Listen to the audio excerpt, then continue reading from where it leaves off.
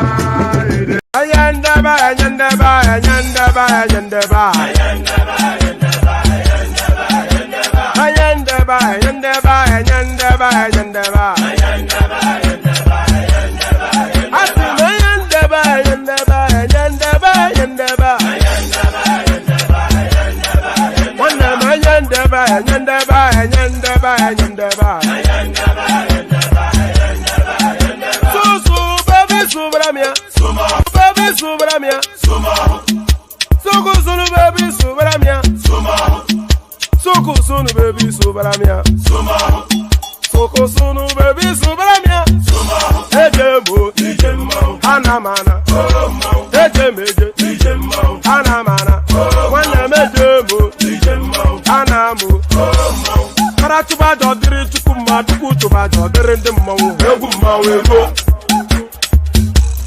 Paratuba Dodri Tukuma, Tukutuba Dodri, the Mo, Obodo Jisike Nubo Seruna.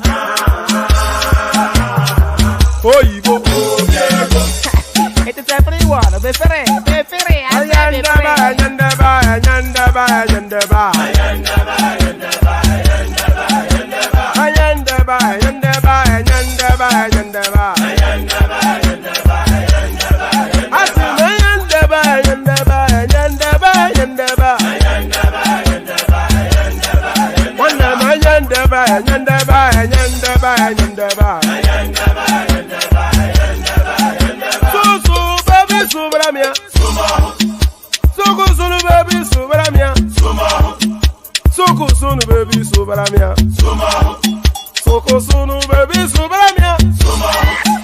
Ladies and gentlemen, sometimes you just have to act like you are drunk, like you are crazy.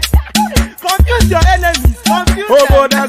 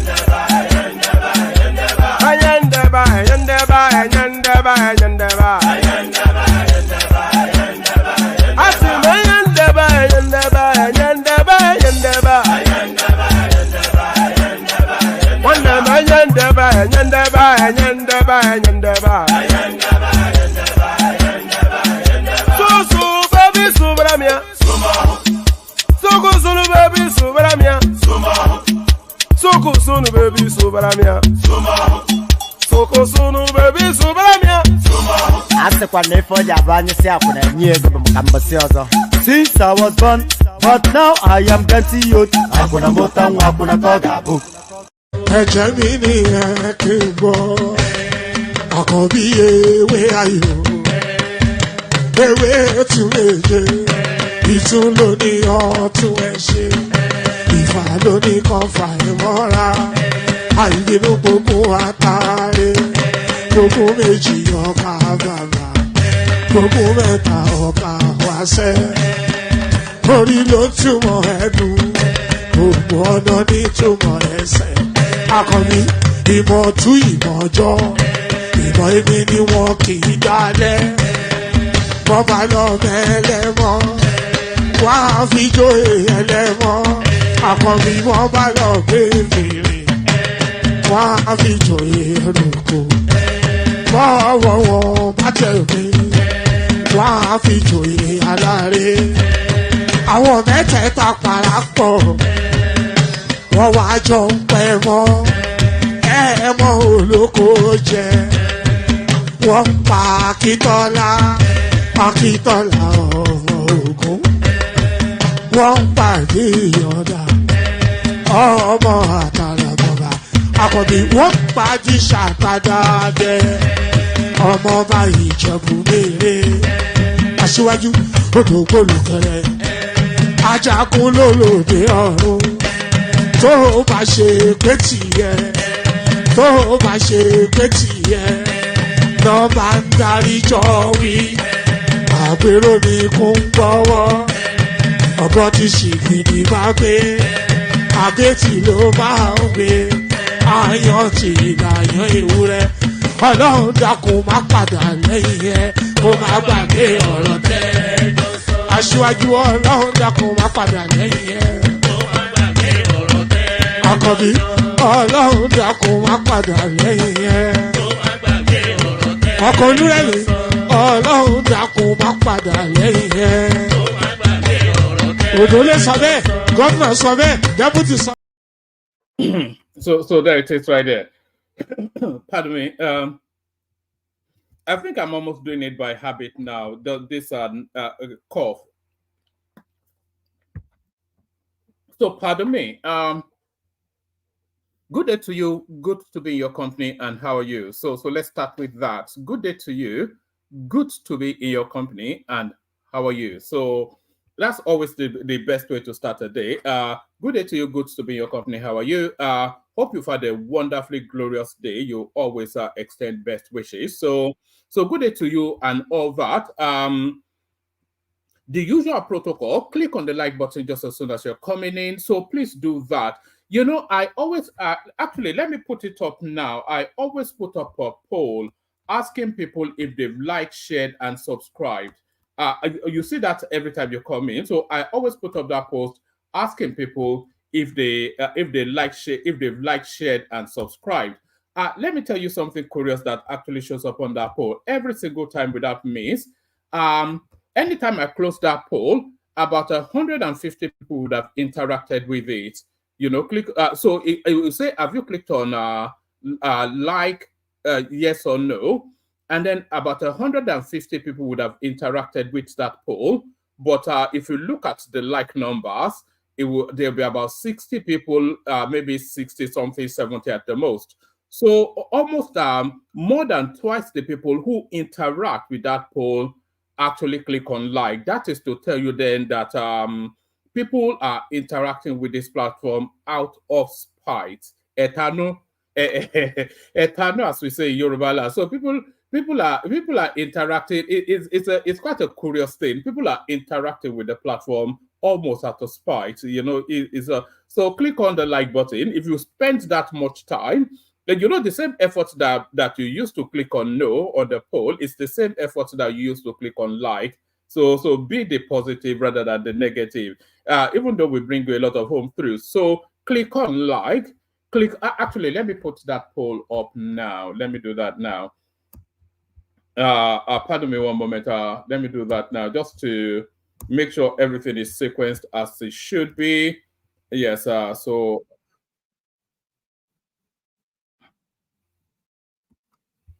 Yes, let me put that poll up. So A White, thank you for the super chat, but you really should be on the screen. I hear you on different spaces, but maybe the conversation here is a bit too I don't know. But sorry, give me 1 second. Actually, let me play you a bit of Hausa rap as I do this. Yes, let's put this up. Let's put this up. Yes, let me play you a little bit of. It's almost an oxymoron, isn't it? You know what an oxymoron is. Two words that should not exist in the same sentence is an oxymoron. So I mean, saying Hausa rap is almost an oxymoron. So let me play you then the guy that defies a stereotype, that defies. Oh, where is he? Have I deleted my Hausa rap? Not the best start, you will say. Okay, let me just play you a bit of this Idris, whatever his name is, just to put up that poll, really. Yeah, let me play you this one.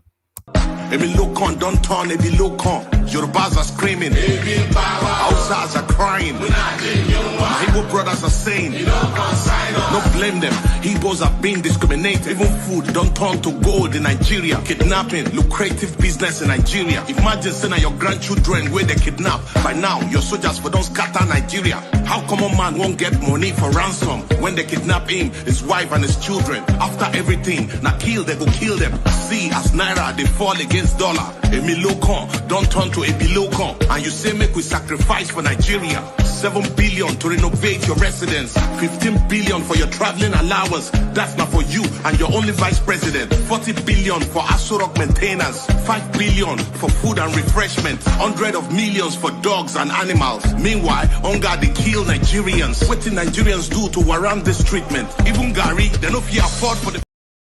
So that's Idris, whatever his name is. I wouldn't even call him a one-hit wonder, but it's a hit wonder every 20-25 years. He only ever gets one hit every 2 decades. So there he is right there making vacuous noise. So making vacuous noise. So again, click on like just as soon as you're coming in. Click on the like button right now. I'm determined that we hit 100 likes today. So click on like right now. Let me use brain power let me use what's that called? Let me use brain power to put it in your head. Click on like right now. So click on like, click on subscribe, click on the hyperlink that says StreamYard if you want to be an active participant in the conversation. So yes, do those. Click on like, click on subscribe, click on the hyperlink that says StreamYard if you want to be an active participant in the conversation. And then the dollar sign at the bottom of the YouTube space and the star signs on Facebook. Follow the example that's been set by AY for real and super chats towards the stream. We have the anticipation of a minimum of 5 super chats per every stream. We often hit it, and the first super chat sets the bar. So you have to either match AY for real or surpass him. So that's how it usually works. So do all those nice and funky things, and then your body will be subsumed with a glowing feeling of warmth. So your body, you'll be encased with a glowing feeling of warmth. So encased with a glowing feeling of warmth. So now, the formula over the last few sessions has been video clips interspersed with readouts, video clips interspersed.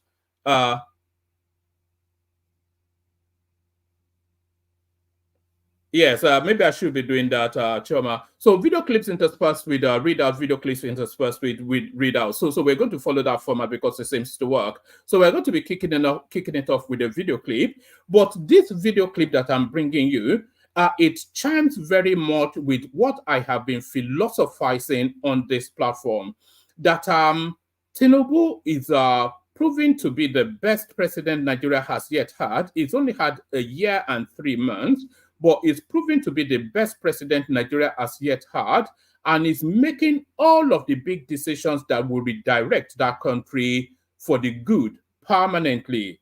So the heavy lift that the country has avoided for decades and decades, this guy has shouldered it and is taking it head on. So Tinubu is proving to be certainly the bravest president we've ever had. So I've championed that narrative oftentimes enough, and there's nothing even clannish or tribal about it. It's just the workings of the man that leads you to that conclusion. So I have championed that narrative, but it looks as though I may not be alone in that narrative. So let's kick it off with this video clip that expands on that theory that I have been trying to propel.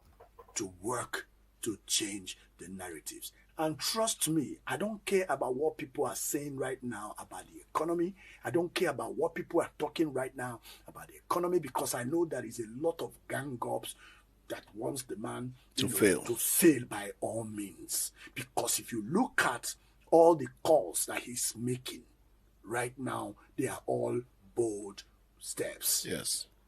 Do you understand? Now see the nation to the next level. See the nation to the next level. If you remember about the subsidy, Ngozi Okonjo-Iweala, the former minister, finance minister during Jonathan's regime, when she tried with Jonathan to remove the subsidy, her mother was kidnapped. Yes. Who were the people that kidnapped her mother? People that were benefiting from They kidnapped her mother on the condition that she should step down from that. And this man came in and took that bold step. Over 400 billion naira is being paid to these marketers every month to subsidize the fuel. That means they are borrowing the future of our children to pay this money. I know that it's not easy right now for anybody, including me. Yes. Including me, it is hard on me. There's so much You understand? outcry out there. But I believe in most of the decisions the man has taken. Look at the dollar. Yes, the dollar is rising, but we were paying $1.5 billion every month. Go and verify to keep the dollar at 450. Oh, yeah? Do you understand? And the man said, no, we cannot continue to borrow to keep dollar at 150. Let's float the dollar. Let it be what it has to be. Then we can work together to bring it down. And that's what is happening And right that's now. what is happening. If you check before, most of the airlines, international airlines, were closing down. Why? Because when they sell the ticket at 450, federal government rates, for them to get their money from the central bank becomes a problem. Do you understand me? Now they are all coming back because dollar, when you sell, you get back your money in as much as the fact that it's high. What we need to do is to work hard, think of what we can do as a nation to export things out of this country. Manufacture and export. Manufacture and export instead of fighting the man who wants to do good, who has good intention. Okay, for instance, if Tinubu decide to pay this, borrow this money and pay subsidy for everybody to buy fuel at even 100 naira, is that going to take anything away from Tinubu? It will not. So if he decide to pay for dollar to even be 200 naira right now, I ask people, is that going to make Tinubu poor? But what will be the future of the nation? Oh, but what will be the future of the nation? That's what we should be thinking about. Let us forget about party. Let us forget about party. The party time is over. Yes. One person has emerged winner. Let the whole nation rally around this man. Let's work, support him and make sure that this country is changed for the good. Thank you very much, Mr. Benedict Johnson. Thank you for that clearance. Thank you. Viewers, you have heard it from Mr. Benedict. His support for the president of Nigeria was not a fluke. He was not paid no money. For those of you that think that some of us were paid money to support him, no. It is, as a matter of fact, from a personal perspective of what you think about the person that came out for the role of the presidency. Thank you, Mr. Benedict. Thank you very much. On a closing note, please, can you just say one or two advices to the youths out there? Just throw a word of advice to the youths out there, especially those that intend to be like you, to be actors. You know, just say one or two advice to them out there. All right. So that is a sensible voice from the East, and that is not at all an oxymoron. So those are two words that can exist in the same sentence. Maybe not on this platform. We've not yet come across one, but certainly they do exist, and we've just seen that Benedict, whatever his name is. Of course, Tinubu had to float the naira. What other option is there? You know, there was a time in the tail end of the Buhari administration, the country was running at 150% to revenue. So the spend was about 100, even 154 to revenue. So not only are we spending everything we were earning, we were spending over 50% more than we were earning. So just future selling and grabbing whatever it was grabbable. So how could that be sustained? To defend the naira, to do this scamming subsidy, it's not sustainable. How can it be sustained? So, of course, he had to float the naira. And the naira should be floated anyway, irrespective of whatever the circumstances are, to establish the true identity of the economy that we have. You know, because the size of the economy is artificial. If the money, if the currency is being defended heavily, and then you know, it's just the room for arbitrage, isn't it? So let's establish exactly the size and quality of economy that we have, and then from there we build. So this is it now. The analogy that Isaac drew just the last time, that you build first from the foundation and then you start to scale up the bricks. So this is exactly what should be done. So the first subsidy as well, the same arguments apply. So I cannot see how anybody can disagree with those policy positions. The country had no option. If we are ever going to be a serious country with, anyway, I agree in totality with what that guy from the East said. In totality, not a single word amiss. Not a single word amiss. But the solution now to the problems again, Senate queries 1.5 billion, not naira or dollars.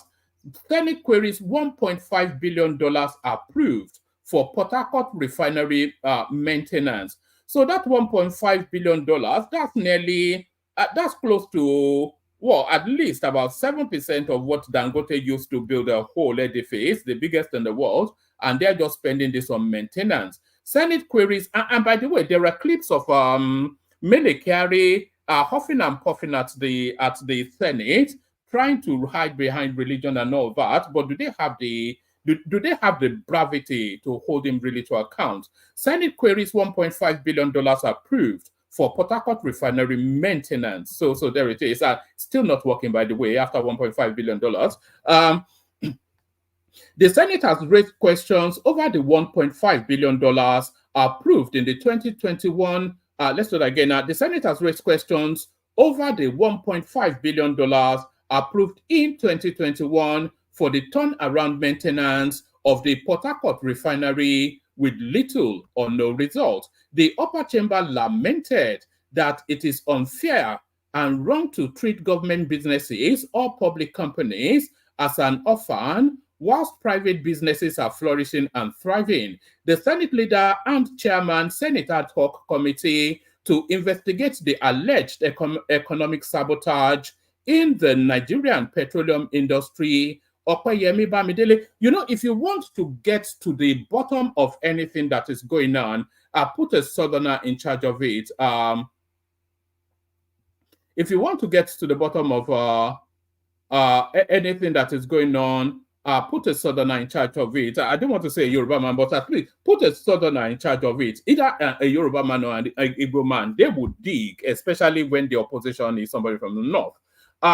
The Senate leader and chairman, Senate Ad Hoc Committee to investigate the alleged economic sabotage in the Nigerian petroleum industry, Opeyemi Bamidele, raised the question at a session with stakeholders in the industry at the National Assembly Complex, Abuja, on Wednesday. The session was attended by the Minister of Finance and Coordinating Minister of the Economy, Wale Edun, Group Managing Director, Nigerian National Petroleum Corporation Limited, Mele Kyari, Chief Executive, Nigerian Upstream Petroleum Regulatory Commission, Mr. Benga Komolafe, and the Chief Executive Officer, Nigerian Midstream and Downstream Petroleum Regulatory Authority, Mr. Farouk Ahmed, amongst others. The Federal Executive Council has approved the plan by the Ministry of Petroleum Resources to rehabilitate and turn around the Port Harcourt Refinery with $1.5 billion under the administration of former President Muhammadu Buhari. Despite the huge investment, the government-owned refinery is yet to function effectively, a situation that compels the country to depend almost entirely on the importation of petroleum products. At the session with stakeholders on Wednesday, Bamidele expressed concerns over the dysfunctionality of the government-owned refineries despite investment to carry out turnaround maintenance. Bamidele observed that the country is undergoing a truly challenging period, pointing out that the distribution and supply of refined petroleum. So let's see what Kyari had to say. Right. Let me pick it up from here. Under different administrations since 1999, Bamidele observed that the federal government had invested billions of dollars. I hate it, you know, when they just say billions of dollars, because there's an ambiguity there. They are the Senate, they have all the documents. So establish true figures, how much has actually been invested. And this is easily dug out, by the way. So maybe we as a platform will have to go dig that out. How much has actually been invested in turnaround maintenance on those moribund refineries from 1999 till date? I can bet you that your eyes will pop when the figures come out. Under different administrations since 1999, Bamidele observed that the federal government has invested billions of dollars to maintain and turn around the state-owned refineries in Kaduna, Port Harcourt, and Warri, but the refineries are not functioning. In 2021 specifically, the Federal Executive Council approved $1.5 billion for the turnaround maintenance of Port Harcourt Refinery. Yet, this investment has yet to yield significant returns. For us in the Senate, we believe it is unfair and unpatriotic to treat government businesses and public corporations as orphans, whilst private businesses are flourishing and thriving. To permanently nip these challenges in the bud, Bamidele disclosed that the Senate plans to jointly investigate diverse allegations of economic sabotage in the oil industry along with the House of Representatives. He noted that there will be no room for grandstanding during the investigative hearing, promising that the committee would carry out its mandate fairly and impartially, whilst insisting that nobody will be untouchable. Bamidele said the task of ridding the petroleum industry of malfeasance is urgent and must be carried out in the spirit of nationalism and patriotism. We are ready to carry it out with all sense of honor and responsibility. We are also taking it seriously to address fundamental issues that poses grave. So that is the Senate threatening fire and brimstone. So the Senate threatens fire and brimstone, and NNPC threatens to expose everybody. So NNPC threatens to expose everybody. So, right. I will expose the truth when the time comes. NNPC boss Mele Kyari speaks on sabotaging the economy. So the time is now, my brother. I don't think maybe he's got the memo, but the country is burning up at the moment, so the time has come. The chief executive officer of the Nigerian National Petroleum Company Limited, NNPCL, Mele Kyari, has declared that he will reveal the truth about the company's operations when the time comes. Kyari made this assertion on Wednesday whilst testifying before a Senate ad hoc committee investigating alleged economic sabotage in the petroleum industry. Led by Senator Okoyemi Bamidele, the committee is probing the oil firm's activities amidst controversy and public scrutiny. So we have to thank Aliko Dangote for this, actually, because in that pushback against whatever fight he was having with the upstream, downstream guy and NNPC as an entity, he glibly quipped that these people have been doing turnaround maintenance for decades. So he said that. I have to look for that clip, and that was what then birthed then this now stethoscope being put on our NNPC. Led by Senator Okoyemi Bamidele, the committee is probing the oil firm's activities amidst controversy and public scrutiny. Kyari denied any involvement in the importation of substandard products, stating that the NNPCL is committed to transparency and honesty. The CEO expressed frustration over unfair media attacks, which he believes are aimed at tarnishing the company's reputation and creating the impression of economic sabotage. We are not criminals. We are not thieves, Kyari said. We will protect our dignity.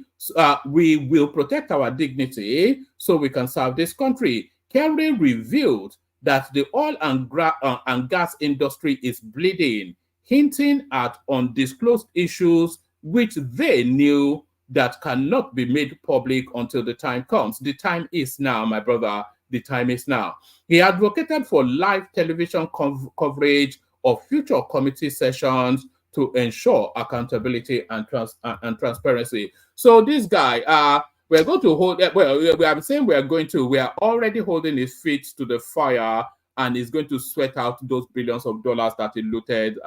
They said that there's a Fulani account in NNPC that gets served first before the Nigerian nation. So we are going to untangle and unbuckle that account. So I'll give you this one only as a headline. End bad governance protest, poverty will worsen if petroleum subsidy is returned. So that was already explained by that Benedict guy in that excellent delivery. All the reasons you already know. So it's just it's rank foolishness for anybody to suggest that a subsidy should be returned. Who pays for it? With what? You must source your own feedback. NNPC tells Dangote Refinery addresses sabotage allegation. So the battle between, the battle between, whoever thought that Dangote could ever turn into the good guy within the Nigerian paradigm? The battle between Dangote and NNPC is a battle of good and evil. If Dangote wins, Nigeria gets rescued. If they destroy him, Nigeria, we're lost for good. We're slaved forever to these people.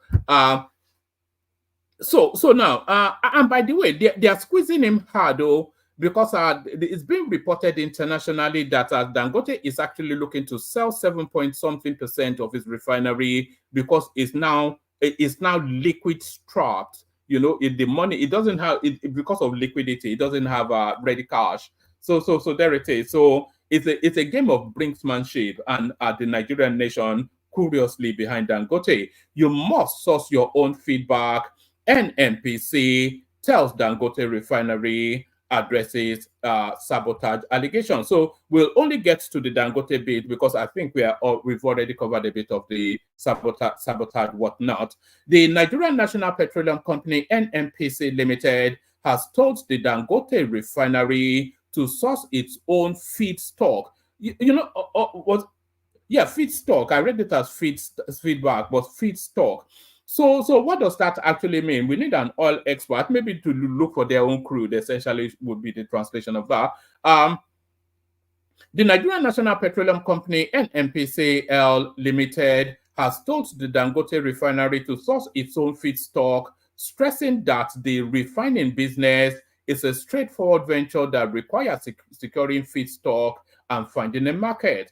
NNPC's Group Executive Officer, Mele Kyari, made this statement whilst addressing the Senate Ad Hoc Committee investigating alleged economic sabotage in the Nigerian petroleum industry at the National Assembly on Wednesday. Kyari claimed that the NNPC has not breached any law guiding its dealings with partners and should be excluded from claims of economic sabotage.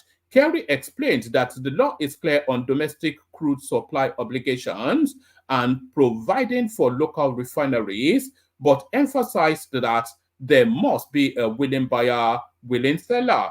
He said, refining business is a straightforward business. You must secure a source for your feedstock, and you must find a market. So he already has a source for his feedstock. It's called the NNPC. This is basic, and this determines what happens in any refinery anywhere in the world. That is the business of refining. We have done nothing to sabotage any domestic refinery, he added. He also denied involvement in alleged importation of substandard products, stating that the regulatory agencies would not allow such products in the country. So if he's not involved in the importation, the question to him is that substandard products actually being imported into the country? So that's where they should really pin him down. The question to Mele Kyari should have been, are substandard products being imported into the country? Because if it is established that substandard products are being imported into the country, then who signs it off? Because no oil gets into the country without the sign-off of the regulatory authorities, all of those agencies embedded within that NNPC structure. So who signs it off?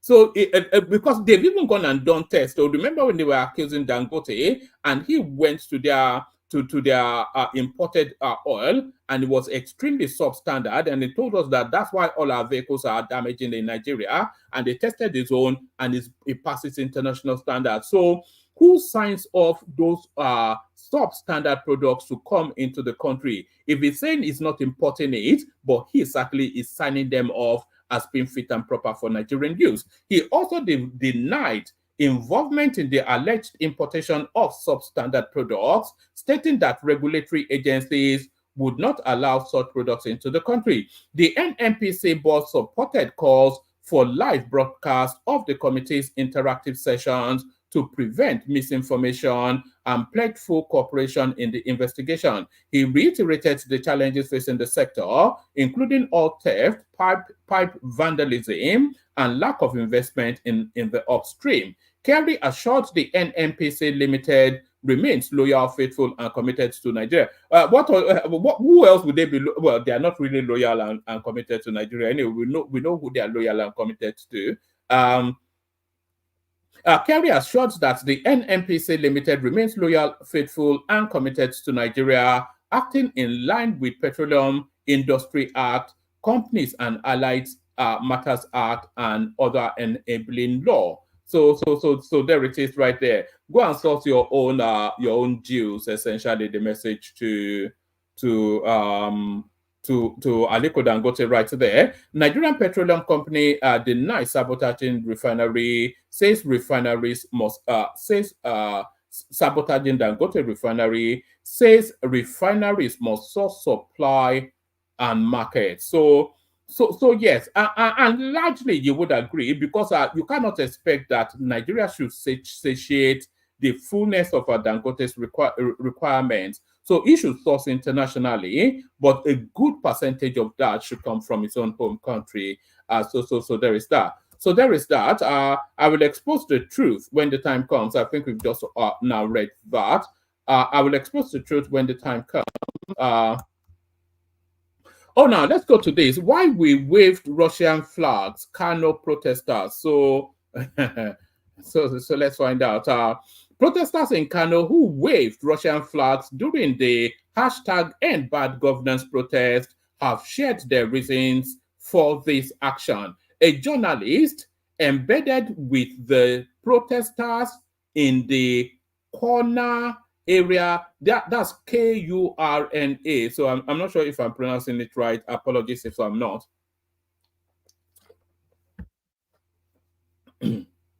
So again, protesters in Kano who waved Russian flags during the hashtag End Bad Governance protest have shared their reasons for this action.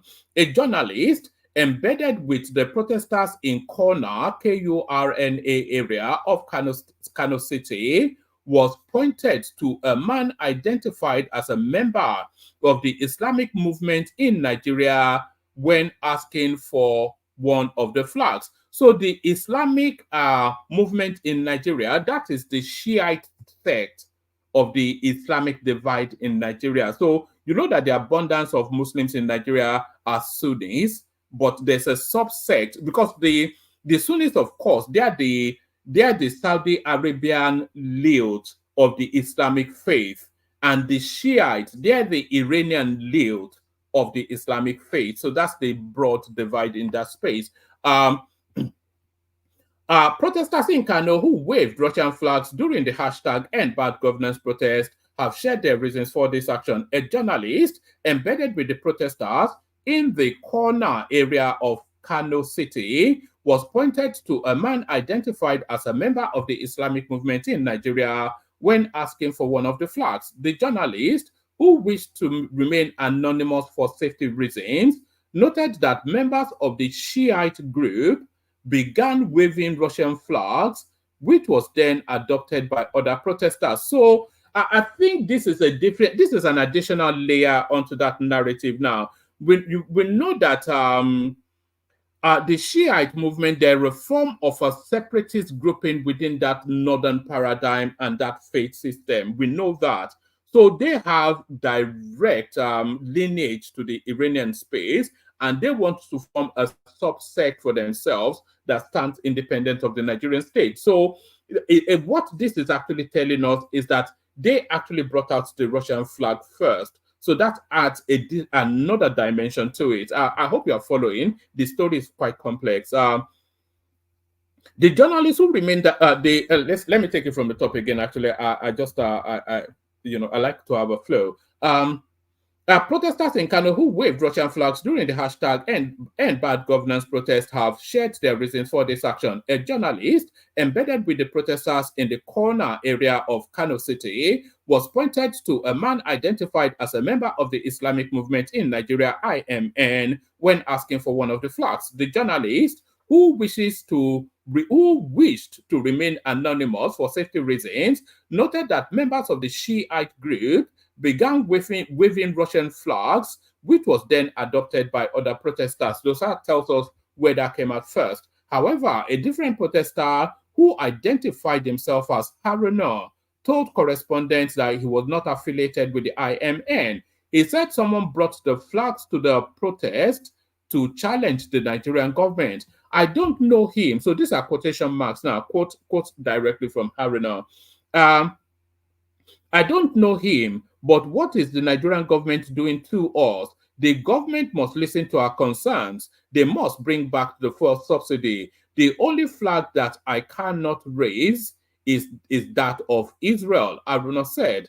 Kano is predominantly Muslim with a large Sunni population where anti-Israel sentiments are common. IMN member Issa Bawa from Fagi local government area confirmed the participation of Shiite members in the protest and the use of Russian flags, but stated that there was no directive from the leaders to do so. Shiite members took part in the protest like other Nigerians who are hungry, but there is no formal instruction from our leaders for members to wave the Russian flag, Bawa said.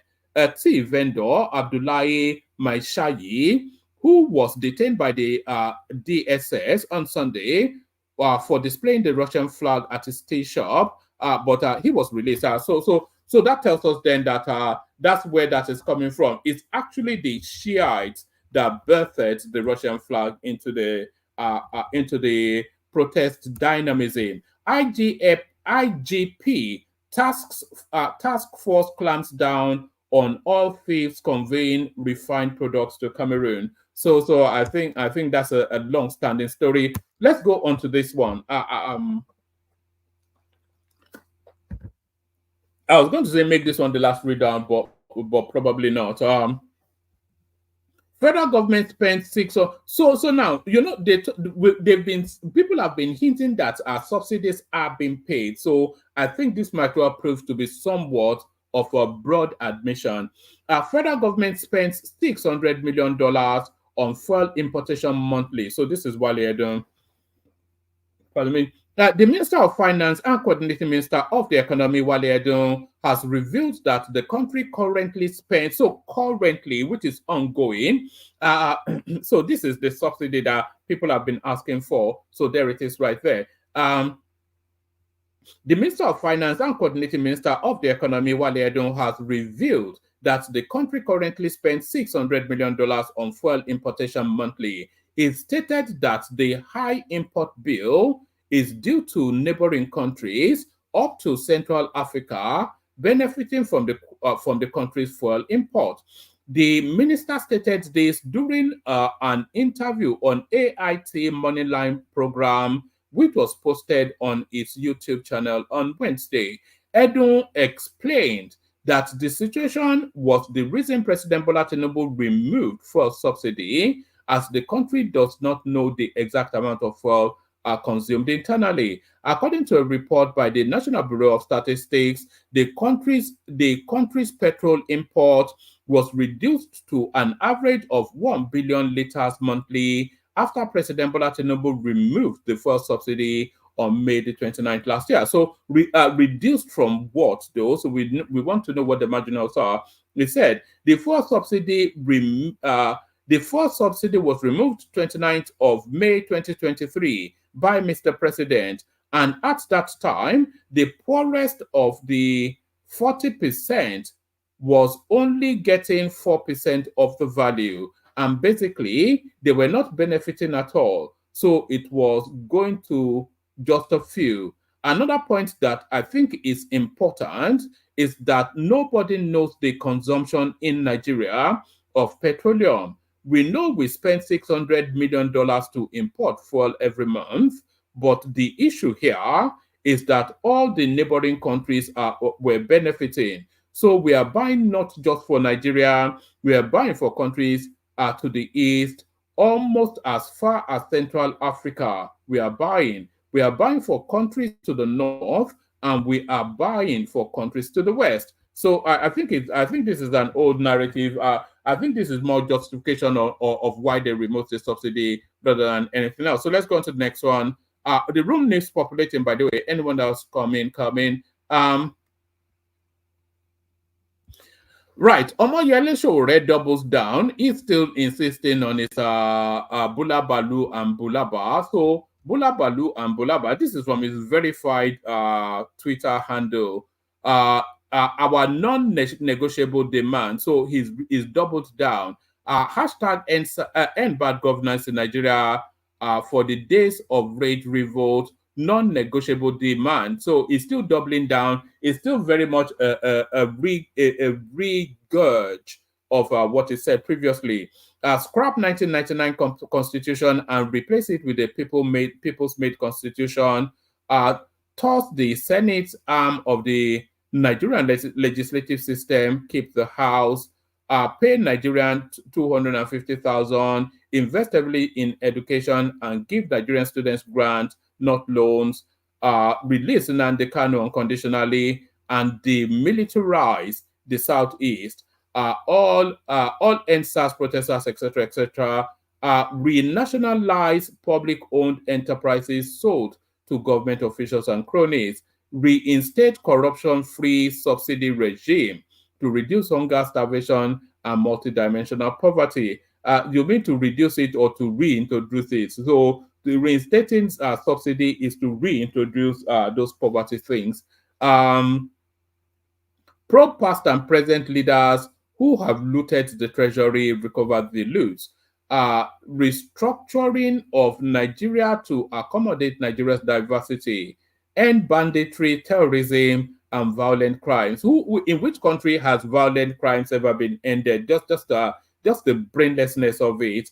Establish a special energy fund immediately to drive massive corruption-free power sector development.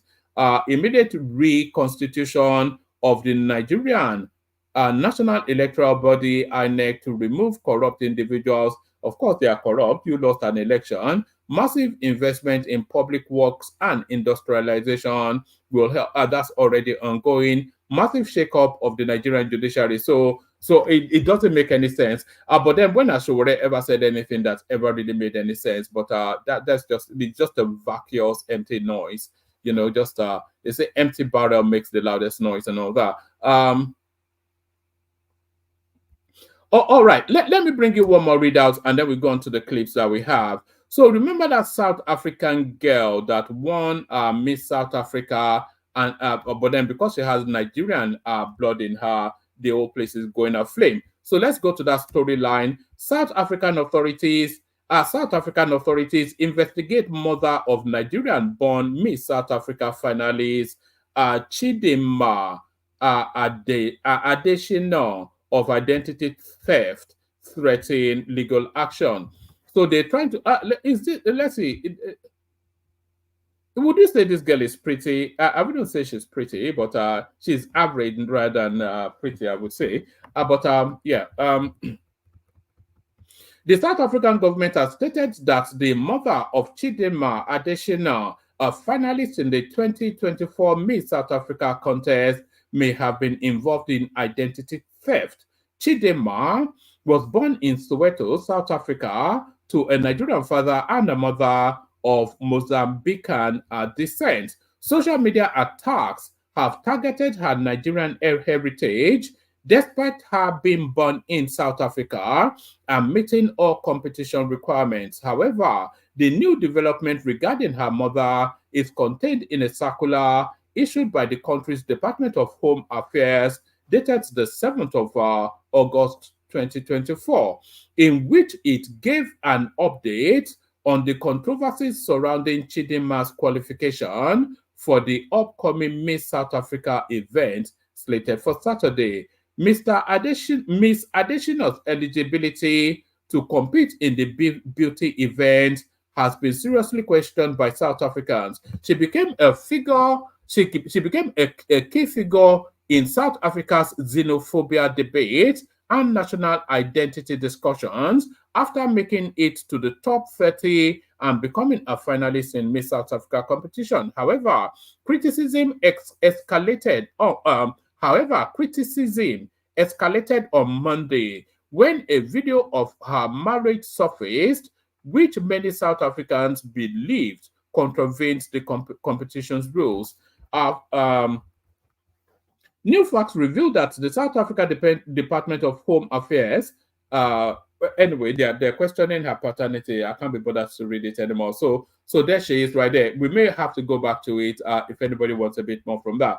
So let's now rattle through the videos that we do have.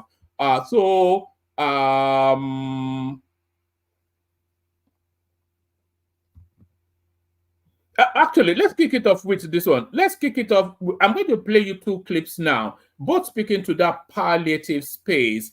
So the government tells you that they've sent out endless banks of food to all the state governors to distribute within their states, but the people are telling us that they cannot get the food. So let's go to Borno State first. to see how that narrative is playing out. Watch this. We are here in Mongono town or Mongono local government area of Borno State, mainly to do two functions.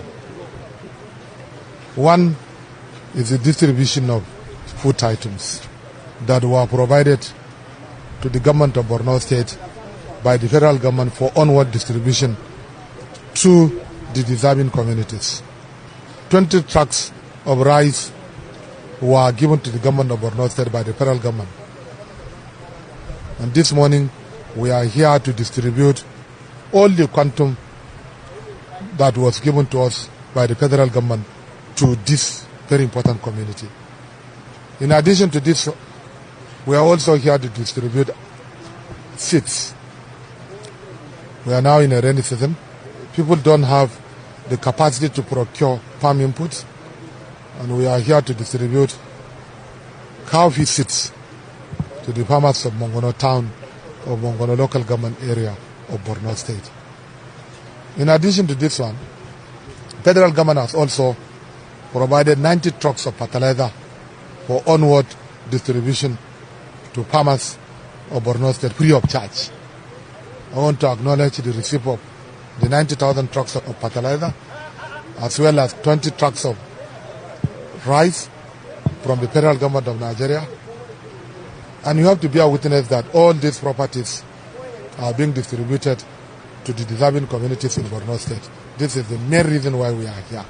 In addition to this one, Borno State government has also decided to provide 10,000 naira cash to about 45,000 women beneficiaries, as well as a rafa to all of them.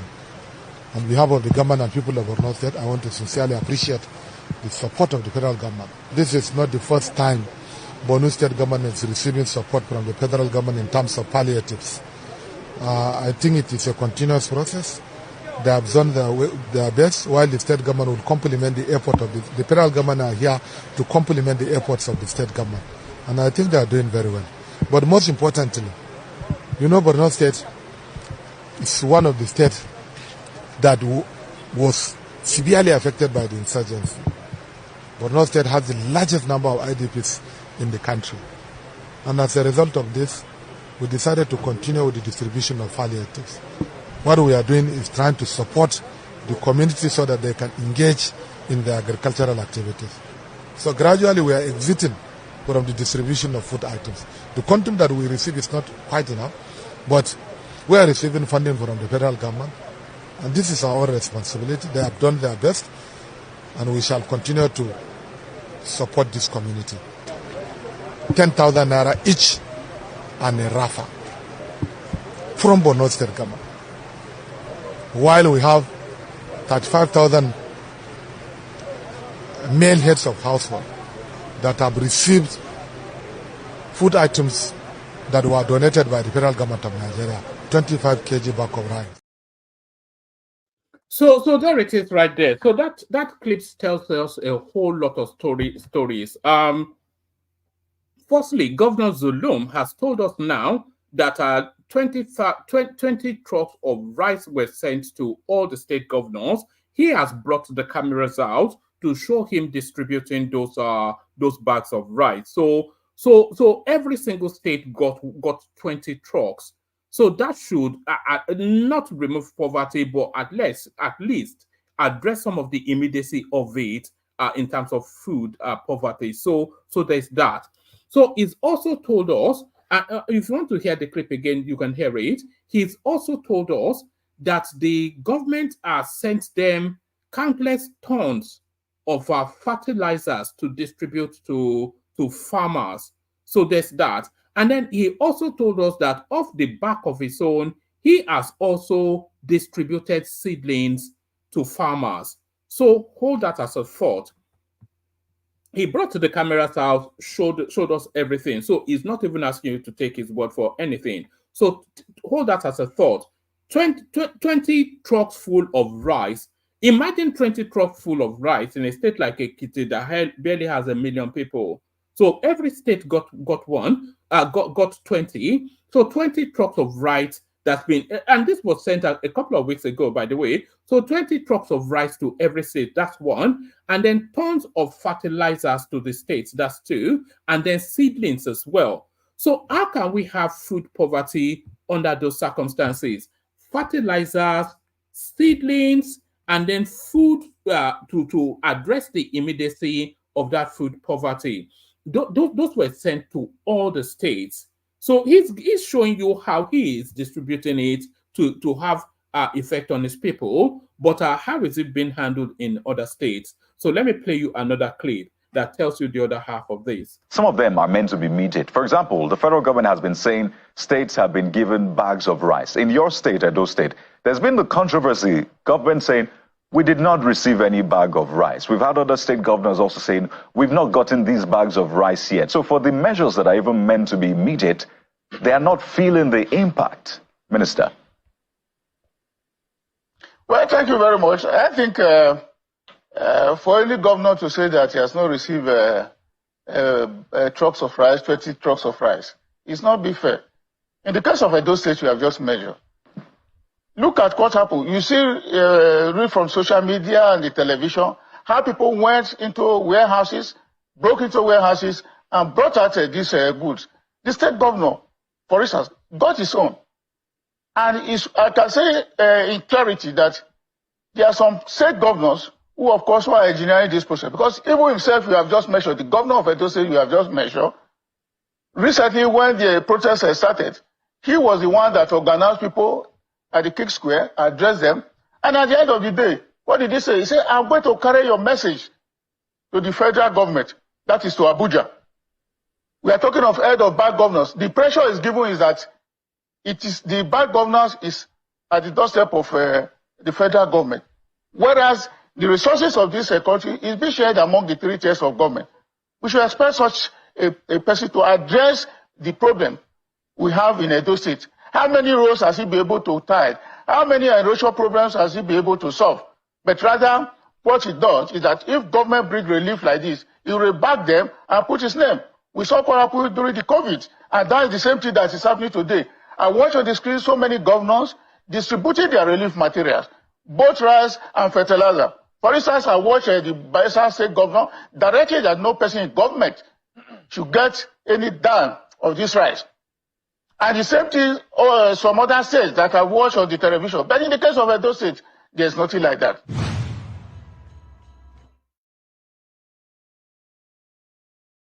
And to back up what that chap was saying, we've seen clips in the course of this. I can go and look for it again, or somebody can send it to me on Instagram and play it again.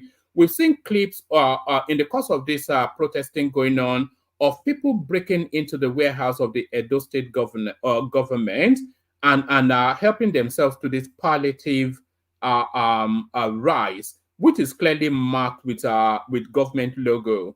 So it's a tale of two cities, isn't it? We've seen the palliatives following through as is intended in Borno State, and we're seeing in Edo State the Obaseki rebagging it and tagging it with his name and selling the rest of rebagging it. So it's so repeat that throughout all of the 36 states of the country, and then you see then that hashtag, where is our money, that Chenwo Kumbaloye was talking about yesterday, that you should really be taking your protest to your state governor. So you should really be taking your statements to your state governors, but the protest now frontally focused to Tinubu, and he's now on his knees. What this? Nigerians, this period may be hard on us, and there is no doubt that it's tough on us. But I urge you all to look beyond the present temporary pains and aim at the larger picture. All our good and helpful plans are in the works. More importantly, I know that they will work. Sadly, there was an unavoidable lag between subsidy removal and these plans coming fully online. However, we are swiftly closing the time gap.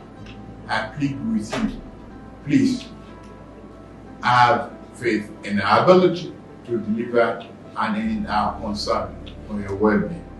We will get out of this turbulence and due to the measures we have taken, Nigeria will be better equipped and able to take advantage of the future that awaits her. For example, we shall.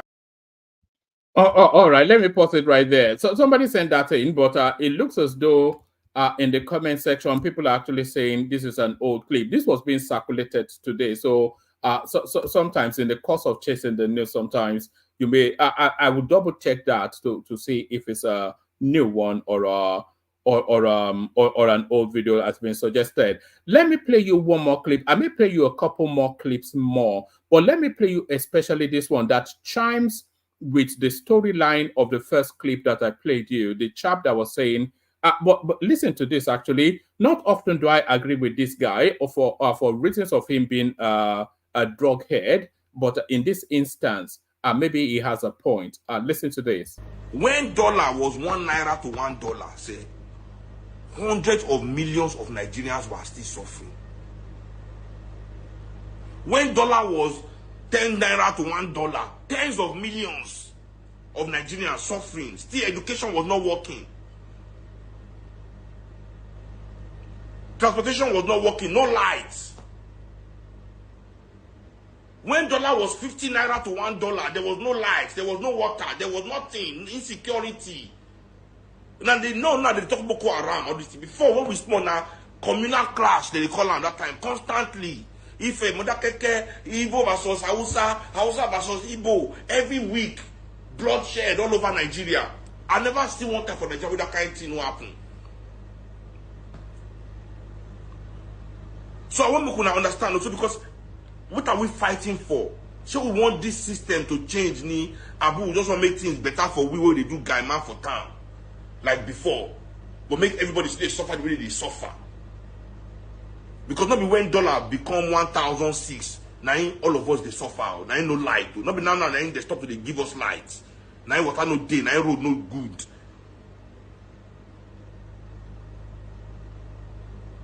I mean because food costs now where we buy the food before? Now because we buy the food easy before, because you carry 200 bay, enter supermarket, you go load. You know think say you guys from Nigeria who never see 200 bay before for their life. How many Nigerians don't enter supermarket before for this country? I don't say very few. I don't just say Nigerians who don't enter supermarket, go buy something for themselves, reach 20 million. Make the court show anywhere. I say Nigerians, out of the 200 million waiting for this country, Nigerians who don't enter supermarket, all this shop right, all this. How many places even day? First of all, how many places this kind of supermarket day?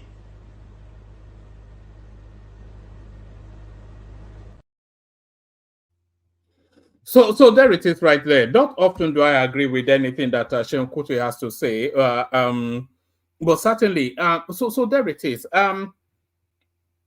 These people protesting now, you have to query their sincerity or the integrity of what they are doing. The protest is almost as though Tinubu was handed a fully functional country where everything was peachy, and then he's ruined it within 1 year. So they are protesting for electricity, they are protesting for affordable food, they are protesting for a better quality of life. So they are entitled to protest for those, but when have they ever experienced that in Nigeria? When have they ever had electricity? When have they ever had good roads? When have they ever had water? When have they ever had anything in Nigeria? When have they ever been able to afford anything in Nigeria? Oh, they're saying, no, it's the hardest it's ever been. It's not the hardest it's ever been. It is not.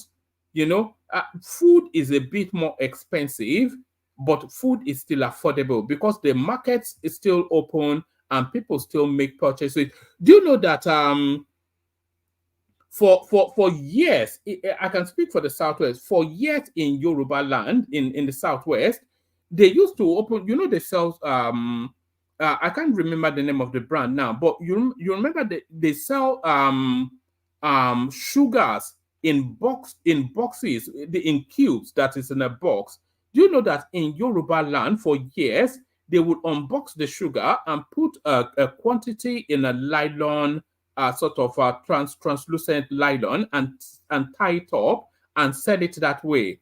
They do it for Bonvita as well. They'll open the can, put it in nylon sachets and sell it like that. They've been doing that for decades. So they have dynamic ways to bring food affordability to people. And we have even now seen in this now dispensation transmuting now to cutting up yams into slices and selling it off. So people will still find ways to feed. But what this government is doing is to attempt to permanently remove that as a narrative. Countless fertilizers, countless seeds, machineries being imported, a new landscape, synergizing the Ministry of Water Resources with the Ministry of Land in order then to formulate a year-round agricultural cycle. All of that is being worked out in real time, not even being promised, actually being actioned. So what more do you want? What do you want? What do you want? What do you want? They created a credit scheme in order for you to be able to expand whatever your income is in a credit facilitation. What do you want? They've introduced a student loan scheme so that any brilliant child will not fall out of the loop. So what more? What more do you want? What do you want? Well, we know what you want, of course, and we know why you're doing it. So there it is right there. Let's go to the Dangote narrative. I've just played you a yam head who is an amugo. Let me play you another yam head who talks nonsense most times, but is he talking nonsense here? Aliko Dangote is a shameless guy. You see, he uses Nigerian money to become African richest man every year. So if you open the treasury of Nigeria and you give to Nedu will also be declared the richest man in Africa. So what the Dangotes of this world do is he's an Ajib, all governments in power. Any government that comes into power, before they come into power, he will identify who he thinks will win, donate money to them. Then when they come into power, he just goes and starts kissing them. So unfortunately, that did not work with Tinubu, and that's why they're angry with him. So they are going after him because also, the Tinubu guys, they are monopolists themselves, just like Dangote. So they feel that there's nothing Dangote is doing that they cannot do. After all, they can do the oil, they can bring the sugar, they can do it. So Nigerians should not sympathize with Aliko. Let them fight and finish off themselves. Nigerians always love to take side in battles that does not directly benefit them.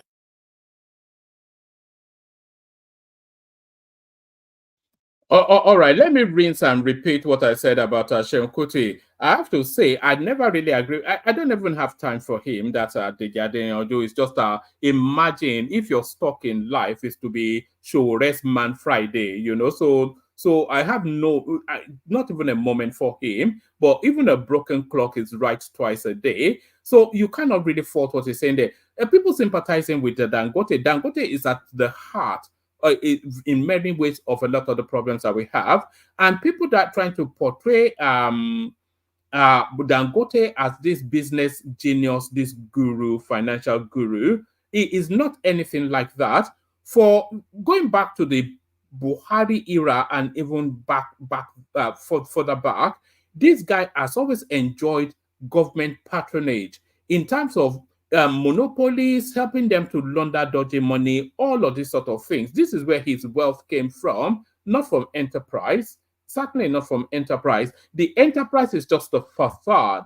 That look at what happened under the Buhari space. They said it's a special. They said it's enterprise. This refinery is a venture of national importance, and then he was getting discounted dollars from CBN, and it was just round tripping it and kicking the can down the road that I will open it next year. Which is more profitable? Take dollars at 40, sell it for 100, or go and breed some refinery where you'll be sweating to make money. So nobody should sympathize with that. Dangote, essentially what Deji Adeyanju is saying there. So there's this now last clip. It's about 8 minutes long. So I don't know if you want it or not. This is Comrade Oshomole. Let me play you about 4 minutes of it because I think I felt you hostage for long enough. But this one is quite compelling viewing. This is an interaction with their Rights TV space. Watch this. Because I see we lack a lot of truth, and that's why our lives are never going to be better. as a country. The day we start to speak the on truth. both sides, yes. Truth is constant. You can't defeat the truth. And that's why I have the courage to speak my mind. Let me land, comrade. You are saying today that when you people went out for Occupy Nigeria in 2012, the word occupy, you are blaming... I wasn't part of it. No, hang on a minute. I'm saying when all these well-meaning Nigerians, including the current president and affiliation with the political party, the APC, went out then protesting against subsidy, you are saying that the word occupy Nigeria doesn't mean to take over Nigeria. You are saying they didn't probably threaten regime change and all of that. Comrade, the truth has to be said that the group that organized this protest is not faceless, except you choose to say you don't know them. You are saying you don't know Deji Adeyanju. You are saying you don't know Yemi Adamolemu, which are people that have been frontline, civil society activists in this country. These are people that also made input in other protests. They're a valid group. So let's set that side apart first. Let's set apart that side. The second one, you said the president, when he gave his speech, it was a good speech. A lot of Nigerians say no. If you read that speech, apart from the conciliatory part of, yes, I'm sorry about the fact that people died, which a lot of people blame the president, because if he had come out to speak on time, that protest might not have even held in the first place. But he left it until after people died to come and speak, which was an abdication of responsibility. He now went ahead to rehash promises that we already know. Let me give you empirical facts this morning. As at 2022, Timi Silva's target was to get over 5 million CNG cars on the road. President Tinubu promised 1 million CNGs. That's even a backward walk from Timi Silva's promise. He said he's going to do 10 million hectares. He said he's going to cultivate 500,000 hectares last year. We have not seen the food. Food inflation is still over 40%. He's celebrating the fact that, okay, we have 9.1 trillion now in revenue earnings, that we earn more compared to last year. But don't forget also the fact you politicians come out to tell us how broke government is. In fact, the deficit is also increasing. He said he's going to he's giving over 570 billion to the states. Some of the states came out to say that they've got nothing really. We said we are sharing palliative. People can't feel the impact. So a lot of people say it was just another campaign rhetoric, empty on promises and less on impact. And you said that speech was okay. So my two questions are... Can I reply, sir? Yes, go ahead, sir. You have the floor. Your two questions, because you spoke at let's reduce that to two questions. Yes. The first question is... What are your two questions, sir? You people know the organizers of the protest. Do not say it was faceless because it's been hijacked by people. And ample intelligence was provided that it was going to be hijacked. What did the government do about it? You people know the organizer of it was not a faceless protest. That's the first question. I'm challenging your initial narrative. And I'm saying the president's speech was flawed. And I've given you empirical facts. Excuse me, my dear friend Rufai, I hope to see you in the very near future so we can have a tea without or after this session. And we dance again. You are entitled to your evaluation. Excuse me, I will dance again. And I have improved even at elder age. But one thing you have to agree is that one man's sense of objectivity is another man's idea of objectivity. When people say, I am being factual, as you have claimed, I am being objective. You are objective sometimes only to the extent that you are not aware of your own biases or you are not aware of your own subjectivity. This is fact in social sciences. And to say that one evaluation is standard, any deviant is wrong, is not valid in social sciences. Now, I told you one word. It's not about all those who want the president mentioned. Well, just to remind people that he has not been sleeping. If he says he will farm, he will have farm and produce all the food in 1 year. If it was that easy to produce the food in 1 year, from Obasanjo's return to school in his first coming as military government, as a military head of state, I saw him with joy as a villager. I saw a president with them, Chief of General Staff, Yaradua, say school to farm program. I remember President Shehu Shagari saying, we want green revolution. All these governments have promised this. This man is only in office for 1 year. He outlined what he's going to do. And Rufai, how long did it take to set up a credible, now highly competitive Arise television?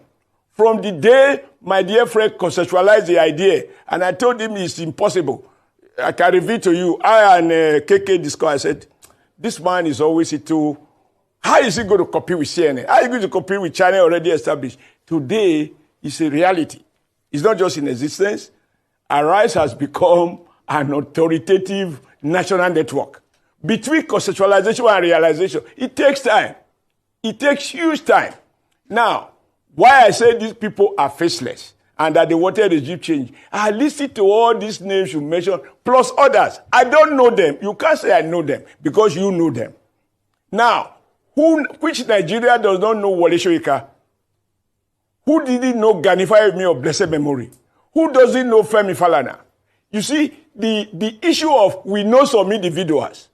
How much trust do those individuals command in the bar of the average Nigerian? Those people carry sticks in Kano. Do you know Sowore? Those people who... I know Sowore as a defeated presidential candidate. And when you are defeated in election, you wait for the man who won, you give him time. Sowore should know. He had interviewed me in Washington, and I met with him. I like what he was doing. I think he became one of the most authoritative first online, publisher. Sahara Reporters. What you get from Sahara Reporters, I often wonder, how does he get his information? In my view, he was at his best. But once he dragged himself into politics and contest election, he has become a politician. And if you discredit politicians, Rufai, as you often do, you can't pick and choose. Congress Senator. So Sowore cannot be seen as speaking. People will see him as still nursing the grievances, the pain of his defeat. Congress So Senator. that is not the guy to speak for those people in Kano, for those who throw bomb in Maiduguri, for those who hijack vehicles in Ndisi. Number 3, what did you expect a president to do when he is mourning the death of people avoidably? No president will throw ice cream when the nation is under stress. Senator. He didn't need to smile unnecessarily because he wasn't addressing... Senator. He wasn't... Listen, you have to give me the opportunity, sir, with due respect. He wasn't celebrating October 1st or Democracy Day. He was addressing rioters and protesters that have claimed life. He needed to wear a face of a president that recognized. Did you watch the British Prime Minister? Did you see how he addressed the British people following the riots in Britain? He didn't deny the fact that 3 innocent children shouldn't have been killed. However, that was not a justification for looting and violence. And he said, we will deal firmly with this right-wing Protestants. All right. So the first thing is, pardon me. The first thing is, I have to say that I object to the bow tie that this Reuben Abati is always wearing. I object to it. It's not appropriate for, a bow tie is either for a dinner or a gala event, certainly not for the television studio. So people miss, and that's Akinwumi Adetshina as well, always wearing a bow tie. A bow tie is for specific occasions, really for gala event or grand dinner or grand parties. That's sort of a tie would suffice. So a tie would suffice. And also, I'm not quite sure how they assemble the people that they have on the Rise TV, but I'm not sure that it's humanly possible to be more vile, more detestable than that Rufai Seni. Just a gimp. Just a gimp, but Oshiomhole very much equal to him. So I think that's enough, actually. So let's play the Kegite music, get the panelists on. Plenty of spaces still are available on the panel. Anybody that wants to jump on. The super chat spaces is still open as well. We're not seeing sufficient activities there. So let's go to the Kegites, and then we'll see improvements after that. First, the Kegites. Water, only water, where they see ma. Water, water, water, water, water, water, water, water, water, water, water, water.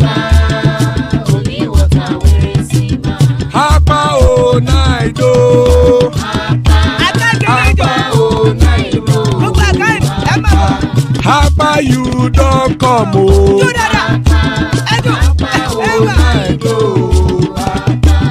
Apa oh night oh.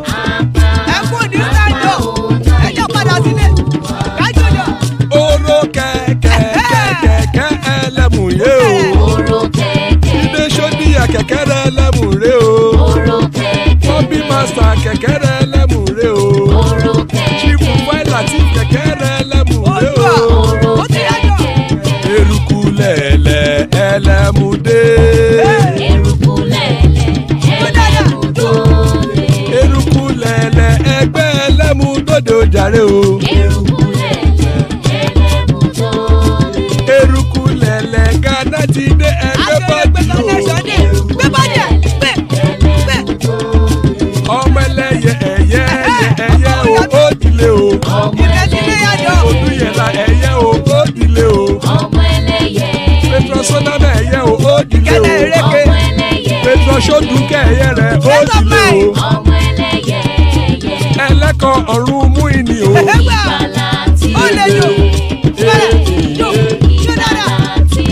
Àkùkọ ọ̀run méjìkọ.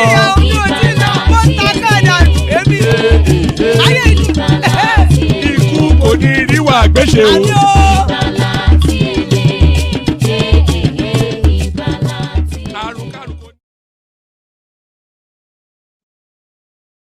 So there's it right there. Ikuko Niru Agbesheme, deaths have nothing to do with us. So deaths have nothing to do with us. Joining us, Larry, always a grand session anytime Larry is around. Here is Gas Them Up, a fan favorite on the platform. Here is Ekene joining us from Lagos somewhere. Good to see you, Ekene. Father of the bride, Ajale Koko, of course, the daddy of the proceedings. There's Thomas right there to make sure things are going tickety-boo. And then Solly now, who is now fast turning into a people's champion and an obedient. So good to have you, gentlemen. So Solly, I know that you were the first in, but let me just mix it up for editorial reasons. So I'm going to kick it off with Larry, and then from Larry I'll go on to Ekene, then come to you. So that's for editorial reasons. So we kick it off with Ekene. We kick it off rather with Larry, but also, gentlemen, I want us to try and moderate the interjections as much as we can for the smooth flowing of the session. So we kick it off with Larry, if he's ready to go. Larry, look at that. After I don't clear road for you, eh? Good evening, woman. Chairman, how about it? I'm all right. I'm all right. And good evening to viewers, and good evening to fellow panelists. Hope you're all doing great. Yeah, great. Good to have you, and hope you are doing great too. But really to it, I agree with this probe, but the only bit that I don't agree is that it doesn't go further back enough. Senate queries $1.5 billion approved for Port Harcourt refineries maintenance. So I'm not quite sure how Mele Kyari can argue his way out of that. But what are you making of that? The pressure being put on the government by the people now transmuting to the looters? Yeah, woman. Yeah, it's good, but I have my reservations. Number one, just like you said, I don't know why they will tell me they are probing $1.5 billion. When in 2023, they told us that 10 years before 2023, NNPC has spent $25 billion on the 3 refineries. And in 2024, you're now telling me that you want to probe $1.5 billion. Who is deceiving who? Mele Kyari has been NNPC, kind of like the head of NNPC since 2019. So basically for like 5 years. So, and almost every year, they've been budgeting money for those refineries. And none of these refineries has actually worked. And we're talking about around 25 billion. So if they are telling us that they want to probe 1.5 billion, for me, I just see it as, let's do something to pacify Nigerians to make it look more like, yeah, we are probing these guys. Number two, I'm not comfortable with Opeyemi Bamidele being the person to spearhead the probe. Probably, even if they want someone from APC, probably an Oshomole or someone that can do a good job. I see Opeyemi Bamidele more as pro Mele Kyari. And I don't really, though I don't know, I don't want to guess what's going to happen. But for me, it's just still going to, I don't really see him doing a good job. I know, House of Rep is also trying to do a similar probe, but there's a lot of drama going on in House of Reps. Because, those guys, I know those guys will do a better job than all those senators. But still, I think it's good. It's good. They said they want to televise it. I hope they actually allow people from outside, CSO, civil society organizations, and some other people that need to ask about Mele Kyari questions. If he believes that he wants to go in front of Nigerians and is ready for that scrutiny, now let Nigerians scrutinize Mele Kyari. Mele Kyari has basically been deceiving us. He's been deceiving Nigerians for years. And it's also easy for him to now tell us, right, that, oh, I'm not a thief, I'm not a this, I'm not a that. Because he knows that he has not really done his work diligently. Now, today, this afternoon, they said workers in Warri Refinery, they are protesting and this and that. And I asked myself, workers in Warri Refinery, which refinery? If you go to Port Harcourt, you have people that are working in Port Harcourt Refinery. They call themselves staff. When was the last time that refinery, was productive? And these are a whole lot of money that those guys, they come in, they tell you, we want to do this, and all those things are basically loans. They go all out, collect the loans, and at the end of the day, you can't even get anything to hold for it.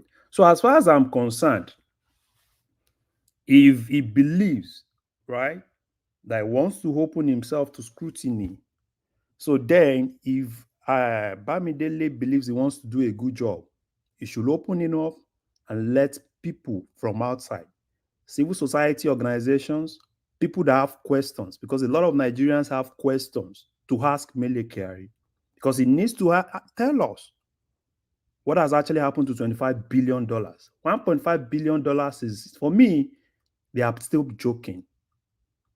But it's good. It's a good.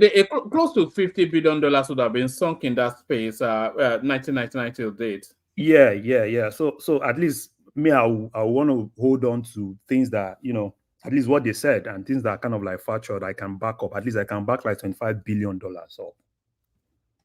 So they need to tell us.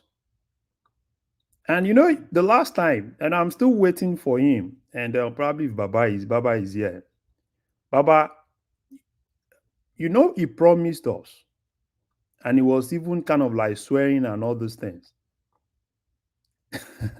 And I'm very sure that refinery will not be ready. And that's why he's doing all sorts of things. All he's going to go there to do is basically, he's going to, oh, yeah, is this, is that. Oh, I don't want to talk. Probably I will talk later. Mr. Man, talk. Talk. You don't even need to, oh, I'm not a thief. I'm not a this. I'm not a that. We said you are a thief.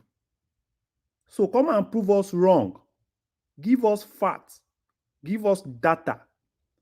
Let us confirm you and let us be the ones to judge you to say, oh, yeah, you've done a good job. Not the senators can tell you you've done a good job because they're also part of the game. Because this is Nigeria. If you've spent $25 billion, how much is Nigeria's foreign reserve? Around $35, $37 billion. And if $25 billion has gone into something that we can't even get a single drop of refined crude, so what are we saying? And you think we'll still look at you and we'll still praise you? You go from station to station and all you tell them is, oh yeah, don't worry, next month, from next month, when it's like 2 weeks to that time, you go back, oh, it's mechanical that is finished. Oh, it's this, is that. Oh, we've got crude into that refinery. Who is deceiving who? We all know those things. We all know this game. So for me, it's good, you know, and I know it's coming basically because people want answers. We want answers. Now, Dangote Refinery told us August 10, probably August 10, August 15, and that's why most of all these things are coming up. So he should come and tell us what he knows. Probably there are other people that, you know, he's been covering. Now, he should come and tell us those other people so that Nigerians will know who to point to. So that even if the president is involved, if he can tell us, so probably the president is involved, yes, we want to know. Because at this point, I am very sure he should remember there's not going to be an NNPC chairman for life. One day he's going to leave that place. Then he will now sit back and face Nigerians. Part of the problem we have today in that country is because of the likes of these guys. You said he's going to face Nigerians? When has that ever happened? Where anybody has left office and they face Nigerians? Have you seen a situation where a justice that is well respected, retired, and go back home? Probably you've seen that. See, when they are left to themselves and their family members and people in their community, that's when they will definitely know what they've done. You know, it's always easy when you have all the power, you have everything, you know, but to get to a point, you know, your name, your generation, we still have some people that are dead today. Their kids can't even come out because their names are not good. What are the chances of them? What are the chances of them letting in cameras on this probe? I think it's just blustering. I think it's just they're just peacocking. I cannot imagine that they would let cameras in. They don't have a choice. They don't have a choice. They don't have a choice because, you know, it's a whole lot of things. They don't have a choice. And these are part of the reason why, for me, I think the protest and everything, right? When we talk about sources, those are things that this protest has actually really helped us to do. Even Bamidele that is going to be sharing that, right? He also doesn't have a choice because you can't even do off your mic in this thing because all eyes are on them. And I think at this point, it's got to. Wow, you said that people will go back to their localities after they finish their survey, and we can barely hear you. I'm not sure. Okay, hold on. Listen, I was asking him. He said that the people will go back to their village or wherever they'll go back to, and they'll have shame. Which of these people can't walk the streets because of their bad name or their children? Which one of these people? If you can give me some examples. No, I don't think that's the central point to what he's saying. What he's saying is that the time for probity is now, and there's nowhere to hide anymore, especially off the back of what we're seeing going on in the country at the moment. But Larry, carry on. Wait, one man. Wait, hold on, one man. Don't divert us. I'm not digressing, but he said something. I know, but one man. See, when they did it to me yesterday, you let them. I'm asking them a specific question. Come on, one man. Don't be biased today, please, man. Just let me ask the brother the question, man. Come on, don't do that, man. Don't be biased today, bro. Can you just help yourself for 3 seconds? Guy, just hold on. Your system is not doing well, and I don't want it to divert into whether people can walk the street or not. That's not central to what's being discussed. I know, but I'm asking him. He said the example. I just want to know who is one of the people. That's all. He can just give me one example of a family name that's no good. Okay. So you said I should give you an example. You can either do that or just carry on. I don't want it to divert into something that is not. Yeah, of that's any significance. that's not really an argument, though. We have a whole lot of people, that had a lot of power, but when they lost that power, it's them, right? Is it that probably they are visiting EFCC, they don't have that respect among their people, and even outside their community, do they even have that respect? But I don't really. There's a whole lot of family names that is no good. The Abacha name, they spit when they say it. The Babangida name, which name comes out of government with a great reputation? So that's not really an argument, though. It depends on probably what you think, right? Probably some of all those people. There are a whole lot of people, that have done a whole lot of things when they had the power and immediately they left. I've seen people, that stole money. There was this Afolabi. Is it Afolabi? One man that stole during Obasanjo, that stole money for national ID card, right? Still today, the stigma is still in his family. When you remember that name, you still remember things they've done. So, but that's not really an argument. But as far as I'm concerned, I look forward to that probe. I expect them, if they say they want to get it open, yeah, that's good. Let all Nigerians see, right? And if they want to cover it, then we all know that they are the problem, right? They need to let us know. If Kyari, I like the fact that he said the first thing he said was that, oh, he's not a thief. Yes, he needs to come and prove us wrong, because a lot of us that are outside, that see a lot of money that have gone into that sector, that are not really seeing results, are basically calling him thieves. Everybody in NNPC, for me, none of them, because Kyari has been in NNPC for over 30 years. 35 years in NNPC. So what exactly? He knows everything in NNPC. Every deal's in NNPC. Do you think it would be possible, because we've heard all of this type of probes advertised before, and then we never hear anything or get any results outside of the advert, outside of the headlines. Do you think this will lead to anything, and do you think they can make recoveries from these people? Because I think a lot of this money is long gone. Yeah, you see, one thing that this probe will do will be ensuring that the refineries work. I'm not saying they're going to get all those money back, but this probe will ensure that refinery work. Because even if you look at all the senators, right, even all of them are afraid. Because this protest has actually opened a lot of them up, particularly the northerners. It's really opened them up. A lot of them are even afraid to even go back home. Right? I was not here yesterday, but I was listening to Azan, right? Because this protest has actually, you've seen a lot of movement going in the north, right? It's more like, people are now beginning to know what exactly can they do. Don't be surprised when you start seeing people looking for ways to recall people back. Some of them can't even go to their villages, because now most of the thing has actually now shifted to them.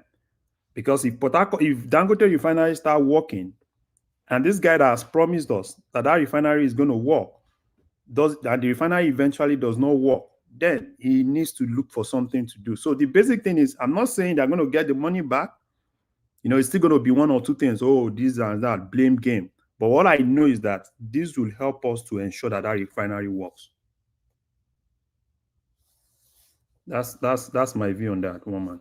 Oh, all right, let me take you to a couple more spaces and then I'll move the conversation around. At this now fuel subsidy that people are fixated on, insisting that it should be returned.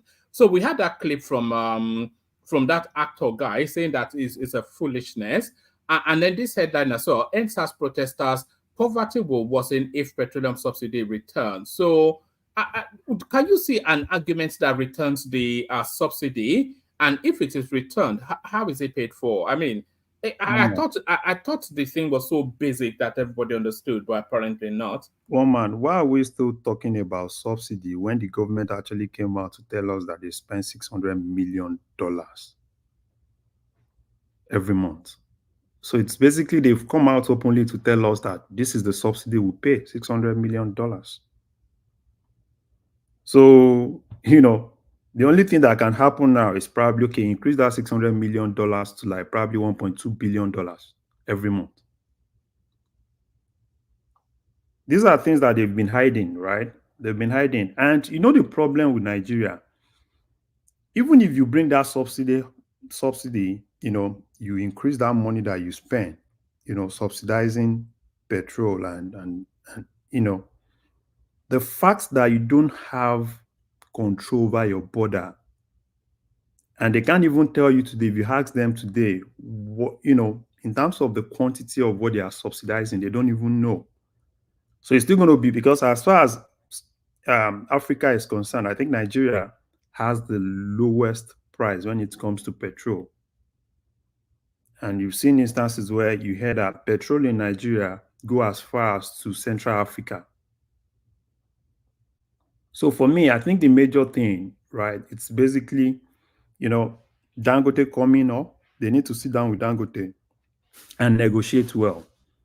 If you are using $600 million every month, right, to pay those guys outside, negotiate with Dangote, since you're going to be selling to Dangote in Naira, and basically you're going to be buying in Naira. So that's the only thing I see, the only leeway I see. Or it's subsidy coming down, this blah, blah, blah. Are you saying they should subsidize as Dangote as well? Yeah, obviously. No, obviously. But that does that not negate the purpose then? Because that will still make petroleum in Nigeria excessively cheap, and then of course the smuggling still carries on. No. Let's get something right. To keep petrol at 650 naira, right? That means you need to pay $600 million. Presently in Nigeria now, probably you see spaces where petrol is being sold as much as 800, some places 900, some places it could be as far as much as 1,000. But if you are spending $600 million, right? So what stops you from negotiating with Dangote, and if that helps you to kind of like, limit that to like $400 million, is that still not a win for you? And if that's going to help us to ensure that we have that energy. I don't think it should be subsidized at all. No, if it's not subsidized at all, then how do you want him to sell to you? Because you are not selling crude to him at a discounted price. The only difference is the fact that you're selling him crude at the spot exchange rate as at that time that you are making that negotiation. So it's still more of the same thing. The only advantage he gets is the fact that he won't be exposed to foreign exchange, the foreign exchange fluctuation, the risks, that's the risk that he won't be exposed to. It's not like you're discounting what you're selling to him. Even if they don't discount it, I don't think the price of petrol at the pumps, I don't think it will be that much higher than what it is now. How do you don't think it will be much higher than what it is now? So yes, because they removed the importation, which is about 20% or thereabout of the expense, and it's not a dollarized. I don't think it will be that much more expensive than it is now. Woman. This is just simple arithmetic. To get petrol to Nigeria, the landing cost, right, for as of today, let's say it's around 1,200. That is probably the transport and everything, that actually let's say that's kind of like cover like all in. But what percentage is the logistics? That's what I'm saying. So basically, if let's say like that, okay, on every liter, right? Let's say that carries like 300. So which means that you still have like 900, right? So that means if you are not even subsidizing Dangote, right? That means basically, and Dangote can obviously not sell for like 900 to you. So you want him to kind of like sell at probably something a little bit, around 600. For me, I'm still looking if they can negotiate and get something to like 500, right? If Dangote can do 500. Wait, hold on. Can I ask you about this math? Because you're saying the landed cost, so that's from bringing it back after it's been refined. But Dangote is not going to have a landed cost, right? Because he's doing the refining locally, right? Okay. Mm-hmm. Yeah. So then what should his so he shouldn't have to worry about a landed cost, right?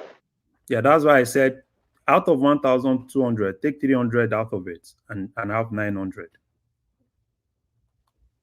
Okay, so here's my thing, because we're saying the subsidy, and I raised this yesterday. The question is, why is the subsidy so expensive in the first place? Why is it so expensive? Because okay, let me put it like this.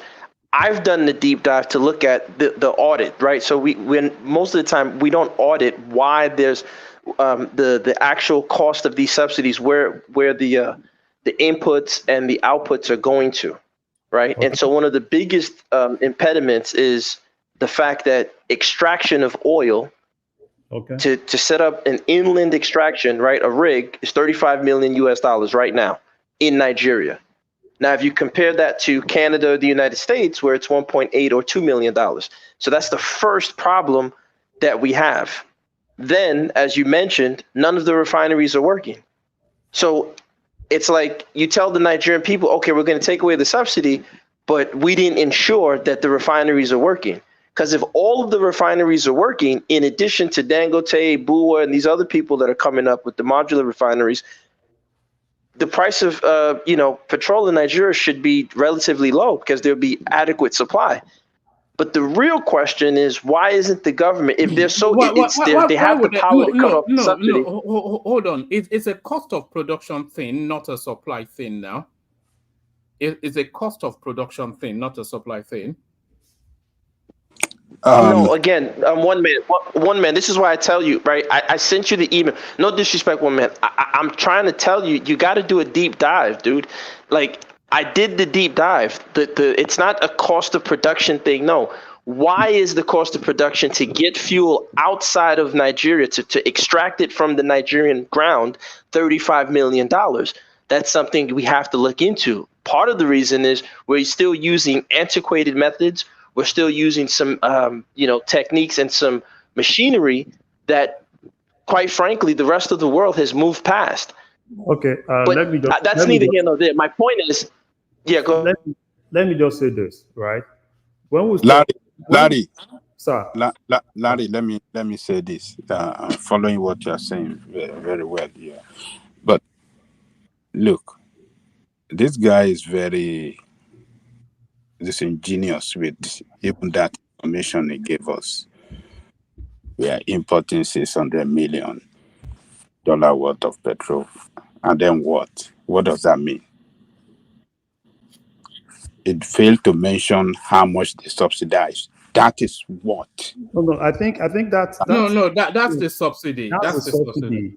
The 600 million is the subsidy. It's the subsidy. Imported 600 million. Is that the subsidy? Yeah, that's the subsidy. Yeah. How does that represent the subsidy? Because that's what he said in the readout. But how can I represent? You see, that's what I'm saying. But hold on. No. Hold on. Don't make it rowdy. Don't make it rowdy. Yeah. Hold on. Yeah. That cannot represent the subsidy. You bought product. Hold on. You bought a product for 600 million. How much did you sell that product? Baba, how much? Let one man read that thing again. So probably. All right. Let me speak through it. Yeah.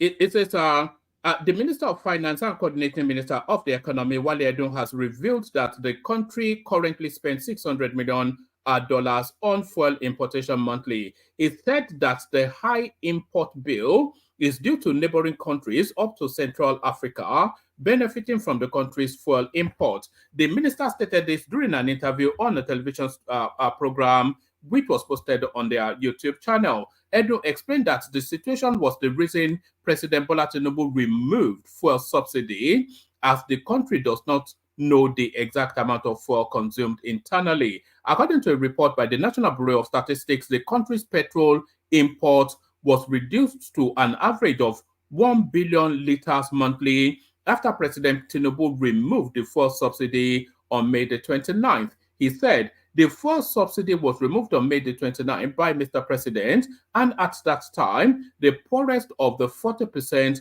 was only getting 4% of the value.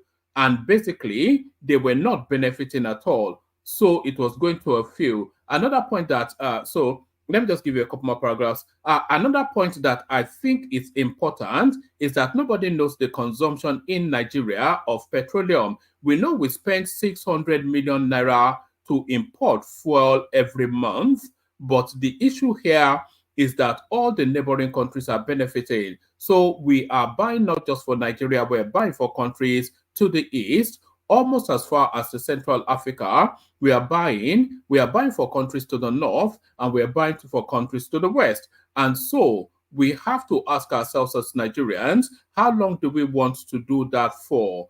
And that is the key issue regarding the issue of petrol pricing. So let me say this, one man. So I mean, this guy is just, I don't know what he's saying.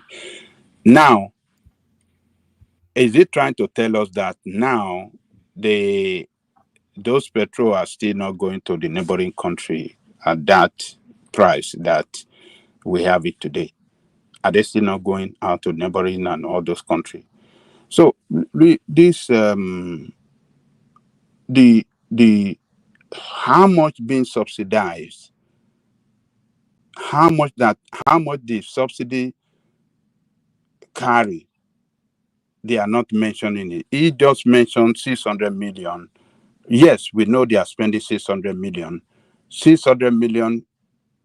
worth of petrol, but that cannot totally represent the subsidy. The cost of product you imported does not mean that, yes, that is what you give out as no. It didn't give out all the information. It's supposed to go. So Baba, in terms of Larry, if he finishes, I want to just it's supposed interject to tell us that, okay, 600 million, this is how much we consume. Even for the fact that they said they don't even know how much we consume, that's a failure on their side. So even up to now, they still don't know how much we consume, and yet you continue to import this thing. So what are they telling us? It's disingenuous with this information that is telling us. They're just defending their position, which is really hurting the economy, and it's not giving us the full details of, surrounding this subsidy. So that's the way I see it, Larry. Larry, may I come in, please? Okay, sir. Yes, sir. Yes, sir.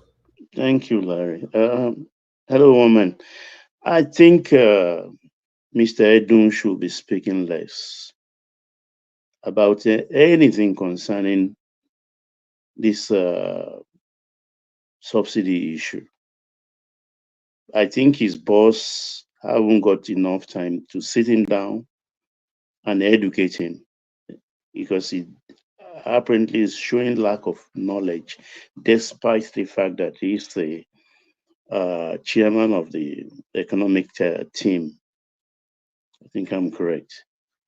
He cannot say he has not heard from Mele before that Mele is on record that we are using 33 million liters every day.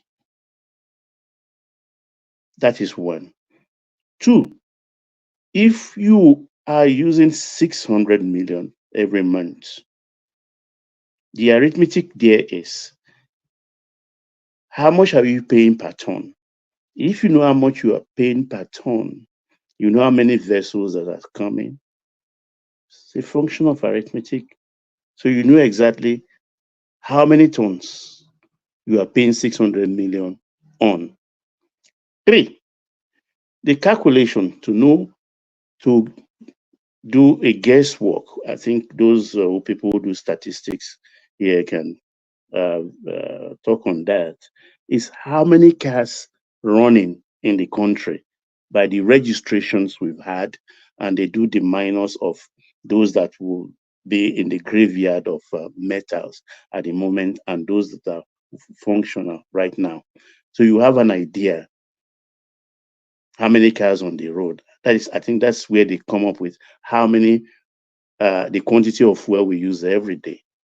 So you can't just come up and be very opaque about this, because we are in a country where a lot of people don't know. Baba, there was a period that Mele Kyari told us that we were consuming 66 million liters daily, and That is that was pre-subsidy removal. No. That was pre-subsidy removal. That was during the Buhari Exactly. era. That's where I had him. Yes, and Labido Sanusi was so alarmed. He was asking if we were drinking the oil. Let me play this.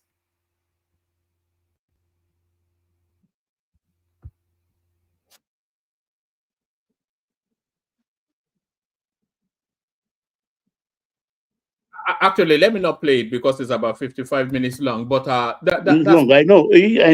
In that same breath, they now confirm. But now we are using 33 million every day, and they must have worked it out. Mele said that, I think, on Arise. The only time he has granted interview to Arise is here. So Edun shouldn't be the one coming up. I think at 66 million liters, Sanusi was telling us. It says we are consuming more than Indonesia, Pakistan, Egypt, Cote d'Ivoire, even more than Kenya. In 2019, officially, we were importing 40 million liters per day. In 2022, officially, we're importing 66 million per day. In 3 years, you can see the quantum leap. Hold on. In 3 years, we have increased our petroleum consumption by 50%. Tell me, is it the population? Is it the number of cars? just ask yourself if it makes sense that in 3 years you increase your consumption of petrol by 50 years. So it was just a free for all during the Buhari era, So, exactly. Yeah. That is why the subsidy has to go, because the mumbo jumbo in it is it's crazy. So rather than live with a headache every day, just let everything go. And as far as I'm concerned, what is going on now is that Edun should speak less. Let those who know exactly, who have the figures on their hands, can always talk for that space, Baba, so that there wouldn't be any suspicion or anything. Baba. Yes, sir, Larry. Edun cannot speak less because we are probing Edun. You understand what I'm saying? Yeah. We are probing Edun. Because Edun or Mele Kyari? No, not Mele Kyari alone, no. We are probing Edun too. Because Edun is the chief accountant.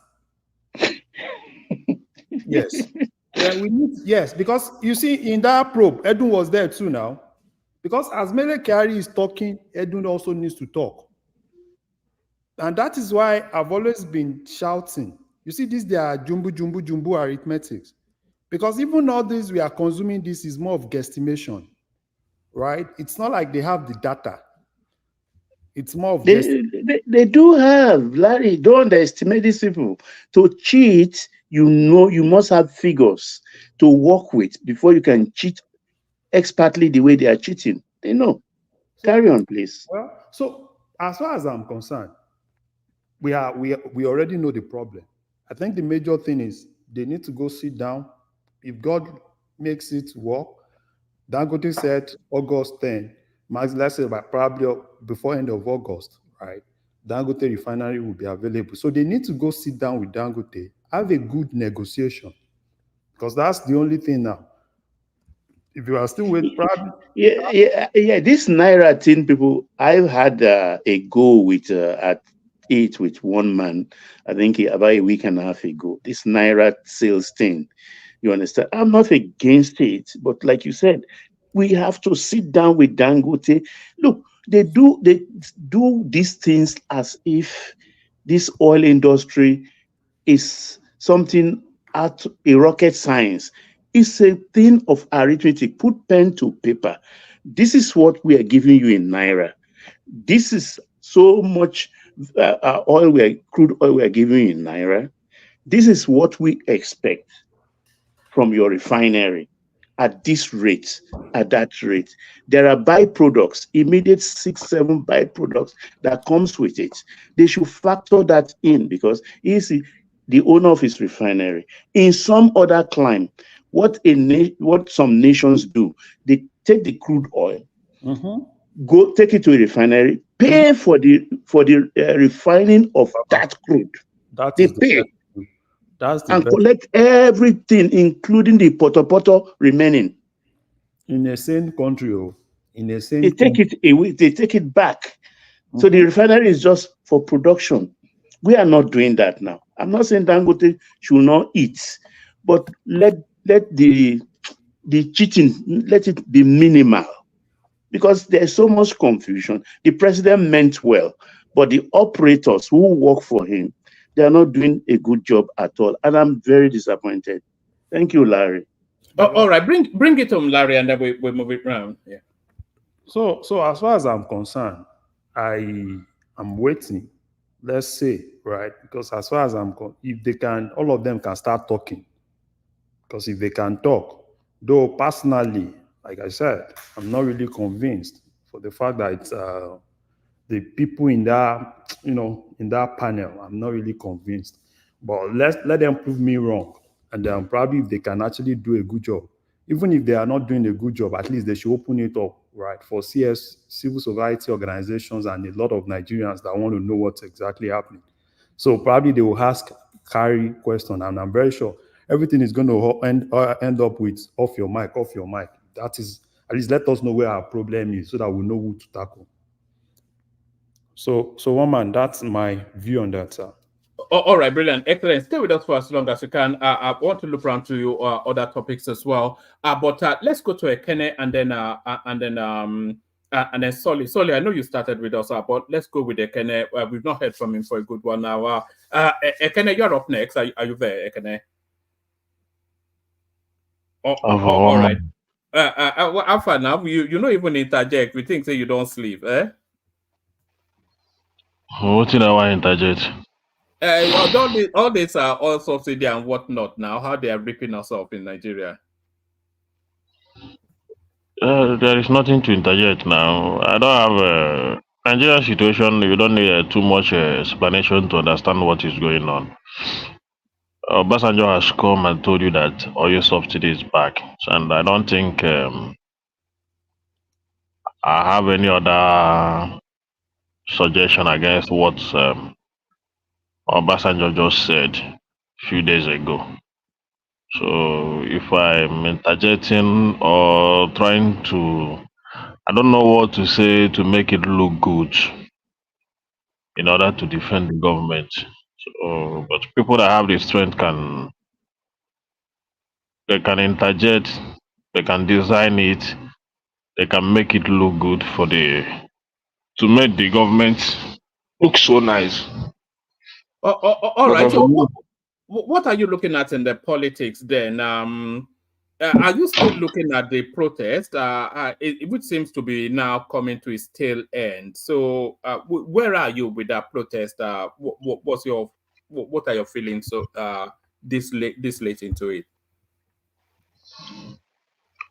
Oh well, I never joined the protest, and for me, whatever that is happening in that space is not much of my concern. My concern is the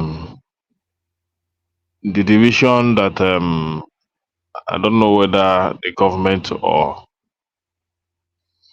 Nigerian people are trying to use it to create in the Nigerian people. So you mean the Igbo you mean the Igbo must go narrative that is coming out of the Southwest? That one follows, sure, but not only that, also the politics, people saying that there is nothing like hunger protest. It's all about trying to subdue the government of Bola Ahmed Tinubu.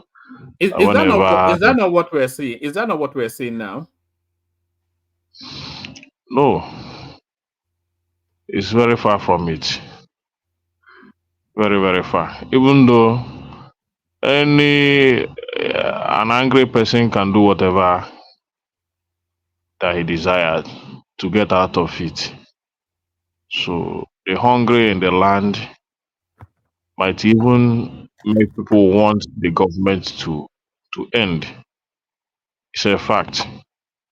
So, but if you think it's because of Bola Ahmed Tinubu or because he's a Southerner, then anybody can think like that. Even the current government, you cannot exonerate them from such attitude. Because even the current president as a Southerner has also subtled helped to dethrone a fellow Southerner from the seat of power with the Alliance of the North. And he championed it. So tell me what that government did then. Is it not the same subsidy we are talking about today? That they even remove and still went at the back and be paying it without capturing it in our budget. So who has done worst? Even when it was removed, the price of during the time of a good luck, a subsidy was removed. The price of petrol is it 137 or 147 naira then? But they still went on the street and substitute the government of Goodluck Jonathan. So Bola Ahmed Tinubu was at the front of it. So I don't know why he should be jittering, even when his government has created more hunger in the Nigerian space. So what are they trying to say? If the people even say they don't want the government, Goodluck came in 2012. His price was 65 naira, and then it jumped to 141 naira. Then it went from 141 naira to 97. When he finally left office, it was at 87 naira. So Goodluck actually took us from 65 naira. It fluctuated up and down to 87 naira. Yeah, that is it. Even the exchange rate we are talking about,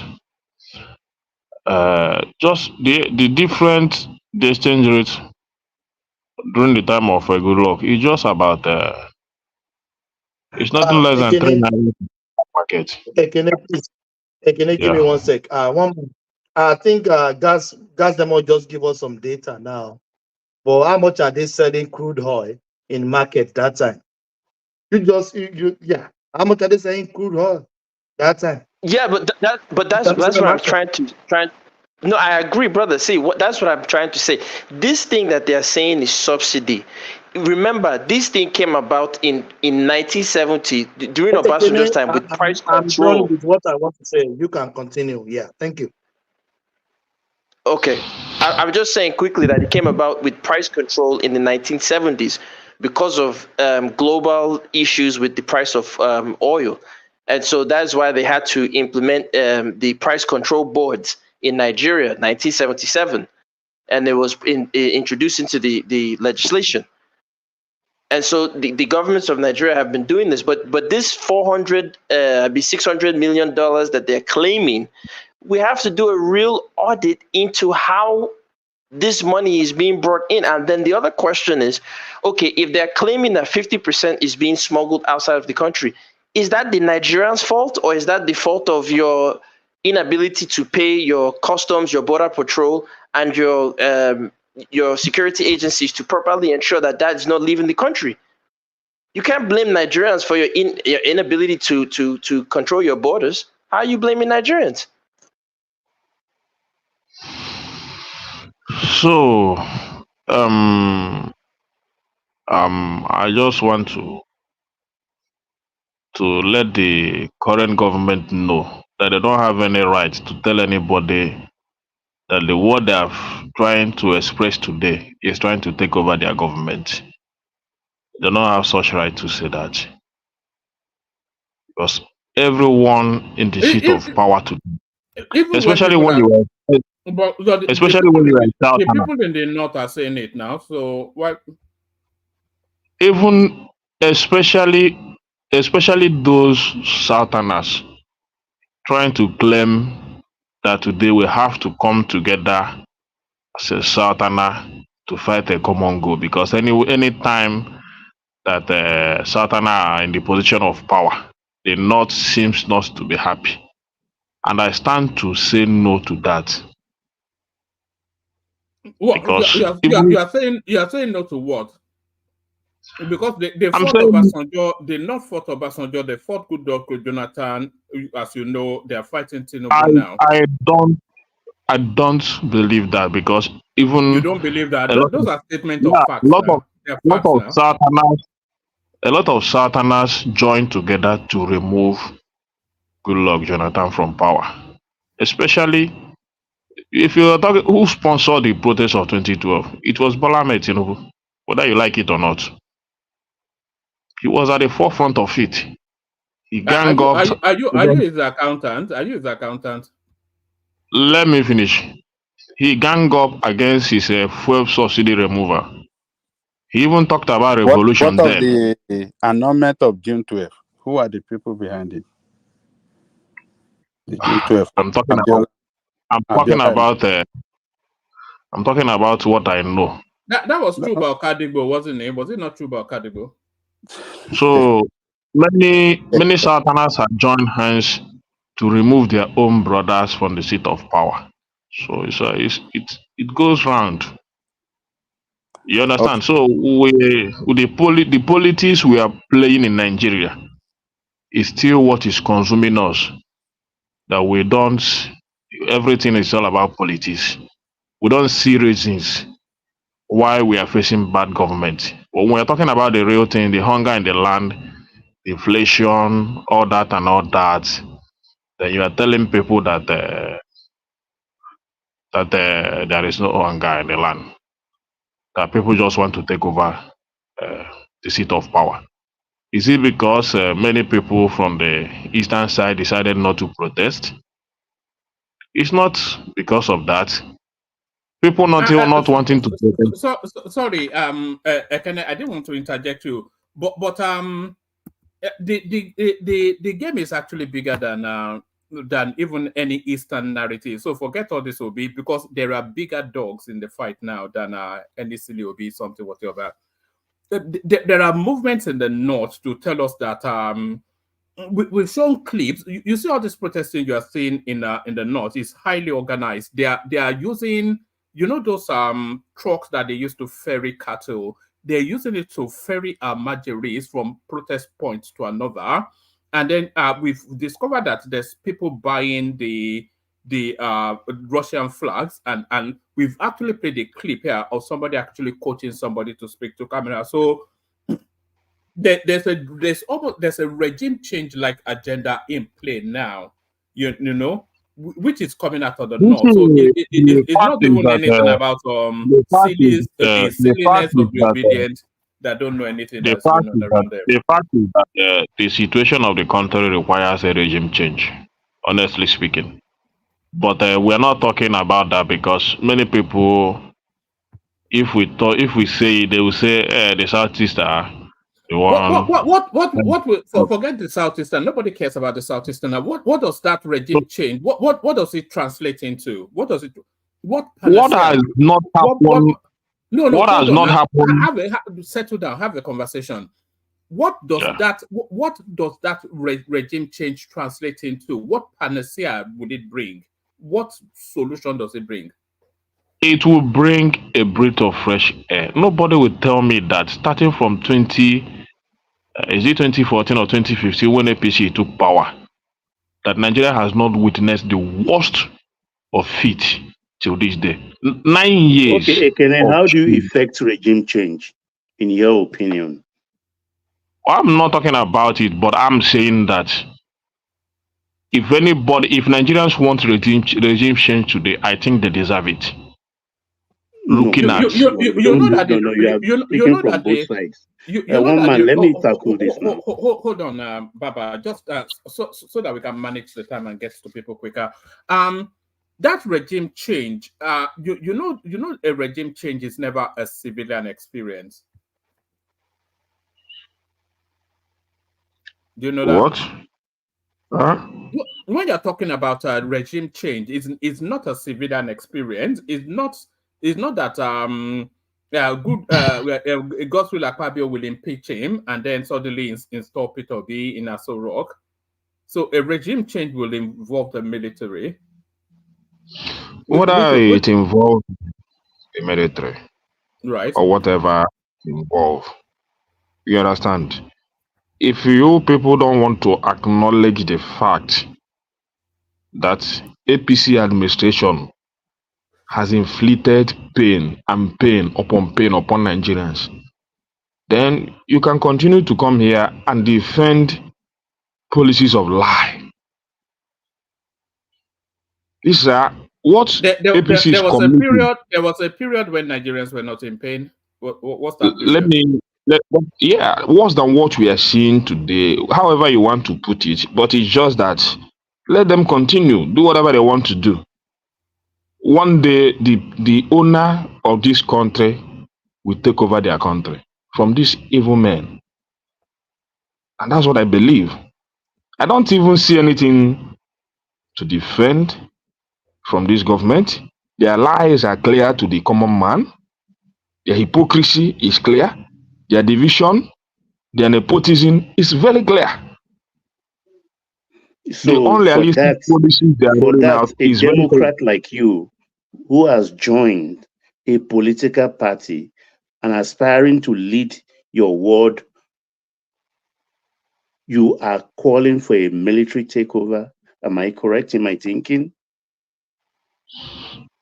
However you want to put it, joining political party does not mean that if I see anything that will take out APC from power today, I will not support it.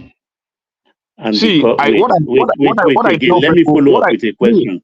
Let me follow up. Just calm down. Calm down. One man will not chop your time. So, is it because your party or your candidate lost the election? You are still because I remember you wanted. Wait. Let me finish my question. You wanted to be a part of the last, protest. All of a sudden, you did a U-turn when you saw that it was not gelling. Now that because from your voice, I could detect that you are so disappointed. Since that didn't work, you want a military takeover of your country.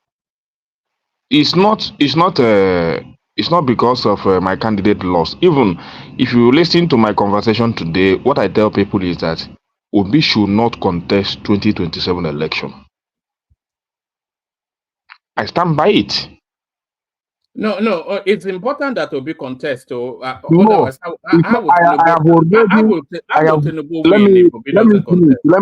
let me finish. I've already started that campaign, and I'm going with it. He should not contest. Let him just step aside. Why? Why? Yes. What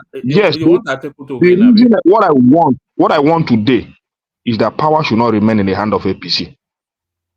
So Obi should go and be vice president or Atiku. Whether if he wants to be vice, let him be. Even if he don't want to contest, let him just stay. So you want Atiku as a president? You want whether Atiku or whoever, as it is today, as far as this government is not ready to accept their failure, for vice president. No, that's I'm not telling you. I'm telling you that what I mean today is that in 2027, Obi should stay one place. Let him not come out. And I'm very serious about it. Ekene, it is very important to Tinubu's return that Obi contest. However, I know that even Obi himself has already by that. And with what is going on today, a lot of us have already have the idea that he don't need to contest. Even if he's in that ticket in 2027, we're not going to vote for him. Not that he's not competent, not that he cannot govern Nigeria. But as the situation of Nigeria is today, we don't want to continue in this trajectory again. Honestly speaking. Anything that will take APC, in fact, the campaign of 2027 is not all about infrastructure, this and that. The campaign of 2027. All right. Let me ask you, what changes do you want to see in the country? First of all, let these lies stop. Let this propaganda stop. No. Forget all of these things. What lies? The lies of APC. What lies? the typing of policies that are not realistic.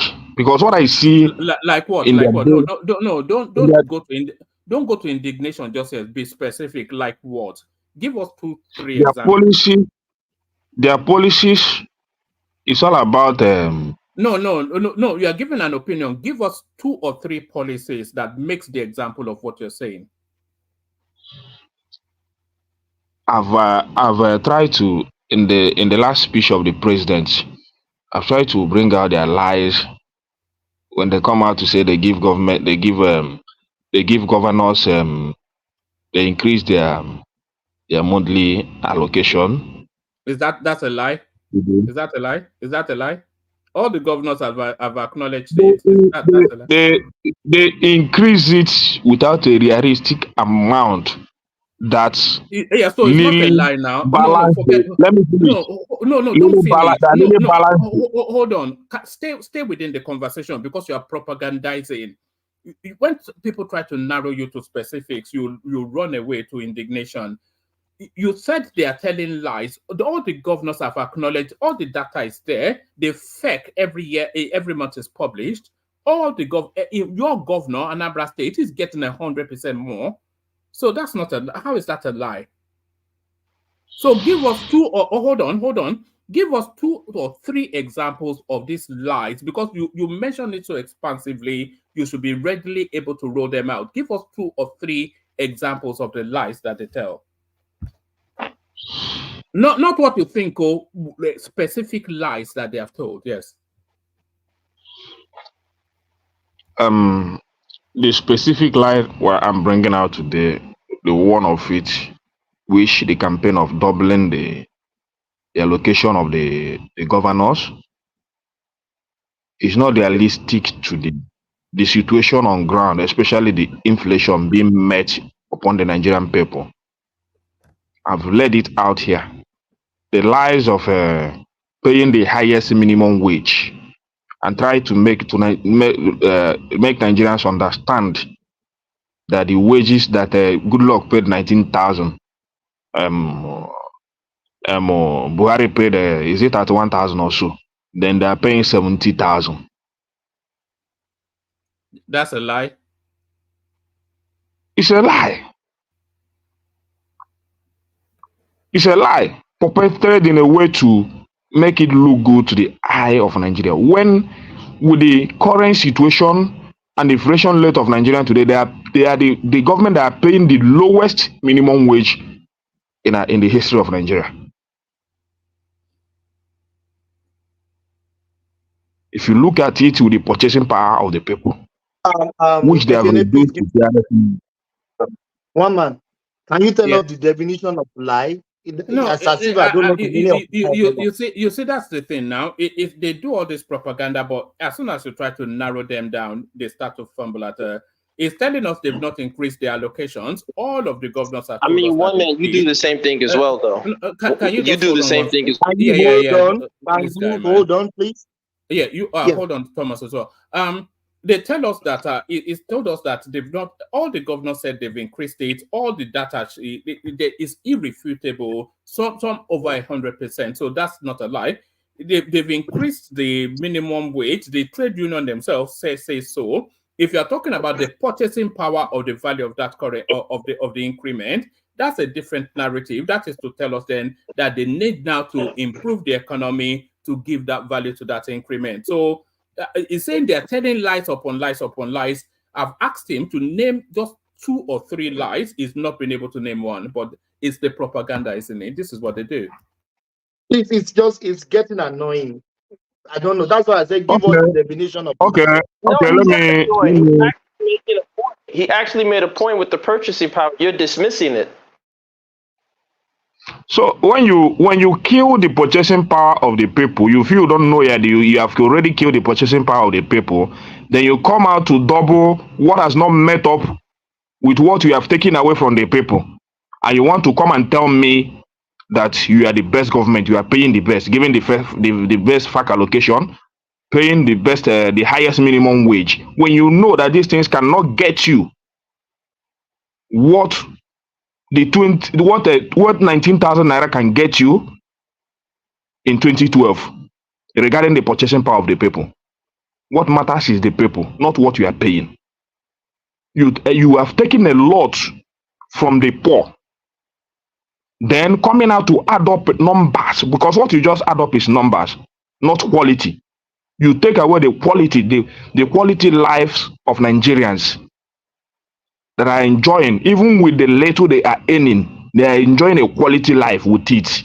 You take it away, come and replace it with numbers that looks somehow good to the eye of the common man that don't think what inflation is all about.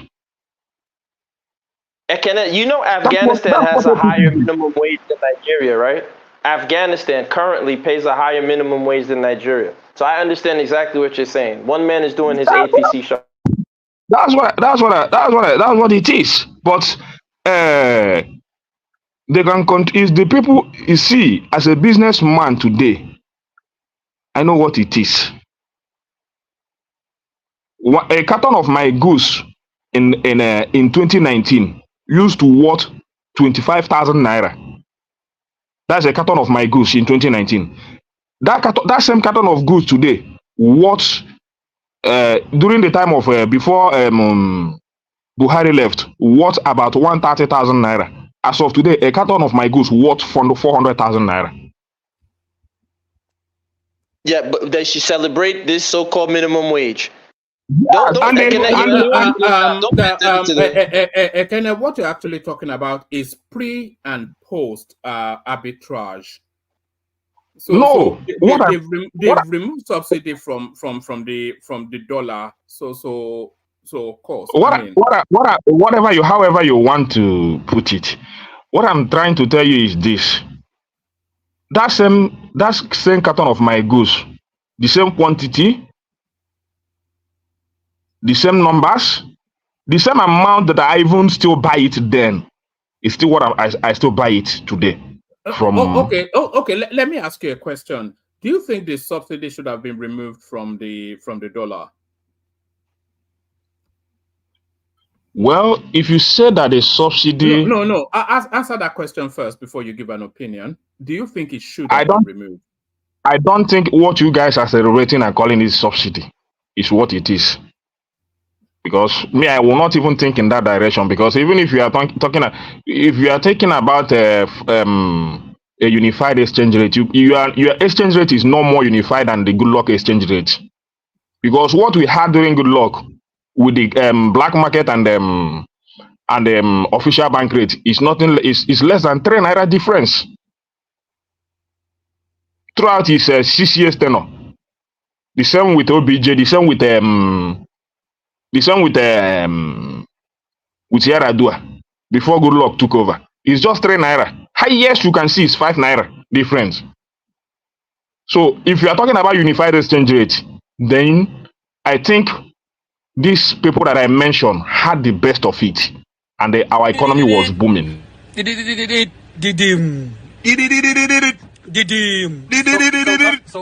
is the sign of landing of big money. When everybody give you dollar in official rate.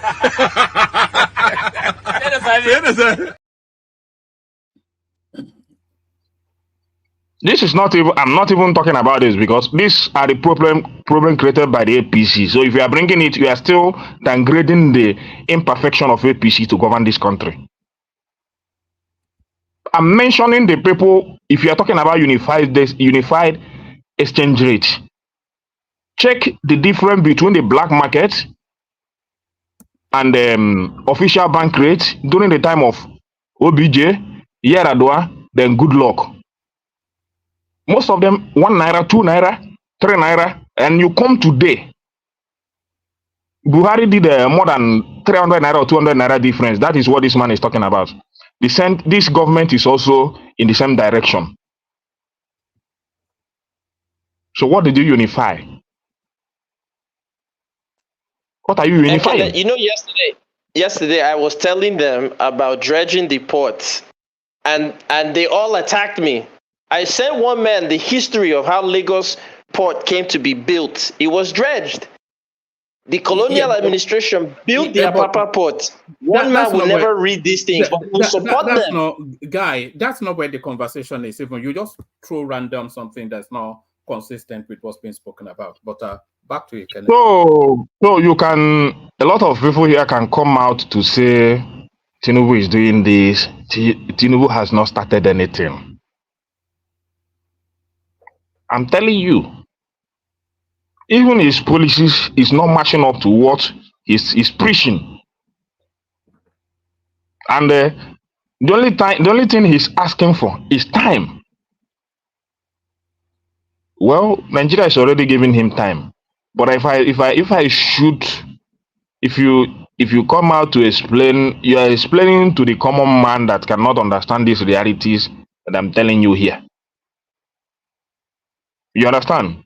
Ask this government why we are paying so much to clear goods from the port today. Ask them, why did they introduce so much task to an imported raw materials and goods and services in this country? That to clear a container today is close to 30 million naira. What has never happened in the history of this country? And what are they doing with the money? What are they doing with it? If they wish so well, then they are the highest earner, because good luck never earns so much.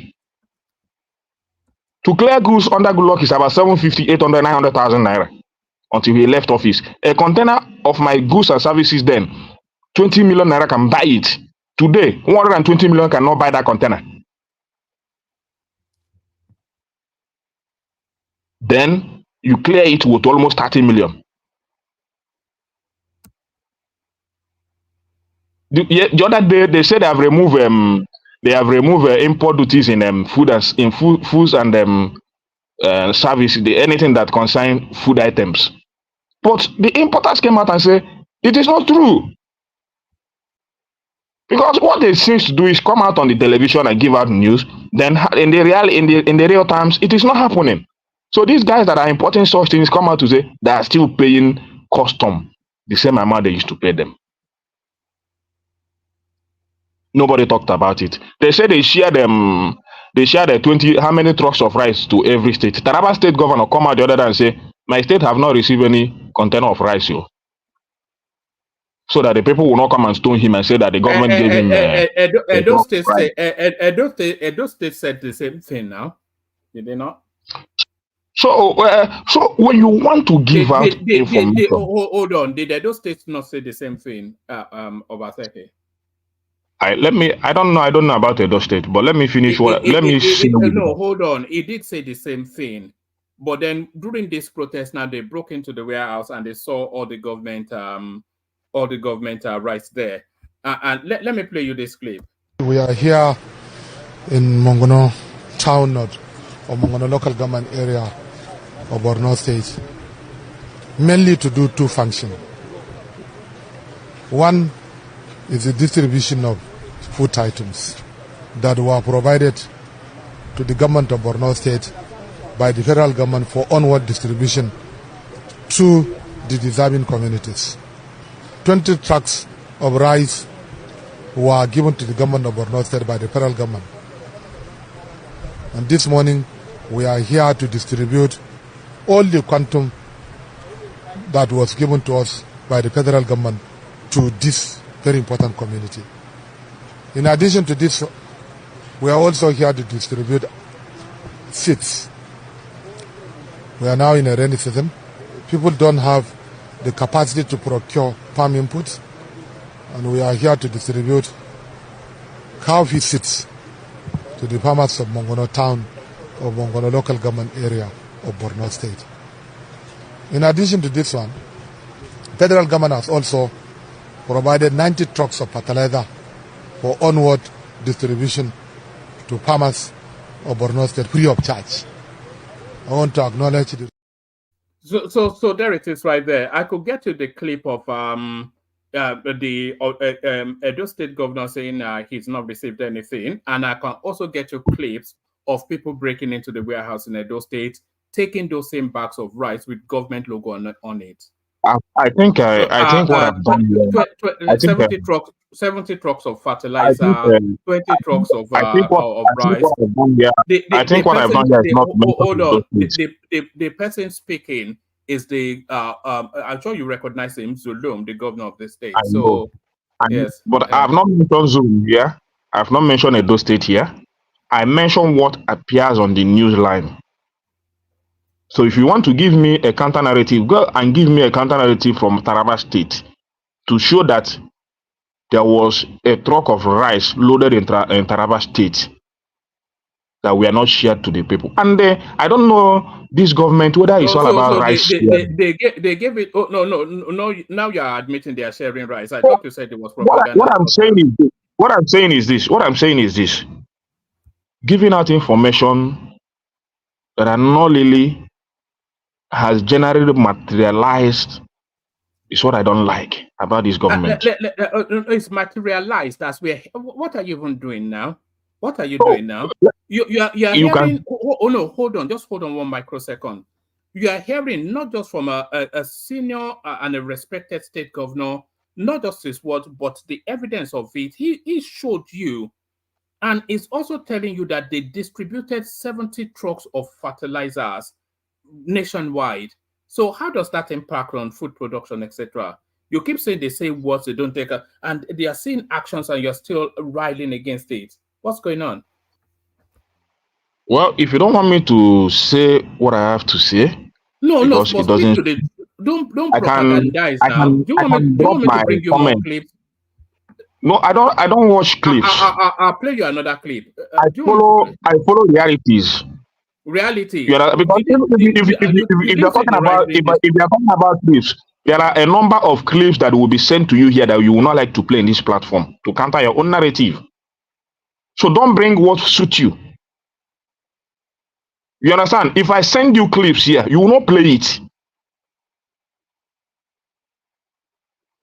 If I send you clips, you will not play it. So there is no need of showing me what you know that if I give you my own, you will not use my own to counter your own. It's better you allow me speak to the experience on the streets. Because what I'm watching at the government today is that, yes, they have increased the minimum wage, which I think is the lowest in the history of this country, comparing to the purchasing power of the people. So what I'm expecting them to do now, with their policies and whatever they are rolling out, is that this minimum wage they have mentioned, that they will fight inflation to the extent that this minimum wage is going to be meaningful and be purchasable for the common man on the street. Don't just give numbers, give quality. That's what I'm looking at. Ekene, how do you fight inflation?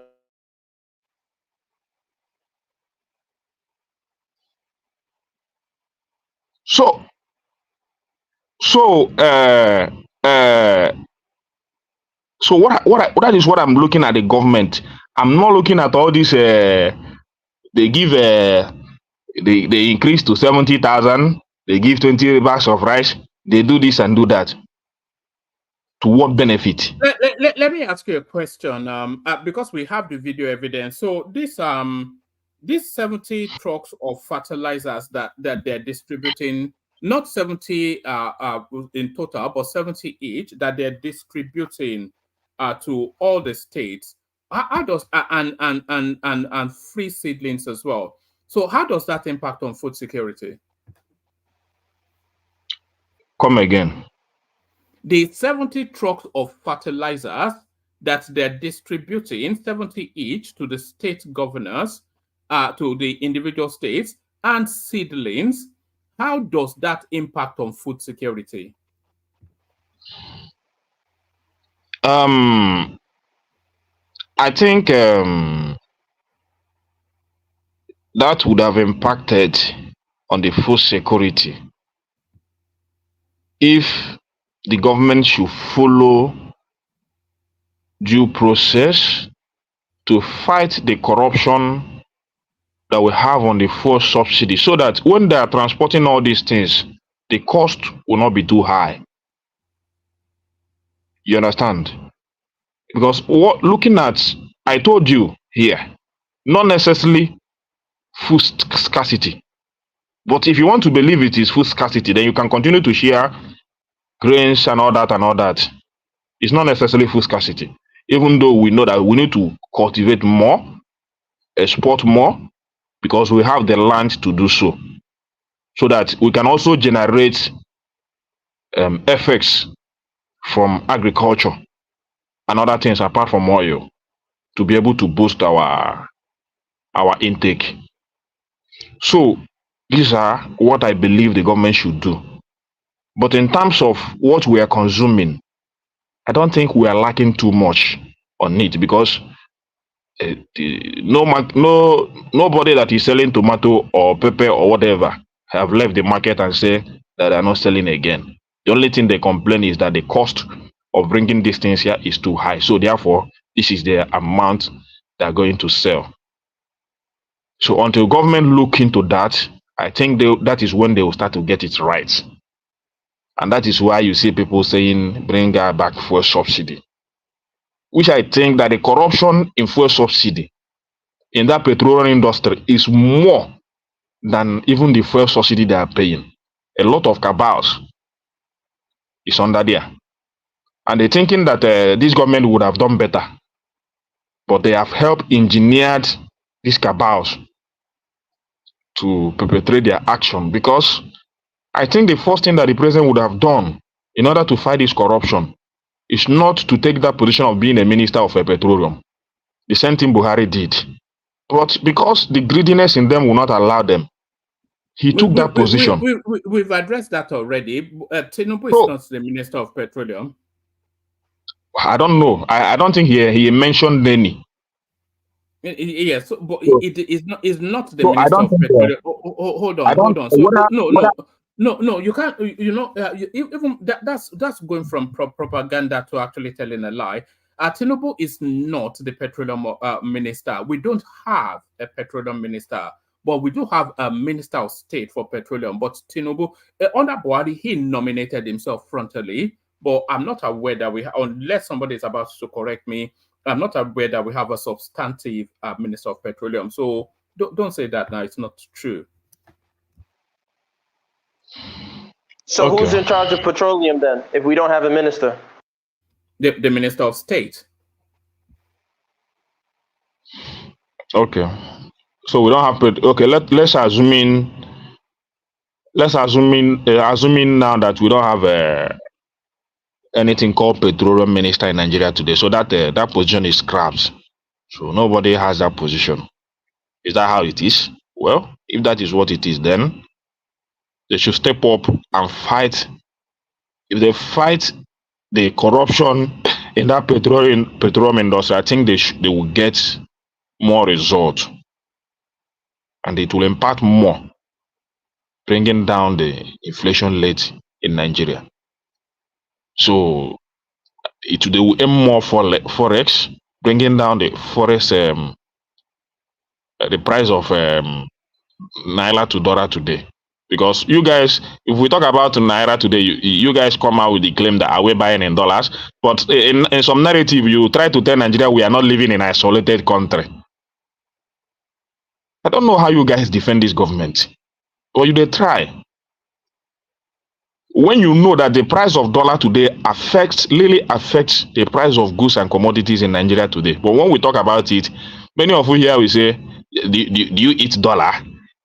You are eating naira. But when we are trying to, there are some issues we will try to bring out, try to compare other countries. You guys will say we are not living in an isolated country. We are not living in an isolated world. That the inflation we have today is also, we have it in other places in the world. This and that. You try to. So I don't know how you guys defend this government, but you they try, share. You understand? But my point still remains that I'm looking in a direction where the $43 minimum wage, a useful minimum wage in the hands of the common man. As it is today, what this government is paying is $43 as a minimum wage, whether you like it or not, because we are not living in an isolated world. Are you aware? That's what I'm saying. Are you aware that the price of food is starting to crash? Do you want me to play your clips? Don't play me clips. I go to market every day. Yes. If I buy it cheap, I would. Hey, can I ask you a question? Ask me. All right. Respond to that question to round up, and then we're going to Tolly, who hopefully is still there. Yes, Larry, carry on. Okay, so you were saying a large chunk of the price of food is being determined by, fuel price. And we all heard that federal government gave each of the states, right, around like 70 to 90 trucks of fertilizers. Do you think if each of the states, if they've judiciously used the fertilizer and they've invested in agriculture, do you think the proximity of their state, right, to the nearest market, do you think the impact of that fuel price will have had such impact if they had done what they are supposed to do? It would have, you know why I don't listen to all this sharing grains. If you listen to the president's I'm not talking speech, of grains here now. I'm basically talking of fertilizer. Yeah, even fertilizer, all of this stuff. If you want to be honest with yourself, go to the first interview or first live broadcast made by the president himself. You will see that he has already mentioned this thing being shared, or which they will share. I think last year when he assumed office, few months he assumed office. Which today, if those things he mentioned then were distributed as they say they are still distributing today, would have also impacted to the food inflation positively today. But we are not seeing it. Instead, the food inflation is still going high. So you judge by what they have already said. Okay, no. In connection with what they just said, which they have said before. No, are you saying they didn't share? So let me get that clear. Are you saying that is what you asked APC, not me. I was not there. The only thing I had was news that they shared. Okay. Especially in the previous. If I played that, hold on. Let me just say this, and then you ask him. If I played that Zulum clip in full, it's just about 3 minutes. You will hear him say that that's not the first round of those palliatives that were sent in, but that the fertilizers and the seeds and whatnot. That's not the first round. But yeah, Larry. So basically, this is the second governor. The first governor that said it on live was the Nasarawa state governor. And I'm hearing, this is the second time I'm hearing the same thing from another governor. So if we have 36 state governors, and 2 of them can actually come out to validate what you've heard. So are you saying they probably came out to come and lie against themselves? Well, that's because if I tell you that I believe everything they said, I must be a liar to you. Is Kennedy a special guest today? What is going on? So President Innoves, I will soon drop. Even though I have a lot of things to say today, but I will still continue tomorrow. So, but the point still remains that if I tell you that I believe everything they are saying, then I will be a lie. The only thing I expect, or what I want to see, is whenever any policy materialize, then I will be able to say yes, this has come to pass. But if this government come to national TV and tell me they will do this, they do this, they have done that, without seeing it impacting in our daily activities, then I just feel like they have done nothing. Even if you are dashing it to the governors and the governors are not making judicious use of it, I'm not the one to ask about it. The federal government. Sorry, 1 second. Can I see? Every time you talk, I like to listen to you because you're a practical man. Okay, but you said something earlier. I couldn't believe you said it. That you wouldn't mind that the military overthrow the government. I can understand that if you came from a northern youth. They don't know any I better, never but you know mentioned. better. I never mentioned anything military. I said that the situation and where we are, where this current APC has taken us from 2015 or 20 since ever they took power. That is 9 years today. From today, nobody wouldn't want a regime change, and it's a fact. You can put me anywhere, and I'll continue to say that. You understand? I will continue to say that. But I asked you pointedly. No, Yeah, but Baba, let him round up. Hold on, one more minute so that we can go to other verses. Yeah, what I have today and what I am campaigning today in 2027, Obi should step aside. Let's deal with this thing once and for all. Because you cannot take over government through propaganda, at the same time governing the people through propaganda up till today. What we have is propaganda. If you don't want to believe it, leave it. Nothing has come to reality ever since the inception of APC. And I'm not exonerating Tinubu, whether Buhari or Tinubu is the government of APC. They are not different. So whether you say is the North fighting the South or the South fighting the North, that is not my point. My point is that this government, starting from the time they took over power, you just check the indices. All right. What has transpired, you would know that definitely they don't have any plan to move this country forward. Let me not just go further, but anything that will take over this government, I am in for it. Nobi should not be a stumbling block to that. That's the campaign for me. All right, thank you, Kene. So that's thank you, Kene. A man that would not be moved. So this is the quality that really that I delight in for doing this is that people are so they're so assured in their position that no amount of argument will move them. So that's why we enjoy Ekene so much. So thank you, Ekene, for all that. Stay with us. I will loop around to you momentarily. We'll loop in the direction of Solly now, who hopefully is still there. Solly, Alpha. You see, one man puts me as stud so that they can do real beating. They can jump Ekene and they can push their narrative out very quickly. They are pushing me behind, even though I came first. There is injustice on this platform, but let's continue. I started with you for the last 2-3 sessions, so I'm sure we have to make but one man, I usually come early because obviously out of everyone, my time is the latest. Maybe with your time also, because actually my time is even later than UK time. So by the time it's 3 a.m. for me, it's still 2 a.m. for you. It's still like 1 a.m. for some people. So I always sleep very, very late and I always try to wake up early. So I usually just get like 3 to 4 hours of sleep. All right, I'll bear that in mind. So the floor is yours now. So take us through the politics as you say it. So I've just heard plenty narratives, which was just unfair beating and bashing, So can we go to the topics, please?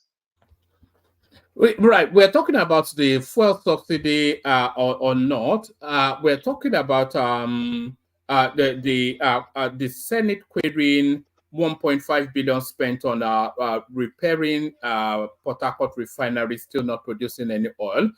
We were also intended to speak on this. The South Africans still going after that Nigerian girl, now declaring her mother, the Nigerian girl that is on course to become the Miss South Africa. They are now somewhat trying to declare her mother an illegal migrant. And these are fuel subsidy or no subsidy. The thinking space will tell you that if subsidy is removed, it worsens the economy. So also all of that. Sorry. And so we're still insisting on this.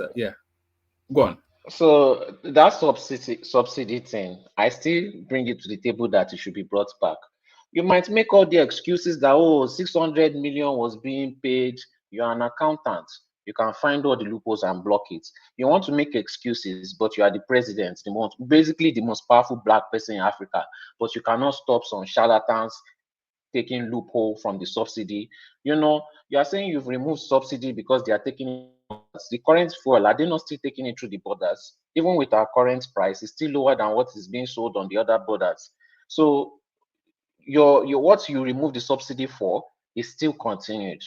You could have stopped this. You control the police, you control the army, you control EFCC, you control the banks, you control everything.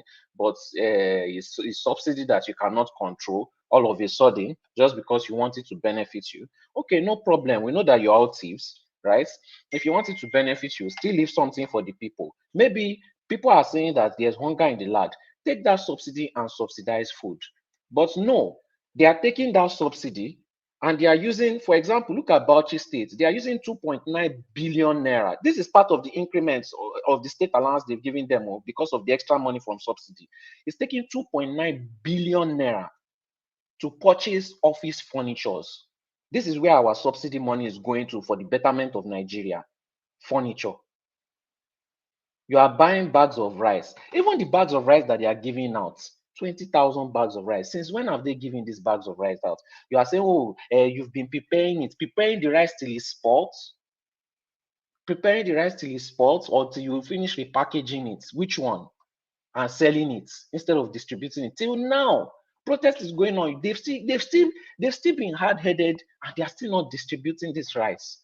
We know that the money will never get to the people that it's supposed to get to. They've released another 500 and something billion for them out of our subsidy money to distribute again, which will never reach the people. Sorry, Solly. Sorry. Could people please click on the like button? See if we can get to 100 likes today. So click on like, and if you're not already subscribed, please do that as well. Carry on. So you keep on saying, oh, you make so many excuses why they cannot fix something. But it's always so easy to dismantle it and give everything back to themselves. What do Nigerians gain? What has the typical average Nigerian gained from this subsidy? Nothing. Nothing whatsoever.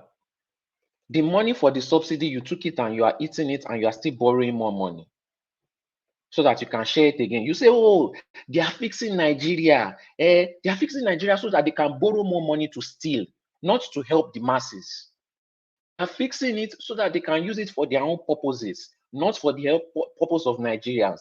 And then you try to push so many narratives out, repeating the same thing over, and you complain that, oh, some people come here, they repeat the same propaganda, but you are repeating the same thing over and over again. People are telling you that this hunger that is current is not like the hunger before. You keep on saying, you keep on repeating this thing. You've been repeating this thing for almost 1 week. Oh, they've been hungry before. We said we agree. We said we know, but this hunger is different. This hunger, this specific hunger is different. You say the Northerners are doing it because they want regime change. If Russia enters and Wagner enters, which regime is coming? There's no more political regime. You say, oh, these people sponsored the protesters. They say people from Spain. Really? Spain, 6 people from Spain. Spain is supporting Russia. Since when? Europeans that hate Russians. Since when did the European decide to start sponsoring Russia in another African country? That did not even make any sense at all. And before they even said that, you were saying, no, it's Obi and Sowore. So why did the government say 6 Spanish people? You keep on pointing, it's Obi and Sowore, it's Obi, but government says 6 Spanish people. Europe is supporting Russia in Africa. So who is right? Who is correct? Who is really correct? You say, oh, they are trying to. What interest does Spain have in blocking the oil and gas going to Europe? What? Then you say, oh, these people, they don't even know what they are doing. It's just little children. I sent you a video of Northerners talking eloquently, explaining capitalism and communism. And you say they don't know what they are doing. So are you saying that the Spanish Russians taught the Northerners how the difference between communism and capitalism for the protest also, but you will not play the videos, you will totally ignore it because you really want to show the little children running up and down. Those little children are better in politics than every single person. They have more information than every single person in the South.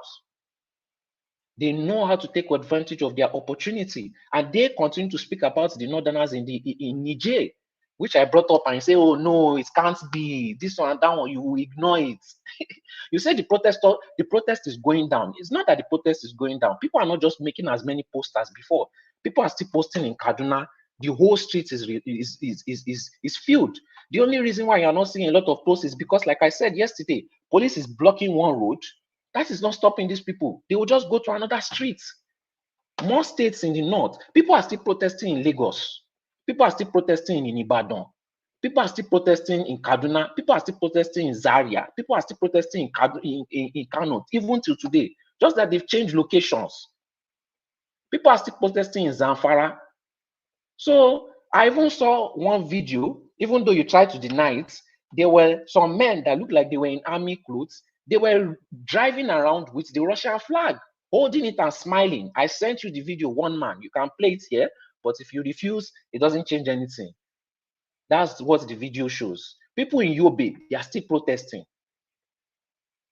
You know, so, and these people are talking eloquently.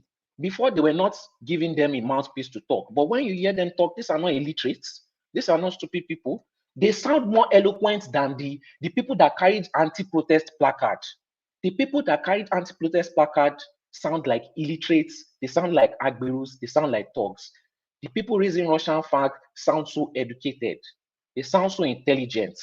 But you want to claim that Nigerians can never be so hungry to protest like this. It's impossible. Nigerians are too stupid. They are too stupid to ever think for themselves to protest for hunger. It's impossible. Somebody must be sponsoring them. You know, they are not hungry. It's a lie. Somebody must be sponsoring them. That hunger is not real. Since we've gaslighted ourselves that it's not because of hunger, then the hunger is non-existent. Meanwhile, people's stomach are grumbling. You can only gaslight yourself. That's just the truth. You cannot gaslight hunger out of people. These people, don't you think that no matter how much they get, they know they cannot bag of rice again. So when you give them bag of rice, they are not thinking of that current bag of rice you're giving them. They are thinking of the next bag of rice because they know that this bag of rice cannot last forever. And they know that things are getting more expensive. You say price is reducing. Where is it reducing? Maybe some people made propaganda video, but every time I talk to people in Nigeria, even during these protests, price still increased. The only way Nigerians will be able to survive, even if they are collecting minimum wage, is by drinking maybe 2 cups of gari a day. That's the maximum they may be able to get, even if they are collecting minimum wage, to be able to survive. And the problem is that the people that are collecting minimum wage are mostly people working for federal governments. How many people are collecting minimum wage in the country? Most of them will still be collecting 5,000, 10,000, 30,000 max. Majority of them, the real population. So you might want to use minimum wage as defense, but maybe that's just 10% of the population, 20% of the population. The remaining 80% that are still hungry, they are getting hungrier because the prices are increasing. So I don't understand this narrative. You know, then you say poverty will worsen in petrol subsidy, but it's not worsening for them because they are eating. We know that we see them eating the fuel subsidy money, so they are not utilizing it for anything. So it's quite obvious they removed it so they can eat it, and they left the poor people to starve for it. But the problem is that these poor people don't want to die. And you keep on saying somebody is sponsoring them. Who is sponsoring them? Now tell us. Now that we've gotten to the day 5 or day 6, since you are so sure, right? Tell us. And if you mention Peter Obi or Sowore again, then you mean that the federal government is lying. That's what you are just trying to say. Abi, who do you want to mention this time? Since you say Sowore and Peter Obi, mention them again. That means you are saying the federal government is lying, but you said the federal government does not lie, right? When you were questioning Ekene, you said point one lie. Right? Since it's Peter Obi and Sowore, is the federal government lying that it's 6 Spanish people? Are they lying? So 6 Spanish people have Nigerian accounts that Nigerian government has blocked. You know? So I saw the whole setup to gang up on Ekene. I'm not an obedient. I'll never be an obedient because all of them are the same thing. You know? But if ordinary Nigerians, you are telling them that, oh, military government was bad, people were suffering, and they are telling you, and they are looking you in the eyes and telling you that, yes, we want to suffer with military. Should that not tell you that psychologically they are defeated. The politicians have not only finished them with hunger, they've psychologically defeated the people. They've lost hope in any. They don't even have hope. So they just say finish it. Sorry. Which Nigerians are saying they are, yes, they want to suffer with military? The people on the streets protesting, are they not calling for military government? Which people on the streets are calling for military government? All the videos that I've sent you of people holding Russian flag, they've been saying they want military government. All right, just carry on. Should I send you the videos again? Look, forget it. I could explain to you, but you probably wouldn't get it. Okay, you will say it's because you will say it's because he's a southern president and the northerners don't want the southern president. What I'm going to push back is all right. Have your argument with yourself if you want to. Okay, just carry on. Okay. What is your argument? No, it doesn't even matter. Just carry on. It's your floor. If the southern, if Wagner Group comes into, there will be no northern president. There will be no northern leader, no southern leader. That will be the end. That will be the end. And do you think these people have not considered it? You know they are still going to Niger and coming back. They are still going to Niger and coming back. But you know, obviously, they are sponsored by 6 Spanish people with Nigerian bank accounts, funding them and teaching them about capitalism and communism. So, anyways, you now have the scam United Kingdom. How much applications have they collected this year? 400,000. How much is the lowest visa application? Is it not £150 times 400,000? 60 million pounds these people have made. And maybe not up to 10% they've collected visa from them. You know?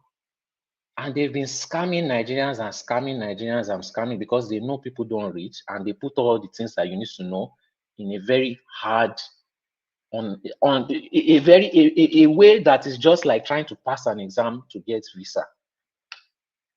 You know, so they are just benefiting from the poverty of Nigeria. They are benefiting from the suffering of Nigerians. Everybody is just benefiting. You say, oh, Nigeria is going to get better, it's going to improve the image of Nigeria.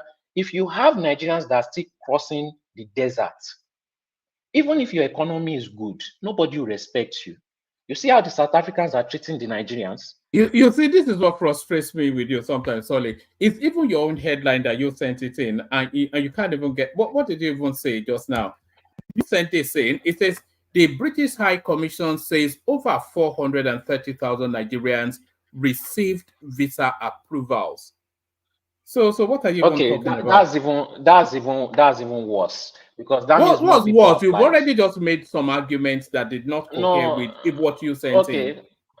And I've taken your correction, and I've said your correction even makes the your correction even makes the situation worse, because that shows that they raked in even more than 60 million. Probably they've even raked in up to 500 million pounds from visa application. And if they approved 430,000, so sorry, where are you getting the figures from? I'm just speculating. And you're just pulling things out of thin air, like as usual. And I say it's speculation. It's not as usual on this topic. I'm saying it is speculation. Yeah, but what's that speculation? No, just hold on. What's that speculation based on? My speculation is they made more than 60 million pounds from visa application. No, not 500 million anymore. It can be up to 500 million. We don't know. Maybe 5 billion. Maybe 5 billion. Let's make it 5 billion. 5 billion. Go with 5 billion. It is within that range. It is not something strange to say that up to 4 million people have applied for visa application this year alone. Seeing how the country is not a wide stretch. Everybody's applying for visa. Everybody wants to JAPA. So to say only in 2024, 4 million people have applied for visa is not a wide stretch. It's really not, compared to the population of over 200 million, getting to 300 million.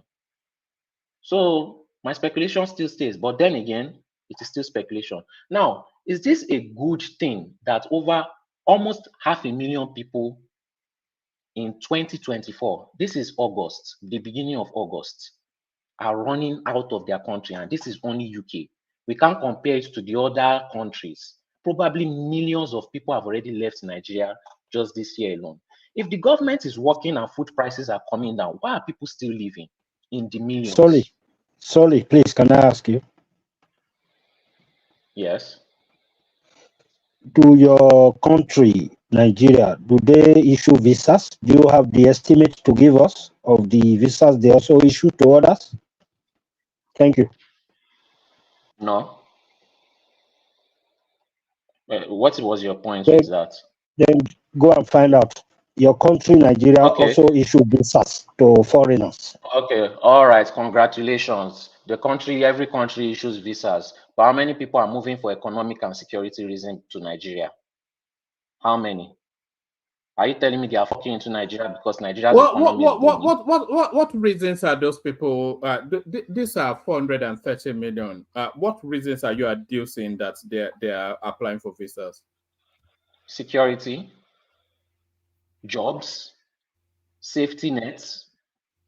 You know, so many benefits they can collect from a government that does not have oil and knows how to run the economy for the people. Just forget all this. It's getting a bit wearing.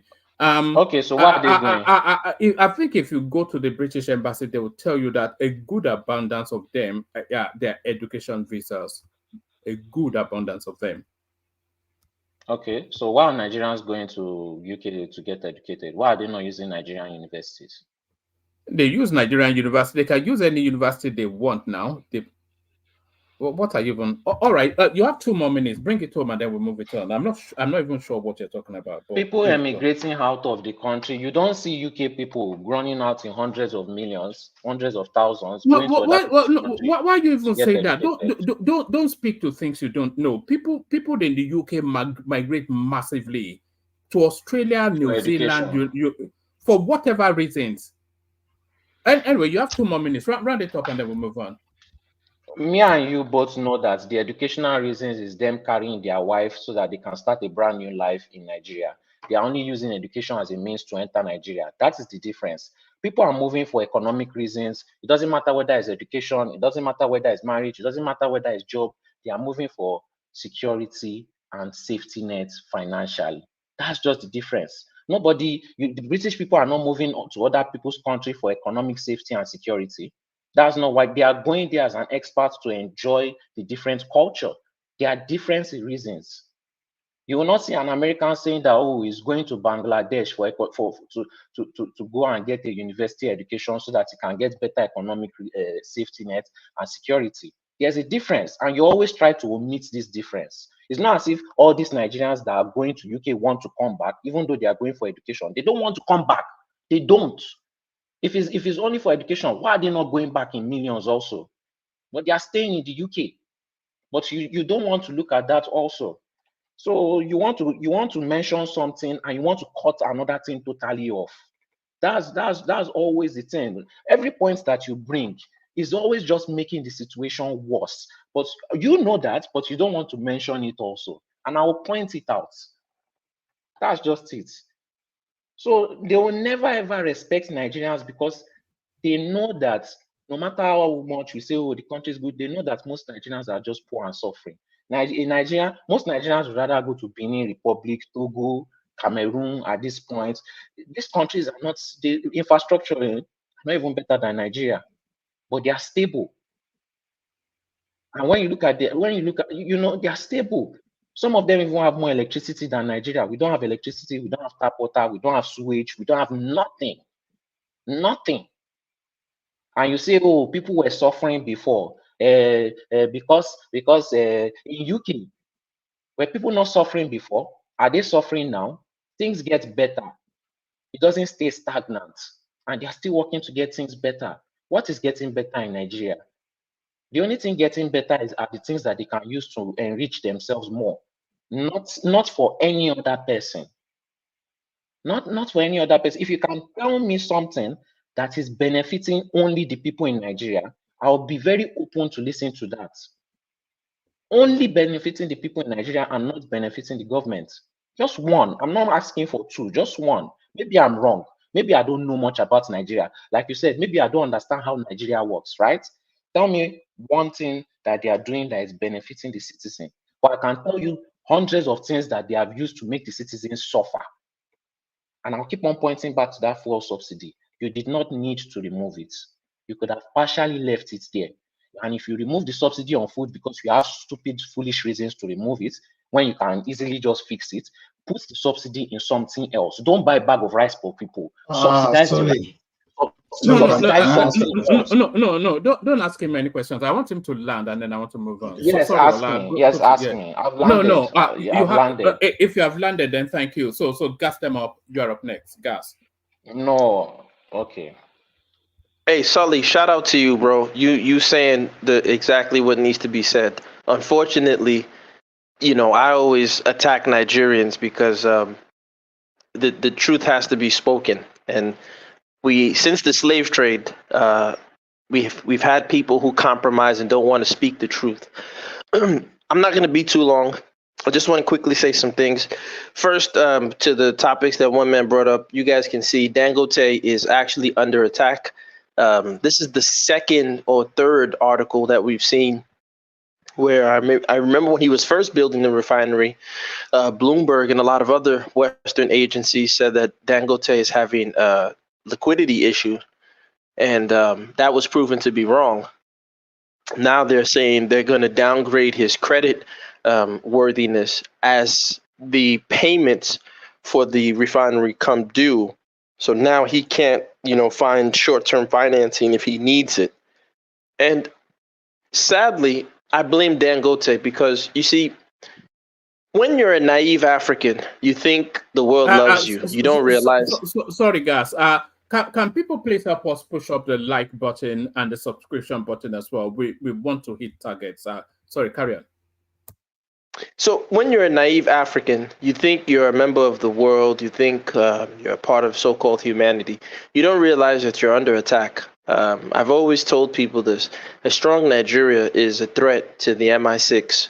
A strong Nigeria is a threat to the CIA, to the NSA. It's a threat to many European establishments because that means that resources won't be taken cheaply out of Africa. And that's always been the game since the slave trade. You get cheap commodities for the exchange of nonsense goods that the coastal elites and the elites take advantage of. And that's always been the game since we've encountered the Portuguese in the 1400s. So unfortunately, Dangote didn't realize that he was under attack. For years, Dangote was one of our best businessmen in Africa. And Bill Gates was never his friend, at least publicly to my knowledge. But then all of a sudden, once Dangote starts creeping to these levels where he has to be acknowledged by the West, Bill Gates comes to his daughter's wedding and all this stuff. I'm like, bro, they don't like you. They say, but Africans will be stubborn and they'll learn the hard way. So I hope he's able to find his way out of it. You can see the NNPC is now telling him, go and source your own fuel. So he thought that they would be happy and they would support him. He's not realizing that the NNPC is really, in many instances, a tool of Western oppression for Nigerians. So we'll see what happens in the future in regards to that. I think another topic one man talked about was this Wale Edun guy with his talk about the subsidy.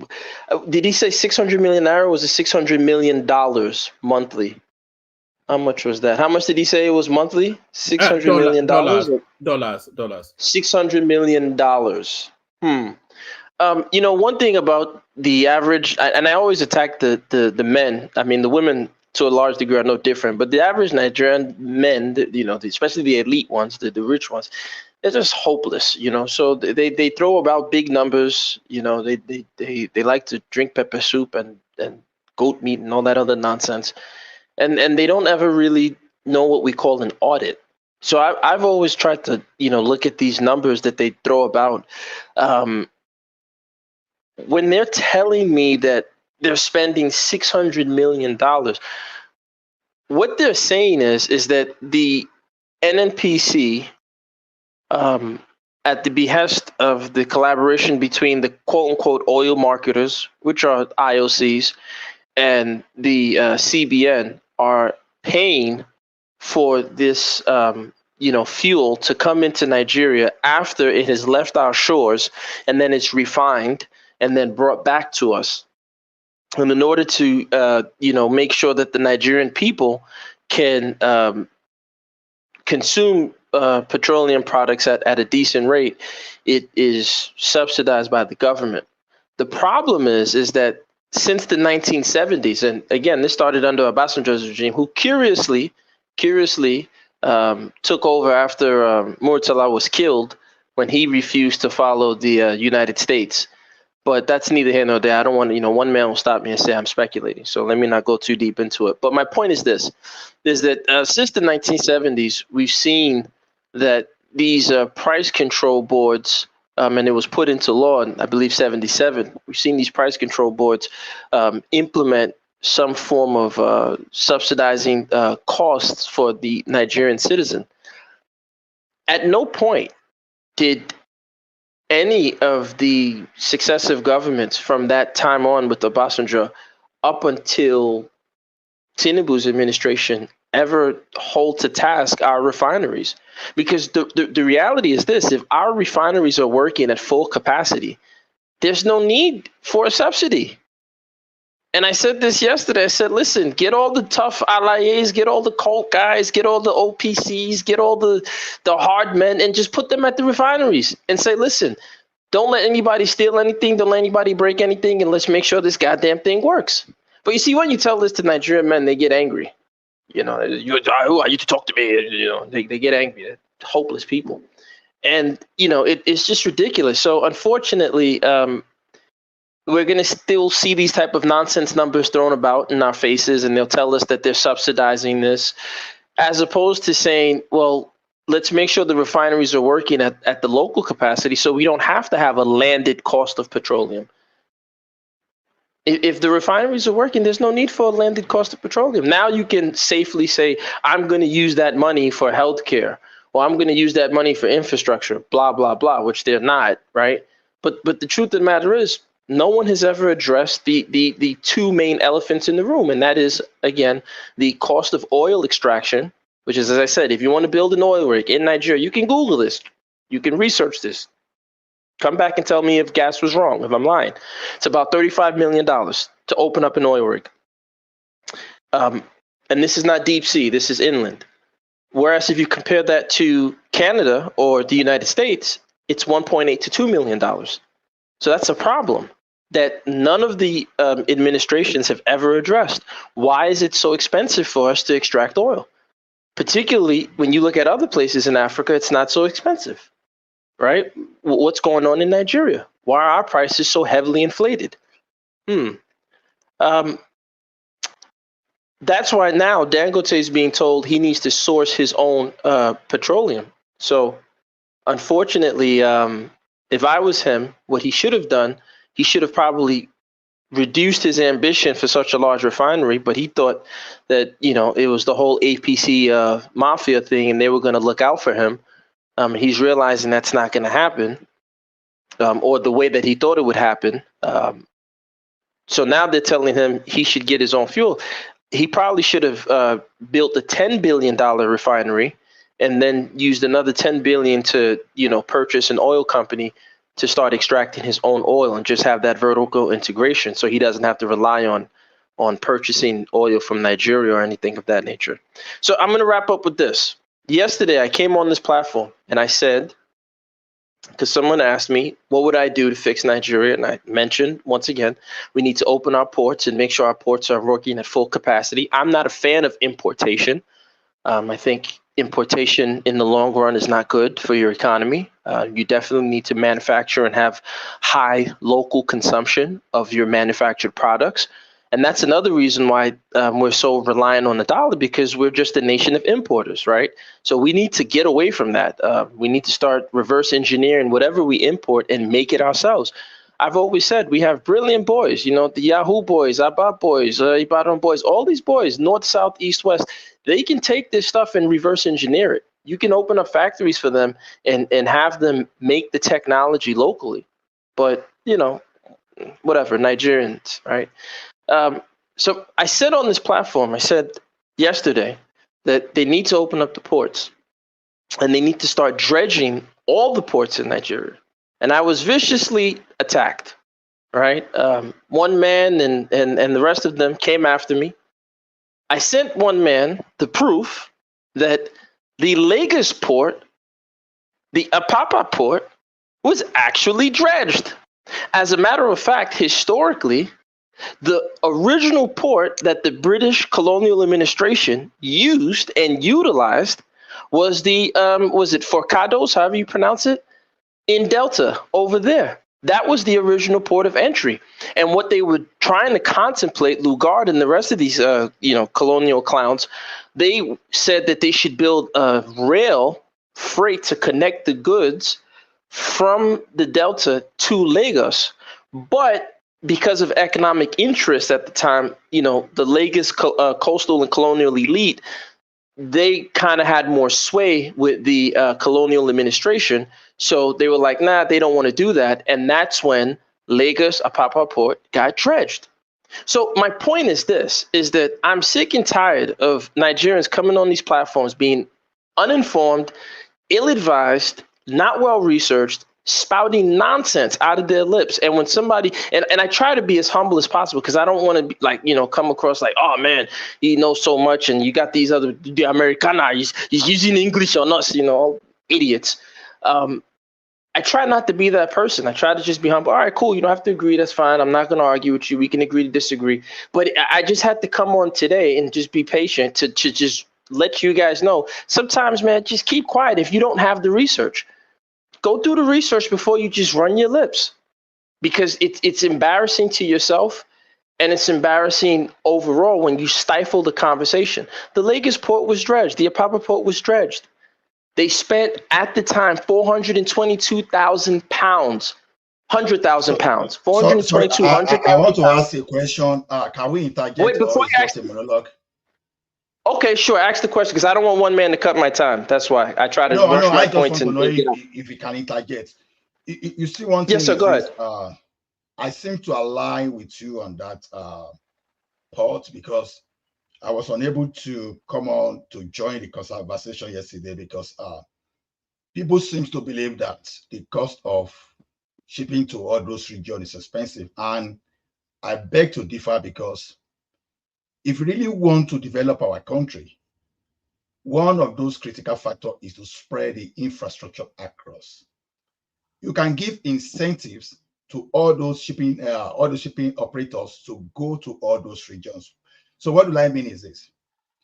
For example, you can make cost of doing business in Lagos more expensive than doing business in, let's say, Delta State or maybe Okitipupa, because definitely you don't have the type of congestion we have in Lagos. So when you want to redistribute our population, you want to build our economy, is to decongest Lagos, deconcentrate. So shift the concentration.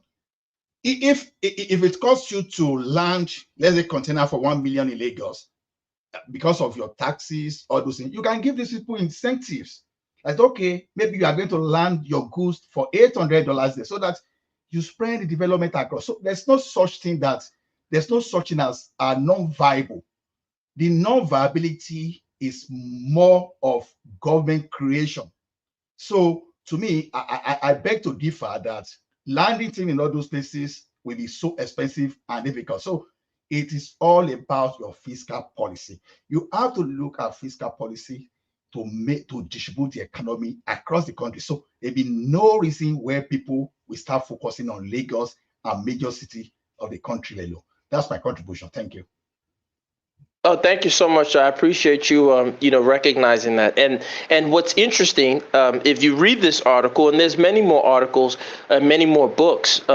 There's a well-known historian, Kristen Mann, M-A-N-N, Kristen Mann. She spent a lot of time, I believe, in University of Lagos, or I forgot which university, but she did a well-researched book on how Lagos became one of the premier cities of West Africa and West Africa in general. So there's a lot of research on this stuff. And that's why I get frustrated, because it's like, I'm not just coming here spouting stuff. I do a ton of research. I'm on JSTOR. I'm on, some of the Cambridge websites, on Ithaca. I'm on a lot of these sites, reading these papers, getting these books, buying them on Kindle before I'll come on here and highlight things. And what's interesting is that you'll see that the first thing that the colonial people did, they created a freight that linked Lagos to Kano, because Kano was one of the most industrial bases when they took over. And they knew that there was a lot of commercial activity in Kano, so they had to connect Lagos to Kano. And again, I came on the platform and I said, we need to get high-speed rail. So as the brother who just spoke before me said, if we open up all the ports from southwest, south-south to southeast, and we link them, I'm not a fan of the highways per se, because I think then everybody becomes car reliant, and car, developed metropolises aren't the best either for the environment, and then you become reliant on gas. So I said we should look at high-speed rail that connects the north to south, the entire east to west, right? And you can look at it as a human body. You have your capillaries, you have your arteries, you have your veins, and they're all linked together, and you have your heartbeat, your brain, and each part plays an effective role. You have your kidney. So if we look at the Nigerian state as a body and we create an arterial structure in which goods are flowing without any impediment on high-speed rail from coast to coast, you can literally, as the gentleman before me just said, you can sit down in your Ogun State, put your goods, wherever you get your goods from, you get them from Turkey, China, wherever you get your goods from, the United States, Brazil, you put them on a high-speed rail straight to the north. Now, the north has a lot of food products. We can exchange. I'm going to end with two things, one man, because I know my time is running. We can start exchanging goods with ourselves without even having to use the interface of currency. We can literally trade and barter with an established system in which we already know beforehand what the value of particular items are. So if I bring in, for example, let's say 1,000 pounds of something that I've imported, let's just call it widgets, and I know that they have, 2 truckloads of bama skins, and they're equivalent, and we agree, we don't even have to exchange money. We can literally use the same international means of commerce with bills of lading, letters of exchange, letters of credit, with genuine trust and a good, efficient system where I can load my goods from Ogun State and send them to the north and vice versa, and I can get my goods in return. And this can build great commercial activity in Nigeria, and it can be taxed, and everyone can pay their taxes to the local governments. Now we have roads. This is how we run an administration. The last thing I'll say is this. We currently have a car manufacturer, let's just call it manufacturer. We have a couple. We have one innocent that's established, and we have a couple that are coming up. The problem is that these guys are trying to make a Mercedes-Benz type of car that the average Nigerian, as Ekene wonderfully put, with the meager minimum wage, can't afford. It's about $40. That's nonsense. So now what we can do is we can start giving them the idea that, hey, listen, maybe you should make a smaller car, a more affordable car, like Henry Ford, when he started his car manufacturing process in the United States. He made sure every American can afford, and he made sure he paid his workers a high enough wage so that they could also have 2 Fords in their car, in their driveway. So these are the things. It's like, if we're going to copy the Oyibo, then let's copy them and be the best. Let's be better than them. But let's not copy the Oyibo to steal money, hide off in Dubai, have a little blonde bimbo that sleeps with us. Our kids are in London and our kids are in America, and we think we're doing something. Because guess what? These protests, whether you want to call them Russian, whether you want to say they're Spanish, whether you want to say it's regime change, it's biting us in the behind, as the Americans say. And these people that we're calling poor, poverty-stricken, blah, blah, blah, they will cannibalize us. And I say us because I'm in that class of privilege as well. But they will cannibalize us, and it's going to come a point where you can give them all the money in the world, and they won't want that. What they'll want is blood. And we could keep playing this silly game. We could keep playing it, because I kid you not, when Nigeria is broke and the elite can't afford to bribe their way around town anymore, then they'll see the true color of the people they've been stepping on. So I'll end with this. When you have governments that are saying they're giving away bags of rice, this is silly. This is the same way that Boss Tweed in New York in the 1800s, if you ever watched the movie Gangs of New York, this is what they were doing. And they realized that's inefficient. Doesn't make sense. You could easily tell everybody to make sure they took away, the NINs. They made us register our SIMs with our NIN. You could easily say, listen, everybody has to go to their local government, bring proof of your income, bring your work, and through your NIN, you'll get, if it's linked to your bank account, your BVN, you'll get a certain amount of money. The central bank can release a certain amount of money to your account every month. Just like in the US, they have, certain debit cards that people who are of lower income can go to certain stores and purchase food. You can do the same thing. So you tell all the traders at the local markets, hey, listen, if this person comes in with this card, they buy their goods, and then the government compensates you at the end of the month. You show the number of people, and you got to put the mechanisms in place so there's no cheating. That's how you run an efficient government. Don't give people bags of rice that they're going to finish in an hour, or they'll probably sell because they're cash strapped. And this is the nonsense. So, I'll end with that. So please, when you guys come on these platforms, be well researched. I'm not going to give my accolades, but trust me, I'm around a lot of heavy hitting academics. So I can't just run my mouth without research. Be well researched. Don't just read a post from Punch Magazine or some nonsense you saw on channels, TV, on YouTube. Get some real deep research and scholarship, and then make a conclusion and display that publicly. So the people who said that nonsense about me yesterday, that Lagos port wasn't dredged, you owe me an apology, but I know I won't get it. So thank you, one man. Oh, all right, brilliant. That's the excellent, well-researched gas them up. So that's gas them up. So a man not at all full of gas, Baba. So Baba, you're up next. So I think Baba don't have too much time left. So let's go to Baba. Baba, you're up next. Thank you, woman. Sorry, Baba. People who have not yet clicked on the like button, please do that. Let's get the numbers up. Even for the excellence that you just heard from gas them up. Baba, you're up. Yeah, thank you, woman. I will dispense with protocols, but still I salute the panelists and people in the comment section. Quickly, let me correct. Is Ekene still with us? Ekene? Bob, I'm here. Good. I just want to give you an insight exactly what a military government look like. I choose you because I know you can easily verify me. Tomorrow when you get to Alaba, try and look for any elderly person in the electronic section where you are and verify this story. A military government during Rasaki's time in the 1990s, Alaba was locked for 3 months because they had a fight with Omonile. Alaba was locked not because they were guilty. They were not guilty, but because of what they can get out of them. Why do I know that? Why do I remember that? I chopped part of the money. That time, the traders contributed to ask for pardon so that that place will be open.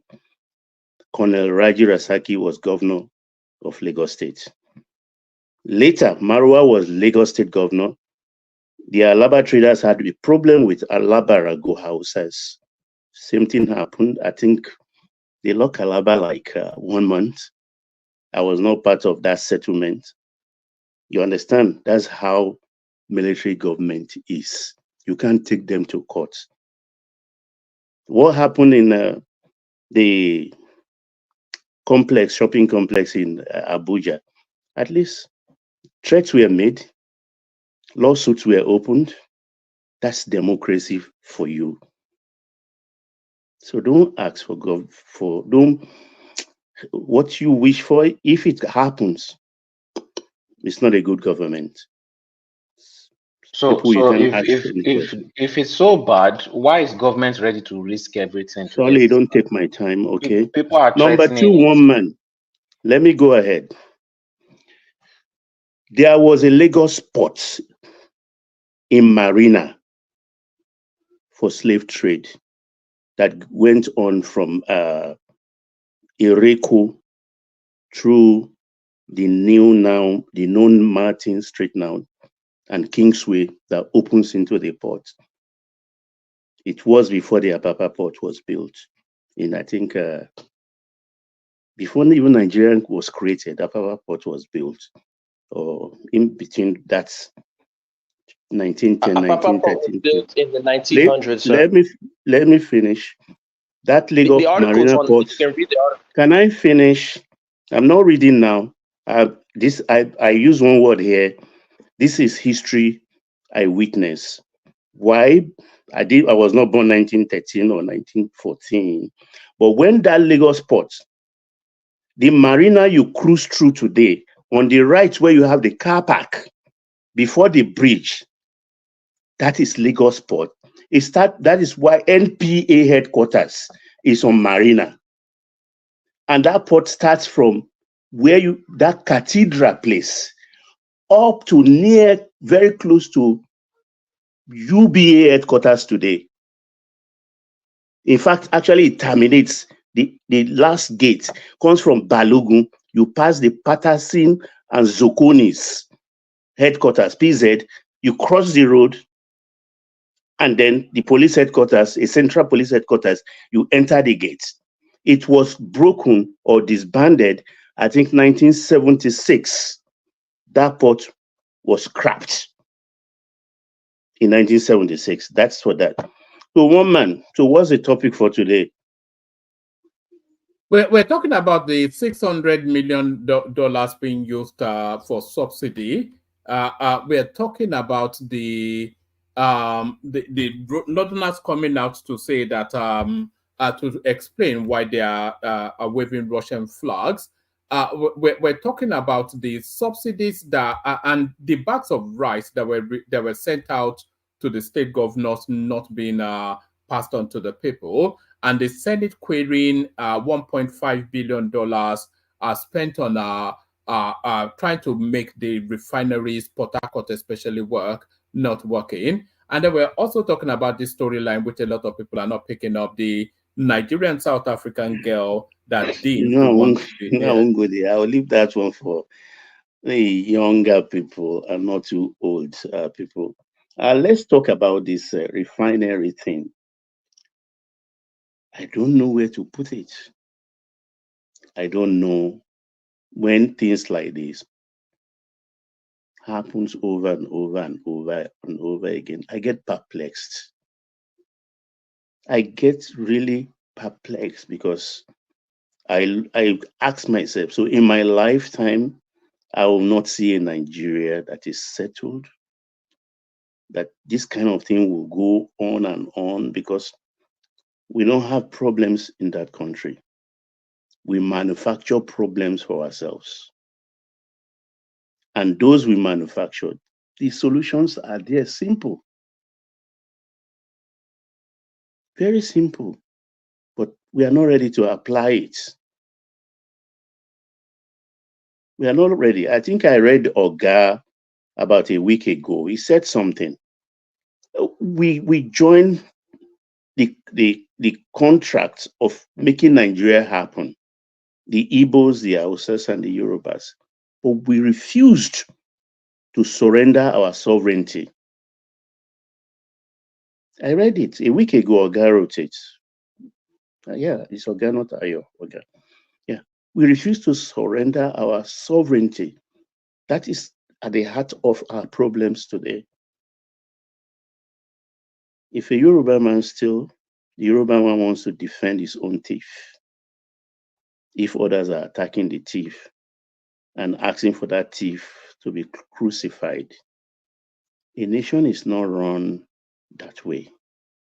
It's the tragedy of the geographical expression called Nigeria. At times, I always moderate my my inner thought, I always moderate it because there are something you think inwardly or I have as a private conversation, I cannot bring it into the open because some of them are extreme. You see this repairing of the refineries. We are not serious with ourselves. You know, I mentioned one thing when Hassan was here yesterday. Very few people know what is even going on in our country. I mentioned to Hassan yesterday, and he didn't have an answer. That the exploration NNPC has been doing since the 80s, 1980s. If you look at NNPC budget yearly since the 80s, they've been pumping money for exploration in the north, the Chad Basin, and some other states. They found oil in Bauchi. They found oil in the Chad Basin. What do they do with it? They say it's not of commercial quantity, but it's enough to lay pipe and send our oil to the refinery in N'Djamena in Chad Republic. Who is accounting for that money? I've not seen NNPC books that tells me that revenue comes into their coffers. How can you have 4 refineries and none ever worked in this century? The one of North is even tragic enough, but it doesn't make sense. The Northern Refinery doesn't even use our blend. You have to support it with another blend for that refinery to be able to manufacture products. And yet you lay pipe from the south to the north. The cost of that pipe can build a refinery in the south nearest to raw materials the size of Dangote Refinery. We even risk our life. In times of war, those are the pipes they will blow off easily. Imagine the distance, laying a pipe from south to northern Nigeria. We are not sincere because there's trust deficit. Oh, you have in the south, so we should have in the north too. But if it doesn't make sense, well, how can you put it there? But then we have to put it there to satisfy quotas or whatever services it's for. And we don't look. That's why I don't, even though I support the protest, but the quarrel, I said, look, we are not focusing. If you want to picket, go picket those refineries. Even the workers, refinery workers are on protest or on strike. You don't work, you go to work. The contractor for sweeping the premises still earn this money. You still go on leave. You still do IOU so that they can borrow. You still borrow money from NNPC as a worker in a premises that is not working, not producing anything. They budget for it every year. D2 for Port Harcourt, D2 for Cardinal Refinery. 1.5 billion, just about. And this 1.5 billion is just about 5 years budget. How much is a module refinery? I even take it back because when OBG said that refinery will not work, and Mele Kyari came in, I think sometime last November or October, and told us it will be working in December. And December, when they started showing us some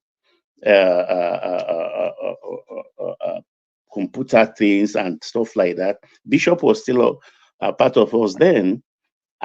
Bishop made me apologize that I should eat my words. And I did. I was excited for my country. I thought it's going to work. The next thing they use a verbiage is mechanical. They finish it mechanically. You played some this thing showing the bellowing of some smoke and things like that. Or, oh no, the gas waste from the refinery, the fire from the funnel. You showed it here. I was excited. That's fizzled out within 1 week. And ever since that January or December, we've not had anything. A country can't be run this way. And at times I question our being together even. Because you don't know how pained I am. I am a product. When I sit in my quiet moment, I ask myself at times, what has Nigeria done for me? I've never attended government hospital. I don't use ECN NEPA lights. At a time, I had 2 generators in Nigeria, one for daytime, one for nighttime. My children never attended public school. So what has Nigeria done for me? Nothing. Nothing. I've always had borrowing. How were you able to afford those 2 generators? One is petrol, the daytime one, and because of air conditioner in the night, we use the diesel generator, the big one. How were you able to afford them? Why not? My children, even at a time for the diesel, they came up with a contraption. They have an arrangement with a fuel station where they have a service bay. So they take those oil, they take from the engine oil, the used one. They take it. There is amount of kerosene they use to mix that oil, and they use it to get AGO. Though the smoke will be a little bit thicker, not blue, and of course it will shorten the lifespan of that generator. If it's to be like 5 years or 7 years, it will take at least about 2 years out of it. That was what I was really asking. You said Nigeria has never done anything for you, but you seem to have you seem to have lived an upper class life in Nigeria. Average life. Nigeria gave you that life that you seem to. I took it myself. Where did you take it from? I went to school. I walked. And I'm not daft. Where did you work? Where did you school? Nigeria gave you everything. Oh man, leave me a beg. Nigeria didn't give me anything. You understand? But it's a beautiful life out there. And since I've been 18, I remember very well, I've not eaten 3 meals a day. I've always eaten only twice. It's now that I'm growing into old age that my belt is 30, my waist is 34. My waist has always been 32. Do I wear trousers 36 to give my stomach some allowance? I don't like tonteering trousers. What I'm saying in essence is this. It depends on value. Since I was a kid, we go to abattoir. I don't know, at times people, maybe because my parents were educated, we buy from abattoirs, meat. We go to farms to buy products, pepper, everything that is needed in bulk, not the ordinary markets. We go to Ekpe, to drive to Ekpe to buy fish as they are coming back. At times, my fisher folks in Isaleko, they bring for us. So this new Nigeria that people complain about food, there has always been people who lacked. But I don't know, because even me as a kid, when we are on holidays, you see the Kuramo waters on the island. We go there to fish. We take it as fun. As kids, it's fun to us to go fishing because we don't have the Nintendo or anything now. All these things they use now. TV will not come on until about 6 o'clock in the evening. So we have the whole daytime to ourselves. Because I listened to my deputy governor 2 days ago, Hamzat. He talked even about he talked about them having a tomato farm in Badagry. In between Badagry and the market, when they take tomato, which they sell to them, I think he mentioned it for 7,000 or so, or 2,000 a basket or something. He mentioned it. By the time it lands into the Okuku axis, the Agbara axis, and all the rest, they've multiplied it by 10 times.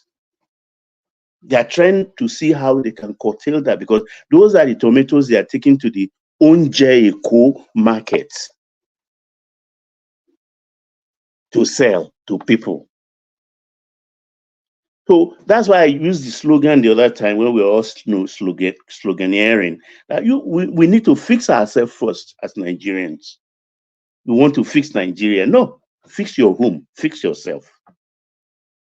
Because this oil thing now we are talking about, it's about our people. I'm in support of this oil subsidy because I know what's up there. How many people have died, killed? Let me use a bite or what the lingo here, because you were not playing balls. Whether you are custom, whether you are and all those departments in NNPC or anything, or you are trying to be greedy. So a lot of stuff goes on there. If they go picket these refineries, they picket the National Assembly for 1 week, not 10 days, 5 working days, massive crowd, I think things will change. I'm not saying things, watch my word, I'm not saying things will work. I'm just saying things will change. Because to wean a child from breastfeeding is not an easy task. Ask mothers. So it is, because only in Nigeria a lot of things like this happen. Only in several other climes, nothing.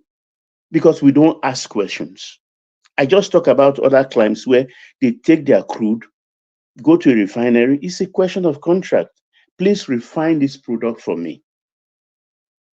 This is what you can extract, this is what you can extract, this is what you can extract. Already that country have sold out those byproducts they will not need. They will use those vessels will come and collect right from the refinery. While they will bring their own vessel to collect what they needed in terms of AGO or PMS or LPFO, HPFO, anyone. But because we are not literate in that industry, they just use any arithmetic for us, and we tend to accept it. So when you say you are using $1.5 billion is a lot of money. The GDP of some countries that are neighbors is just 10, 12 billion, 15 billion. They are GDP. And we are using 1.5 alone to waste, to service refinery that none has worked so far. These people, until we strong arm them, they will not yield. They will not yield. So if they still want to protest, where they should picket should be the 4 refineries and the National Assembly, because that is where they can change the laws. The governors, nobody is asking them now. They are thumbing their noses at Abuja, because Abuja cannot say you can't receive your FAC allocation. It's unconstitutional. The president doesn't have that power. If not, that governor will take him to court and he will win, hands down. You can't stop any allocation, any entitlement to a state as a president in Nigeria. That's what our constitution says. And yet they receive the money. They even ask for more. It's like a cartel. Who ruined Jonathan's government. It's the governors that ruined Jonathan's government, not the change of government. Because the national sovereign account, they finish it. What other accounts? Two major accounts where in one alone we had about 21 billion already growing that account, and they finished everything. Today, those two accounts reading zero. Baba, before there is something I wanted to ask here, but I forgot it. So I would like to throw it to you so that you. I saw the appointment of the former governor of Katsina State to the position of this third fund something that concerns education. So, what do you say about such appointment in a critical position of this country now that needs to intellectual people in the position of power, especially that kind of position that concerns education, and you see such individual being appointed in that position? Do you really appreciate it as a supporter of the president? Well, my support for the president is not an absolute. No, I question a lot of things here. I question those the jets. I didn't question the yacht, but I questioned the jet, and I questioned when they budgeted over some billions for vehicles in Aso Rock. So it's not an absolute my support for the president. For most of the appointment, no, I disagree, and I disagree. Particularly anything with education, I've always believed that we have too many educationists in Nigeria, in all the geopolitical zone, blessed and rich in their knowledge of the terrain. There are so many. A lot of them are. Even if you pick a really well-versed retired headmaster for that position, he will never misfire. So when they turn everything into politics, that's one of the bane of our country. That is why maybe everything for us will have to be slow. So that is very wrong. Square peg in round holes. Thank you so much. All right. Thank you. Okay, woman. Thank you for the opportunity. All right. So thank you, Baba. So let's see if Ajale Koko is ready for us. Do we have Ajale Koko? Oh yeah, he's there. Yes. So Ajale Koko, you're up next. I think we may not. Oh, he is there. So yes, Ajale Koko, you're up next. So we're still on the narrative of the subsidy. The opinions just sharply divided. Some people for it fervently, some people against it fervently. But a lot of the nuanced understanding feel that this subsidy is something that needs to go. And then Wale Edun coming to speak on this 600 million naira month, $1 million even a month on the petroleum space, and the Senate querying why I haven't spent $1.5 billion on a Port Harcourt refinery. It still cannot refine anything. The protest is still going on apparently, so plenty to discuss. Ajale Koko, you're up next.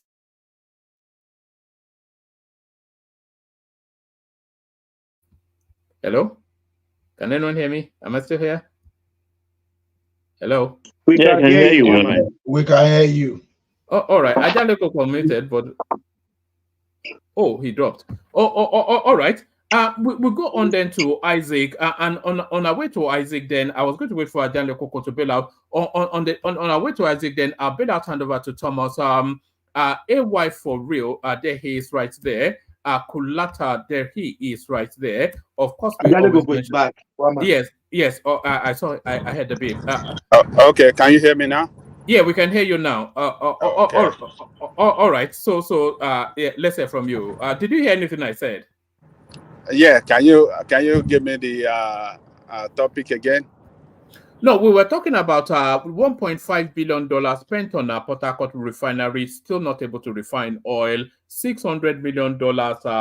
Wale Edun saying that we were spending on our petroleum but you were quoting those figures. The protest still going on apparently, but nobody seems to be paying attention anymore. Yeah, so we're talking about the South African situation, the Nigerian girl, the NNPC, still ongoing battle with the dangote space. So a lot of conversation here. Yeah, greetings to our listeners around the world. Click on the like button, share and subscribe if you haven't done so. You see, Wale Edun's figure, to me, and everything is said,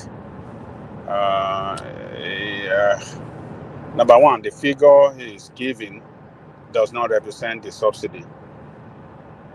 It just telling us that they spent $600 million to import, and what represents the subsidy is,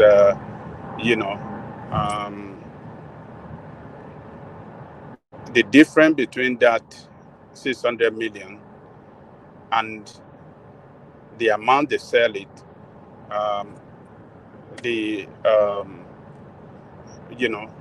Whatever amount that they subsidize. Let's say, okay, if the landing cost is $1,000, or let me say 1,000 naira, and they sell it to us at the pump for $600. 600 naira. Then 400 is the subsidy. So it is not the 600 million that really matter to me, but what is the actual subsidy? He failed to tell us that. And number two, he confirmed to us that they are very, very incompetent government, very incompetent people, group of people that cannot even determine how much oil or petrol that we use on daily basis. And he confirmed to us that they are very incompetent by him telling us that we are feeding all other African countries. All this petrol are finding their way outside Nigeria to Central Africa, to other African countries. That is not our own problem. That is their own problem. That is the corruption, government corruption right there. So if they cannot really fight the corruption, why are they in government? If they cannot really manage the resources well, why are they in charge? So this is why some of us that are supporting subsidy, that is why we are making that point that, look, it is the corruption there that should be fought and not totally take off subsidy. It's insane. In a country that every economic activity is driven by that single product, and then what you are giving as subsidy to drive the economy activity, to encourage productivity, to boost productivity, you took it off and you think that the economy will perform better. It's not going to perform better. It's never going to perform better. So, and we see the effect of it, the adverse effect of this thing on dangote and on every business activity in the country. They're losing money. Devaluation of the naira and the removal of subsidy, it crushed business activity. It crushing productivity. It shrink our potential for economic growth. It's not stimulating anything. It's not stimulating economic activity. So Edun can do better. Everything is said there is just to confirm to us that they don't know how to manage the resources well. So that's on the Edun. And on the Kyari and the House or Senate probing him, I think they're just, I don't know, I think they're just grandstanding. This is not the first time that this is not the first time they have invited Kyari to the to hearing. They done it even during the Buhari's time. What ended it? What did we hear after that? Nothing. That guy was able to, you know, you know, he was able to bragado them, and you know, he was able to speak some grammar as they were asking him some question. He was speaking some grammar too, and he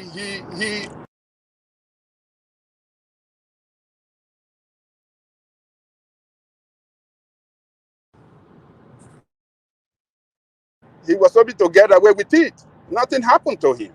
So I don't see what is going to happen to him now, because he should have been the first person that the president should have taken out. The same way he took out the central bank governor. He should have taken out that guy that he assumed office from day one. But he allowed this guy continued to do what he's doing. Something. So he kept him there. And who is probing him? If the president is backing him, if the president still wants him there, nothing. Nobody can do anything to him, except the president doesn't want him anymore. That's the way I see it. So Abba Kyari, to me, is still, I mean, I don't see any kind of problem between him and the president at the moment. Maybe there is one, I don't know. But it looked like the president liked him. It looked like he's doing a good job to the president, and I don't see anything. Sorry, Jellicoco, are you talking about killing me? Is it Abba Kyari you talking about? Yeah, I'm talking about Abba Kyari. Yeah, so the question is, who is Abba Kyari? Abba Kyari, I don't think is in the same league as Emefiele. Emefiele is just a loose, I don't know, cannon. But Abba Kyari, who is he? Who is making noise there? Somebody have his TV on? Prince Daddy.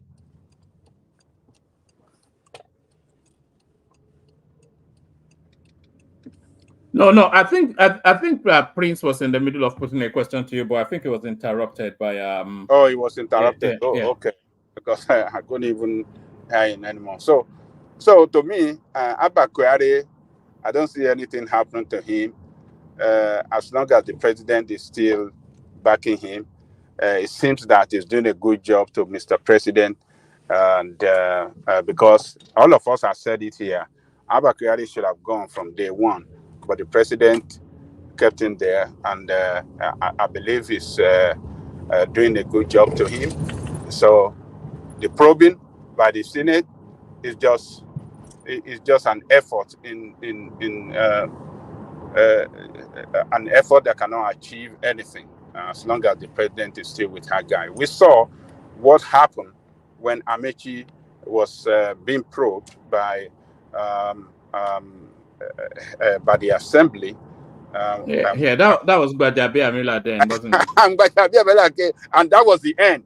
1 month, we didn't hear anything after that. Since then, nothing, no probe, nothing anymore. Everything ended there, and everybody move on. So this one they are doing, and this same Gbajabi Amila is now the chief of staff, and you're expecting something different.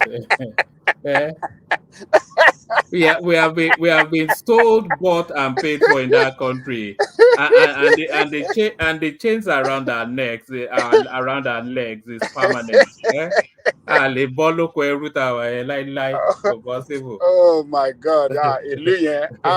They are just no. What is our you know? Even the unborn till the world comes to an end. What is our you know? The last song is. I had a song, the government magic. It's just government magic, man. As long as we have Nigeria, that the government magic will never end. So all this thing playing out is just government magic. That is what Yoruba call can you guys hear me? I don't know if I'm audible. Yeah, we can hear you now. Please. Okay, I was gonna say that magic you're talking about, it's everywhere. Even in American politics, it's these people. That's if you pay the price and you become part of the what you call it of the team of the insiders.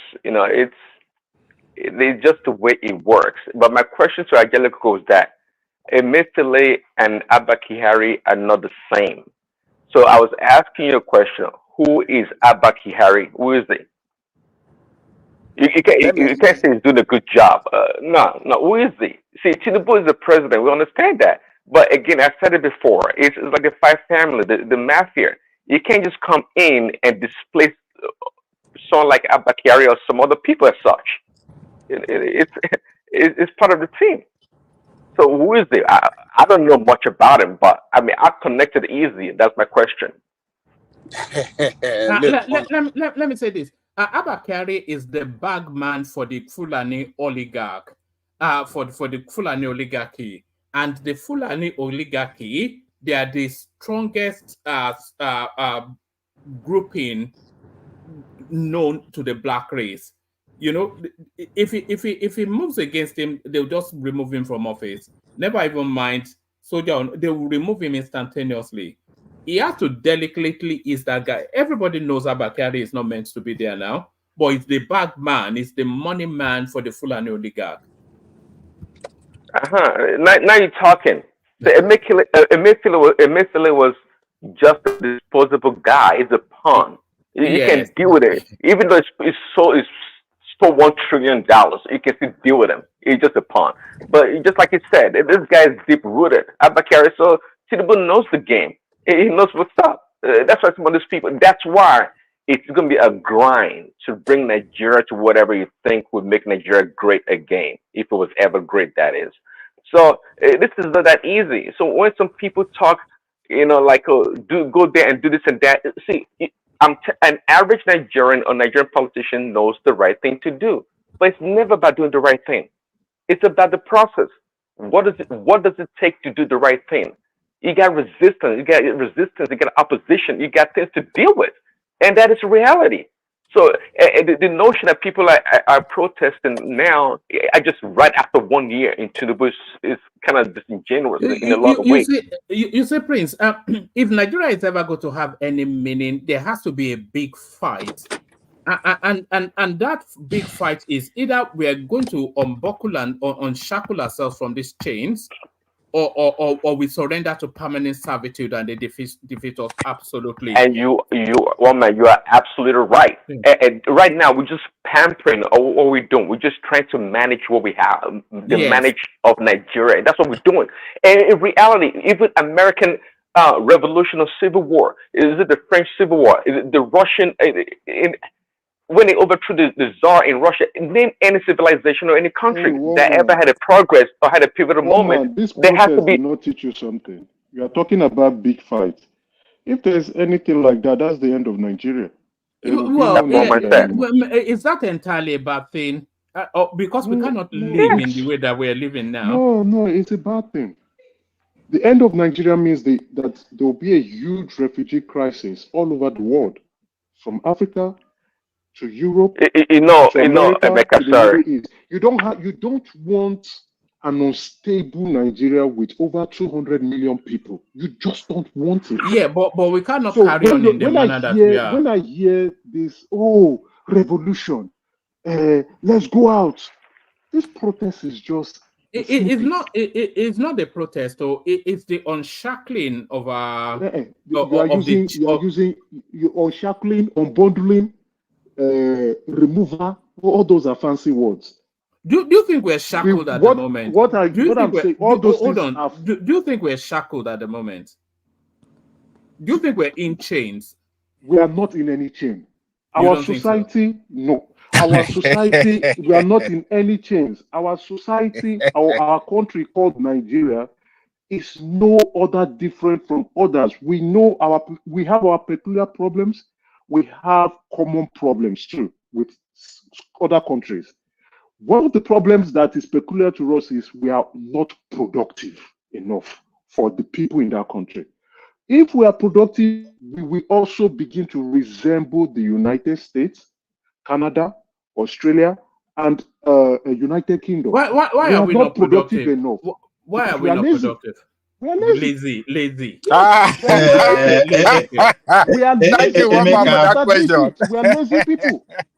See, People, Emeka, see, we are looking. I People, will, the you're youth, lazy. see, Oh, no, the no, youth are man. pointing. The youth are pointing at the government that the government should feed them when they are Emeka, supposed to No, take. they are our not. problem is Wait, more than no, They are that productive. is not. what They is are not happening. saying the That is what government is should feed happening. them. See, the Hold on, Chinese. Emeka, Wait, hold on. okay. Let it be conversational.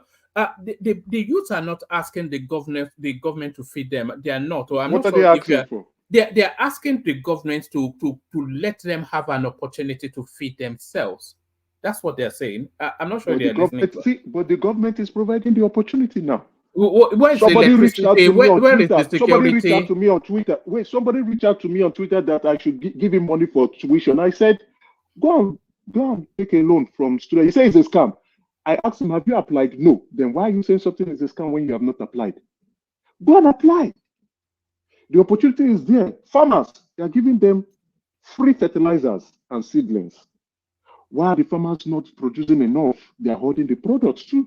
Emeka, There's Bank of Emeka, Industry. Let me begin to Bank of Industry. Emeka, just give me Wait now. 2 Let me seconds. land this point. That Then point I you will make, keep I want quiet. to Let me say give what this happened example. today to me. Okay, go ahead. What happened today?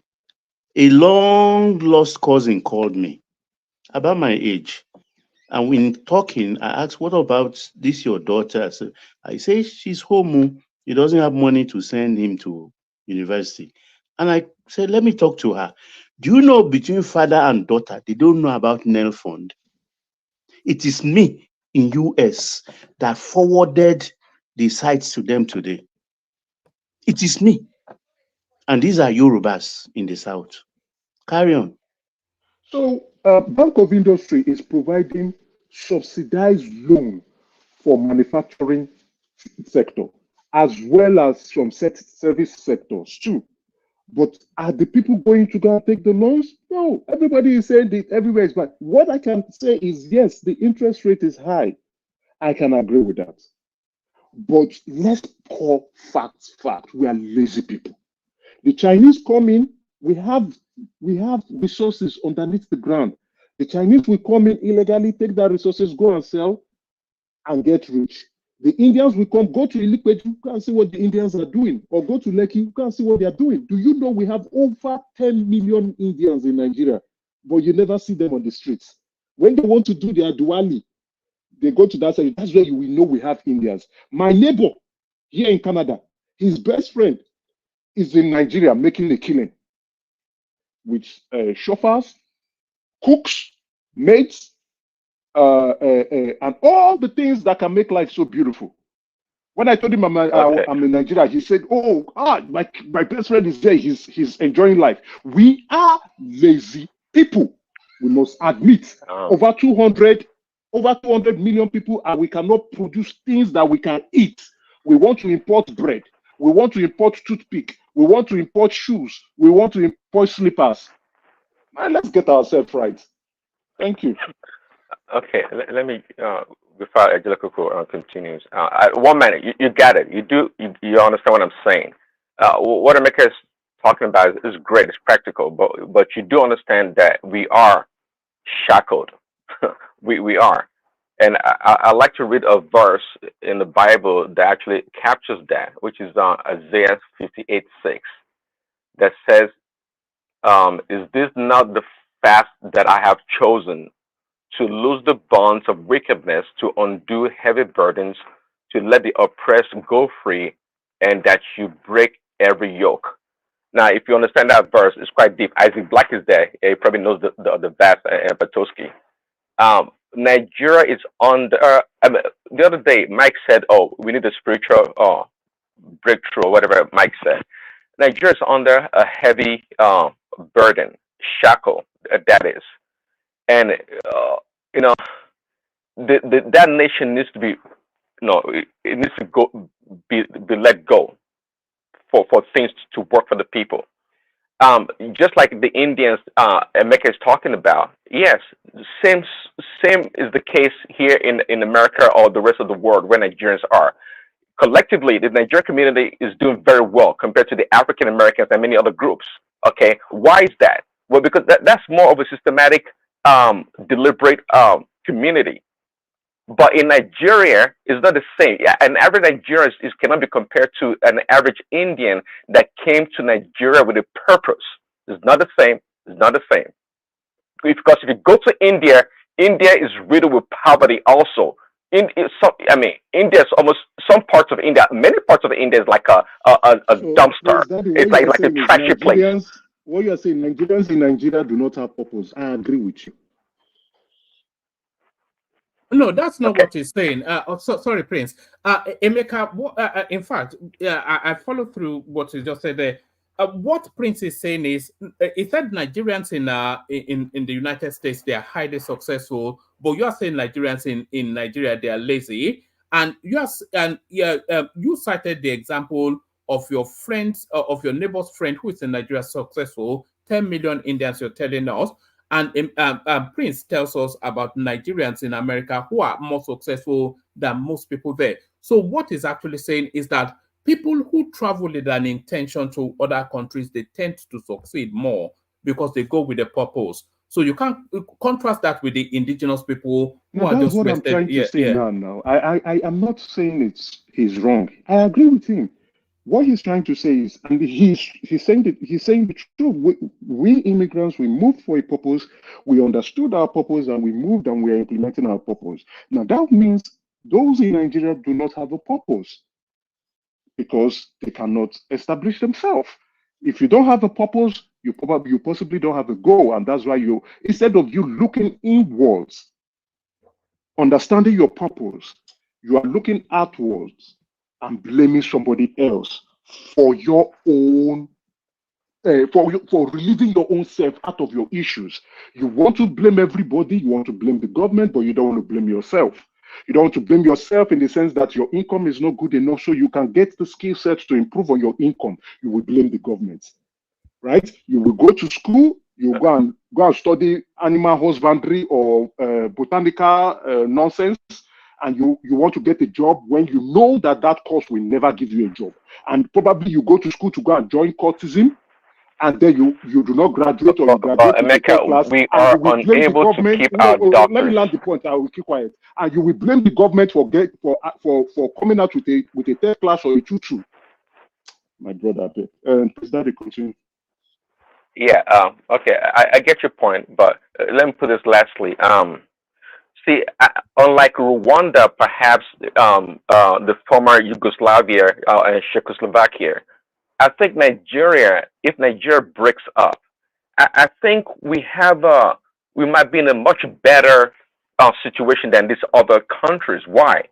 Because in Nigeria, we all have our own natural space, natural default place to go to, which is well established in that country. So the worst thing that can happen will be mass migration, that some ethnic groups are concentrated to their homeland. So it may not be as bad as we think, actually, if Nigeria breaks up. Not because I want Nigeria to break up, but I'm just saying. Because, quite frankly, we can only manage Nigeria.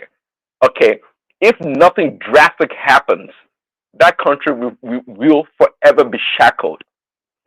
All right, well, man, thanks. All right, brilliant. So back to Ajale Koko, but Ajale Koko, on my way to you, let me bail out. So that's Prince Daddy right there. That's Tinubu Jack right there. That's Kulata, who still not made the decision if it's coming on or not. I think he's probably gone to bed now. That's Kulata still. So still space for the super task to come in. No super task today, it looks like. I'll hand over to Thomas. Ajale Koko has the floor. Emeka has still not spoken. Isaac Black has still not spoken. Emeka has still not spoken. Prince Daddy, of course, is there to keep you company. Thank you, everyone. Sit. All right. You see, Emeka is saying Nigerians are lazy. I don't know if he counted himself as one of those lazy Nigerians. I I will not agree. What do you mean? Well, if he's saying Nigerians are lazy, I think he should count himself as one of those lazy Nigerians too. Look at the hard worker. So, because if Nigerians are lazy, I don't think we won't see Nigerians very successful. Majority of Nigerians that run away from their country come to this country, go to Britain, Canada, and everybody, majority are very When I successful. say Nigerians are lazy, you look at the population. Look at the population of the country. No, right? what I'm Over saying, 200 million. if it is they were impoverished by the government. No, the government didn't impoverish Government anybody. policy No. has I never refuse. been good to See, elevate poverty, to alleviate poverty, the and government take cannot people out alleviate of poverty. The So you government should admit to this. The government cannot be responsible to elevate the poverty of its citizen. That decision lies with the individual. You want to get That out is of not poverty? true. That is Hold not on, true. You sir. see, Sir, when you hold on. You people want are to get talking out of this way, poverty? You want to get out of poverty? It is your ability to get out of poverty. that is not true. Government now, when the government let's be very realistic. There are poor people That everywhere. is not true. Go ahead, sir. Go ahead. That is not true. There's nothing. Every successful society, every society that is well governed, every society that everything runs well, government is behind it. That is For true. business, That is government is behind everything. The security of life and property, which is very important to, secure the society, is the government that control the security. The welfare of people. Let's have the conversation, sir. Now is let's the have this government that is conversation. behind it. I'll listen to you, but let's have this conversation.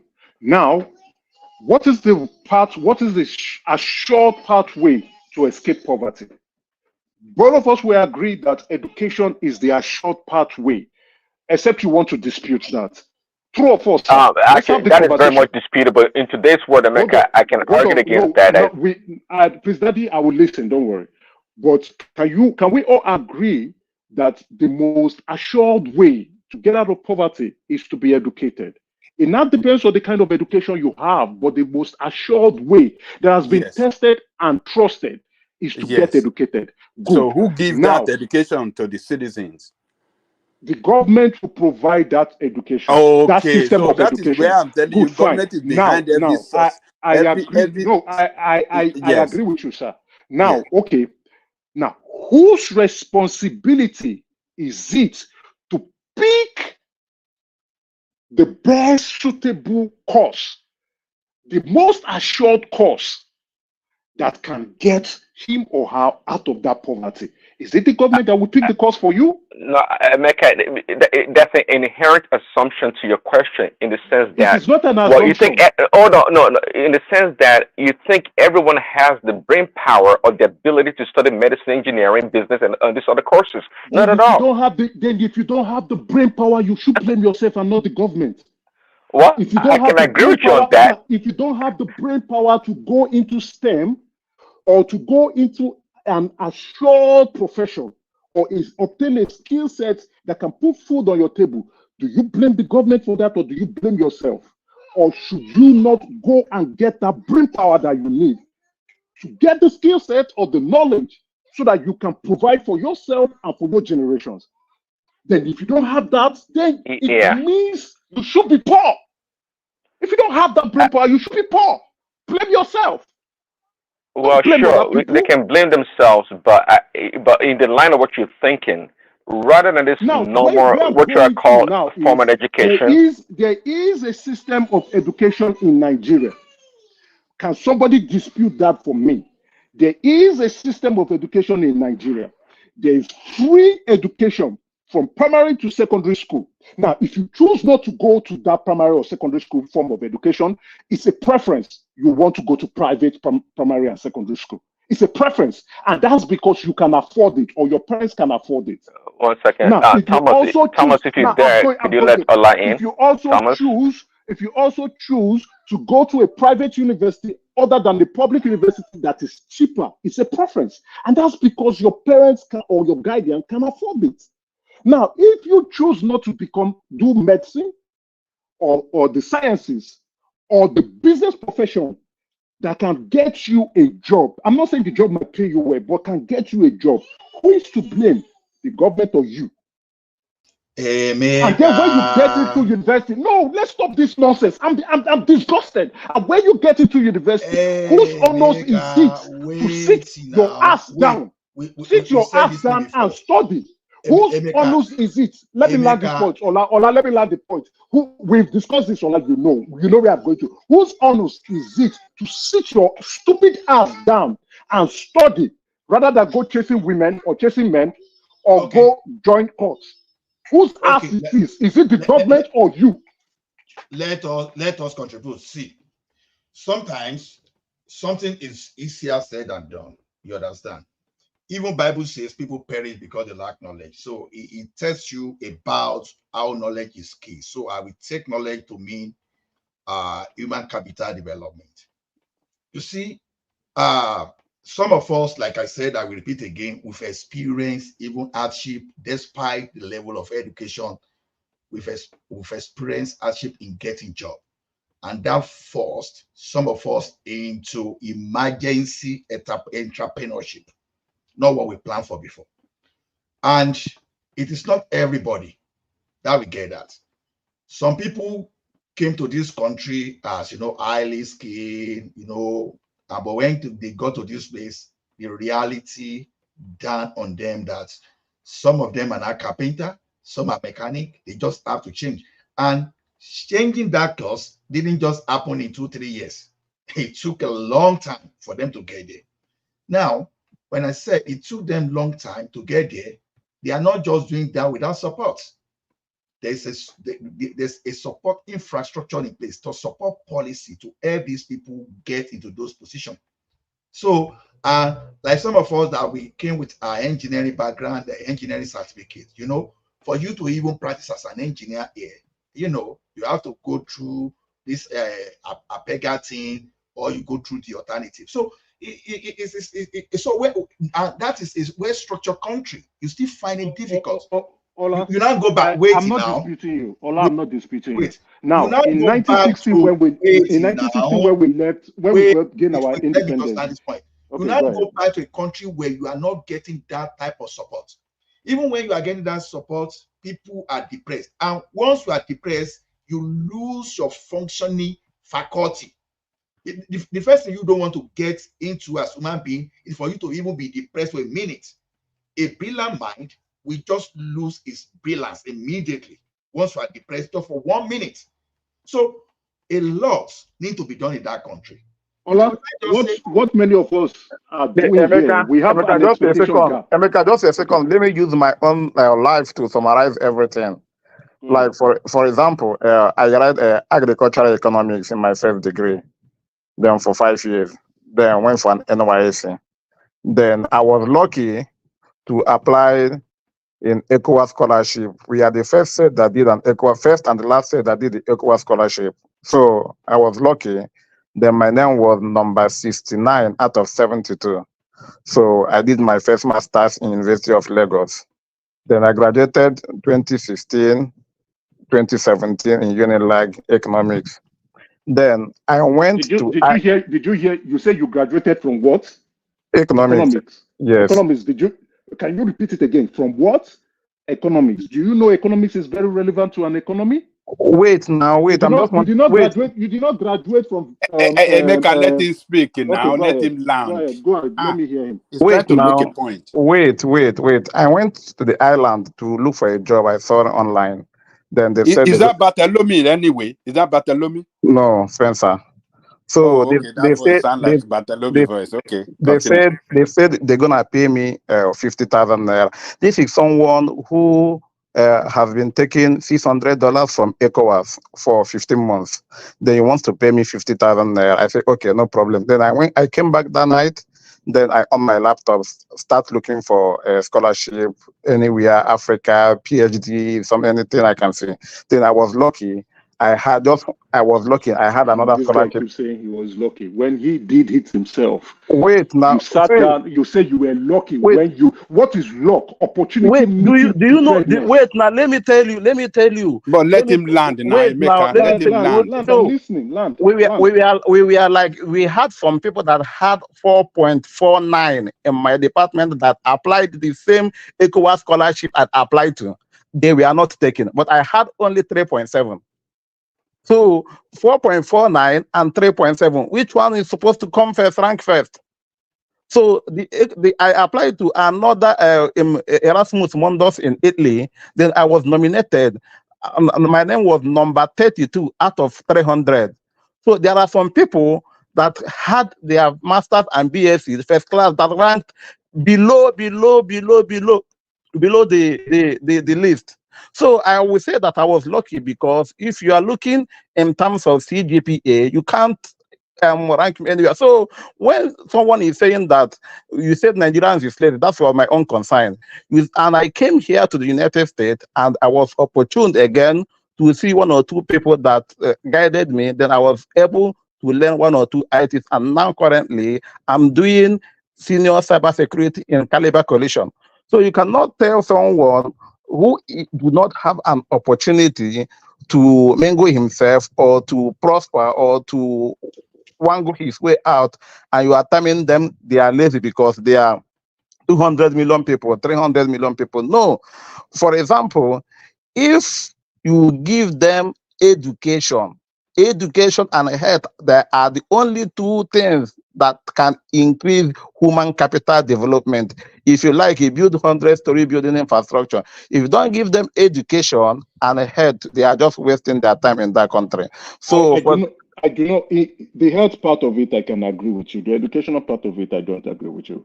Our educational system is one of the cheapest in the world. We have education. We do have education. So many of us are not, or probably a few of us, or many of us are not going through that educational system. Let's be honest. Let's call it that. Healthcare, I can say healthcare is not that good enough. Both of them are intertwined. If someone who is healthy I don't understand the intertwinedness that you're talking about. We have education. Nobody is stopping you from not going to school. Our education is so cheap. To read medicine in the West is as expensive. Many of the doctors are still in debt. But to study medicine in Nigeria is extremely cheap. And if you do a country-by-country analysis of the tuition we pay in comparison to the same BSc or BA in other countries, you will find that our cost of education is quite cheap. Heavily subsidized, in my own opinion. That's what we call analysis paralysis. Because the thing is this, when we are even talking of cheap, see, you have to look at the economy. The question now is this, okay, you are saying it's cheaper here. Do you know how many people that can afford to buy house here just because you have access to mortgage? You know how many people that can go for that medical that we are talking about just because of mortgage? In Nigeria, you have to work tooth and nail to even get that. What are you saying? You are in Canada here with me. Ola, what are you saying? You are in Canada here with me. What is the problem Trudeau is facing now? Because interest rate is so high, people can't afford to buy houses anymore. No. They just reduce the interest rate. Don't paint a picture that is not true. Hold on, sir. Young Canadians cannot afford houses now. Let's be honest. Young Canadians can't afford to buy houses. Emeka, it's not the same situation. Don't even come close. No. Stop it, sir. Wait. Stop it. This is what we call analysis paralysis. Because it is not analysis paralysis. You find Nigerians. Wait, excuse me, sir. I went through the route. I know what I'm speaking. Are we not in the same Western country? We find professional Nigerians when they do their West equivalent coming in here and they are plugging into the system right away without any student loan, without any debt, and they are transforming their lives. And if you do a comparison, sir, wait, hold on, sir, let me land, please. Because we look down on Nigeria and I think it's very wrong and disgusting of us. When we do the analysis, sir, wait, sir, hold on, let me land this valid point. When we do the analysis, you compare yourself with an average Canadian who has taken student loan, and you compare yourself with no loan, aren't you positioning yourself for success? When you go apply for a mortgage, both of you, who do you think the bank will give money to? Someone who already has it. No, sir, wait, let me have my point. Stop it. Who will they give a blow? Somebody who has no debt and somebody who has a debt. Sometimes you have to listen Let's to stop this nonsense we talk about our country. We need to call our country. Our country is a blessing to us. No. It's not about running the country down. We need to call our country. Our country is a blessing to us. We are just ungrateful citizens. We're very ungrateful to Nigeria. They've jacked the platform. The floor is very ungrateful to our country. And Our country is one of the best countries we ever have. We have a population of over 200 million people. And we expect the government to come and feed us. We expect the government to come and feed you. There is no more moderator. With the government feed There's no more moderator in the platform. We're very grateful. We went to the cheapest university in the world, and yet we look at our country and we ridicule it. And you stay here. The platform has been attacked. Stop using false equivalence. No moderator. I will tell you something now. Nobody. Someone working in warehouse here can still find a way to get mortgage and buy house instead of paying rent. You understand? If we have now, when I say we are lazy people, where is the manufacturing industry in the country? Whose responsibility? Where is the manufacturing industry in that country? What are we producing? Where you don't produce, you can't employ.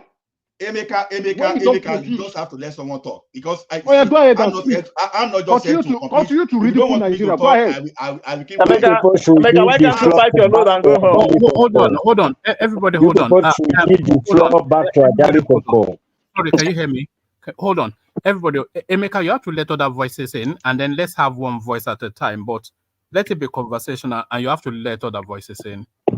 Woman, I'm just getting tired of the way we talk so bad and so low about our country. Ola, can I now? I am speaking now. You have decided to want to come again. I am tired of the way we are ungrateful to Nigeria. I am extremely tired of it, and I think it is wrong. Nigeria has its benefits. Ola, wait, please, so that if you interject me, I will not land my. But can I just speak for 1 minute? Can I speak for 1 minute? Emeka, you have been speaking and you are saying you can speak. Go ahead. You are speaking. But you don't want me to talk. When I talk, you want to blame it on me. Oh, yeah, go ahead. Say the nonsense you want to say. To Nigeria, please. The nonsense you want to say about Nigeria. Black, I beg. I will soon come back. I have just 8 minutes more to spend. Please, let me just put my own before I go. See, the thing can you just to Nigeria, please wait. Can you just yield the floor to the original owner of the space, which is Ajali Koko? Let him land. Then if there's no more moderator, let one person go, then another person. There's no need talking on top of one voice, please. No. Sorry, I see Black.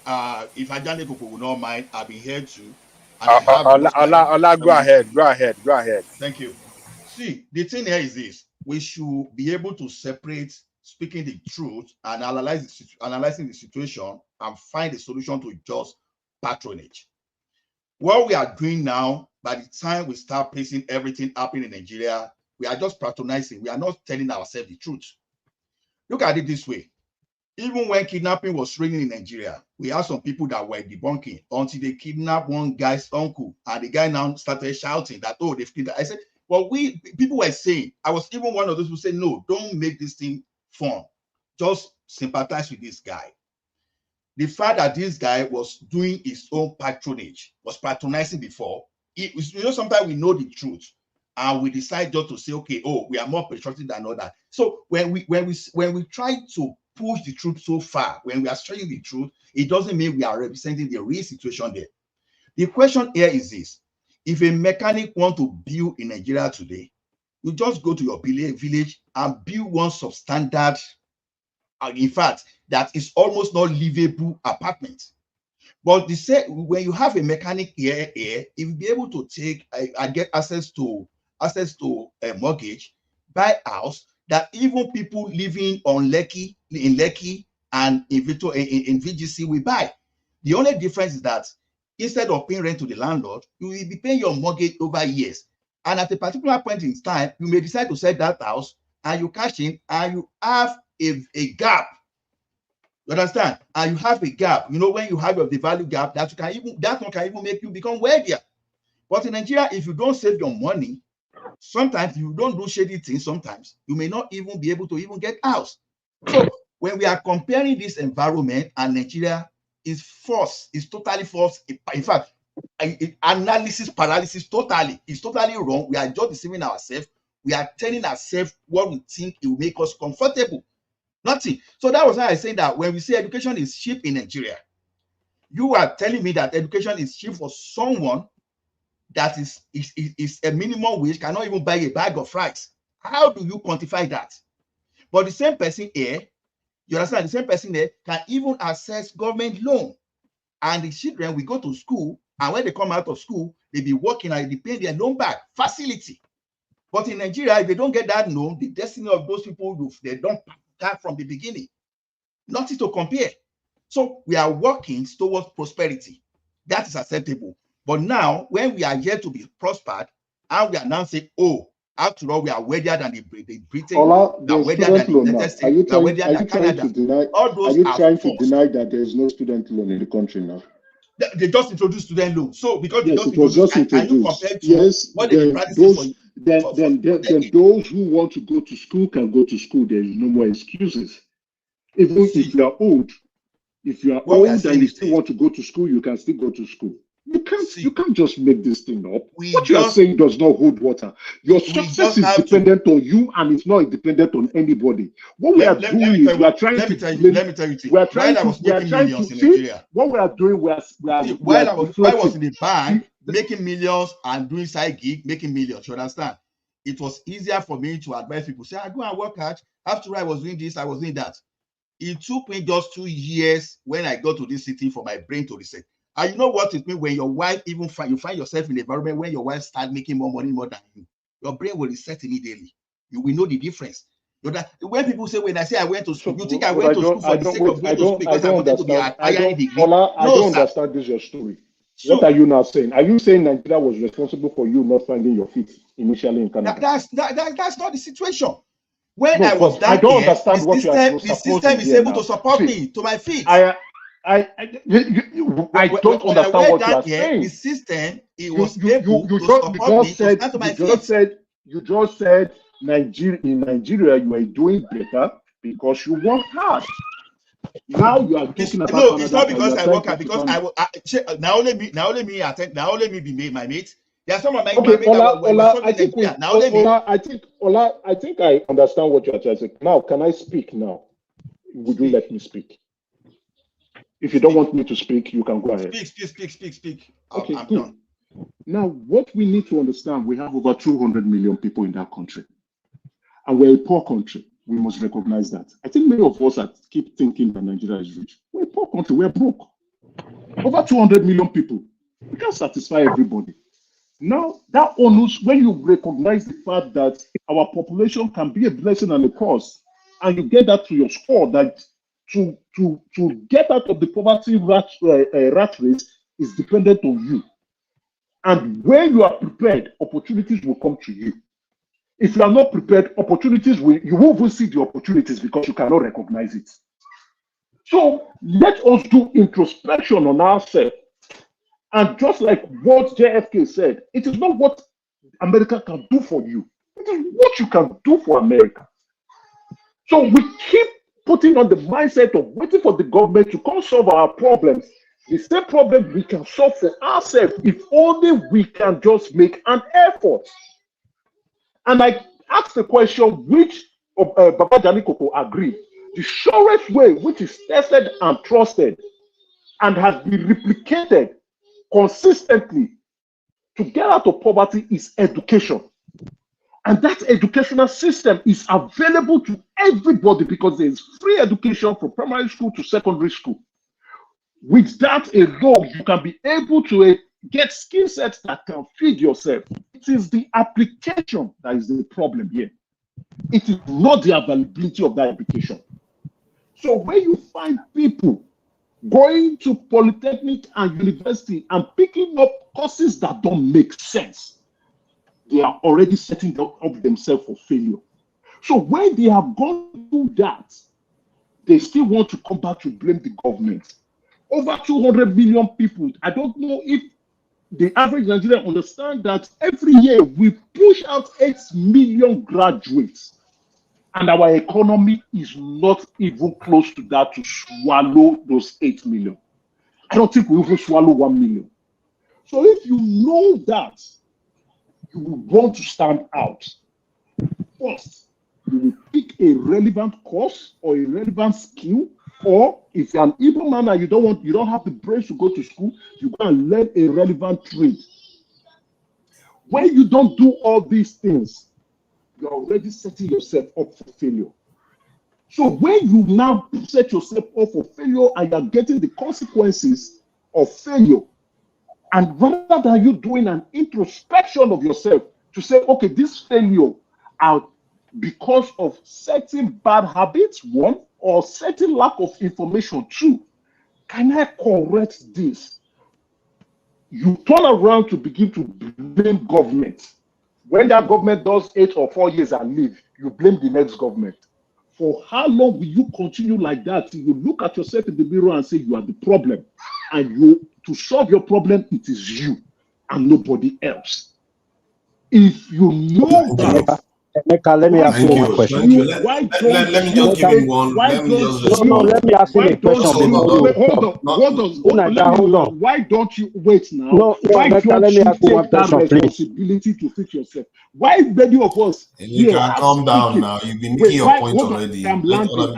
I am landing. Emeka, let them ask you a question. They wanted to ask you. Let me ask you a question. I have 6 seconds and I will listen to questions. You know that I yielded the floor for you. You don't even you are always saying this thing, and you will take almost 1 hour. Just give him 6 seconds. 1 hour. Yeah, many of us on this platform are saying, when Emeka don't come, Gidigbo don't come to that. Let me go land. When Emeka don't come, Gidigbo day. It's not fair now. Many of us here are saying the nonsense we are saying is because we are comfortable. Emeka, you can't do what they did yesterday. You have to listen to instructions. Change Emeka name to Gidigbo. No. What you did yesterday, no. Please, just hold. If I said hold on. Thank you, please. Yeah, Tunaja, check the private chat, please. Let's see. All right. Yeah, I can do that for 30 minutes. Yeah. That should be fine. Yeah, thank you. Yeah, Emeka, please let people, when people want to interject you, just hold on. Let it be conversational. Please, brother. Question. Yeah. I allowed Ola to speak. I didn't talk. I just said, Ola, can I speak now? And I just spoke for how many minutes? Just 2 minutes. My brother, people will interject you. When they are trying to interject, just give them that space. Yeah, take charge. Emeka has a question. Emeka, ask your question, then I can make a comment. No, I don't have question. Isaac wanted to ask a question. Sorry. Yeah, Emeka, the question I wanted to ask, you see, everything you said is correct. I don't want to dispute that. But my question is, even while you are giving us all this correct analysis, I hope you are not also disputing the fact that the government of Nigeria is underperforming. That is the question. Are you disputing the fact? Why would I dispute that? I can't dispute that the government is not living up to specific capacities that they can do. But at the same time, what I'm also saying is, let's take self-accountability for our own progress. That's all I'm saying. Because if you look at, if you are crying about hunger, year in, year out, and you have not solved your hunger problem, then you must be silly. You can't cry about the problem every year, and you can't fix that problem. So what are you doing? Then when I say Nigerians are lazy, that's what I'm talking about. If you are hungry and you are just sitting there, oh, I'm hungry, then you are truly not hungry. You can't solve your problem. You can either get a job. Somebody, I don't know if it's you spoke about saying, okay. Can I just add something to what you're saying? I think your take of reality seems to, when they said man plans and God's laugh, you don't seem to take into account that there are different levels of reality. You can wish all you want, like a fish in hot water wanting to survive. You can't. You might have aspirations, but your aspirations are limited to what you are aware of. You can't know what you don't know. And when people are over you, making decisions that affects your life, forget it. You can do whatever you like, but they can completely dismantle everything with one stroke of a pen.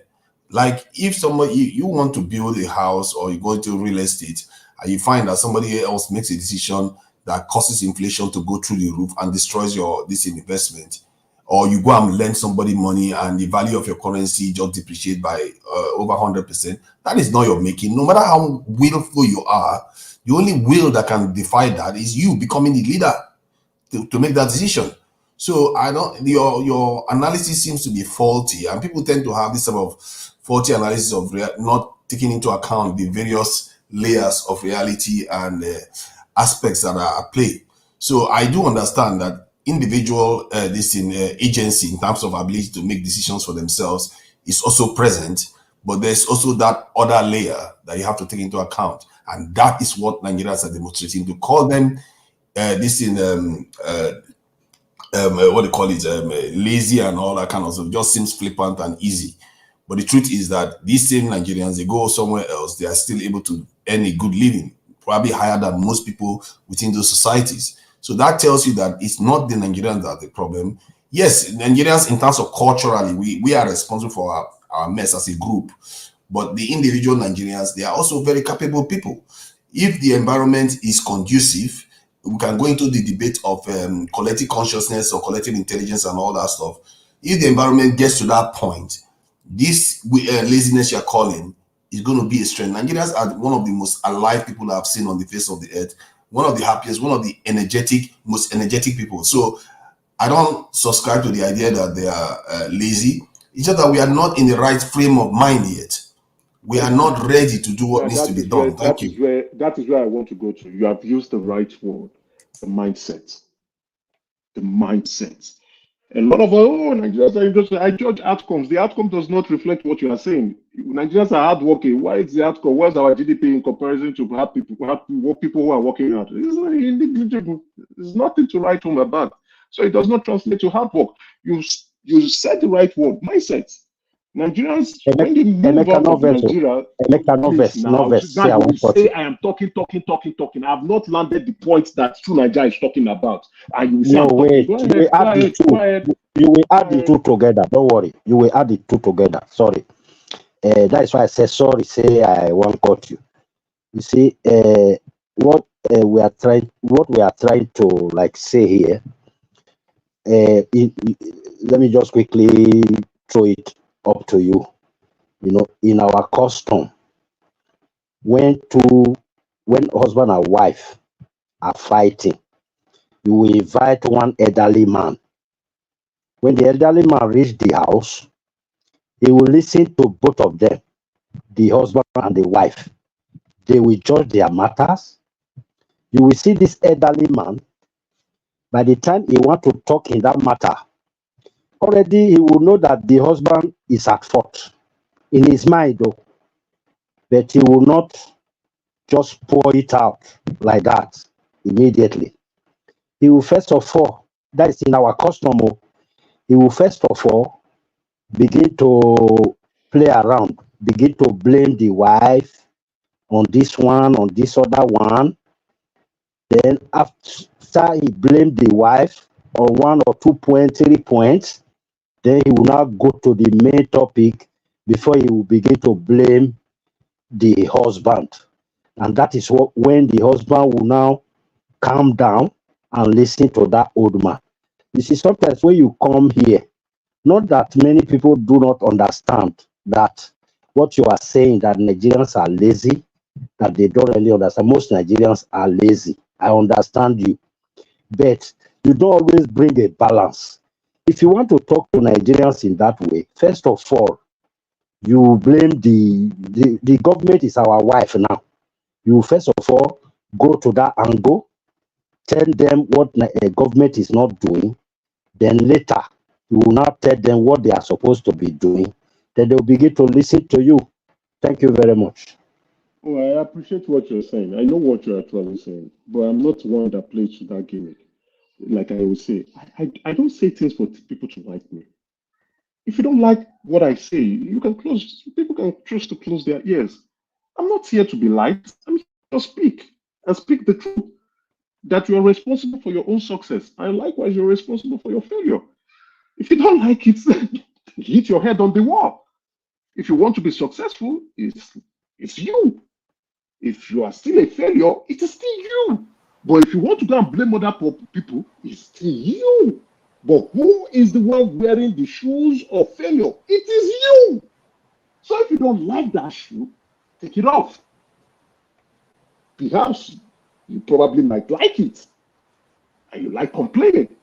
So I don't care whether you like what I'm saying or not. I'm only saying that if you want to change your outcome, you can. If you want to keep on blaming other people than yourself, go ahead. So I'm not in for, because right in that same Nigeria that we're all saying, you keep saying these things.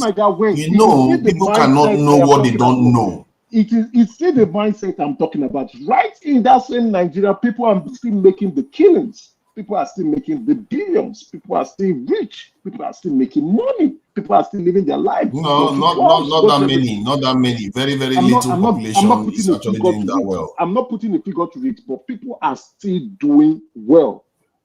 What are those people doing?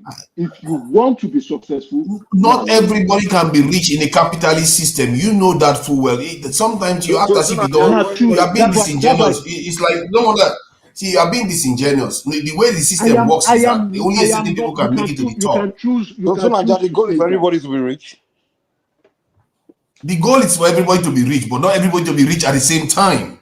Everybody you have to dislodge the ones that are there. Yeah, because you can't make everybody rich at the same time. No capitalist system has ever achieved that. It's impossible.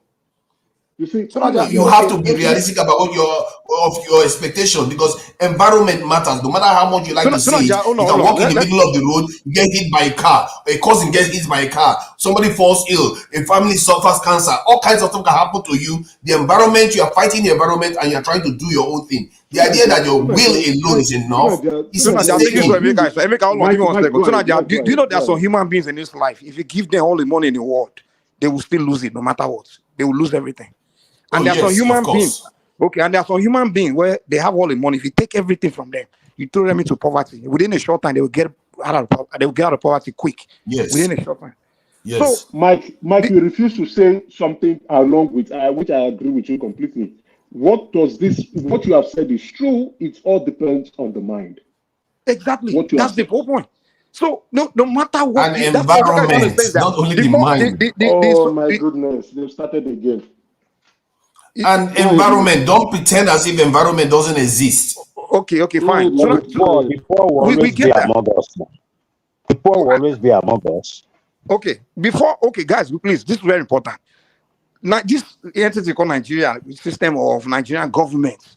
I'm talking about Nigerian government. It came into existence, let's say 1960 or around there about, right? Prior to British coming to create this so-called thing called Nigerian government. My question is, were Nigerians surviving, or were they looking to any government? Who were they blaming for their problems? Who were individuals? Were they blaming anybody for their problems, or they were all just growing food, surviving, and just making it, and doing it? That's the question. So how do we get to this point where everybody with a problem just talk about government? Like, and you got to a point where some people even some people in Nigeria. I'm telling you, I just came from Nigeria.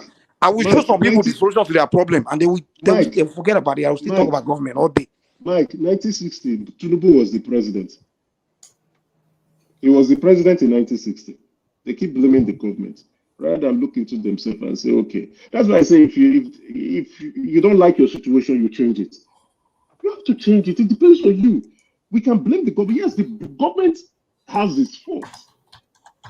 But if that problem is so much for you and is unbearable for you, you will change it. But let's say that maybe Nigerians are happy with the problem they have.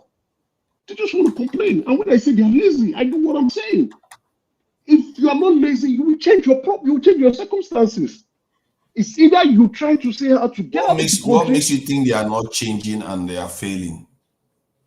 Oh, because there are a lot of noises. See, failure, we've experienced challenges and failures in our life. But did it stop us from persevering? My first business failed. No, it didn't stop us. Hold on. My first business failed. My second business failed. My third business, 3 years I was not making profits. But did it stop me? Or would I go and blame the government? Or would I blame my inexperience?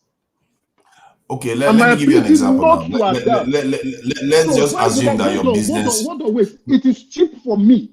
It is cheap for me to say the government did not create the enabling environment for my business to thrive. It is cheap. But it's stupid of me to admit that. Very stupid of me. But I would say, I need to survive. But you see, you are fortunate enough to get... I do not, no, don't say that. I don't like those kind of words. You are fortunate enough to get a bite. See, you pretend as if... You see, people like you are the kind of... If I was a god, I would just be laughing. You just talking... Have you heard the term man proposes... It is lazy try to allow... Have you been to the United States?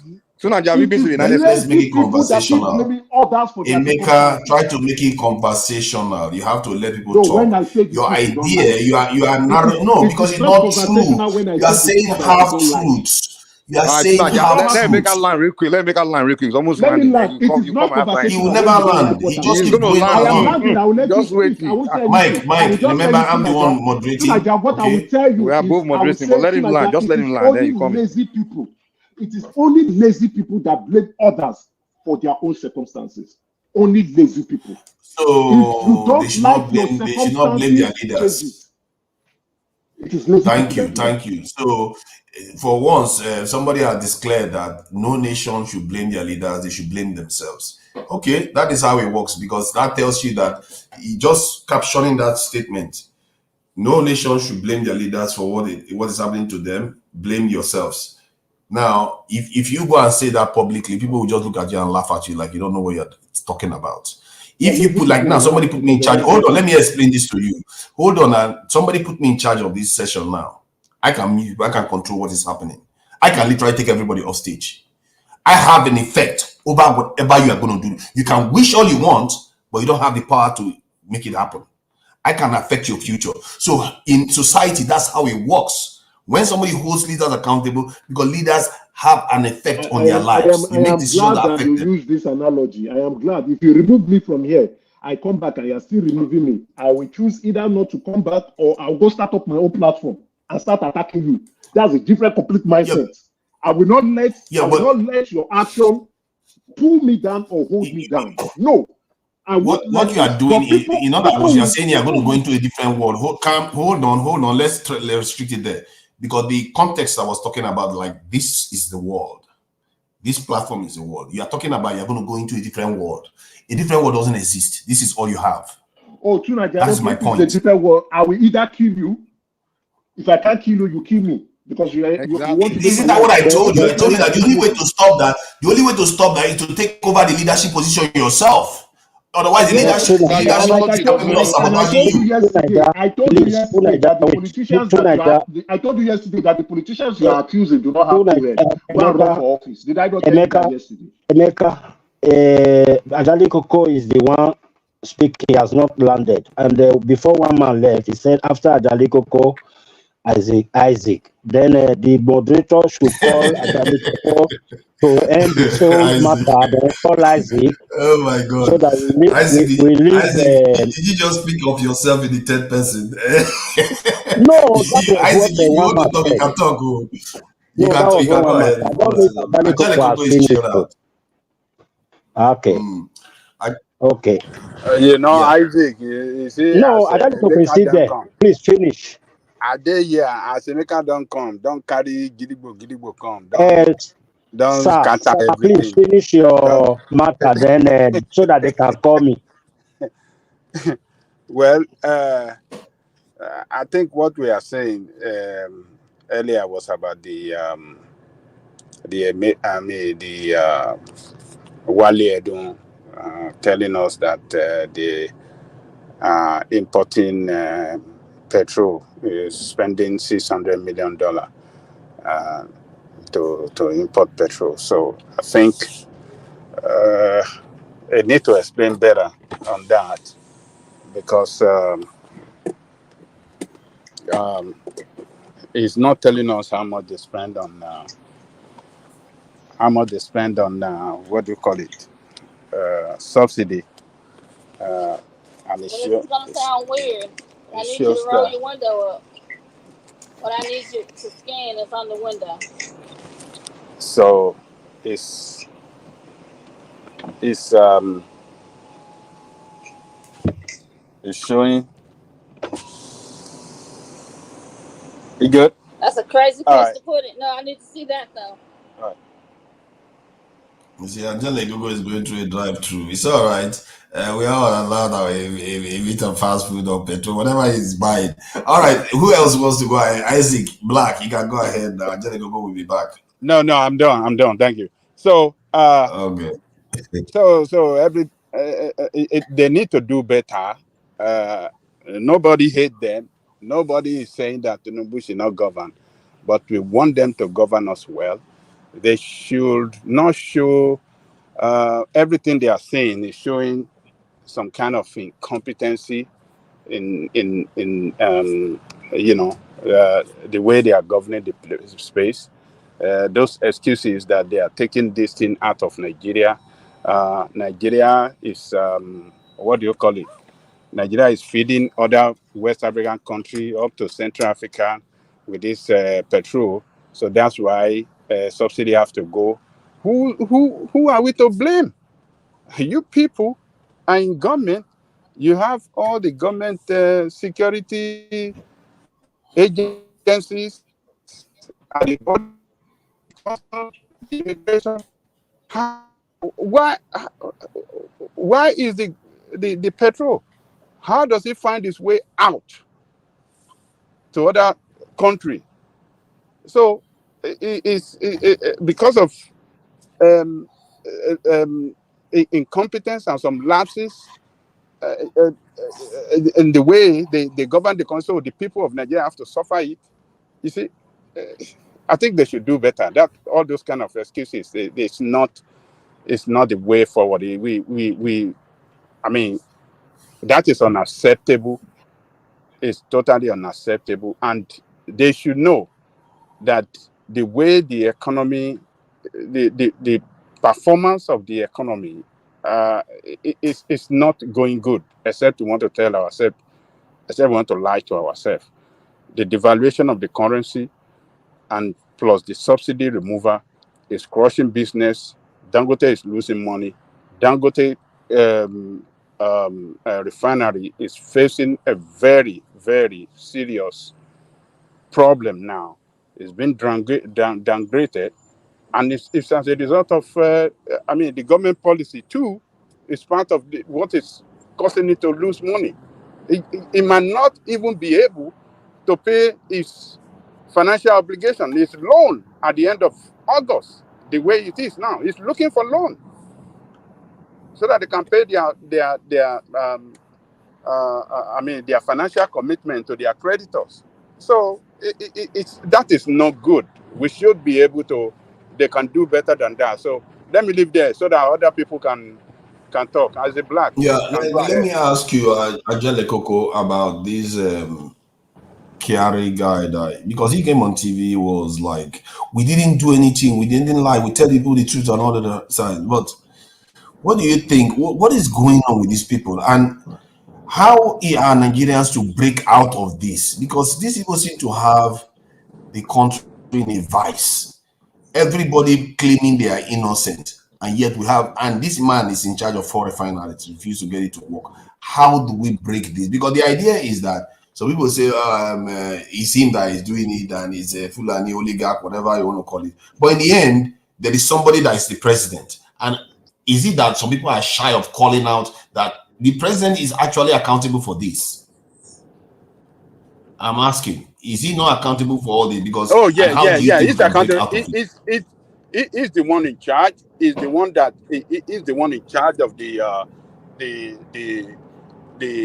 petroleum sector in Nigeria. He's the petroleum minister. He is the one that is directing the affairs. So there's no way we want to blame whether we are blaming Mele Kyari that you cannot point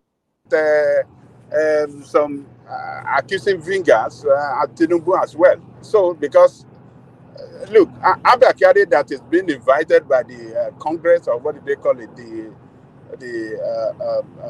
the House, for hearing, nothing is going to come out of it.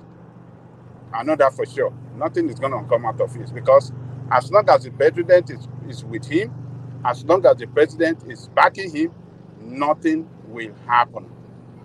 Only if president is no more with him, that is when Mele Kyari will go down. And Mele Kyari should have been the first person to be fired when it got to the Exactly, and office. he still got his job, and people are not Should calling have the been the president first out for person. it. Yeah, the way he fired Emefiele, the same way he should have fired, because Mele Kyari did not.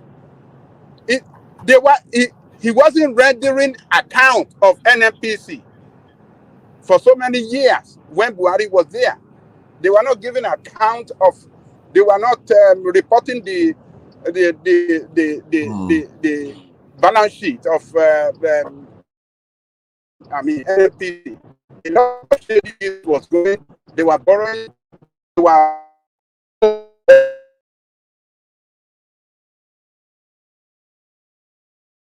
Your audio is gone. Isaac Black, while he's sorting himself out, thank you for your patience, Can you hear Isaac me? Black. You have been very patient. Yes, you are back now. Can you hear me? Yes, loud and clear. Hello. Your audio is delayed. You may need to go out and come back in again. Yeah. Great. Niger. I can hear you. I am Ajale Koko. Niger. You can hear me? Yes, loud and clear, but your audio is delayed. My what? You can't hear me. Audio is. We can hear you, but your audio is delayed. But so go ahead and say what you want to say. Okay. So I don't see anything coming out of it. It's just it's just a kind of government magic. Let us perform some magic so that they can see us that we are trying to do something. Nothing is going to. They are not doing anything. The guy I know that is doing a fantastic job. Well, we might not totally approve what he's doing, but he is, on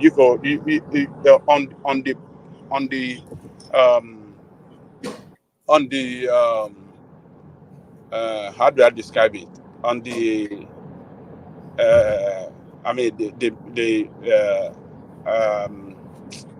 the central bank governor. That guy is rolling out a lot of policy, is doing a lot of things to redirect that monetary areas of the economy. Now he has rolled out a directive, a recapitalization. Is embarking on recapitalization effort,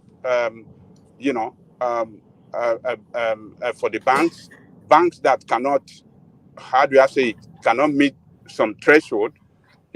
Well, it's either they merge with other banks, or they allow themselves to be acquired by other banks, or they just get out of banking business, or they get relegated to maybe a smaller bank. So it's doing everything on the monetary side, so to stimulate the economy, to make sure that the economy can function well, can have a direction. But on the side of fiscal, on the fiscal side, nothing much. Nothing much. They need to synergize so that maybe we can start to see some activities, positive activities on the direction they are taking the economy. But for now, it's just the economy is not doing good. As far as when the people of the country are not feeling the impact of the government policy, you know, I don't know how you want to explain it, particularly when some people are saying, "Oh, you got to suffer today for better tomorrow." Since I was a teenager, I've been hearing that. What do you think Suffer. Let me learn. What do you think they can be done for the fiscal policy to help the economy? No, hold on. And we have to suffer today for better. I have been hearing things since I know how government is function. Since I was a teenager, we have to suffer for tomorrow. I've been hearing this since 70s. Suffer for tomorrow to be better. Many policy, 2000 policy. They said another one, the millennium policy. There's many things that Nigerian government, after government have rolled out, that instead of it to get better, it is papologasi. Now, Jaliko, do you know that some people that benefit from some policies sometimes? Some people benefit and some don't. Do you know most don't? That's the problem. Most don't. No, the thing is, when government put out policy, let's say they put out some economic policy that, you know, anybody can tap into and take opportunity, take advantage. Most people will not do it. Will not tap into it. They will not see it. But most human beings just are not very. Mike, about government policies benefiting this thing, you know, what I found in Nigeria is that that almost every market woman has got a cash, that's a payment machine, and Nigeria is almost going completely cashless. And this is something that nobody talks about. And the person that accomplished this was a Mayfele that did that. And I heard from a market woman that said that she is happy because of it, because she doesn't have to carry cash all over the place. They don't have to put money inside their list. They all have cash machines, and everybody, even both cab drivers and motorcycle people, they have the account number in their mind. If you want to pay, you can pay directly. In Nigeria, most payments is just transfer. Yes. Yeah, people transfer. When I was in that Nigeria, guy most of the time, transformed Nigeria. I barely use cash when I was there last time. All I do is when I want to pay somebody, just give me their bank. I just open my bank app, and I transfer the money. They get it within seconds. It's everywhere. From the last time to when I went again, big transformation, and nobody gives him credit for that at all. They just think that it's a Mayfele that did it. No, it's not. No, there is not a Mayfele. Of course not. It's not him. That has been played. Who did it? Who did it? Mayfele is from Agbo. It's from Tunaja's place. You are from the same place now. Or where they come from. It's all these tribal people. You put on rest with tribal stuff. I'm just observing a fact here. This guy. No. I just thought I have to say. No matter what. I'm not promoting the Mayfele. I know that's exactly what Mike is going to say. The truth is that about something that works, you have to give people credit for what actually let's be factual here. He's not the one that started it. He's not the one that started it. Even during his own time, he didn't even do it better. He make it worse. See, he make it worse with 2020 in Nigeria. Nobody was doing it. Naira design policy that he did, he make it worse. But back then, people cannot even transfer the money. Back then, people will transfer, the money will not go. You know, a lot of people were scammed as a result of that. During the Mayfele time, when he did that, what do you call it? Redesigning of Naira.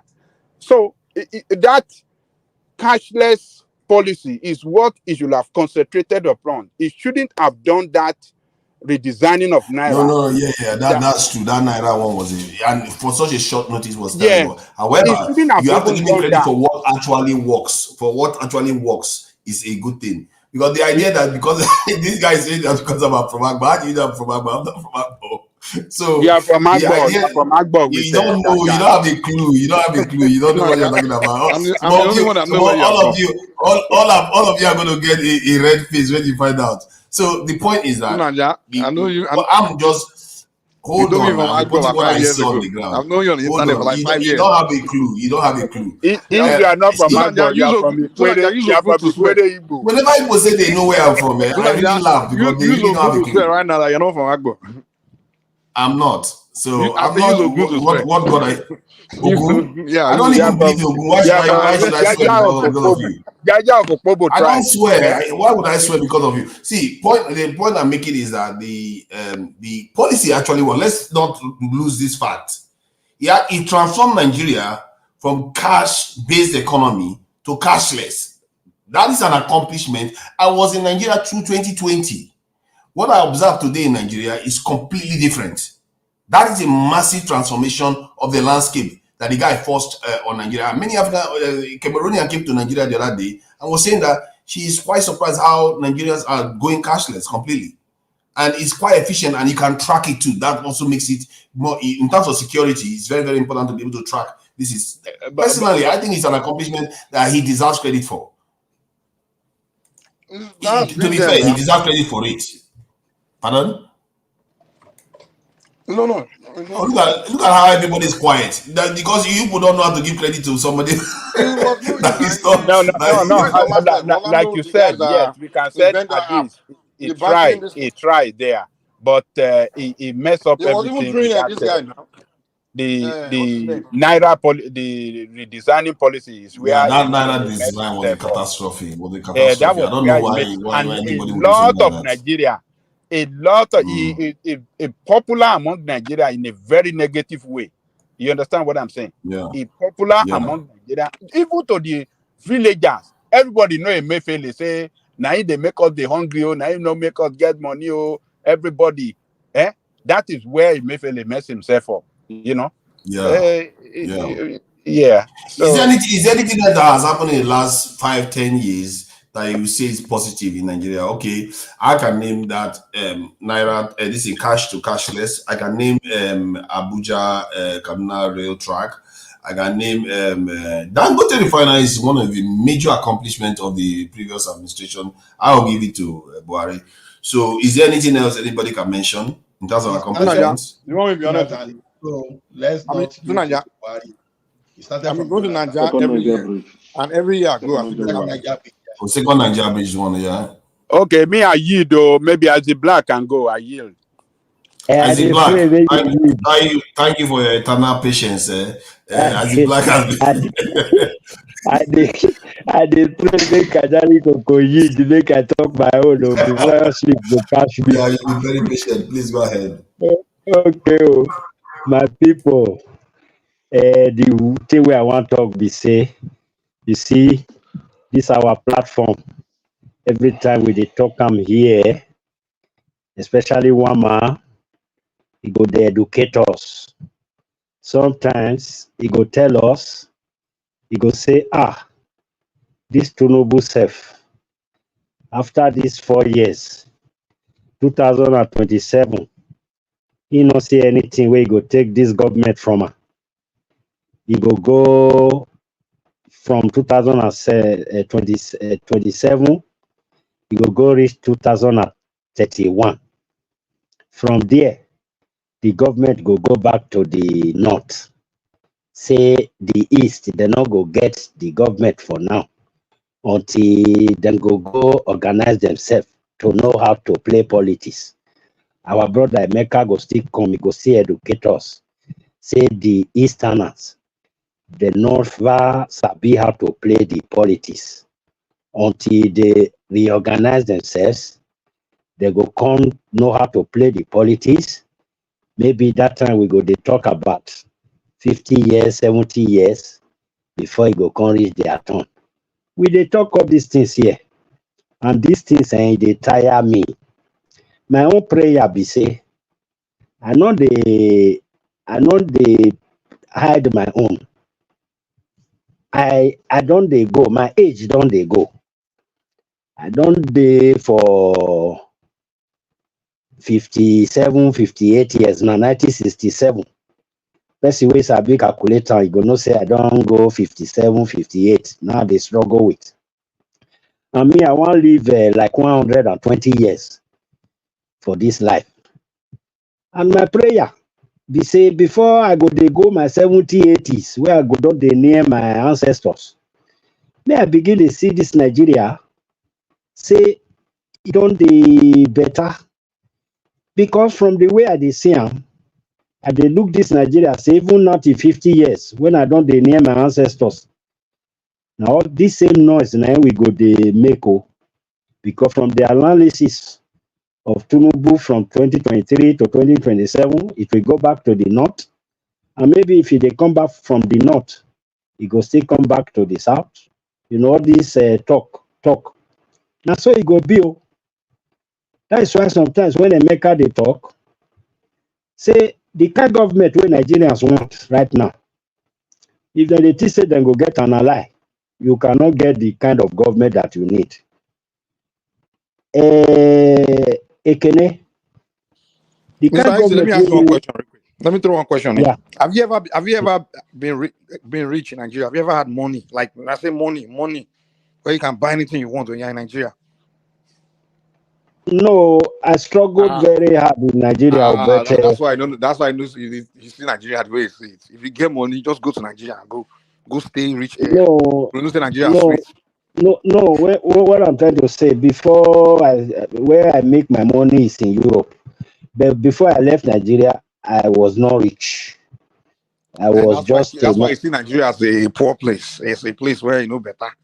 But if you get money, try to live the rich life of Nigeria, because the only life where you live then are the poor. Now the only experience where you get are the poor experience. Go there, go get the rich man experience. Or nobody in the United States super rich, you just go get that experience. Or man, we get money, go get that experience. Go live for that rich area for Nigeria. You know, Mike, may I ask you, what's the definition of rich? No, there are different levels of riches. There's super rich. There's rich where you have enough. Okay, which kind of rich they talk about? The one where they talk now, the one where you have enough to afford what your basic need, your need. Say you can afford any food you want to chop. When I talk of, I'm talking about not even rich them. You can afford any food you want to chop. You can afford to live in like person living a middle class. Like you can afford you can afford to live in nice apartments in Lekki. You understand that level? You know, you know, say Nigeria sweet. I tell you, man. Now people like Emeka, they talk now. Nigeria is sweet. I'm telling you. That's why I can't say in America too long. I gotta be in Nigeria, man. I gotta be there. That country is sweet. I'm telling you. Nigeria is sweet. Now when you do poor, it's too poor. Now in Nigeria will suffer you, but you get money. That country is sweet. So you are saying I was not poor in Nigeria, but I started as a poor rat. But at a particular point in time, I was not poor. Do you know there are some Americans that they are poor in America? They poor their life. So when they have their little $8,000 where they get, we say for now you are a poor man, because in America here, if you get only a few thousand or you are poor. When they go Africa, when I few thousand where they carry go Africa, show them life. They will talk, say, then they go back. I'm not lying, I'm telling you. They say, man, Africa sweet. The American a bad country. I'm telling you, this is a fact. You go on YouTube, you will see them. For Nigeria, until my wife until I got married, I can always say maybe was I even missing any Friday, Saturday night? I'm struggling to even understand whether I miss. Even when I got married, I only limited it. The only thing I was not doing that time is I won't go overnight. But during that time, you know, just carry people for enter car like this. We go just cruise, enter one joint like that club. Not just see if you got money, man. Anywhere you go, when you are poor, you are miserable. Even in America, we see the poor people. They are very miserable, man. They're in pain. Yeah, let me land my this thing. So, like you were saying, not that I know to get even when I did Nigeria. I'm not talking about my youthful age when I did grow up. like sometimes now, as we dey here now, we say, okay, may we still visit home. We visit home. I don't really get that opportunity to go live with those people where they say them poor. And so that's why sometimes here now, when I'll see they talk, say they are not suffering in Nigeria. But maybe some people will really dey close to those people where they really make this noise, say they are hungry, Sometimes they challenge us for here, say may we keep quiet. We don't know what is happening. So now those people now me I dey one carry their voice come out. Some of us might not have the opportunity to go and live among them. If I reach there for that our country, the only thing where I fit take see the world, like if I even open my phone, I not really see or look telly like notice Mr. here Isaac, and I all beg, that. no vex. I think God beg you, no vex. You know one mistake where some people they do. See, you don't ever see an American middle class. They say they go carry the poor American person, probably put for a head or they carry doing voice. You understand? See, poor people will always be Yeah. there. If they spend your life, they look poor man life. They you carry their emotion, they put for your own neck. You're not gonna enjoy your life. If you get the chance to help them, help them. But nobody still go carry their problem put for head. Even Nigeria to become the richest country in the world today, those poor people, they will see they poor. That's why I give the analogy earlier. There are some people you will give all the money in the world, they will lose them within short time because they get problem. It's just them. Maybe they are born. Yeah, you right. You say people they born them like born them with the wrong destiny. So Yeah, now they will always be there. image of our country, let me at the protect. For example, now most people where they even see for social media or where we go they argue with friends. The friend where me at they argue with, he only the car we in park for where we go don't already show say they hungry. But not be every one of us get that mind to take they defend our country, say our country, some people still they benefit from there. But some people did like Omoyele Sowore now. He not be poor man now.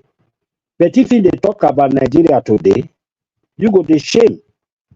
You understand me? It gets some people where they were to do, and they very well to do.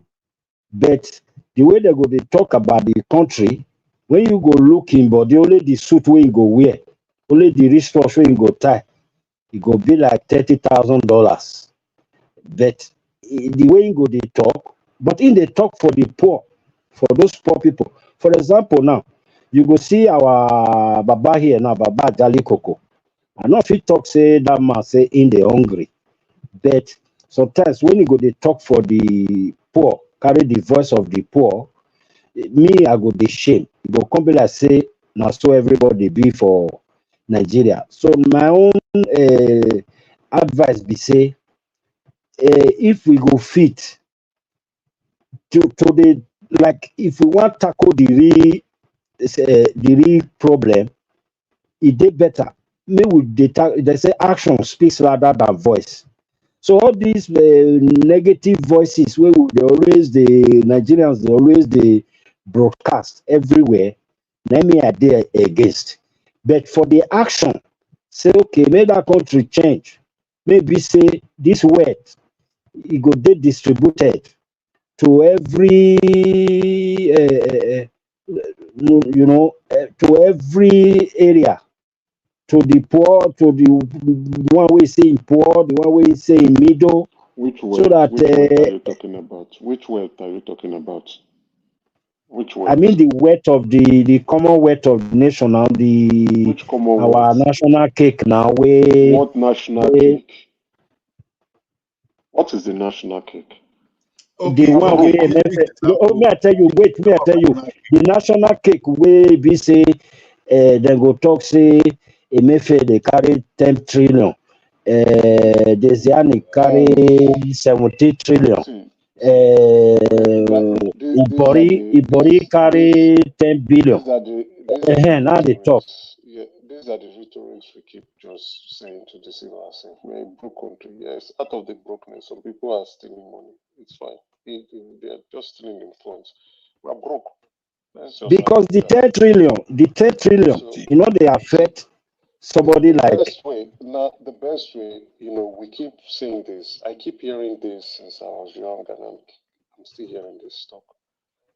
The only efficient way to redistribute wealth is through taxes.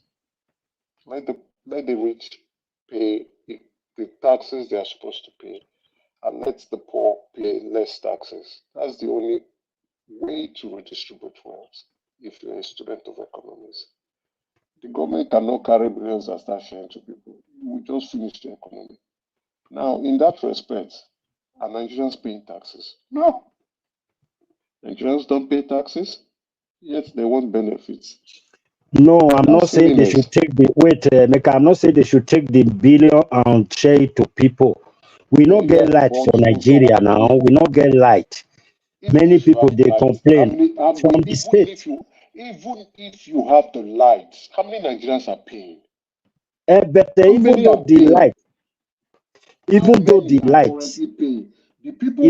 light say you not fee pay, they make it day, but it not day.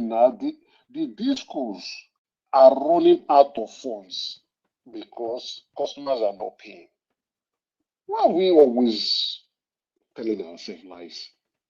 If there's 24/7, people don't pay the tap light. People just don't want to do the right thing in Nigeria. You don't pay taxes, you don't obey laws, you don't pay for utility bills, but you want all the benefits. So just complete bullshit and ridiculousness. We want to always blame government because we just don't want to blame ourselves. What national cake are we sharing? Where is the national cake to share? When our budget is in deficit consistently, when we are borrowing, at some point we borrowed close to 90% of our revenue. When somebody is borrowing 90% of the revenue, now die. If you borrow up to 90% of your revenue now, do you think you can survive?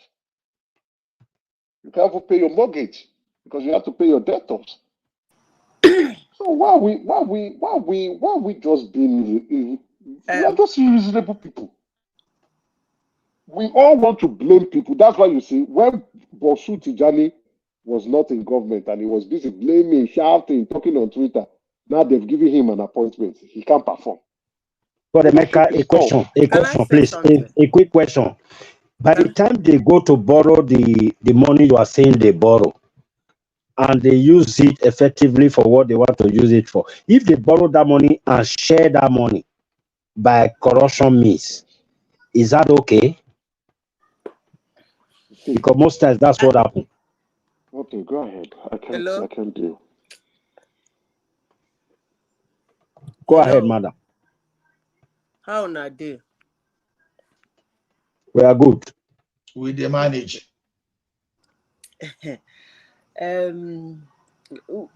I don't really know what you people are discussing. I just came in, but there is something I want to say.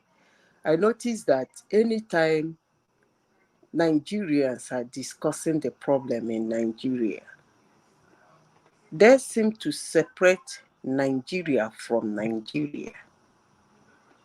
I don't really understand how that works. Anytime you listen to a Nigerian speaking about the problem in Nigeria, they make this argument. They push it so hard, convincing themselves that Nigeria is different from Nigeria. And therefore, it's like another thing causing their problem, not Nigeria. Let me explain. Since Nigeria gained independence, I am sure nobody has ruled Nigeria except Nigerians. No outsider have ruled Nigeria. In fact, to be honest with you, before we gained independence, the people who are outsiders that were ruling us, there are what they call social amenities. In places they are, and in places it's supposed to be, those social amenities were there. I would say it was better. But since Nigeria gained independence in 1960, became a full-blown country in 1963, no outsider has ruled Nigeria. So can we focus the problem of Nigeria on Nigerians? Because when you say Buhari, Obasanjo is gone. What's his name? Jonathan is gone. Buhari now is Tinubu. When Tinubu is gone, another person will come, we start screaming. Why don't we look inwardly and find out that this is the way we behave? This is just us. I know most of us that are in this platform this morning. If you go there wouldn't be actually gonna be any difference, because that is who we are. So can we work on ourselves?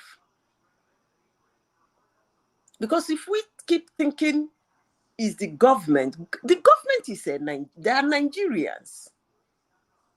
So why can't we do some certain things on ourselves? There are things if it is in us to be good, we can set the ground good. The government might fall in. Yeah. But we are Nigerians. And that's why our country is the way it is. So all this, they do this person did this, he should have done it like this, he should have done it like this. And who are we? I keep asking, who are we? A country where cheating somebody is a normal way of life. A country where lying is a normal way of life. In fact, it's part of their existence. A country where diddling somebody is a part of existence. A country where dropping trash anywhere is part of existence. A country who people can just sit down, without light for 6 months. They rather go and do some crooked one corner to buy massive generator and put. A country where using generator makes you look rich. Is that the people we are talking about? Or is it another people? I don't get it.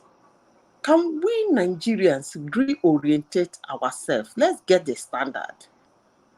When we get the standard, we can function and the government can fall in. I can assure you. You function, the government can fall in. Because when you put your feet down as a people, the government is just a handful of other Nigerians.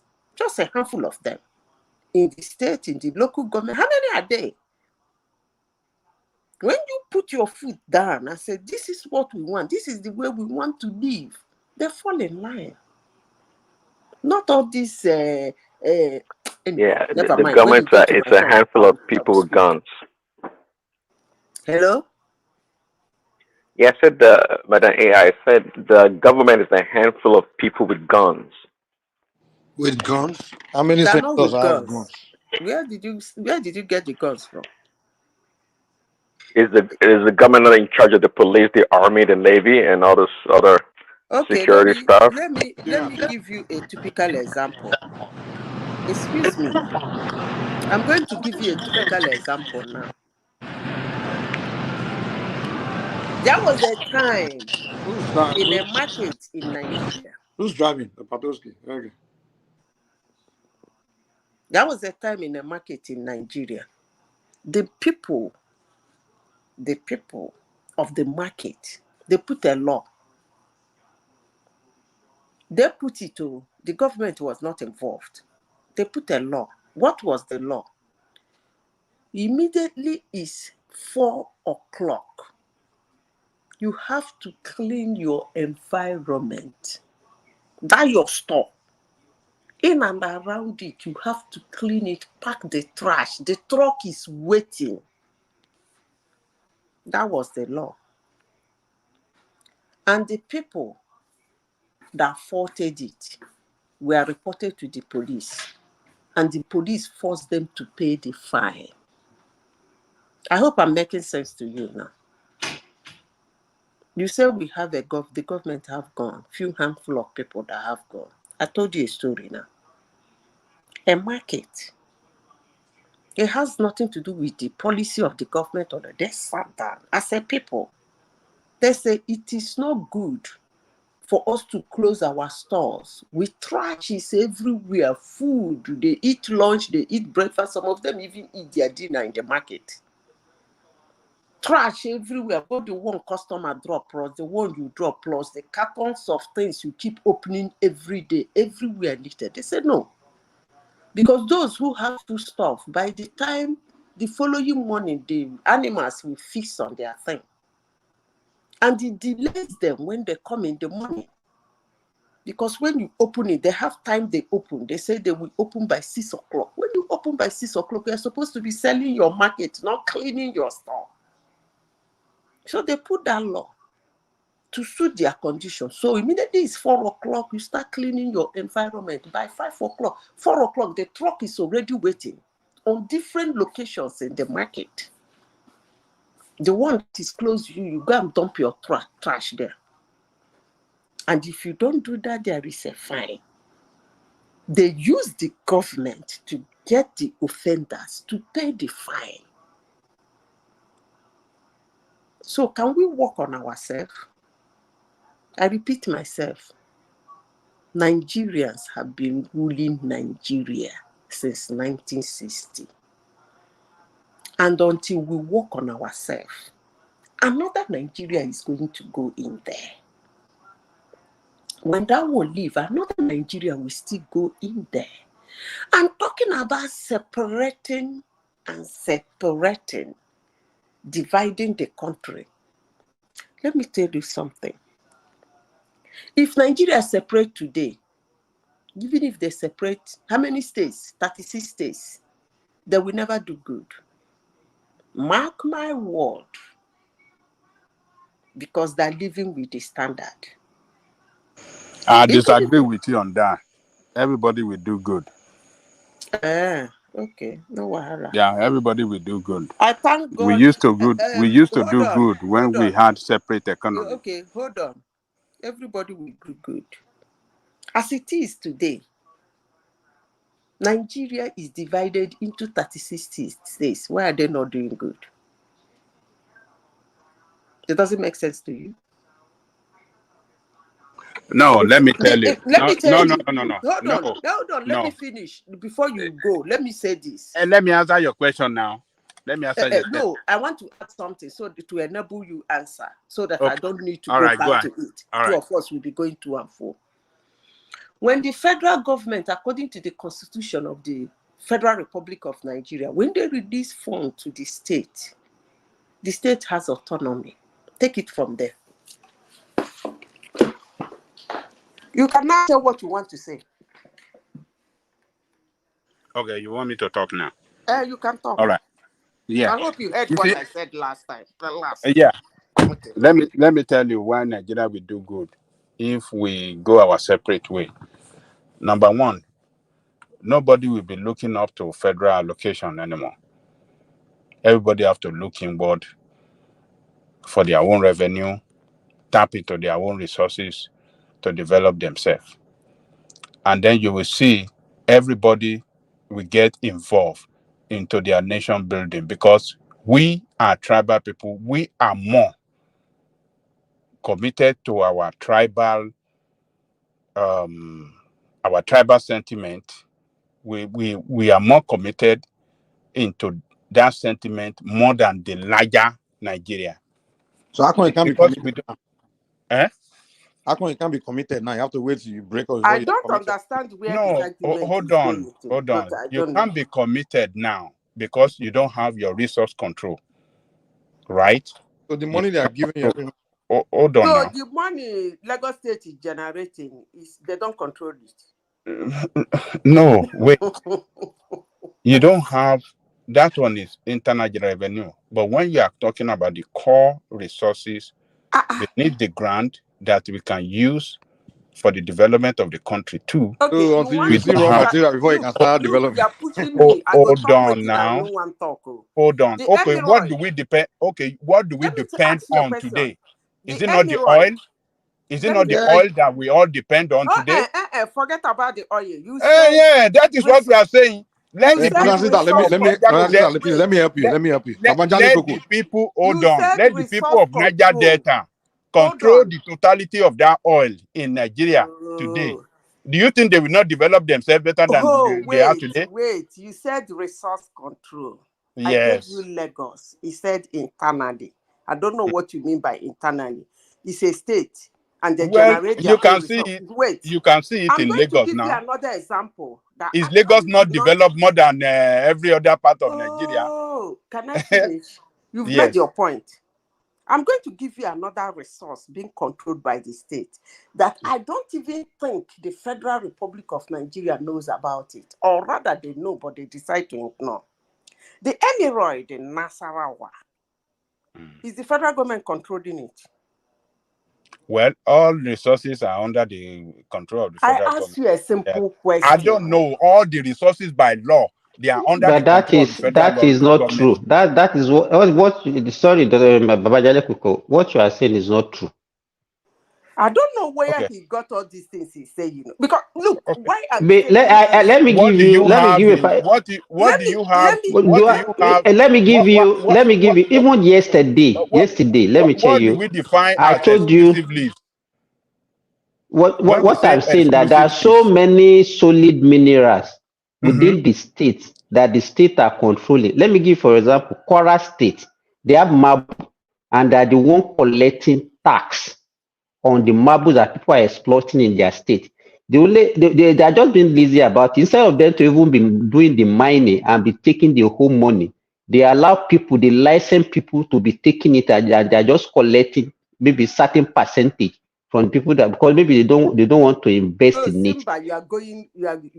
Our Jale Gogo, if they stop giving us allocation, we follow the route you're saying. We just end up like country like Sierra Leone, Togo, Benin. Ajani Koko. So when a state becomes a country, it will no longer have federal government. And they will no longer have tribes among them. And they will no longer pay money to the federal government. The only difference we just end up like Togo and Sierra Leone. What they are doing. You know, the mistake Ajayeko is making is that the country, sorry, Madam Zita, the mistake Ajayeko is making, okay, the country that are smaller, that are homogeneous, are they really doing better? So that's what we end up being now. We end up being another small African. We'll be like Burundi, another small African country. That's what we all end up being. That's what it is. But sorry, can I chip something? We'll be like Burundi, Uganda, Togo. Can I chip something? Mention the country that is small, that are not doing. They are doing bad. All the African countries are doing bad. Let me say this. You see, legally, the states they don't have power over the mineral resources in their state. They are not supposed to be able to issue a license. They can collect taxes based on the activities of things that are happening in their states. But the license to mine is issued by the Ministry of Solid Minerals. How many states have Ministry of Solid Minerals?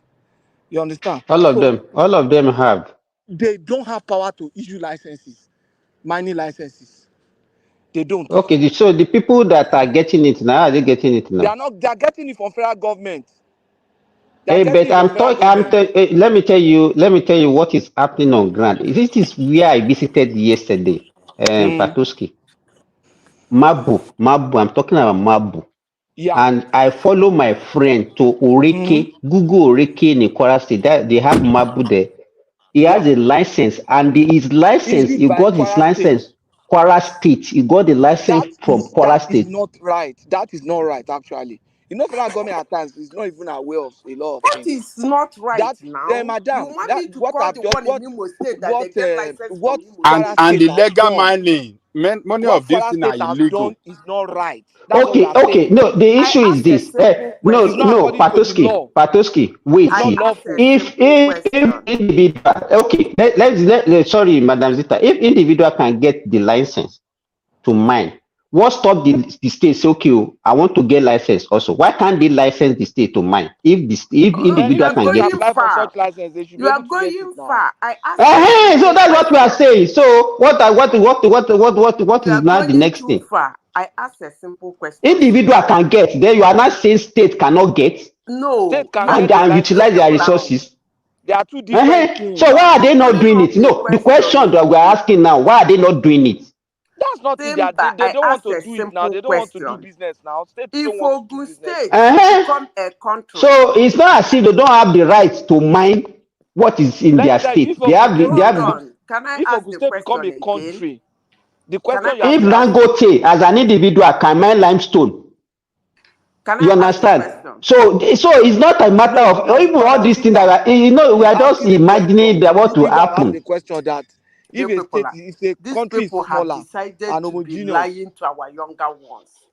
If Ogun State become a country on its own, and I ask, wouldn't it have a federal government?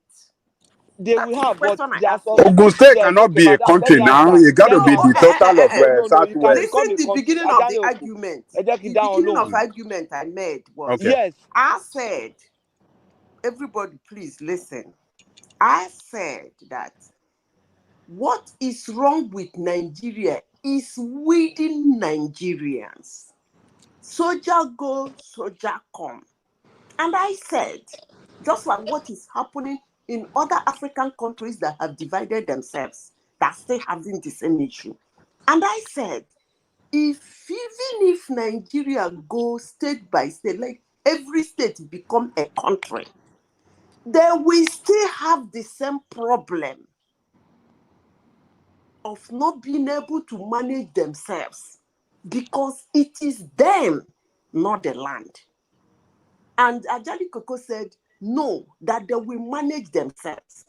We talk go left, talk go right. I asked a simple question. Then I use Ogun State. I said, if Ogun State become a country today, as one of the states in Nigeria that have to divide and become a country, if Ogun State become a country today, the simple question I'm asking is, wouldn't they have a federal government? The answer is yes. As a country, that we have a federal government. So this question of that we control their resources, it is already in the hands of every state to control whatever they have. No. That's not true. Let me tell you. That's not correct. Let me tell you. That's not correct. Apart from the crude oil, for some reason that I will not say on this platform, apart from the crude oil, all the mineral resources in our land called Nigeria, the states, the individuals, they are vandalizing it. And Yes, you will not tell me, absolutely, let me tell absolutely. you That this, they don't. That you will the not state tell government. me, the federal government turned a blind eye to it because they felt there is not much money in it, but that's a lie. Everybody turned their eyes to oil. For some reason, I don't want to disclose here. But these individuals are still those individuals that will be citizens of that Ogun State. When Ogun State becomes a country, are you telling me that Ogun State will no longer have a federal government and they will take control of their resources? Let me repeat this again. We should stop lying to our younger ones. The problem of Nigeria is within Nigerians. And until we change our mindset, and decide to start doing things so that the handful of people who are our government will fall in line, it's not going to change.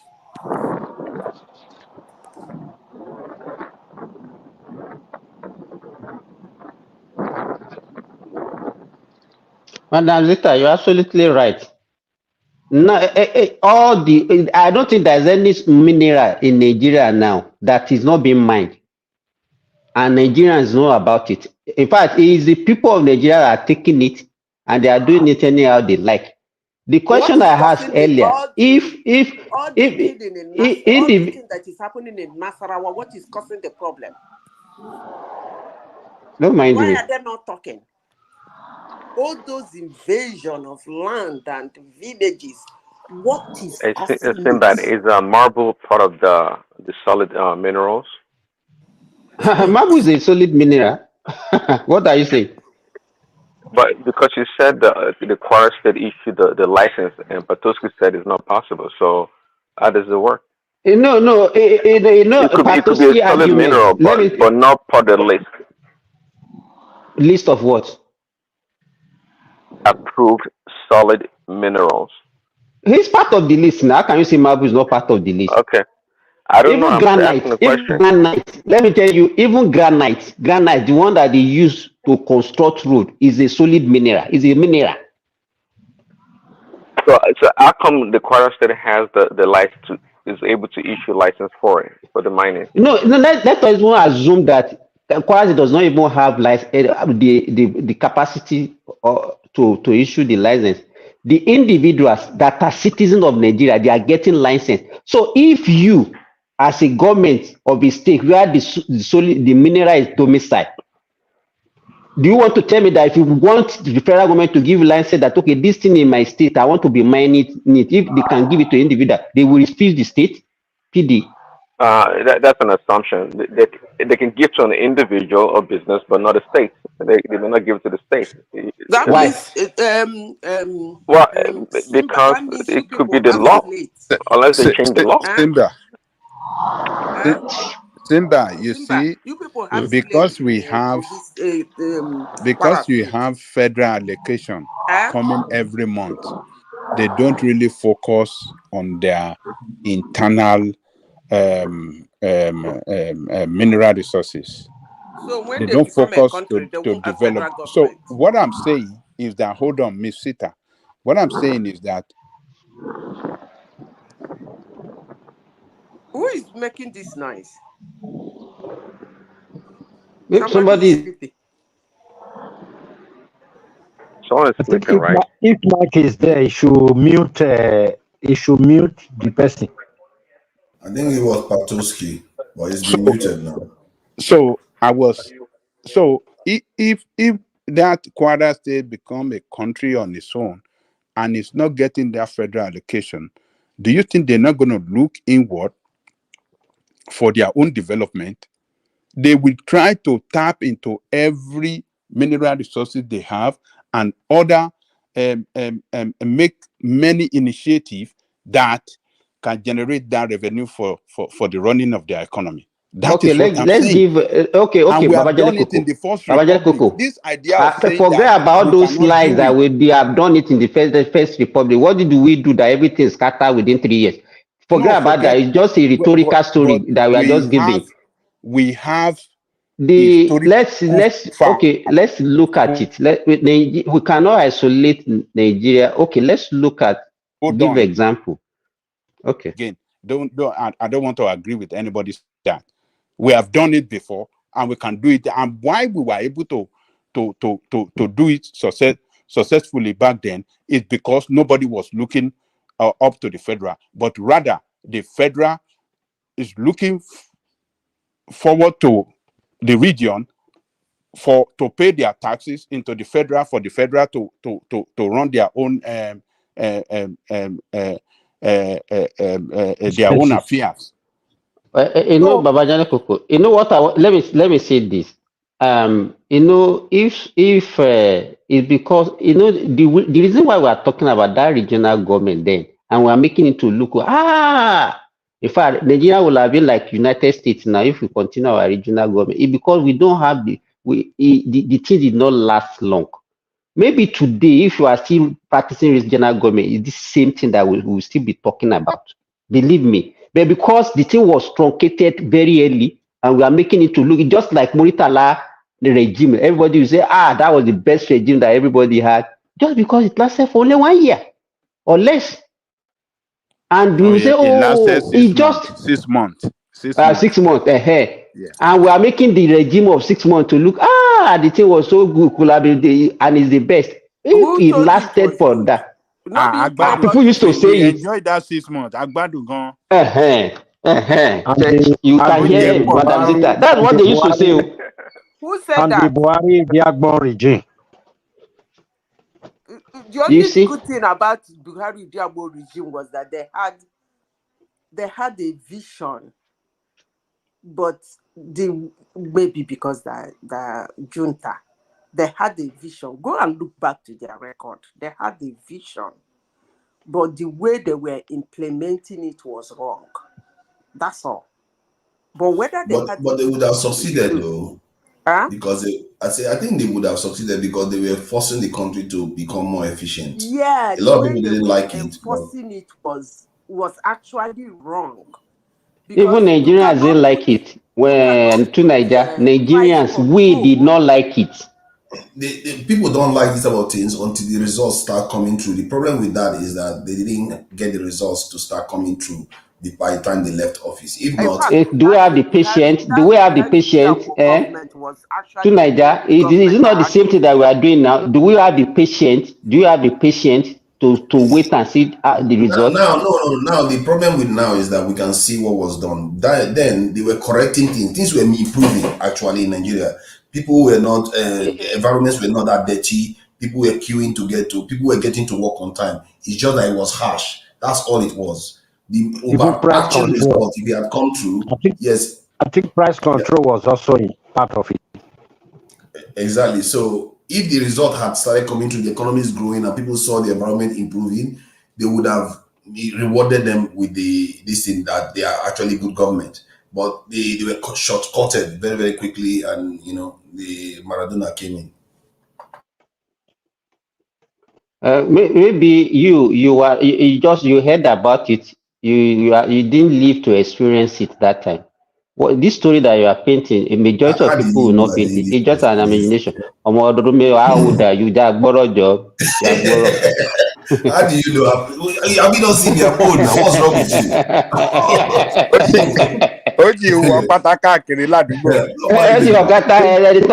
He's still feeding bottle. It was still not feeding bottle that time. I was very much around during that time, man. We were queuing. Yes, Isaac. You are welcome. Yeah, good morning. Those days I saw soldiers go into the market to go and begin to monitor those market women in the market, looking at prices so that it will not be inflated and all that.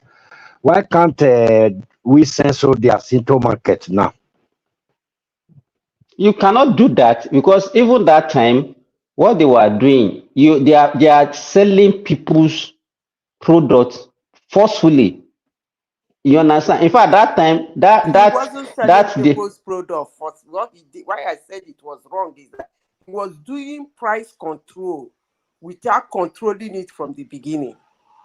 So how can you be control? You cannot be doing that. Now that one is wrong, now, Madam Zita. That's what you are destroying enterprise now.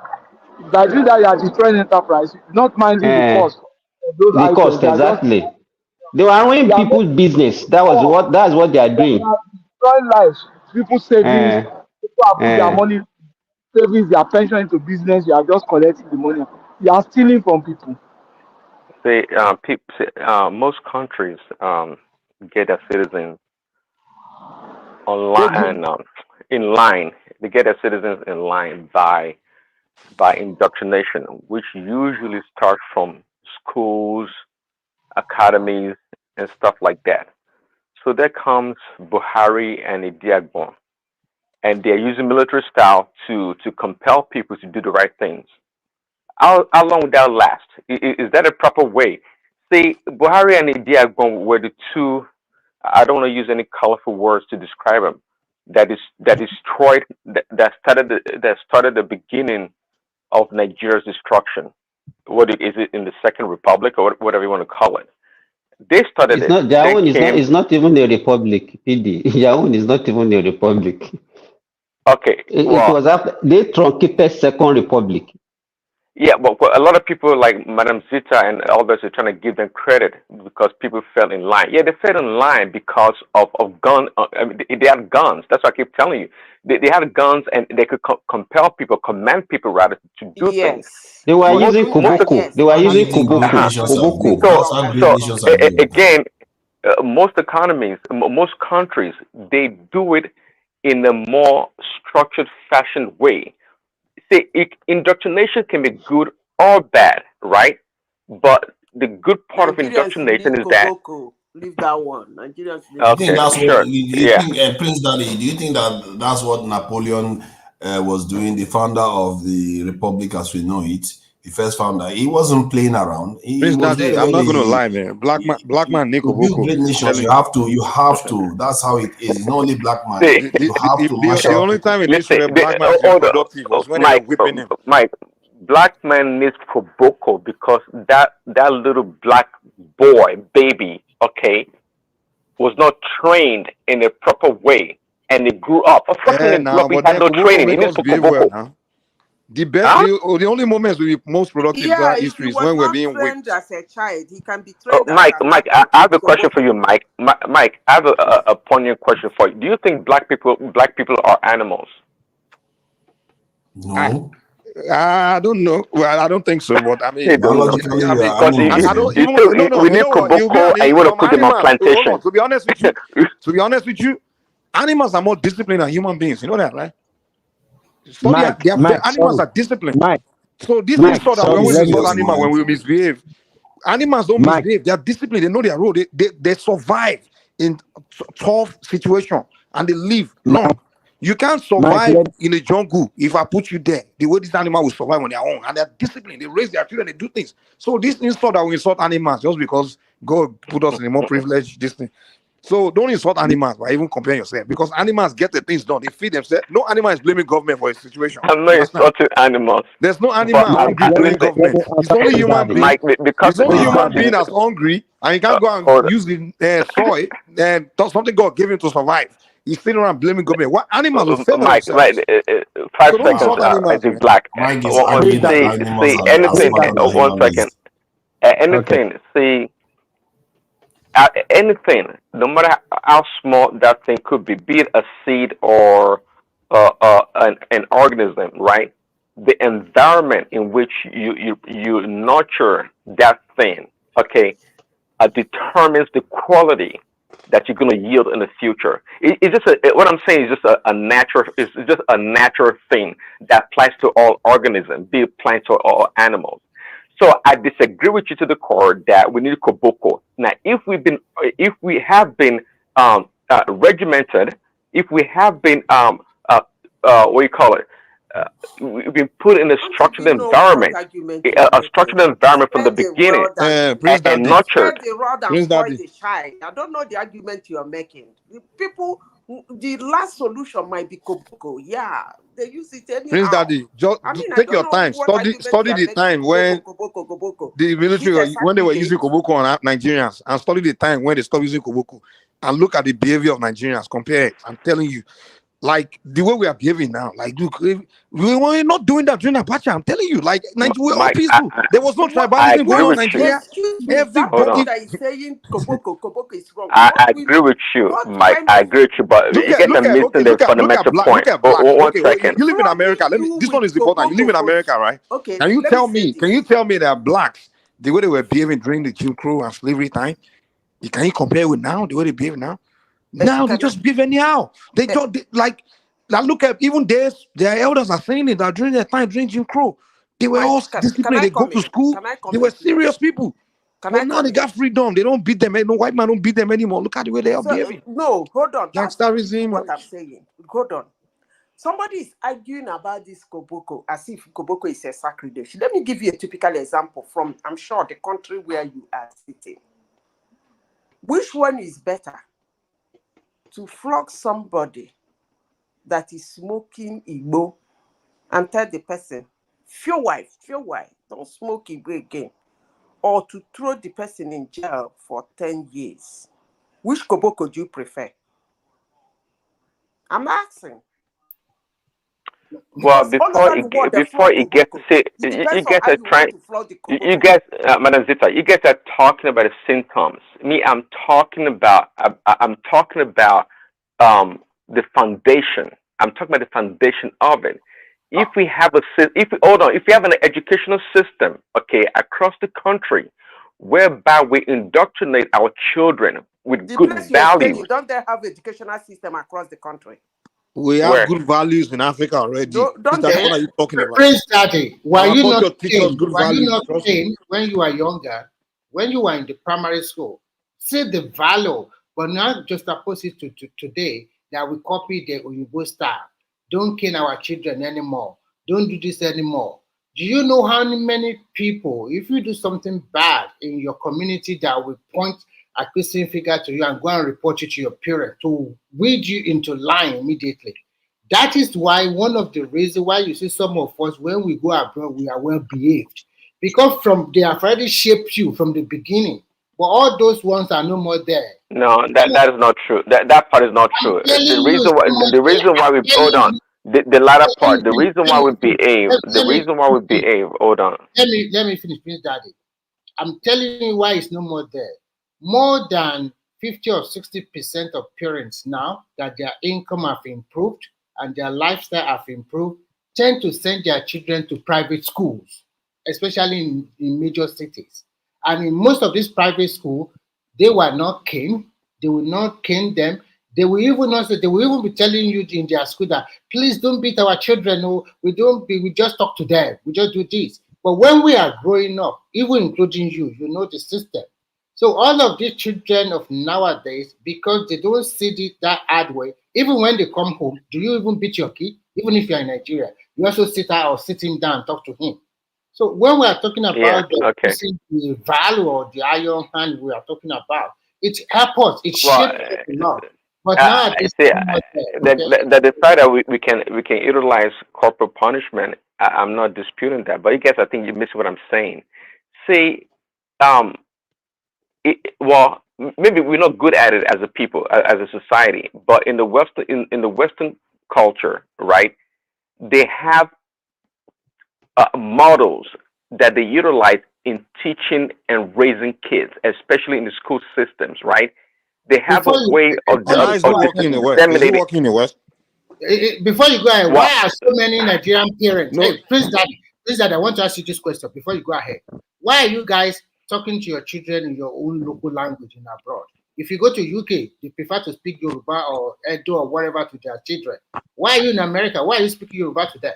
Because you think that the norms, the society there, the way they raise kids, it make them behave not normal. I mean, in a wayward way. So you want to file them into. I mean, you want to put them into normal way, and then try to inculcate them with your own language. You speak Yoruba to them. We don't do like that. We respect this. Or why don't you use that the same way that in America? Continue with your children, and let's see what we gain out of it. Please, let's be factual here. Okay, go ahead, please. I like lying to the younger ones. That's the problem we are having. Whenever you guys think that for correction to focus on the real thing, the truth, the way things go, then we argue and confuse everywhere. Why we do that, I don't know. Why we are doing this to our younger ones, I don't simply know. Using Koboko and things shows that it's like someone that has less tools in their toolbox. Meaning that when something goes wrong in an argument, Koboko, I don't mean flogging somebody, like keep somebody and start. If it includes that, but I mean iron hand. That's what I mean. I'm not talking about hey, carry koboko, bag, now Okay, not. But Madam if it Zita, gets to that, give me that's give me an fine. example. Give me an example of a scenario with an iron hand that But you I can have how just to given address you it. one. I just gave you one. We were not listening. I Madam Zita, said, let me I give him. didn't. Let me I give him. said, which Madam Zita, koboko would you One please. second. prefer? Listen, Huh? I said, which koboko would you prefer? That you are a growing child with exuberance, you're smoking ganja, and then your government cash you people, flog you people like great koboko, and say, do not smoke this ganja again, and you people will run off in pain, go heal your wound. Or the koboko of putting you in jail for 10 years for smoking ganja and ruining your being as a human being. That's just what I asked you. Well, Please, yeah, Daddy. I remember Please, I Daddy. remember Just that in the country example. where See, you but are. No, that see That's please, what Daddy, happened. wait. 1 second. The country where That you are, that's what example. happened. And that's iron hand. Say I don't in the know how Western else to say explain in the iron hand Western to you. world okay, they'll rather educate that child or those children on the danger of taking a drug or certain drugs, right? And the side effects or the cause and effects of such drugs. They give them examples and try to give them a compelling argument So to the reason why they shouldn't with all take it. the So with education, why all are they due, doing more drugs than everybody else? Why is thank you, America doing more thank drugs you, than the Mr. rest of the Thank world? you, With Mike. all the education. Mike, Why that's a is it new why is Hmm? it increasing, Prince Daddy? Even now, they also In the legalize Western world. That's what gives us in Africa. well, things We are just believe changing. The I'm not Western know going to everything disagree with better you. than us. Prince Things Daddy. are I changing want here to ask you, That's why they are because running of to Africa to politics. bring immigrants, to bring us, because I Prince want Daddy, quality people. Prince Daddy, We're better raised, I right? want to ask you something. We're not better raised. Don't say Prince that. We're Daddy, better We're raised more for what? disciplined, basically. It's a Prince lie. Daddy, You know, Prince We are discipline Daddy, more disciplined than these people. Trust me. going around. We're not Prince, see. That's Even the within my policy. family, Just hold like on, within my Mike, family just in like the other America, day we were talking. hold We on. always say we are more communal. We're more communal. It's a No. lie. We're not more disciplined than they are. Hold on. Within my family, the ones I have, most of my relatives live in America, cousins, distance. We have ones that grew up in Nigeria, and ones that grew up here. There's a big difference in us, man. Those of us that grew up in Nigeria, we are very disciplined people, man. The ones that grew up, they're not as disciplined. They're just not. You understand? So, and you could see in our performance and things, we tend Prince to push Daddy, harder because the way we're raised, we're put in line in times. These kids in school, they whip you, put you straight, So they set you straight quick in Nigeria, But here they pamper them. That shit. Some of them, I can't even hang out with my cousins that grew up here because I'm like, dude, you have to very disciplined. I can't put up. They move slow, So they don't the way they think, they don't have man. I mean, like, that's a big difference, man. I'm telling you. Those Prince Koboko really Daddy, set us, you make us stand strong, Go Prince ahead. Daddy, I want to ask you a question. I don't know whether you smoke or not. You know that most weed they are selling, they legalize in the West. Some of them have been filtered. I want to ask you a question. Do you think they take that raw ganja from Nigeria, take it to all those people that like to smoke it in the Western world? Don't you think we have a lot of crazy people on the road? And you mentioned that they are teaching them education to make them better. Why, like Mike asked you, why is the population of those people that believe in that thing continue to increase day in every year? Why? Even here that I live, that I thought it's a more civilized society. I mean, very quiet, gentleman kind of lazy kind of lifestyle. I was shocked when I started seeing a lot of people. When I started seeing a lot of rehabilitation centers, I can't believe it. What is the population of this place? And so many rehabilitation centers, and what you hear them is about drinking too much, drug this one, this wiper. So many. You will just ask yourself so many questions. Then you have to really give praise to people in Nigeria that are appearing. They really wipe us into order before we step out of the country. So when you look at it in totality, I think if you are wiping order in Nigeria before you step out, as Mike said, you will be well behaved. But if you, and I asked a question before, I said, why are you guys in abroad? Why do you prefer to speak to your children in your local language, teaching them your local language? It's not about imbibing culture. You are also using it to wipe them into order. I asked that question and you have not responded to me. Maybe you take everything together and then you respond. Prince Daddy, please. If you are still there. Oh, it's no more there. I wanted to. Prince Daddy, are you still there? Is Prince Daddy gone? I think it's there. It's there, but maybe okay. If you can still hear me, I wanted to just give him a scenario. You saw the scripture that Madam AI quoted when she said, "Spare the rod, spoil the child." You see, this is a personal experience.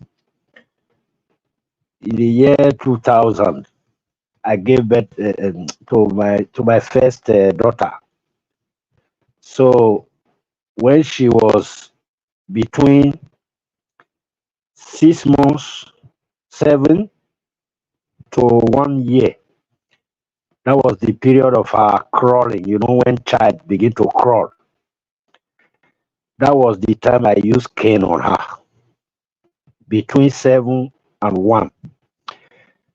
I started it just one day. We were in the city room. She would always go to somewhere to go and begin to touch something that was like not convenient, dangerous for her. The mother will always get up, pick her up, bring her to a position, she will go back, pick her up, bring her to a position, she will go back, like pick her up.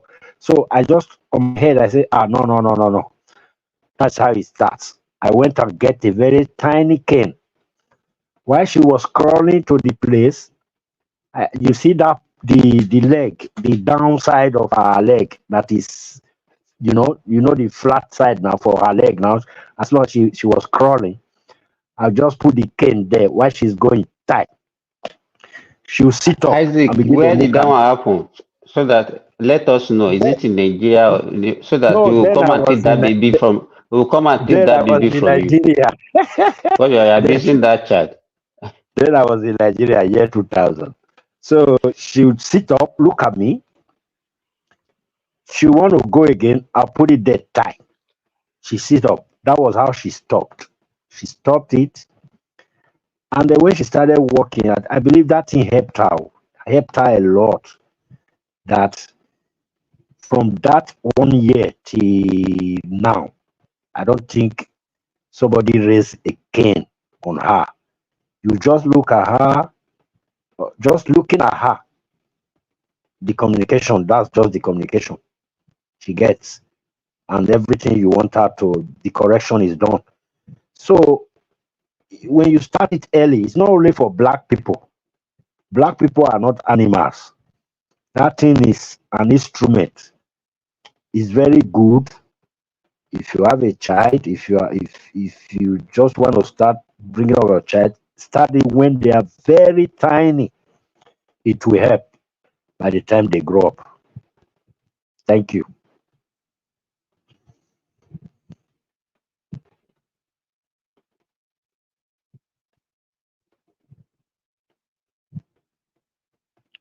Over to you guys.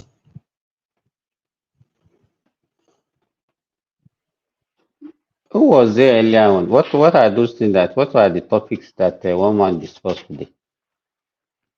Yeah, I think it wasn't really much. It was first one was with revisiting the flag, the Russian flag, and then the Dangote issue. Still And I having think problems. we also talk about $500 million we used to spend every day for subsidy before this administration. And some of them, because I just hear a little and I step off again. And some people are talking about justification for subsidy to be reinstated. I think, and some are saying it should go away finally. I think that is the major. And then you talk light news about one Nigerian girl in South Africa that they crowned Miss South Africa, but South African people are very mad about that because she has a maybe Nigerian father, a Mozambique mother, but was born in South Africa. So that's Remy. Yeah. On that subsidy, people like I was unable to speak, and I wanted to tell people that actually want that subsidy to be reinstated. Sometimes I just wonder if we really understand the implication of some of the things that we say. You know, to me, it is this. I still challenge people to categorically come out and tell me in a measurable term, quantifiable term, what the person has benefited from subsidy. Because we all tend to be socialists and we tend to care so much for the poor people that we forgot that this Now pretense, so Ola is pretense, so we pretend. It's pretense, so it's not actually they really care. That Solly should be here. Why you are discussing that one? The way not only Solly, I'm even calling Baba Ajale Koko, because Baba Ajale Koko is one of those people promoting. Because can everybody just tell me in quantifiable, measurable term what we are getting from that gasoline subsidy? We are it stimulate economic growth. No, Baba, okay, it stimulates economic growth. What type of stimulation? Look at it this way. Let's look at it this way.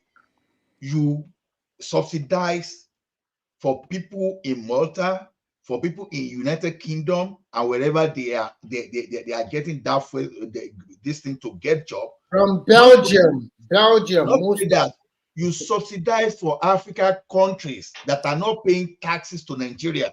You heard what they say. Immediately they stopped that subsidy. Our consumption just fell from how many liters a day? From 60 something, almost 70 to 33. Assuming the 33 we are even talking about is not part of those small goods. Now, reverse this to diesel. We don't have problem. We don't have noises around gasoline when we talk of diesel. Whereas diesel is what your factories need to produce. Diesel is what the truck need to move good from one point to the other. The gasoline we are talking about is just for it's just for the few elite and some middle class to drive their car to the office. So the thing is, you are not benefiting from that for a gasoline subsidy from job creation. You are not benefiting from that gasoline, even from running our local for our local production. So what are we talking about? So the best thing is this: when you wanted to solve the corruption around diesel, they took the subsidy away. Since they took subsidy away, have you ever heard anything wrong in diesel? No, you've not. But our people, we don't care about that. We just run, we help those people that are making Nigeria to promote, to run their PR against the government. So it's just like, okay, now, that is what we are talking about. See how Nigeria help those people that are enslaving them just to gain traction. When they sold the refinery to Dangote and another guy in 2007, when Nigeria started creating narratives, you see people started doing some kind of logic, beautiful analysis, eloquence, everything flying everywhere. As if when you return, when you took that away from Dangote, all of a sudden your problem will be the problem of another place will be solved. No, it is not going to be stopped. Now, since they took all those refinery away from those guys now, how many billions upon billions? Like someone rightly said the other day, the what we spend to refine to rework Port Harcourt refinery alone is even more than GP of some certain countries. So we'll be doing that over and over and over and over, and there's no result. But if we take that in away now and give to someone today, all of a sudden, beautiful grammar will start. How they are sending to their cronies, how they will have done this. This is what we've done for almost 30 years, and we've not got a result. We pay subsidy for close to 50 years, we've not got a result, and yet we still want to continue. We don't even Ola want na to. bad belly, they worry them. Na bad belly, they worry them. And given the fact that we've seen the turnaround around this, and we still don't want to. Okay, let's give an example now. If we've not taken that step today to have another national operator, we will still be spending on how to turn around United today. Just because of the other time, whenever we say, oh, without this telecom, we will have come to Nigeria. We still spend today to work on our refinery. We still spend today to subsidize for electricity because of the way we are running all those stuff. So the best solution to where there's corruption is this: you eliminate the root cause. The root cause of lack of development in our petroleum industry is subsidy. People forgot the number of jobs. No, people are poor. They are this. No, see, when you take subsidy, we've said this thing and we cannot say it more than enough. Is that when you take subsidy, number one, the job you are creating for people in the UK, in Malta, you take it away, you create it locally in Nigeria. And by the time let me ask you a question. No, just give me a minute. Then I will listen to questions, sir. Now, when you now bring that job to Nigeria, meanwhile, you empower more people, right? The more people you've already empowered, they will be able, whatever they are earning from that Nigerian economy, from that our petroleum industry, they will send the same thing back within that economy. That cannot sell before, that was not selling before, will be able to sell. And your beer seller that they're not selling beer, they're not selling pepper soup, they start selling. Yeah. That is how the economy rotates. But you only are you the only one? What you're talking about is like knowledge from Mars, right? You're the only one that ever thought about it, right? You think? I'm not the only one that ever thought about it, but just because sometimes we don't want to, we like to be on the populist, we want to just give populist opinion.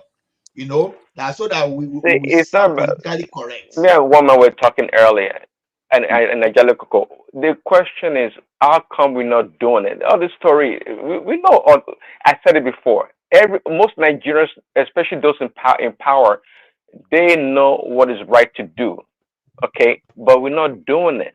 That's the question you should be answering. Interest. Okay, look at it this way. Prince Daddy. Now, some of us that work in the government before, look at it this way.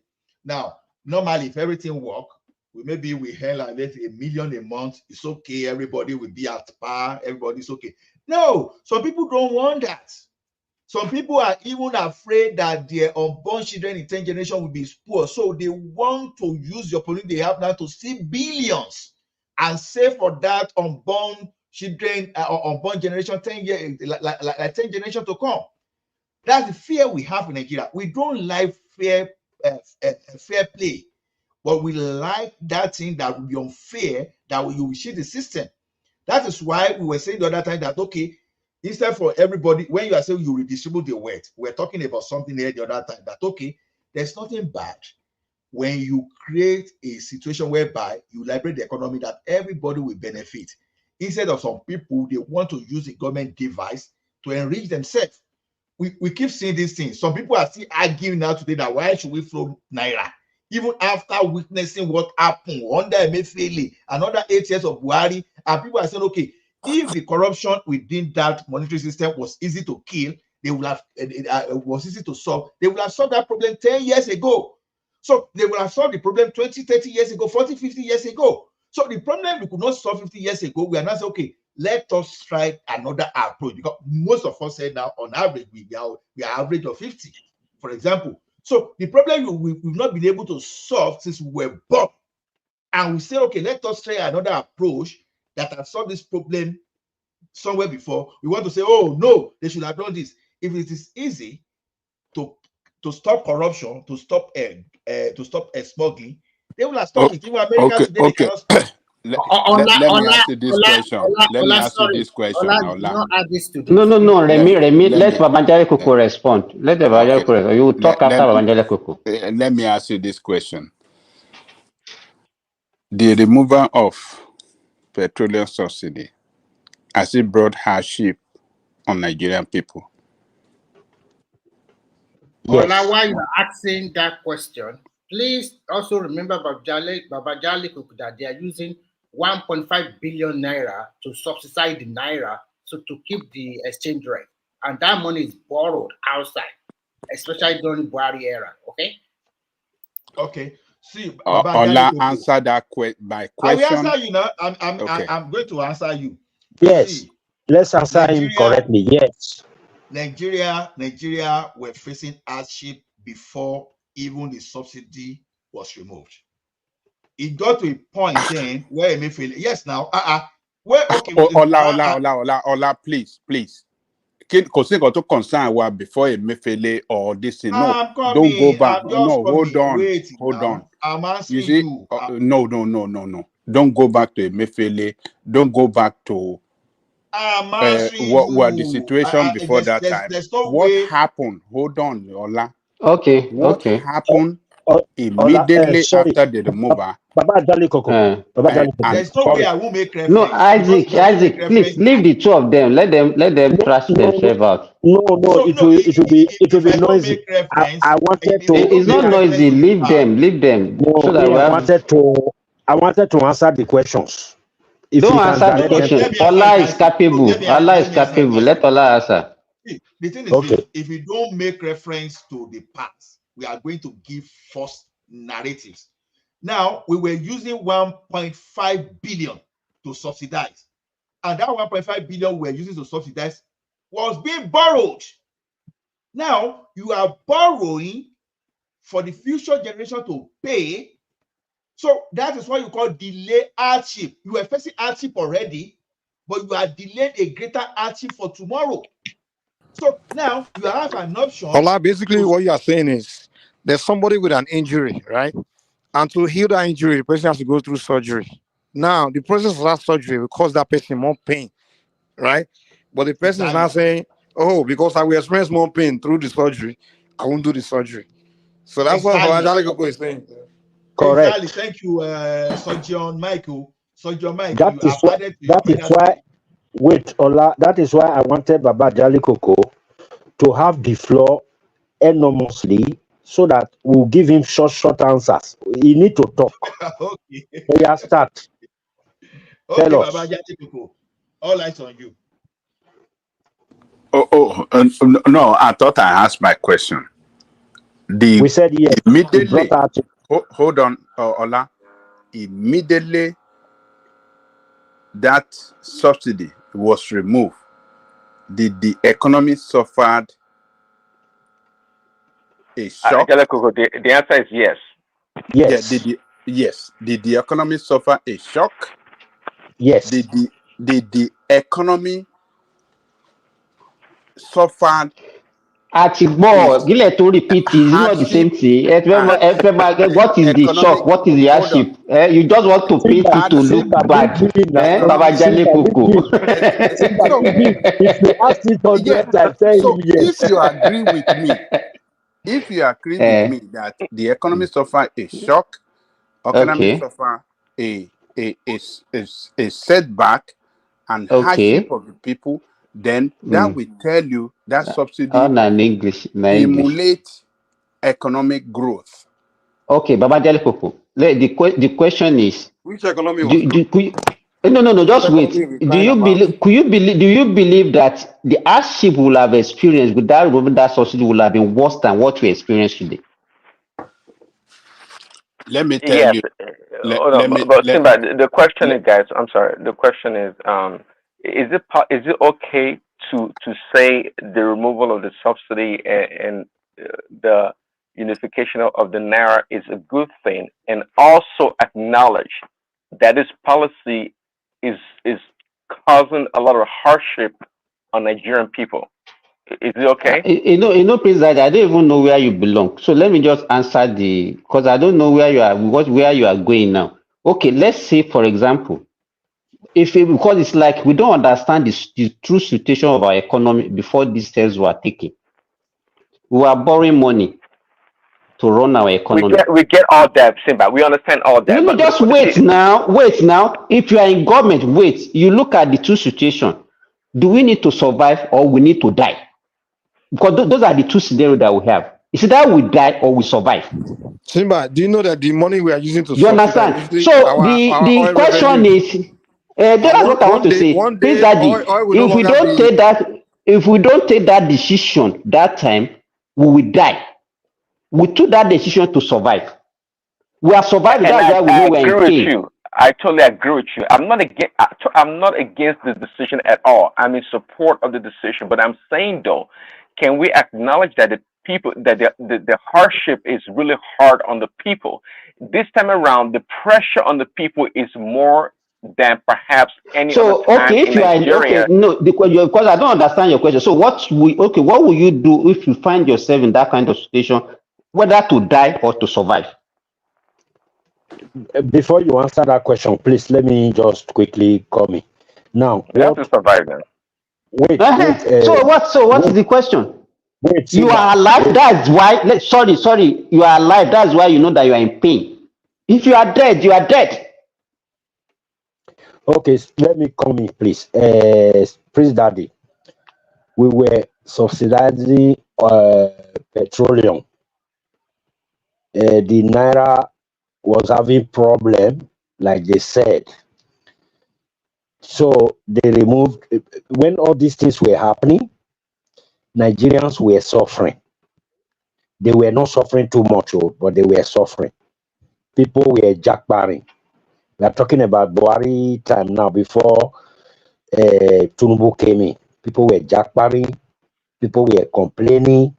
Nigeria was going down and down. People were not thinking about production, to be productive.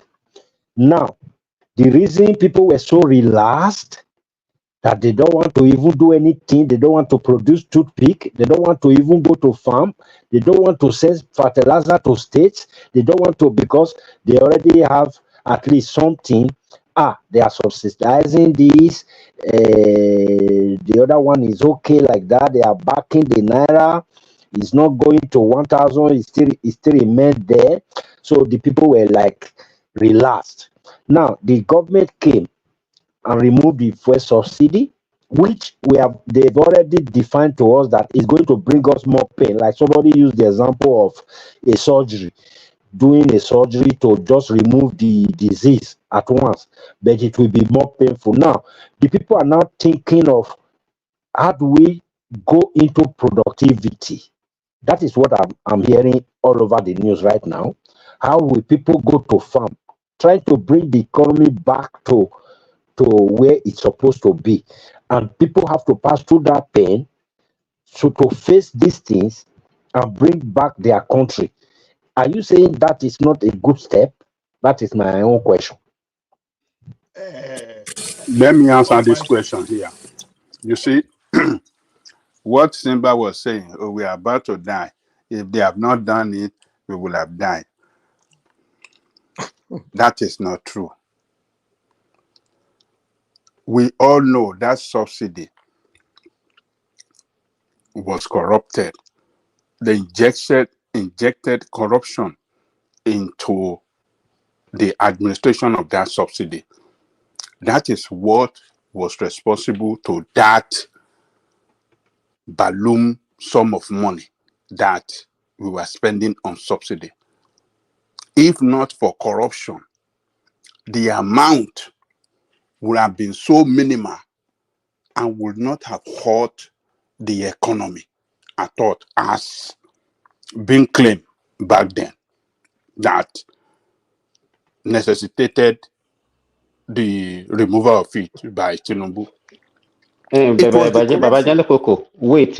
Ola painted a scenario. He said, okay, if all this impediment, all this corruption that you are talking about, because at least this argument will be having it for years, not even now. Corruption.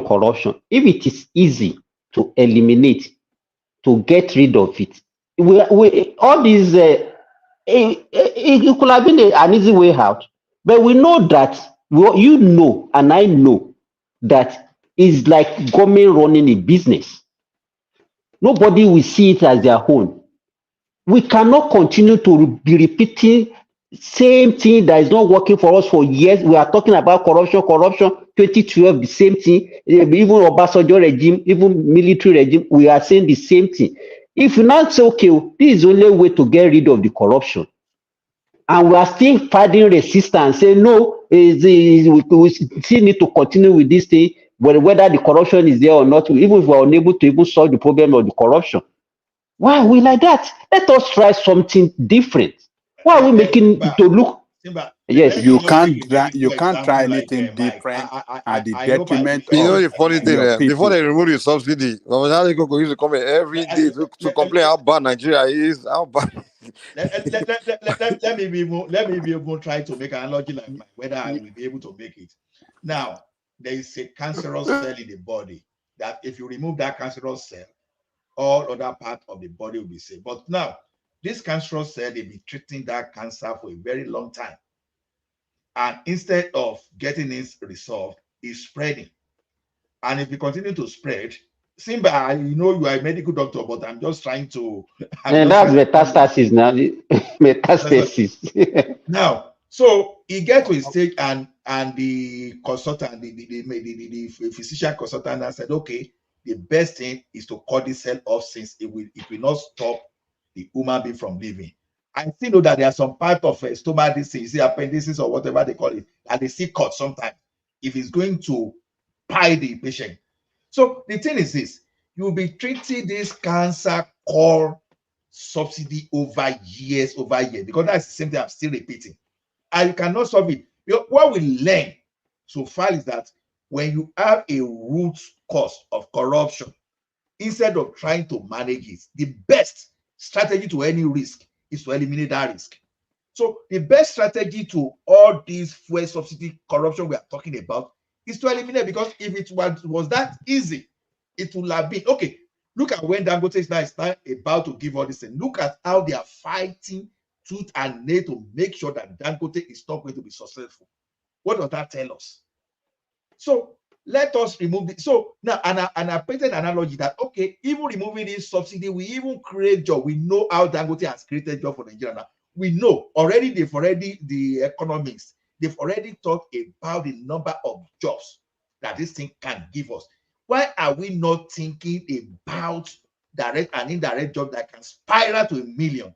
But we want to take subsidy none of us can quantify. That's why I asked. Let those people on the road tell us. Don't mind them. We even lie to ourselves. Even when that subsidy was even paid, how many times do you even enjoy regular supply of that exactly commodity? It is the Tinubu, what's the name of this Tinubu cousin and dangote of this world, and those people that are participating in a subsidy regime, they are the ones getting richer.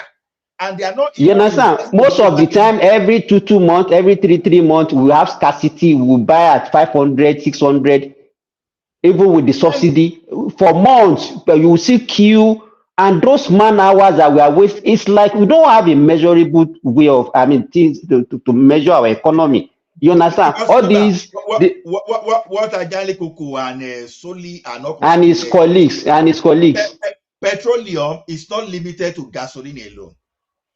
Apart from gasoline and diesel, we have some other thing like all those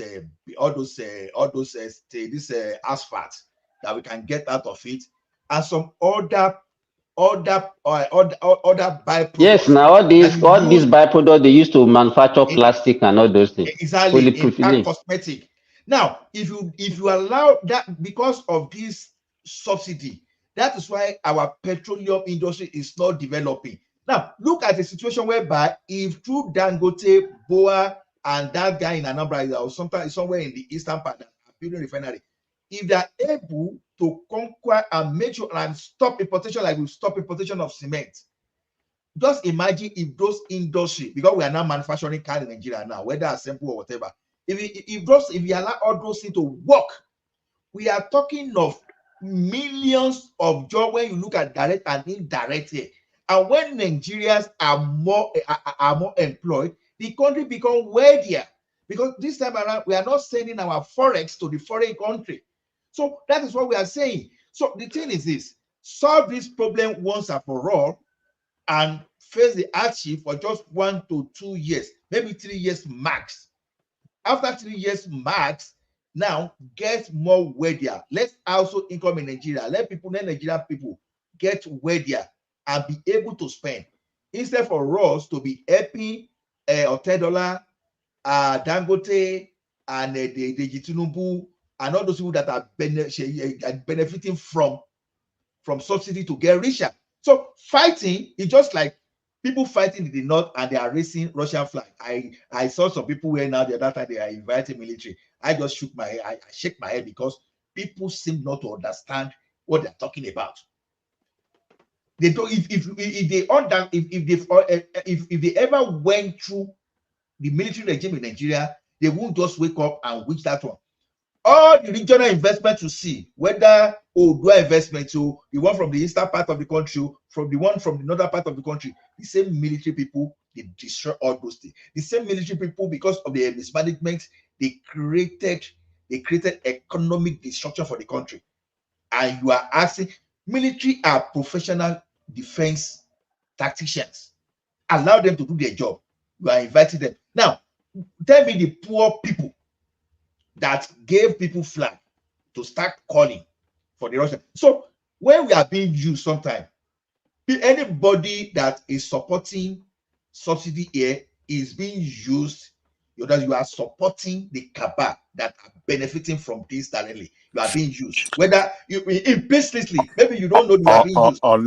Everybody that is calling for the change of government, just because we are hungry, as if hunger just started in Nigeria today or yesterday, the person is being used. At the end of the day, when they use you fully, you are not going to benefit from the outcome of you being used to achieve the aim. We've seen this before, and it's not going to be the end of it if that thing you pray for, if it happens. So I don't know. I don't really know what to want in that country. Let me tell you this. You see, the corruption that surround that subsidy is what Tinubu should have fought. And it's not that hard to fight. Number one, when at the point of delivery, when this state is coming from abroad, at the point of delivery, they don't have metering system to even show how much is delivered. Everything is done on paper. Just write paper, stamp it, and you go and get your money. There's no metering system to show how much was delivered. There's no metering system to show how much was taken out at what time. Baba Jale Koko, sorry to you understand what I'm saying? Have you ever been to I want to ask you a question. Have you ever been to any port in Nigeria to see how the customs do their work? Have you ever tried? Oh, yes. So what's the problem? I've worked there before. They have metering system. They have where? In Nigerian port. They have even scanning. No, I know. It's even how can somebody be telling us that a country will import a fuel and then they will not be they won't be able to measure it. They just take it by word of mouth. And then Baba Jale Koko, how can you be saying this? Wow. Hold on. I will not confirm to you that I have been there, but the experts there. Hold on. Did you work in that oil? So how is it done? No, Baba Jale Koko, I want to ask you, how is it done? They just come with a paper and you just tell them, okay, I import 50 million liters, and then they will just approve it like that, without any form of say, okay, I want to ascertain how much you bring. Is that what you are telling us? Look, I have listened to experts, not one, not two, not three, on different platforms that said the same thing. So you can't tell me that they are lying. No, we all know our country now. We know our country You now. can't tell me that they are I don't lying. even know who you are calling the experts. Who are the people that you are calling the experts? Okay. No, We all know Baba that Jale Koko, everybody let me tell you. against the If government. you even have the meter there, let me tell you this. If you even have the meter there, the meter will not record itself. It's human being that will made the record. Thank you, Simba. You understand what I'm Let me saying? just make an example, Jari. Look, Even in the United States of America, company, despite the most advanced, let's say the most advanced country in the world, people still falsify assets. Yes. You understand? Despite the level of digitalization, even in Canada, companies still falsify assets. So when you now say when you are talking about fortification wait, of assets, that one is there's even different way now. I'm even going to now. Now, the question is this: why do you think a serious oil producing country? I don't want to hear example of Dubai. I don't want to hear Saudi Arabia or Qatar. The question is this: have we ever talked about this? That why is it that United Arab Emirates? How come they remove subsidy from? You know they don't subsidize their gasoline. I want someone to call me a liar. Find out. If we have a country like United Arab Emirates, you understand? How much is their petrol per liter there? Is fully deregulated. They are not subsidizing. How much is it? Google We it. can Google it, but we Google don't have it. How much is it per liter or per gallon? Abata, where I live, is an oil producing. We are not talking about Bata where you live. You just make reference to United Arab Emirates. I'm telling you that they deregulated their this thing. Yes. So by deregulation, they don't subsidize. How much is this thing? I'm not Google it now because I'm just making reference. So let someone Google it and tell me my lie and correct me. That's what I'm saying. I want someone to call me a liar. So the thing is this. Okay, Baba Jale Koko, I have it here and I will tell you. They have different kind of fuel type. In their local currency is about 2.99 dirham. It's about, let's say 3 dirham. 3 dirham. 3 dirham and 3 dirham will be like 500 naira. No, that is the best one. And in US dollar is $0.81 per liter. And they have the special 95, which is about 2.88 dirham, which is about 78 cents. And they have E plus 91. Is it per liter or per gallon? Per liter. Per liter. Per liter, 1 liter. Okay. United Arab Emirates today per liter is 3.05 dirham AED. Right. Yes, you're right. And 1 dirham. No, and 1 dirham is about 500 naira. So that's okay, 1,500. Okay. Fine. So now look at the progress. No, Ajale Koko. There's a reason for points like this. You did a good job. Look at how a serious country like United Arab Emirates is progressing. You understand? Now, these people, they have enough oil, they can subsidize, they are very rich by all ramification. Oil and gas is even nothing compared to the other aspect of the economy. This is how you use your money the right way. So now we are now saying, okay, we identify a loophole that we've been unable to solve for several years. We are talking of something lingering for almost 50 years here. And we now say, okay, let us even try another approach. But the resistance to change in us will let us fight against it. Now, we saw what happened under the last regime, how people were round tripping our foreign currency. We now say, okay, let us resolve this problem so that in the future this will not happen, but we still want to stay with this. So that's what we say. Now, since we've removed all this dollar, the subsidy on dollar. How many times have you heard of someone, because even Emefiele went to Caribbean to go and celebrate his birthday, so many private jets flew. They follow since they remove. How many people are doing that in Nigeria today? That is telling us we are doing something right. Because why would they fly to Caribbean to go and celebrate? Because they were getting dollar free of charge, subsidized dollar. So the thing is, where you can to stop corruption is very difficult. And all those people that are still carrying what do we call it, powder today, they've not been able to solve them with all the control they put in place. People still carry all those things, enter those countries. If it's that easy to eliminate completely, even an advanced country like United States of America, like Canada and other countries will have eliminated all those things. So the best way when you are having a problem that is becoming cancerous, that is too difficult, that want to pie you totally, the best way to solve that problem is to remove that root cause of that problem. Finally, you don't dress it. That is exactly what we are saying. Okay, Ola. Okay, Ola. Remy, show us the minimum wage in United Arab Emirates. See. Hold on now. That's another topic entirely. Hold on. No. Remy, give us the minimum wage in United Arab Emirates. Hold on. No, Ajale Koko, that's not even what is your argument now? What is the argument now? What is the argument now? No, Simba, I can even ask Ajale Koko, what's the minimum rate of getting a room in United Arab Emirates? So if you want to, do you know how much it costs to get a one room? Wait, to Niger, the way you people hold on. The way you people are handling this thing. No. Isaac, sorry, Isaac.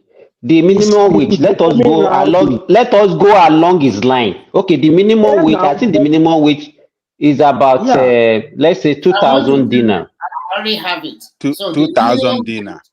The minimum wage, according to them, in a month is different. Okay, we have about $3,270 for university graduates, about $1,910 for skilled technician per month, and is it dollar or dirham? $1,360 for skilled laborers with a secondary school certificate. That is it. So they have three types. If you're that's what I. Okay, let's go to the average. You pay 2,000. To be honest, no, there's no 2,000 here, but the average here is 2,000, 1,000. No, we are talking dinar now. We are talking about dinar, not dollar. Dinar, 2,000 dinar. I have it in dirham also. In dirham, for university graduates, about 12,000 per month. Okay. Per month, and then for monthly wage, for graduate, and for skilled technician is 7,000 dirham, and for skilled laborers is about 5,000 dirham a month. Okay. Laborer with a Remy, school certificate. Remember, with a secondary school certificate, they get 5,000. That's all. Okay. Okay. The question I want you to ask Baba Jale Gokuna is this: how much? No. Ola, don't ask him that question. I want him to come so that we can use that one against him also. Let him come with the question before you begin to give him the lead. Exactly. Okay, now, according to Remy. According to Remy, or what Remy found, is it Remy? According to Remy investigation. Okay. So average minimum wage is 2,000 per month, right? 2,000 per month. $2,000. 2,000 dinar. No. A dollar. So $2,000. It cannot be average. It can never be. It can never be. Listen to him now. Lie. Listen. Even in US, how much the people him now? No, Papa Jaliko, listen. Only $1,910 per month for skilled technician. That is for skilled technician. So if you are not a skilled technician in that country, you won't get that money. But if you are a skilled laborer with secondary school certificate, then you get how much do I call it? Let me tell you, Babaje Kuku, what's going on in the Gulf country. Those are the people that are even working for government. You understand? Government. If you go to private sector, you earn far less than that too. It's not like a US or Western country where you say that okay, both private and are paying almost the same thing. What you get, I know accountant, I know engineer, that earn far less, even where I stay. So all these things is just governmental. What you see is governmental. Simba, But some what of them is they were not even earning what I was earning in a bank in Nigeria. That's funny here. so in Because private sector they earn far less than what you are what they earn. Then another thing, and the question Allah is asking you is that what about the cost of living in this country? exactly. You understand? Let Hold me on. tell you.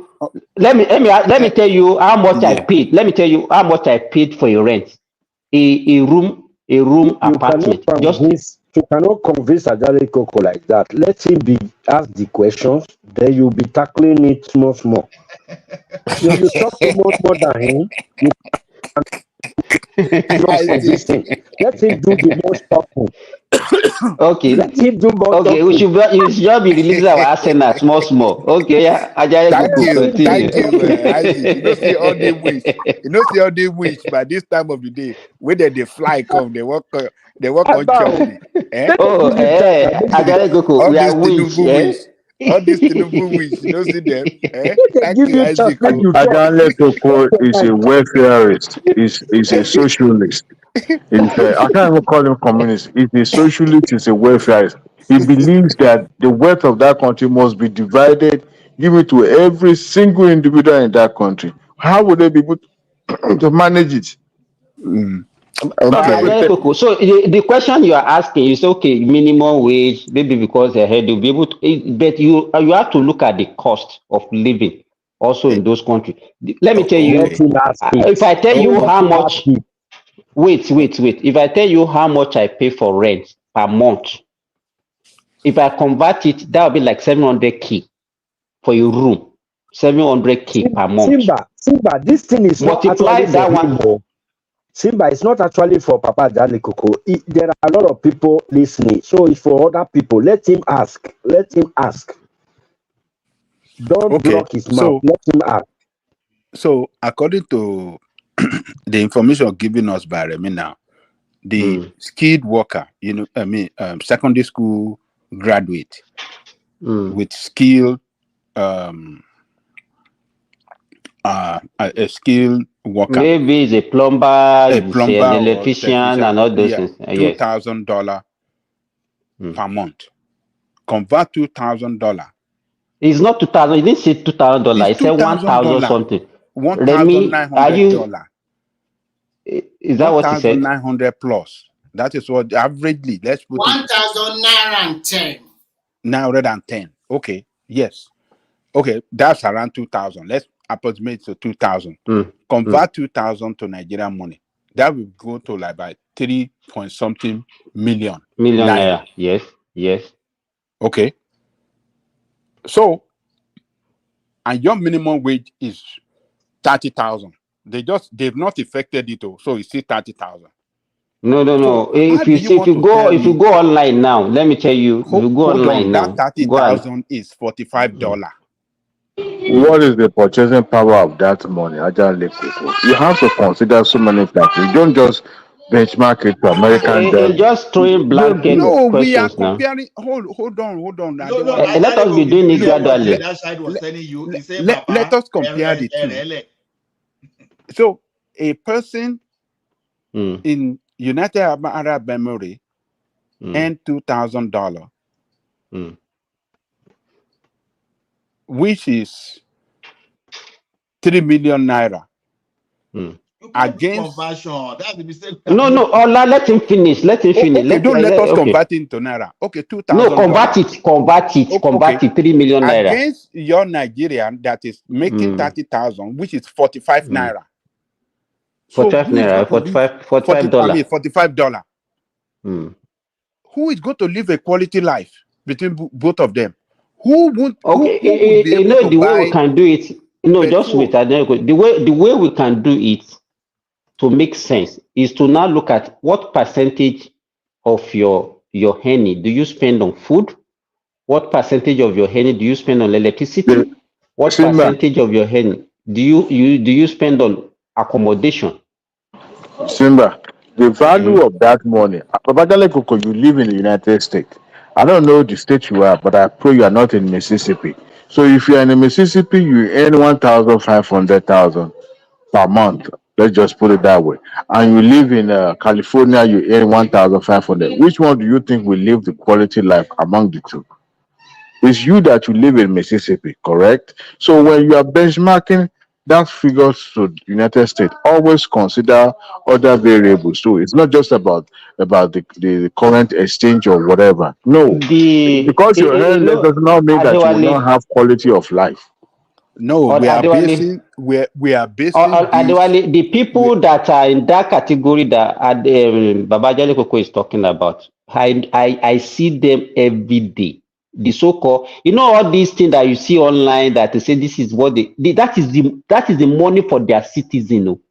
You understand? Which is a negligible percentage of what people. Majority of the people in this country work for private sector. They don't earn that money that he's talking about.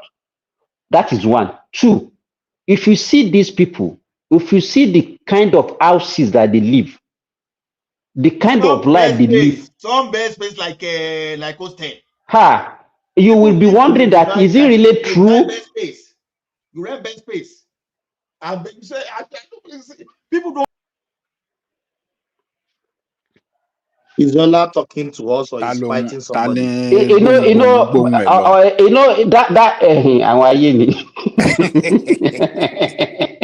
Babajale Koko, if this kind of scenario that you are painting, people that doesn't really understand, they will believe your scenario. And that's what leads some people to go out there.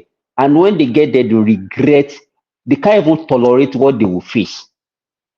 I know, Thomas Chidimma remove me now. What did I do? No, it's as if you are fighting somebody somewhere. You are not with us. I'm just fighting. Thomas, Sinibi, we have been enjoying ourselves. You just came and then start causing problem. Ologun today. No, I was Ola, to be honest. I was thinking you are in another realm. Maybe you are the only one thinking. We have been having civil conversation. Nobody is fighting anybody. So maybe I don't know what you are hearing. Hey, this kangaroo man, you need to go back to bed or go to work. What you are doing here is kabaru in. Leave us alone. Go and join one man. Go and eat kangaroo meat. Love one man, Lori bed. You go ahead and pay for like 1,000 United Arab Emirates currency for just a bed space. Just like when people live in hostel, they give you your bed and you are paying like 1,000 a month. See, we know people that went to Dubai and they didn't come back with something tangible. You understand? Because some of them they will go. Exactly. Ayé John nìyẹn o, ayé John nìyẹn o.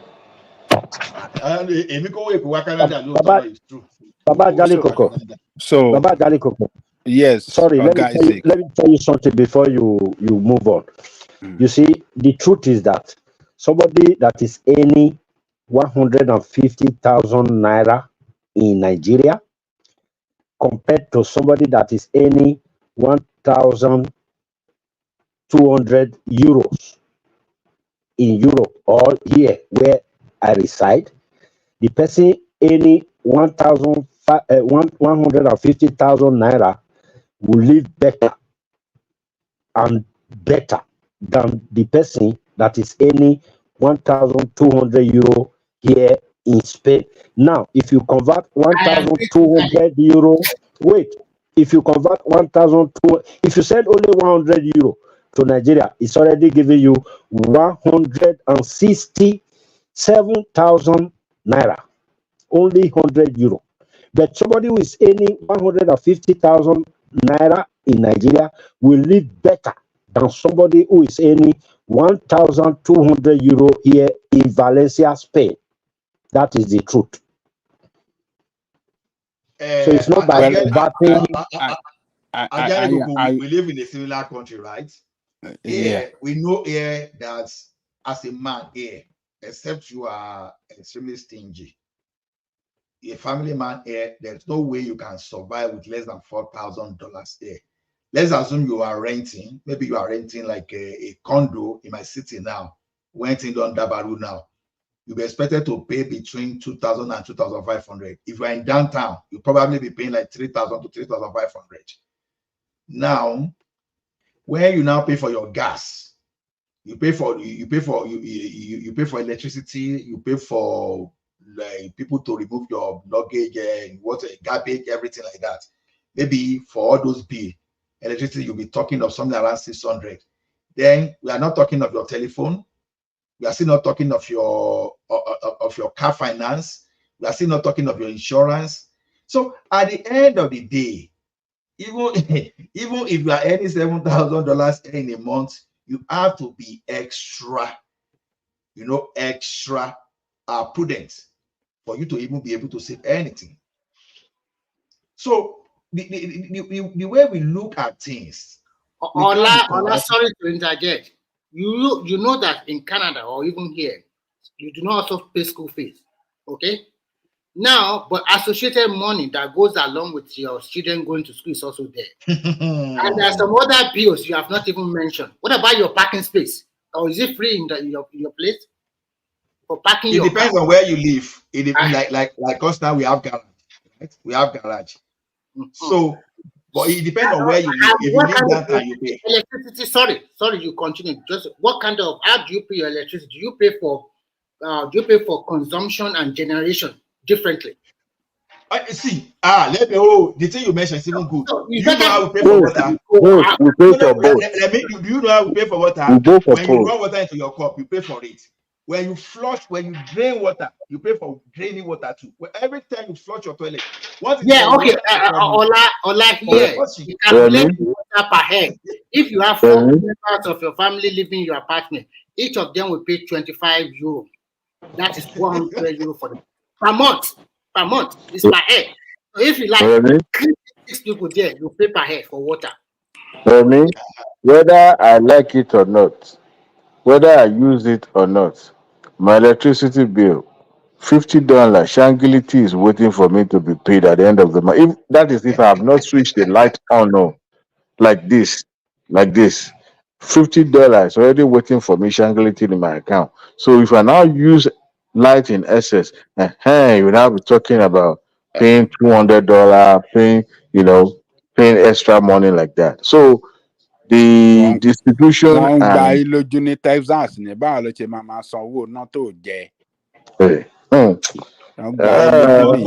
law is the law.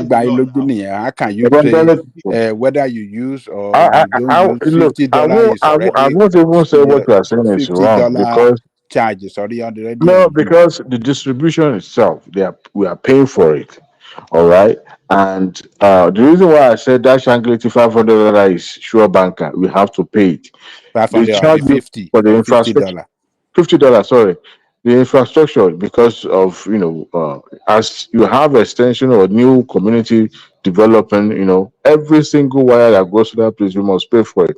The same way with drainage and everything. You will pay for it for the next decade. Almost in play PlayStation. Almost in play PlayStation. And my moderator will come up, boy. Please continue. Anyway, face your talk. I'm here facing my business. Face your talk. Baba Angelico, when you are speaking or talking about, wages in those countries, let us always say this. consider. Except we want to continue to deceive ourselves, the removal of petrol subsidy have really, really brought economic hardship on all Nigerians, irrespective of your economic status in that society. Everybody is hit and nobody is finding it easy. Businesses are suffering as well. It is very, very hard because that singular product drives the economic activity in that country. The cost of goods and services immediately it was removed skyrocketed to the high heaven. We all know that. This is what I want you to consider. for even, is it Cardoso or who is this guy that I talked today that we don't even know, Nigeria, we don't even know how much gasoline we consume every day. For government to come out and say that, it was just like Trump was saying, okay, So you are don't justifying my how point many that people. you don't No, have metering. You don't have metering system that tell we you do. how When Trump much they don't that know, we when Trump say We you disburse do. don't know out the We number. do. on daily John basis. Adewale, I want to tell Ajalepo something. When Trump said you don't know the number of Mexicans that were crossing the border, what was he trying to do that time? He was going to put fence there to stop the problem immediately. Instead of say, okay, why can't America say, okay, I want to, because they are the most advanced country, let us deploy gadgets, let us employ more people to be guiding them. How come that the next step, the best solution you wanted to employ was just to build fence? So that is telling you that some problems are very difficult. Smuggling, as we speak today, No, even that Canada, they've not been able is to not solve. a United look. America, South America, they've not been That's able to a stop it. no. It is not difficult. That's a solution. One of the solutions to that problem. That is what President Trump did. But what we are saying is that you just justify what I was saying earlier, that we don't have metering system, that we show how much intake that we took every day and how much has flow that we disburse. We don't have it.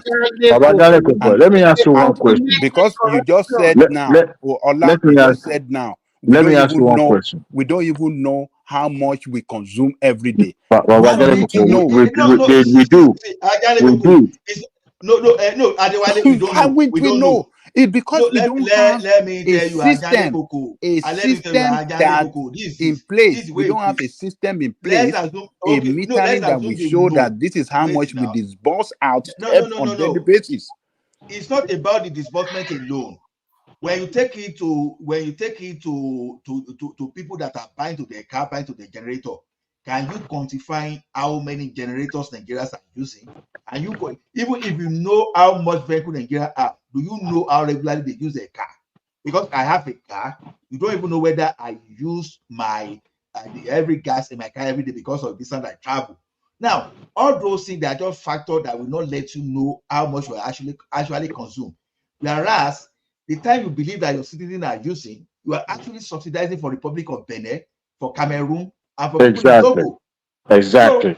So they can know That what is is getting your out of them. problem. That is the problem of your country. You cannot make your citizens to suffer for your inefficiency or for your incompetence. Babajale Koko, you see, let me say something. They do have the means to measure how much Nigeria consume when it comes to petroleum. They do. But you see, I hope that Mele Kyari and others are able to speak or expose something. They might not be able to. The reason why I say this is this. You know, this cover up of a thing. I mean, it's not it's no longer a rumor that when Nigeria import fuel, especially NNPC and other marketer, before it now becomes the only duty of NNPC, let's assume that they import 4 tanks.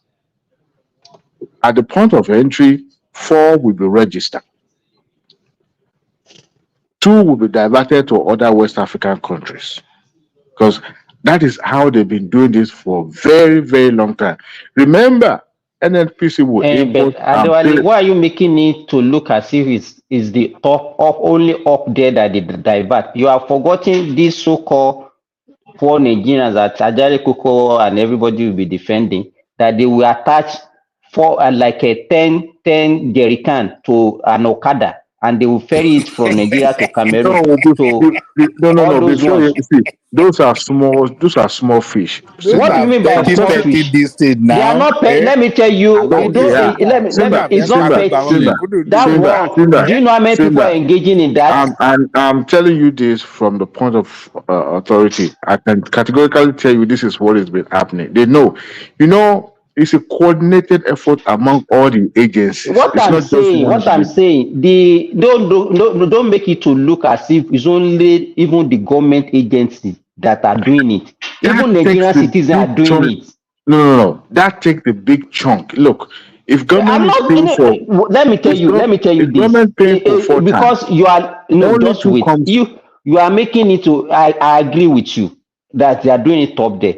I know people that are engaging in this thing. They take trucks, and they are not government official. Truck. I'm talking about 33,000 liters, 66,000 liters truck.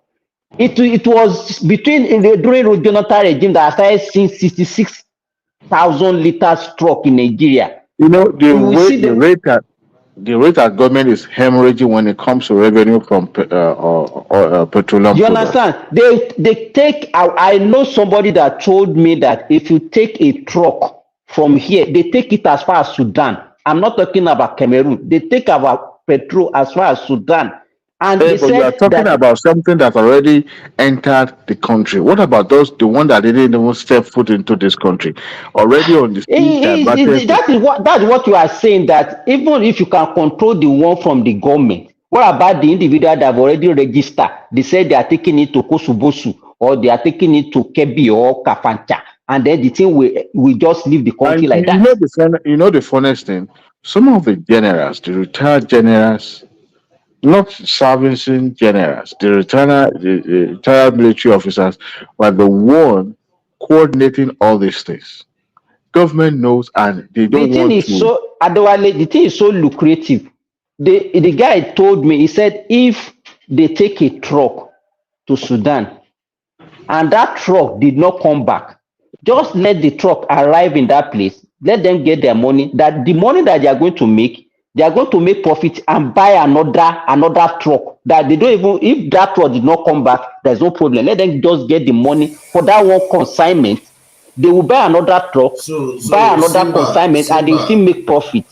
So you think somebody that owns a truck is an ordinary man? Eh? Is your everyday man? People that own trucks are No, generally normal what people. I'm saying, no, to Nigeria, what I'm saying, get me right. That corruption in that subsidy something is across the board. That's what that's what I just want to say. Government is That right in stopping subsidy. Government actually made a very good call, because if we do not stop this and we continue to hemorrhage, it's just a matter of time. Look, you know what Ajari Kuku is asking for, or Nigerians are asking for. They wanted to crumble every other thing. Then we should just be using all our resources to pay for subsidy. That's No, just it. no, no, no, no. You see, what you guys don't try to understand is that if all the loopholes are blocked It cannot be and there's blocked. You know, it can't. Babajare Koko. It no, can't. It's look, not. look, You don't even know. I don't. It's like no, you're when having a mirage of the way Nigerian works. If you are in Nigeria and you come to the grassroots, that's when you know the problem. It's like you just maybe because But you have been why do you living in think it that cannot US be for blocked long. now? the See, government Simba, why do have you think it cannot be blocked? We responsibility didn't have it forever. It can the go, government just as have it came, it can go away. responsibility to manage our resources well and to prevent waste. So if they cannot I prevent don't. waste, what are they, and they cannot be prudent in the management of our resources, so what are they there for? The Let way me you are speaking If now, Ajale it's Koko. like Ajale Koko. the federal let me Ajale make government this Koko. simple. Let me give decided, you. Let, my Let point me give you a is, no, let me scenario. make okay. this Let me point. give you a Let me scenario. make this Let me give point. you a scenario. Okay. Let me make this point, Simba, please. Look, let me tell you, if we have people in government that know how economic works, you see that subsidy can be paid for by productivity in the system. The productivity in the system can pay for that subsidy. Babajale Koko, How would that whenever we productivity pay for? Okay, How would okay. it How pay? Please, it's I have going a to pay question. for it is I have a question, please. Babajale the Koko, revenue. Babajale The Koko. revenue Sorry, that sorry. government is Wait, going to Remy make. now. Wait, Remy. Let me have my question, please. The revenue that the government is going to make From where? from productivity, Which from productivity? Because you productive just activities started. within the system. What are the productive activities? How would the government recoup its money? No, just tell me and give us example. Because you've Okay, been saying this thing for days now. With productivity. Okay, okay, with what way? okay. Let me tell you this. Mm. Do you know how many small businesses we have in Nigeria? Do you have the figure? No, go ahead now. Yeah. No, Look, So CSC in has what the this figure. way? world, In what in way this we government world, get to recoup money in CSC from this has those ones? world, the list of the in this registered world, company in Nigeria. in this world, Nigeria is one of the country with large Tell us how these more small businesses, how would the business. government get Yes, money from them? Yeah, tell us. through Ba- taxes, Babajale Which taxes? Koko. through You know, Are taxes. you the not, government. Babajare Koko, What are let me you tell you talking this. You know, about? sometimes, wait, you are the Hold advocate on, and say, hold on. hey, people, there are too many taxes in that country, multiple taxes. You know the way you know, sometimes you are forgetting what you used to say.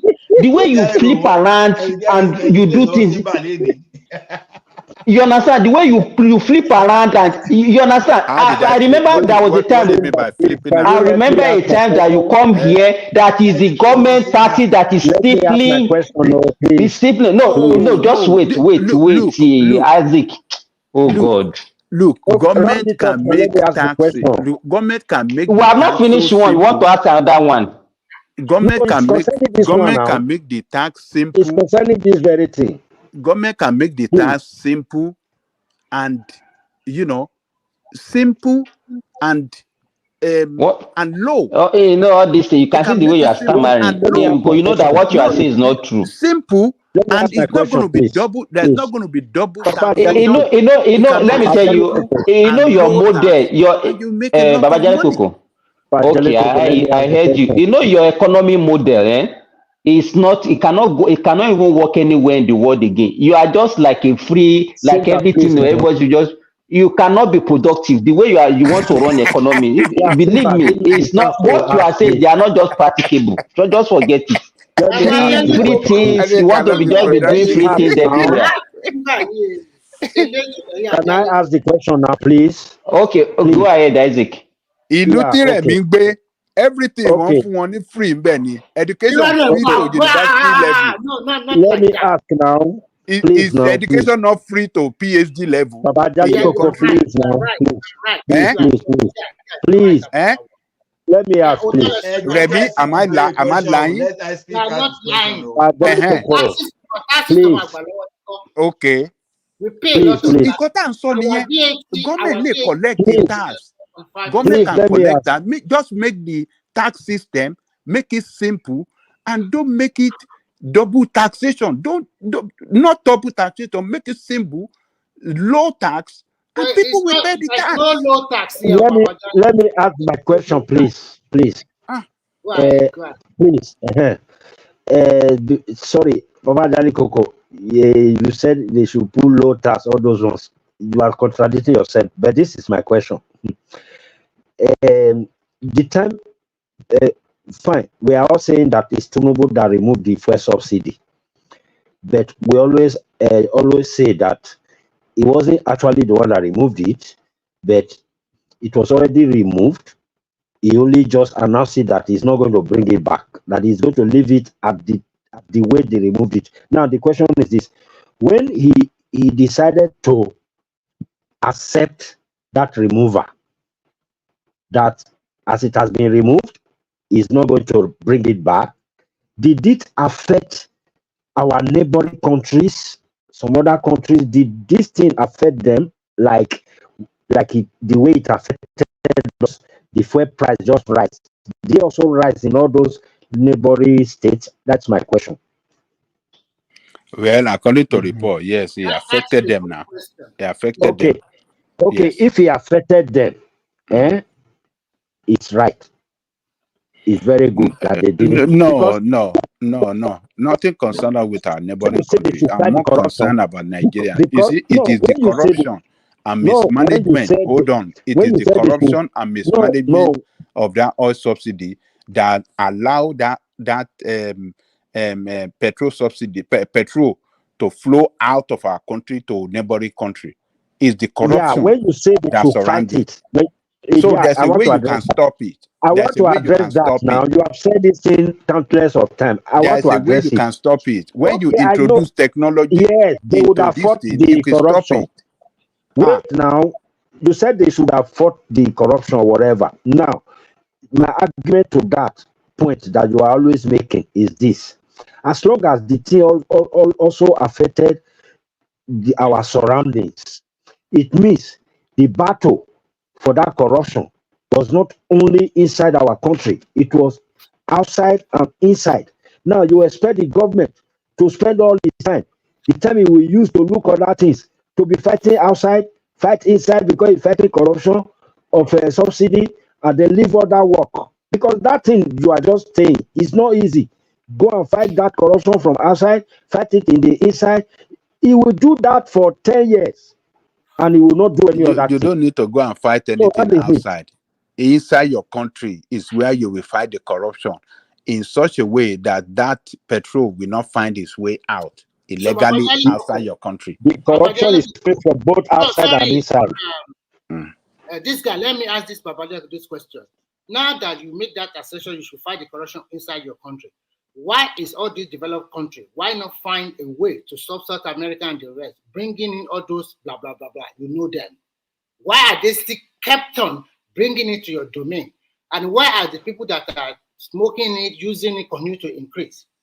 So you can see there's some problem that is not easily... No, I don't understand what's the question again? My question is this. You are making that they should fight corruption within the country. Don't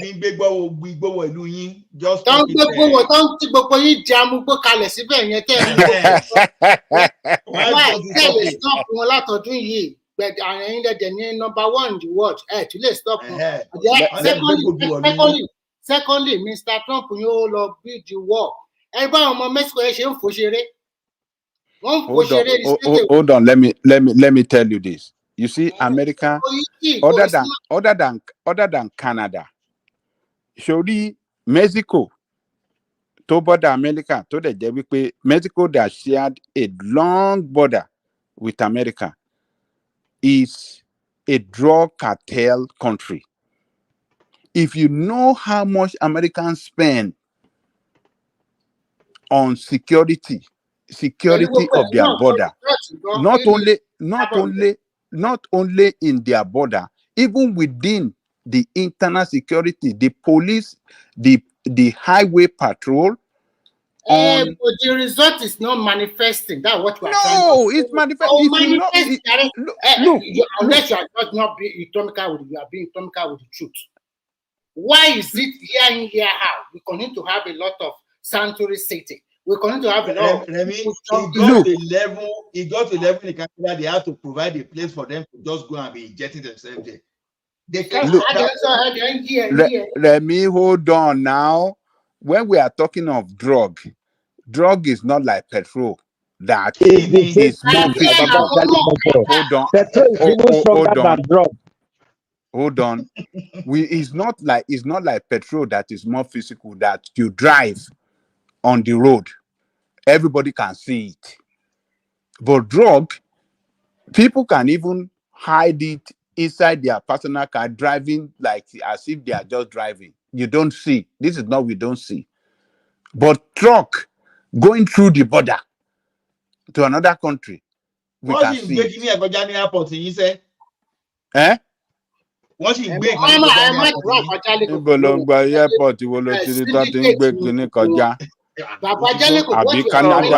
are not carrying it physically. Well, spiritually, nothing be what US. Spiritual.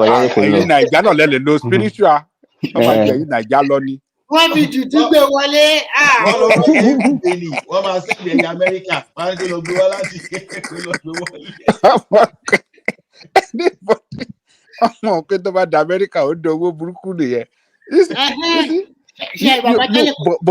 the issue, Remy, I agree with you. I'm not going to say that, yes,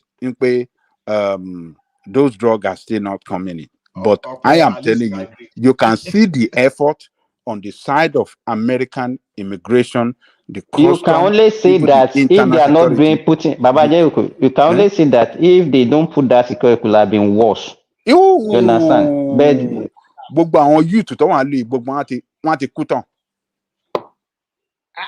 you know, that thing, let me tell you, that you know what we are saying, jokes apart.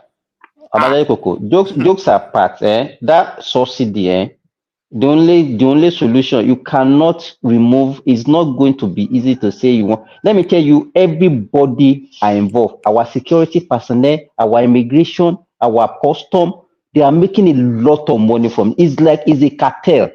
It's not something that you can say. It's not even comparing the security measure in our country with that of America. You are not even comparing that. Are you going to compare Nigeria's security to America's security? No. Our Nigerian security, you can't compare it to America. Isaac, when I was little, I have an auntie. The only thing I know about that auntie is that she is extremely rich. But I did not know anything that time. The only thing they would tell me is that auntie she firework. But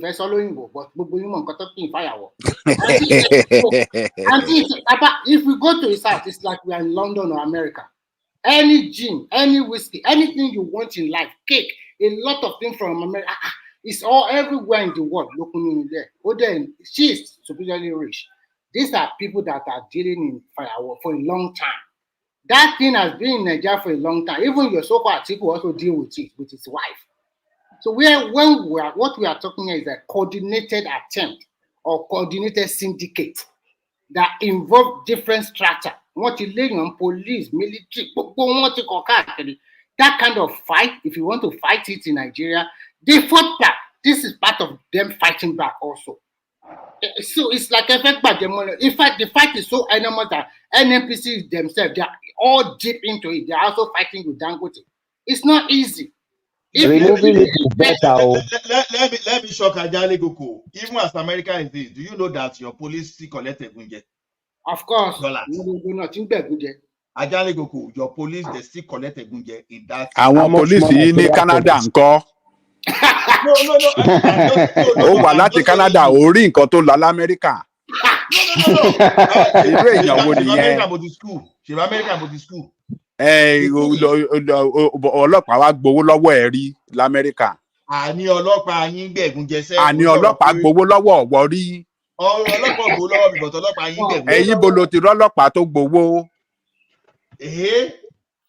Sọ fún mi, state tó ti rọ́lọ́pàá tó ń gbowó àbẹ̀tẹ́lẹ̀. Canada ò jìnnà sí America, wọ́n lè wá gbé níbẹ̀ yẹn náà. So má sọ ọlá o, má sọ. Torí kò sọ ibi ìlú tóun wà o. Amẹ́ríkà ni wọ́n máa fẹjú mọ́.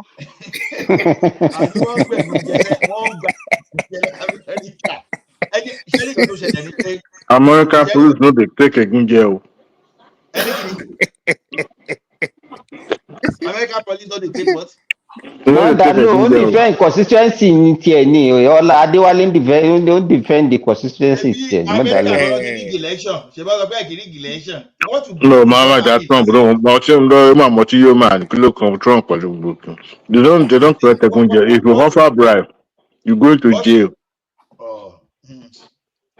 Even in Nigeria, if you order, that is a law. But even in Nigeria, if you offer bribe, we are caught, you go to jail. So what is it? Anybody have it in their law?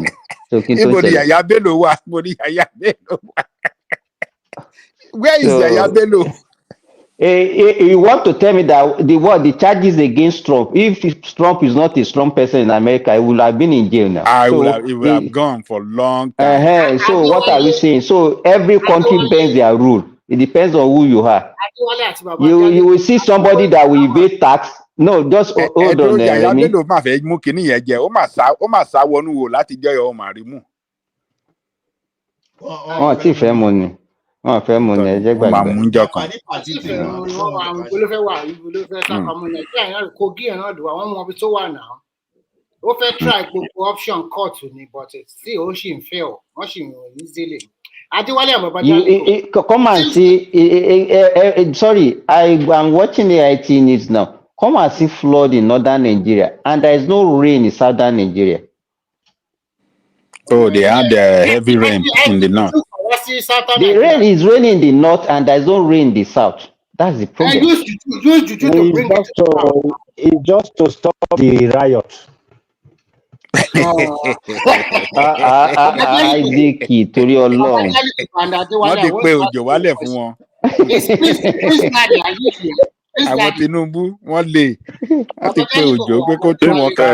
Sorry, Adewale, I want to ask you a question, and please, that is also here. it seems that this election, are you going to have a female president? Is it possible for the first time? It's like all Republicans are ganging up against this Trump. I would have loved Trump, Prince Daddy, to be here also.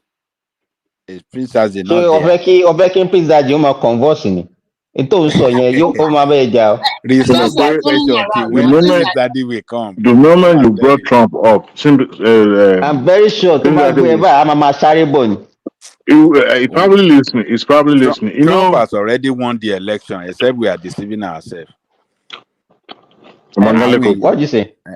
Magale Trump Koko. has already won the election. Magale Koko. Yes. Don't be too sure. Adewale. I said, don't be too sure. I am very, Come very on sure hand, go Trump seriously, has Martina. already won the Magale election. Koko. This is Yes. not 2015. This is 2024. Don't be too sure. I myself am not so sure. You know, even though I'm not a Irish person, but the parties chose a direction, and that is where they are going, and the momentum is gathering. Among in Democrat, she's not the most qualified, but at this moment, she's been there. I think it's for the continuation or to honor Biden decided to support his vice. At first, I was a little bit skeptical because I look at the what happens in 2015. She performed very badly, I mean, woefully. She had to suspend her campaign. Now, she decided to choose a certain governor who happens to be a very, very seasoned administrator. One of the area Harris was lacking is the fact that she has never been an administrator before. She was a prosecutor to Senate, and Senate to vice presidency. And you know what vice presidency, Kolenumbe, right? And that was my worry because for someone who have gone through state level and as a senator, the same worry that I had when Obama was contesting in 2008. As a matter of fact, I already wrote Obama off. But the moment she won Iowa, I knew that okay, this guy is heading somewhere. But I was still not sure until it comes to South Carolina. Wisconsin. So now, and I look at it this way: she's kind of following in that trajectory as well. So the moment he chose his vice, her vice, okay, she meant business because if she had picked Senator Kelly from Arizona, that would be Iwajowa or Ejore because both of them lack administrative experience. If she had chosen Shapiro of Pennsylvania, that one is energetic. She's even more cantankerous, and he doesn't have the connection to the legislature. Remember, she came from legislature. Biden also came from legislature. The same thing Obama did by picking somebody who will make his job a lot easier by having that connection to pull vote from the Senate or from the Capitol. So this time around, because of our own antecedent, he decided to choose a sitting governor who is also a seasoned administrator. That was where I was sold.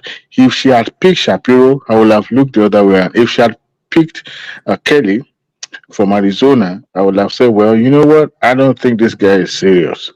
Who was the contestant? Buttigieg. I call him Booty and Gay. Buttigieg doesn't have administrative experience except when it was, it's still the current Secretary of Transportation. Minister of Transport. But I don't think America is ready to have a gay as a vice president. Not even talk about president. I remember. Why do you think America is ready for female president? You know how long it took for a black man who is not even completely black, who is like an fake black to be a president of America. So it took that long. That's almost 200 something years for America to even pick a black man to be a president. So if American couldn't vote for a white woman, Hillary Clinton, in 2000, what give you that they will buy for somebody? But they voted for her now. They voted for her. She has the majority vote. The case of No, So in terms of electability, Harris has more potential than Hillary. Hillary was completely. no. Don't even say that. Which Babajale potential? Koko, I'm telling you that in the No, political that's arena, not true. That's not in the true. Yeah. political arena, people No, hated that is and not God. true. That's not true. Babajale, I'm Is telling you the you fact. is Even within the party, that is not they, true. That is oh, not okay, true. okay. It's just Clinton was because you are creating a a. black man that you are supporting her. That's why you are talking like No, that. no, no, no, no. That's You know, not I beg true. to differ. No, Look, Clinton do was you? seen as a power mongering person. They see Clinton as somebody who is really, really ambitious. All these Americans have started now. No, no, no. I'm just trying to shed more light on this. It's not as if I was sure banker for Harris. Anyway, let me just put it that way. I am not sure banker for Harris. It's 50-50. Because if America is going to That is take. exactly what I want to say. Before the forward, it's like a sure bet for Trump will be your president. Nothing can change it. But what shocked me, I will tell you. After about a few days later, there are more than 100,000 women, white women.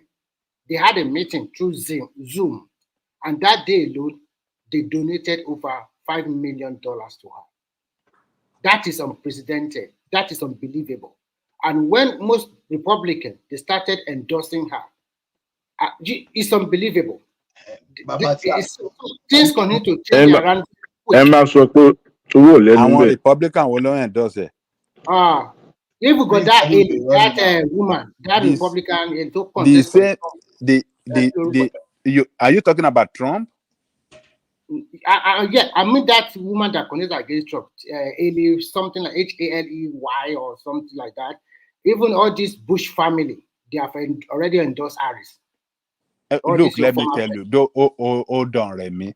You didn't follow the politics in 2016. The same thing happened against Trump.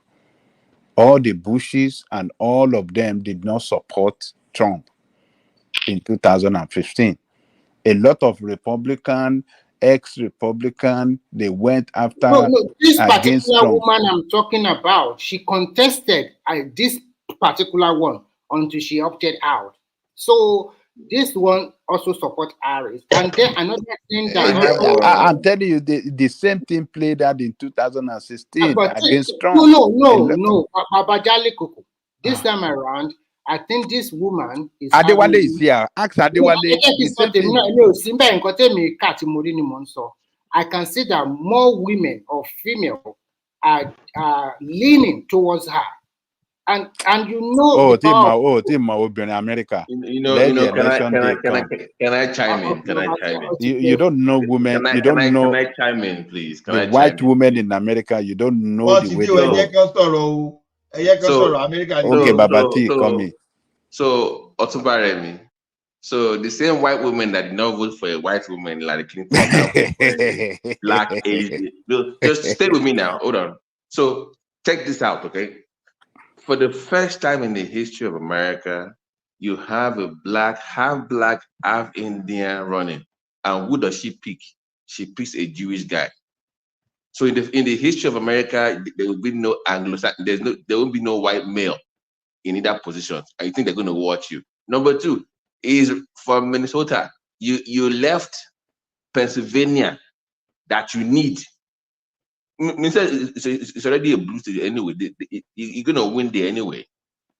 So even if you pick VP from there, or you don't pick people from there, it's pretty much like a Somalia anyway. There, you're going to win that place. So I don't get why she did that. Mark Kelly, maybe not. Arizona is okay. But you need Pennsylvania. But Babati, you will admit that before Biden opt out, after Biden opt out, you will admit that the game have changed. It's not so like 70 to 30 like before. I'm saying that you cannot leave the rural white people out. I understand you, but my question to you is simple. Before Biden drop out, it's a sure banker for your guy. He's going to be the president. After he dropped out and this woman came in, the game changed or not? Does it change or it remain the same? No, it changed, but the choice of VP is very questionable because they're going to run on social issue. Remember, this is the same governor that was advocating for putting tampons in male bathrooms. You think she's radical? Is even more leftist than she is. You are wrong. He was once a lawmaker. You are completely wrong, Babati. No, let's not do No, see, I'm Hold telling you on. this. You are completely wrong. Almost you can change the topic so that everybody go back to I Nigerian just stuff. came in now. I mean, and I'm already being mugged. Sorrow. My God, this guy is from a blue state, so you should have gone with the Mark Kelly or the guy from Pennsylvania, okay? Because there's no way the white guys in America are going to vote for a Jewish guy as VP and a half black and half Indian as president, and they'll be left out for the first time in the history How of can the you be country. so sure, Babati, that American would not vote for No, Jewish I'm not person? discussing the whole country. I'm Do just you giving you Can I finish? do you also know? My Do you also God, know? can you pay attention? I Do said, you know that Vice President's husband is also Jewish? which even makes it worse. Just So if hold they on put now. My God, what is wrong with Diwali tonight? This Suru now. I'm saying just look at the each voting block. No white guy is going to vote for a ticket that doesn't have any white male on it. There is not going to happen. You already have issues like Babylon was telling you. If white guy will can vote for Trump over Hillary Clinton, which is also a white girl from the South, by the way. Remember, Hillary Clinton is from the South. ẹ ṣáà jẹ́ ká interject yín, ẹ má jẹ́ dominate gbogbo the whole And thing. she did not win. So one half Indian, one half, you now pity and a guy that is from a liberal state that is far less from, he's not even liberal, he's a progressive. I hope you know that. It's a moderate Democrat. No bullshit, he's a progressive. He is. So you pick a He progressive. is. Kamala is even more radical than him. He is. No. So you have a progressive and a liberal on a ticket. That is a recipe for disaster. I don't know what they were thinking for it. Can I interject you so that Go I ahead. don't want other people to think that we are doing back and forth like Prince Daddy. You see, when Biden was contesting against Donald Trump, they said, "Oh, he's a Catholic. They won't vote for Catholic." Last time the Catholic contested was in the JFK, and that was it. No other person has been elected based on his faith, but he won the election as a Catholic. Not just that, he won the popular vote as well. Now, I have my own skepticism, but if I put it in a probability form, it's not enough for me to throw away Harry's chances of becoming the president of this country. Number one, as a female. Number two, as a person of color. Number three, this is America. But the fact that if you look at the context now, the scenario has changes. Now, a lot of people now, apart from those rural people that you mentioned, little you will understand or you will know that some of these things that we count as you know things that matters in elections, they look at the fact that what does the Democrat want or this particular candidate wanted to, and she's yet to define what her campaign is going to be all about. I mean, will be known for. She's yet to define that. But based on her selection, as honestly, if she had selected Shapiro, the man Kelly yourself, if she had selected Shapiro, I probably wouldn't have. I would still vote for her, but I would be less enthusiasm about her candidacy. If she had picked the senator from Arizona, astronaut McKelly, Yeah. honestly, our chances would have been.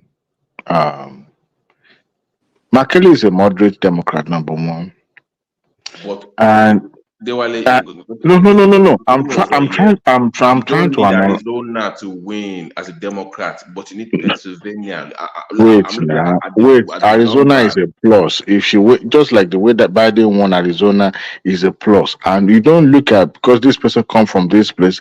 That is why this vote will go this way. No, not at all. You also got to look at the popularity of the candidate. I mean, when during the campaign yesterday, Pennsylvania came out en masse. I mean, I'm glad Shapiro even came out to campaign for her.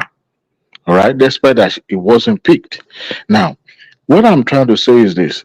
I'm so glad that they picked that man because if he had picked McKelly doesn't have administrative experience apart from her being just a freshly retired astronaut. I Went to don't care Senate. about Mark Kelly. Like I You told have you, I don't see care when because when when you don't when need. Biden picked her, Biden has seen it all. Biden was in the Obama's White House for 8 years.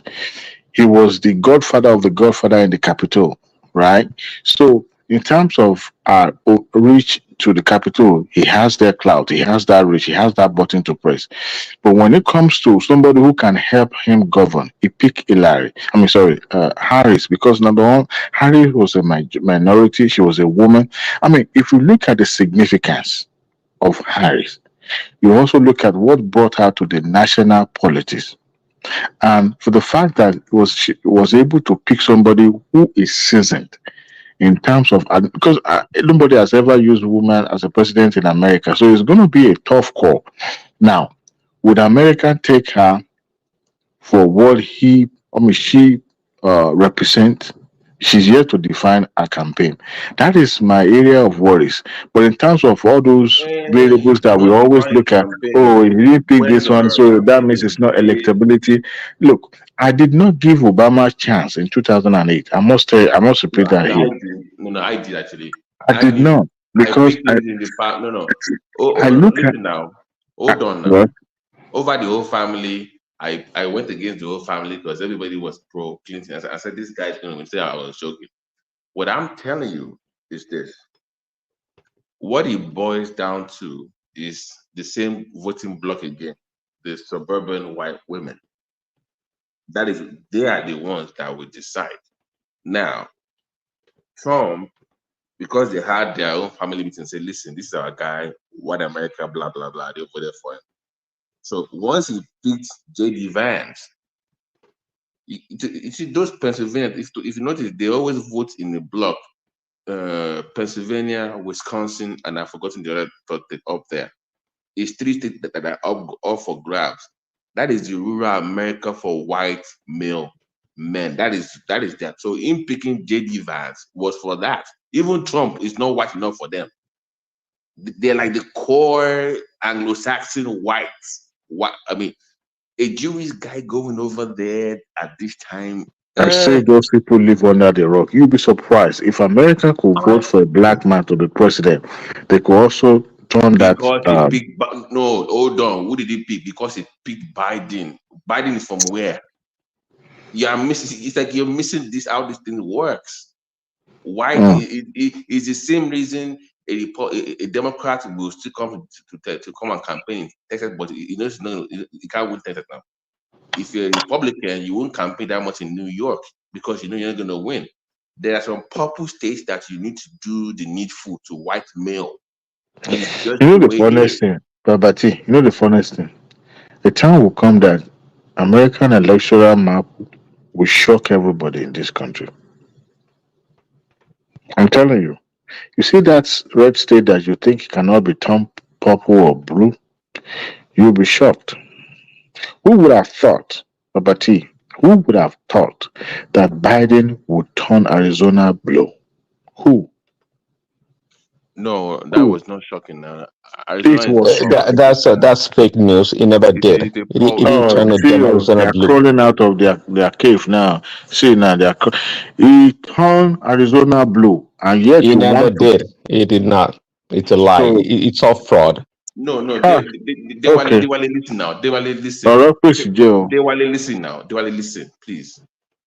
Prince Daddy, JD Vance or the liberal guy from Minnesota. If you are a core white man from Pennsylvania, I mean, who are you voting for? A guy that voted for tampons in the bathroom, Somalia refugees and all that nonsense, or call what? I'm just telling you this is where the cultural thing comes in. I know it was in the military, it was in the army, which is a plus. It was a teacher. I know all that, but for what he represents for social issues, it is very big in those part of the country, those middle belt, rural America. They don't like all those social issues, those trans whatever that he was promoting. They hate it over there. Those woke things, man. Yeah. So to just pay attention to how they vote over there. Don't look at the whole picture. Just focus on each voting block. And for that region, that is the reason why you pick from that area. Remy, are you still here? But it's going to win. My point is, the state that is from, Minnesota, is blue state anyways. They're going to win. So I don't know. So you pick him to help you in other regions. So the question is, where does he help Kamala? Where is he going to help him? Which states? You give me where is he helping him? You pick because it's not for Pennsylvania doesn't mean that you will not get Pennsylvania. That's the question. Can a man that supports transgender act stuff win Pennsylvania with white rural America? Is that possible? I mean, Pennsylvania is even more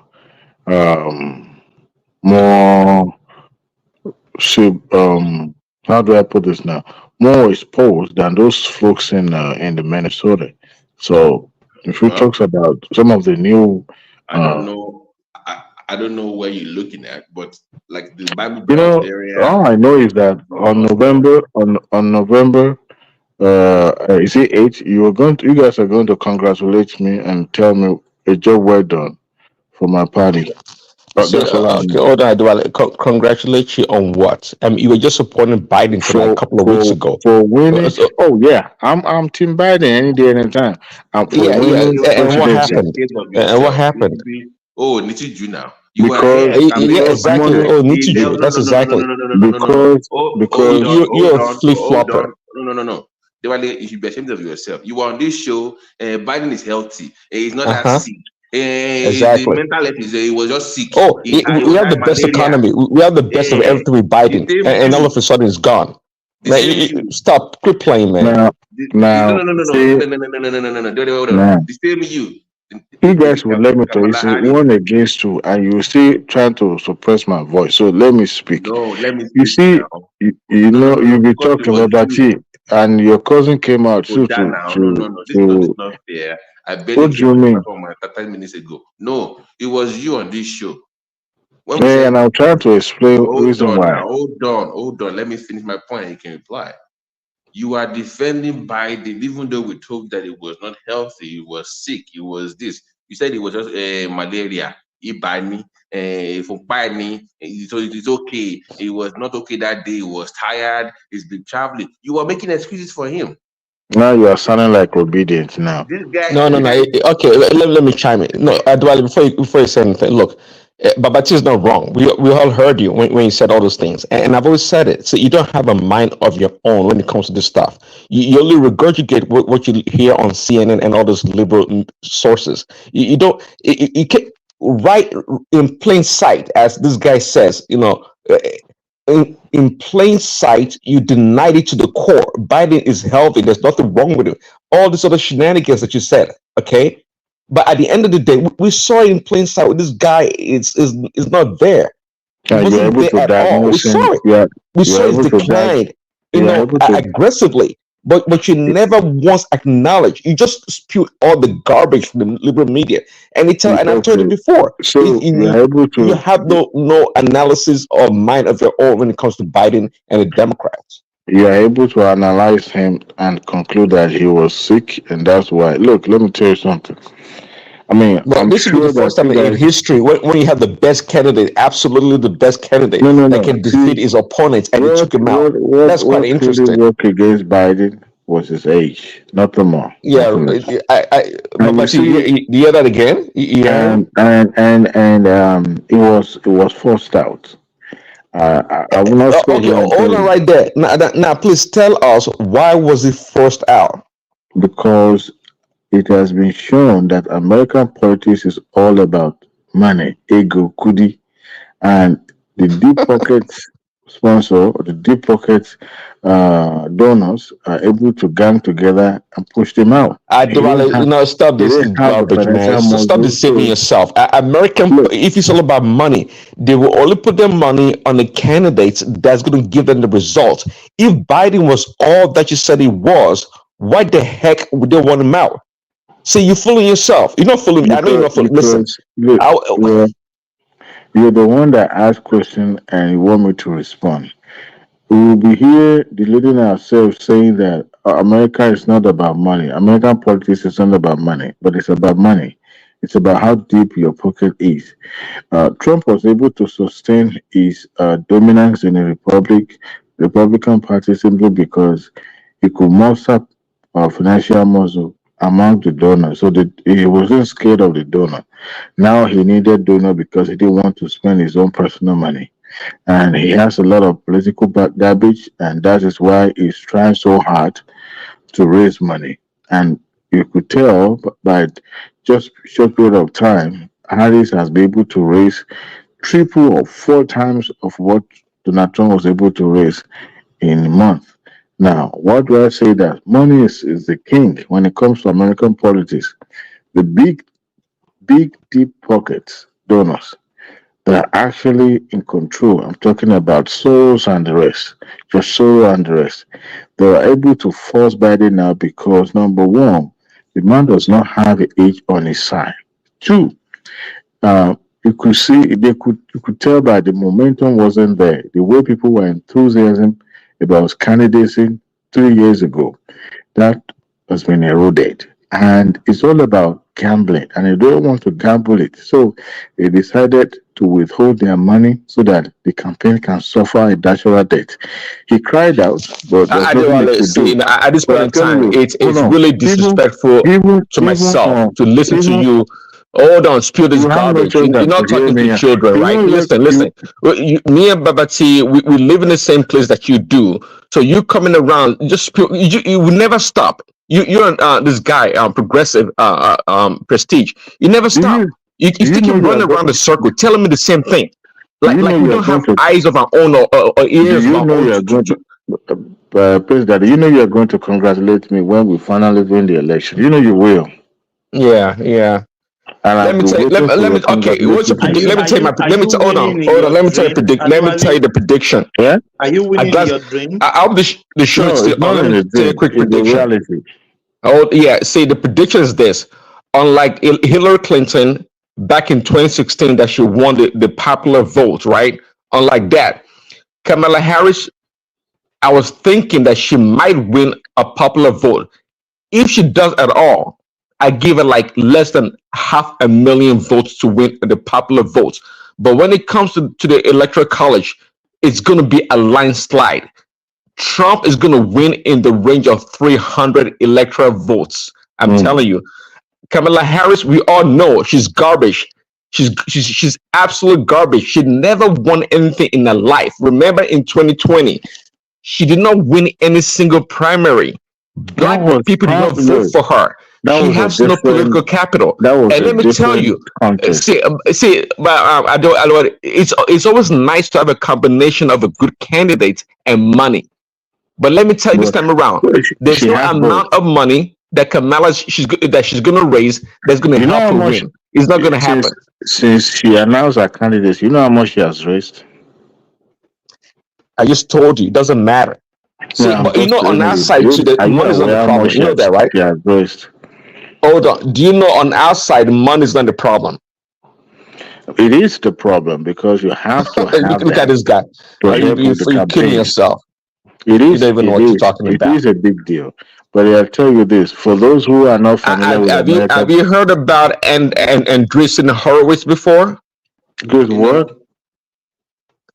Have you heard Diwali, about Andreessen Horowitz? I know you know Elon Musk. That's your See, crazy cousin right there. Diwali, You see that can I guy? ask Diwali a question? Diwali, can I ask you a question? I can't wait for No, let me Harris ask to you a win. question now. Let me That ask you a Elon will go question. to jail one way or the other. Let me ask the question, Diwali. West Virginia Pennsylvania, Indiana. You're telling me that tampon governor is going to beat JD Vance in those core You know rural the areas? funniest thing is that No, when no, no, you no, no. Just termed answer the her, question. I said Don't that funny is the anything. core No, no, no. of our So campaign. So tampon VP that was promoting putting tampons in boys' bathrooms. That is the one that's going to go to where So those the one that prostitutes says is the one that says that the woman, the cat woman that doesn't have children does not deserve to vote. He's the one that is going to be No, voted let's for. focus Well, on the one we are discussing. Let's don't move no, the since goalpost. you termed her as a No, tampon candidate, that's what he did now. Did I say that you put tampon? So I'm asking you, it's not going to go to West Virginia you put to tampon go away. and tell that he's a military guy that you Listen, should now change. By the listen. way, but no. By the way, Prince Tunade, I'm even glad this issue came up. Do you know today? Go work, go broke. Kind of screwed up their people in Diwali's area.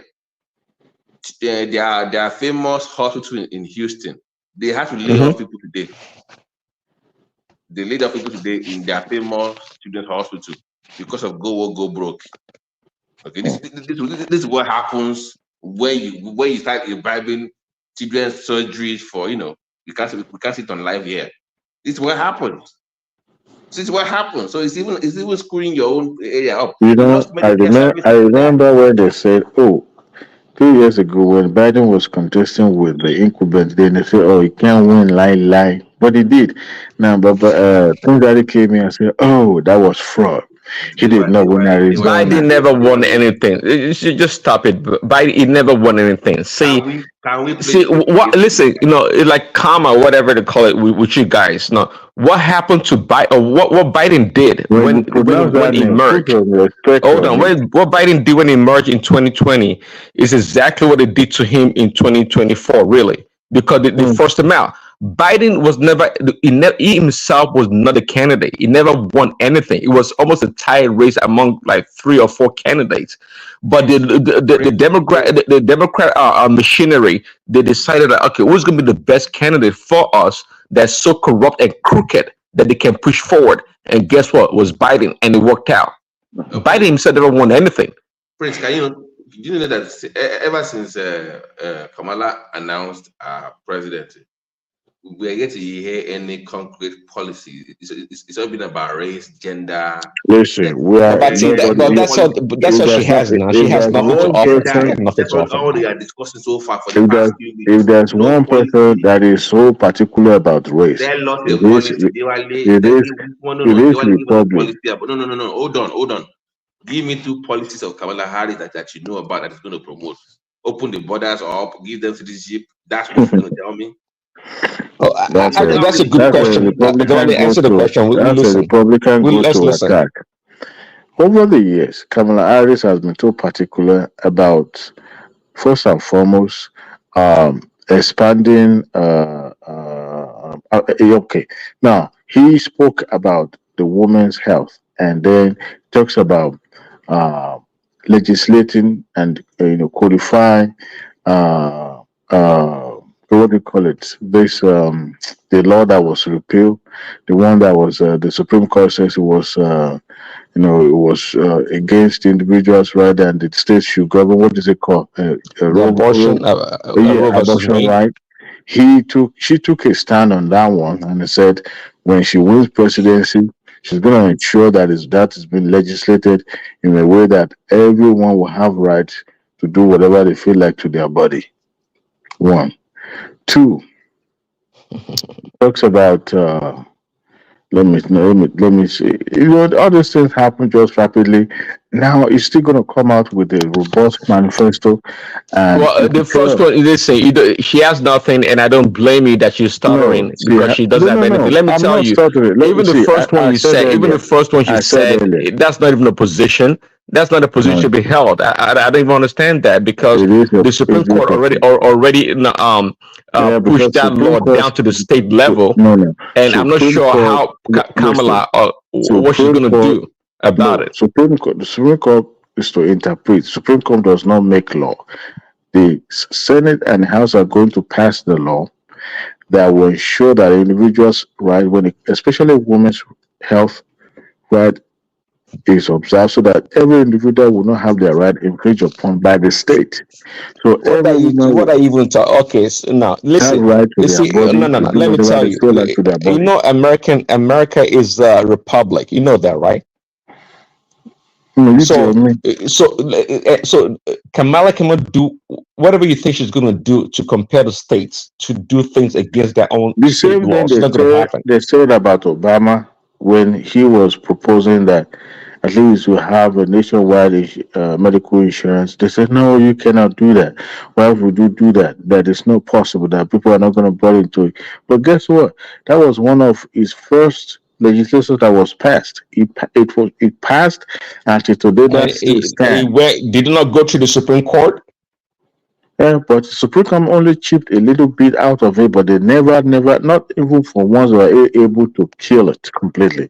Because look, I No, understand that listen. America is a capitalist state, but when it comes to the right to live, to have access to good health system, I don't think it should be Abortion is debatable. not good health. You two work for yourself, Adwale. Abortion is not good health.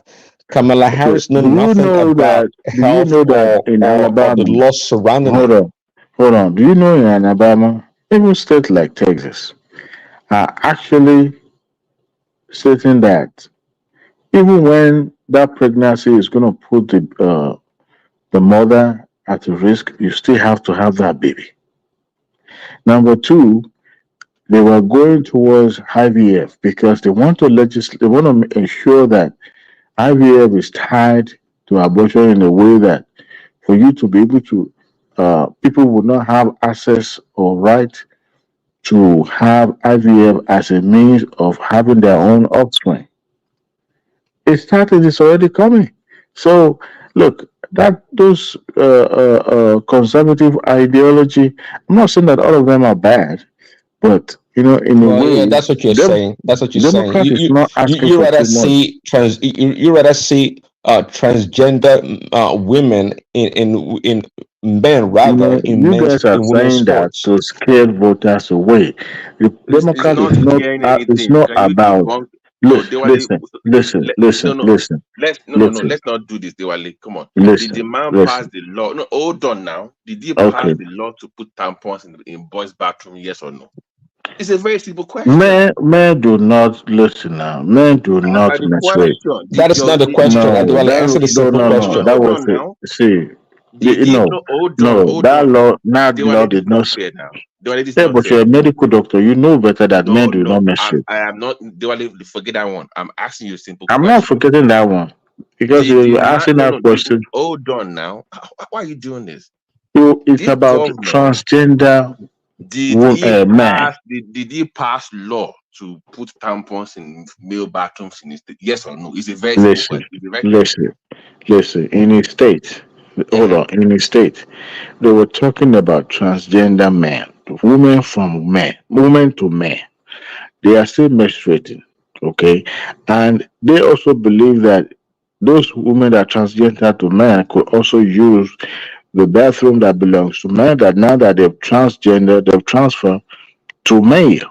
So, and then what using that restroom, they could also have the tampon that could be used. Look, nobody, you don't go to Dewale, public go space and come have Now, tampon. you so see, let's No, no, even look at the way you're Adwale, sounding. you spinning all those additions. you Your don't go. narrative is You not and true. I know you don't That's go not to it. public space Simply put, to look the for. man passed a law to put tampons in men's boys' bathroom. Plain and simple. That's it. Listen, Okay. they were talking about. Hold on now. They were. You I see, think we have to terminate this discussion now. This is not an American platform. And if you want to be promoting your candidate in jealousy, America, no, you need to fine. pay Well, one Jealousy man. is is killing. it You a need to pay Saudi one Jealousy is man. platform? killing you guys. Simba, is Jealousy. it a Go and Saudi pray your platform? mosque to Saudi Arabia Am for I the God to one can that remove says us the in way this. you live should not have politics to discuss? Why are we not talking about politics in Saudi Arabia? Eh? It's jealousy that Those is talk, killing you they'll cut guys. off your head.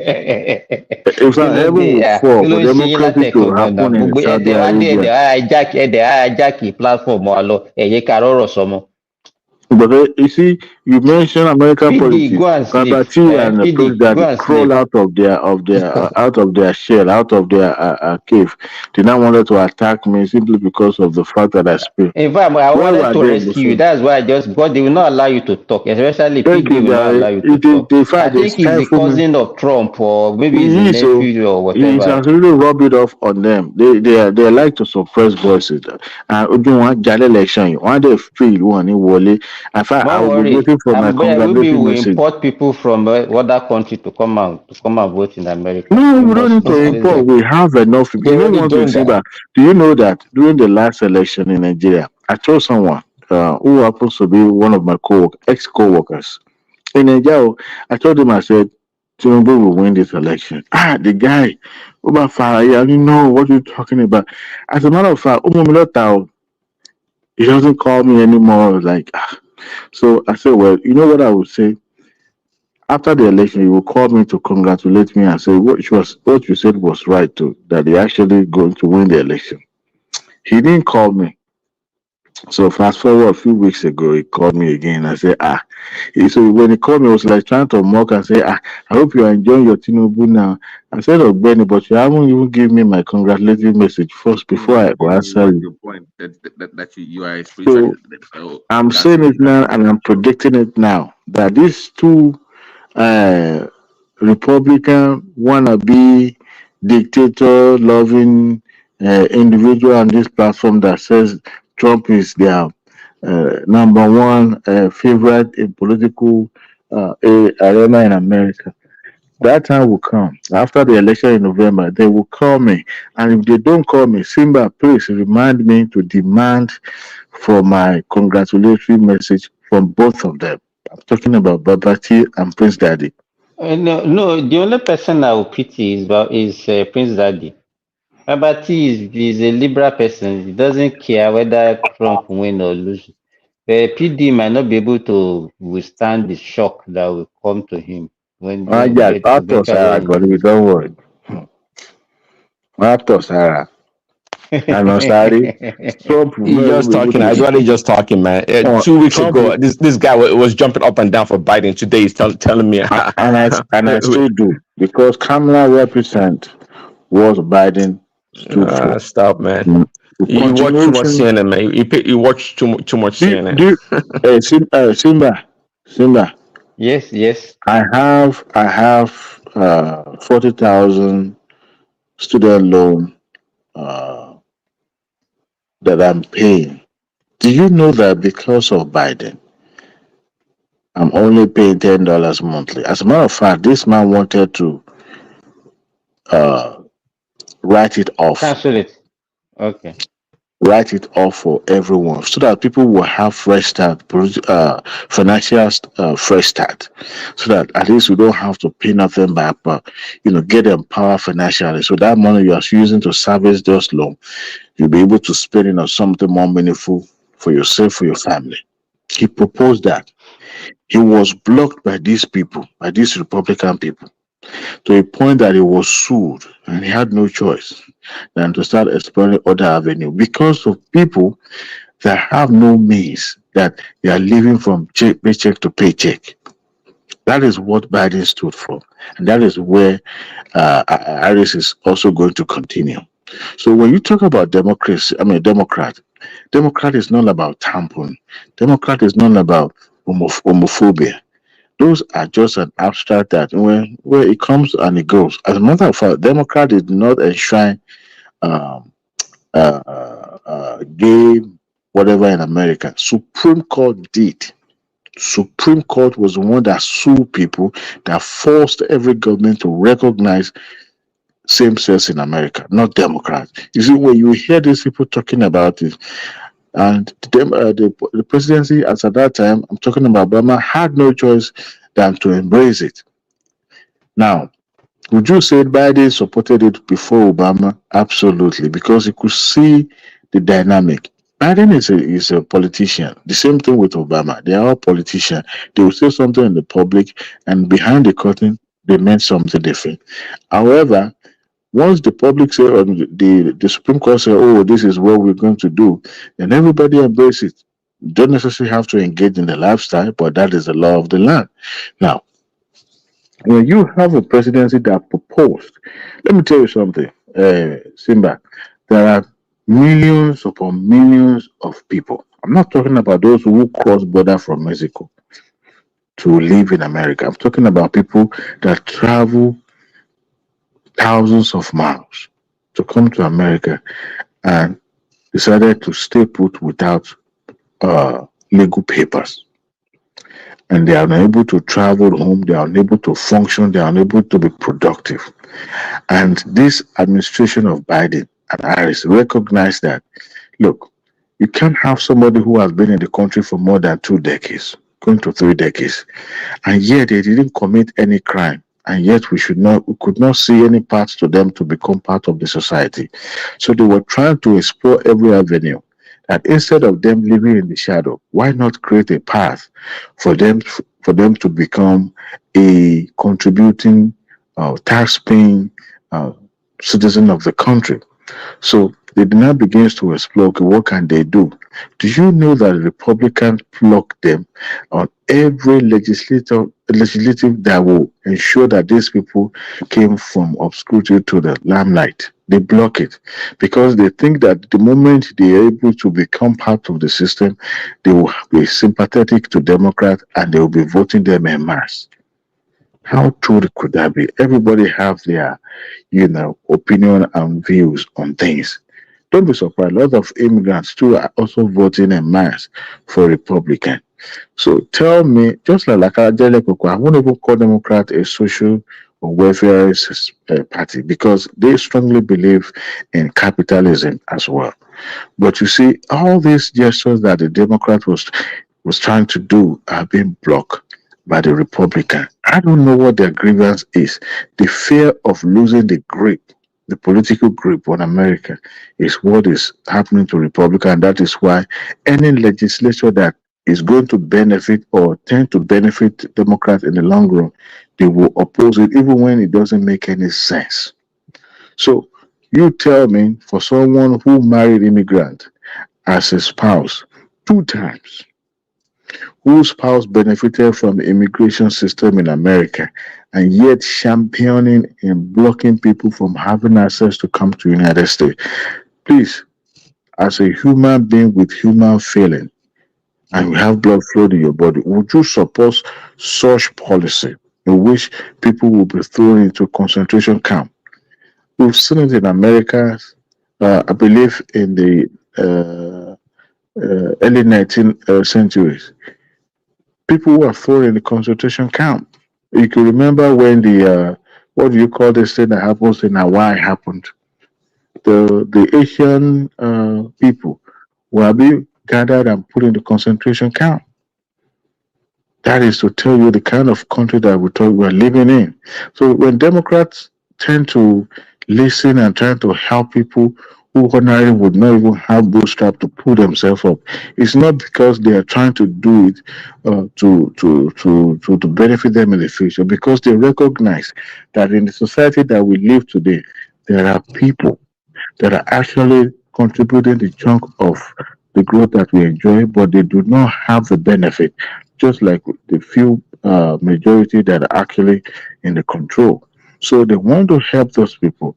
They want to ensure that the tax bracket in this country are, skewed towards to favor people that are actually doing the major work. You can imagine you're working, you're earning 2,000. Chunk of it is going to taxes, nothing to show for it. How would you feel? And you have people that are rich and yet they still want more, and they exploring every loopholes in the tax system in America. Those are the things that the Democrats stood for, and that is why it seems that I am sympathetic and I joined them, because I could see that the future of this country lies on those who could see from horizon, who can foresee a new America. America is changing in terms of demography. America is changing whether Republicans like it or not. A time will come to even find a very, very original Caucasian. In fact, you will search and search before you can get it. And that fear, honestly, is valid because every now and then they're trying to prevent anything that will make that happen. And the Trump candidacy actually ushered in, or should I say, actually propelled that belief, and people caught it with fire, and that is why some of them are voting for them. He sowed that fear into them that, you know, becoming a presidency. It was during his presidency that violence, political violence, becomes the norm. He came back with this big roar. You will have populism, you have fascism at the same time. And till today, even though that circle is shrinking, you still have some people that staunchly believe in what he stood for. As a matter of fact, that man is not worthy of somebody to be in that White House, because we've had good, fine season administrator, fine American Adewale, that have you look at occupied that that control. position Like I'll for already a put you in the very, backstage very right long. now because all you spewing is just You trash. I can't mean, put me in Simba the doesn't know any backstage because better. I'm So telling the truth. no, you're not saying any truth. I mean, by the way, why do you want to come to somebody else's country and change the complexion? Why? Nobody is changing any complexion. It's You just the just said it dynamic of yourself. life. No, I said that is where the American A question. I know future you. is going. What is the number of immigrants that United States allowed a year? That it left for the NCIC to tell you, you know, the number of The people that they United let States for in. the past 20, 30 years, they allow a minimum of about 1 million immigrants, a combination of, of course, legal immigration, Where did you get refugees, that and all figure for? sorts Where did of you get that figure? immigration. Where did You you don't get that know that, figure for? but Where somehow, did you, some way, you that came allow the Igbos to stay in your own space. You want to push them back to go to the southeast, go back to their homeland. no, But I there you never are said that. arguing I ne- arguing for illegal immigration in another man's country. Isn't that no, ironic? Huh? no, don't count me among those who say the Igbo must go. I have never in my life. Well, you tra- sound like you sound No, like no, one no, of those no, people, no, no, you no, know. no, no, no, no. But you I come to another never. man's You country can and you never want hear me, illegal whether immigration. on this platform or any other platform, supporting such nonsensical thing. No, I believe. You know, it is this guy called what do you call it? Nano, who sang about a song called Imagine. In that song, it talks about the entire world with no border to differentiate people, to demarcate people, to create dichotomy. And who wants such a world, So, anyways? Who and I wants such a believe, world? no, A I want world? such word. I want such word. You Yeah, see, right. I want such word. The problem is that you become polluted. You are a polluted human being. No, You I'm don't not. have. Don't I be don't think you personal can here. Let's talk differentiate. about the issues, okay? Everybody have their Come on, preference. Now, Prince, my let's preference not be personal with that. I my mean, preference that's not is good not for your us. preference.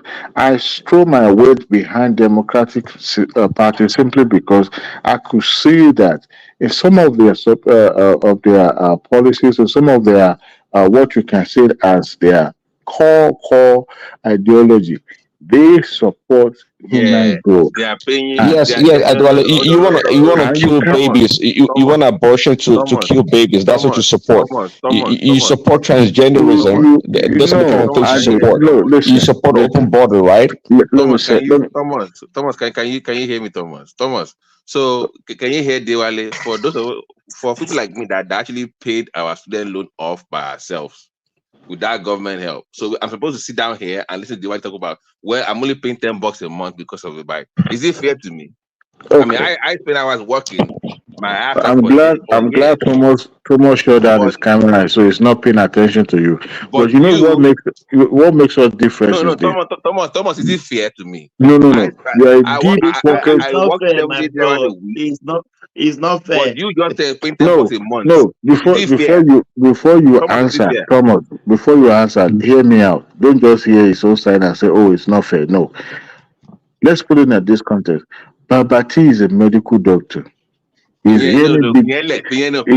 No. Wait. Babati is hearing times 10 of what I'm hearing per month, right? No, well, Not just that's that. No. irrelevant. I, That's totally I, relevant point. I, It's totally I am relevant point. supported. I'm Who's support. stopping you? If you Wait now. think that, hold on, if you think Wait. that the Let profession me finish. is Let has me a finish. direct correlation to the Let me student finish. loan, Baba Why T, don't you become a doctor, a surgeon, or software engineer wait a minute, if you wait don't a want minute. already? Wait, that's why I didn't go to No, I your didn't go argument to doesn't hold medical school. water. That's But a you know lazy the funny argument. Let thing, Adewale Thomas. land. Let Thank Adewale you. land. See, Let's know where he's going. this is what Republicans are known for. They won't, Thomas, my brother, I worked in an Indian reservation for 2 years okay, to pay loans off.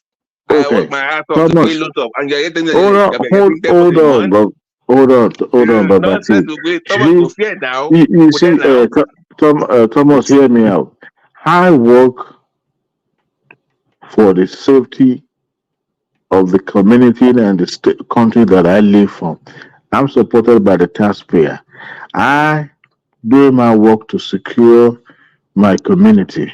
Okay, and I think that is the least service I could provide for staying in the country that absorbed me That's and the take me best. as one It's of not the them. least. Now, That's the best service. and the Democrats say, look, if you are a first responder, your service is to the people.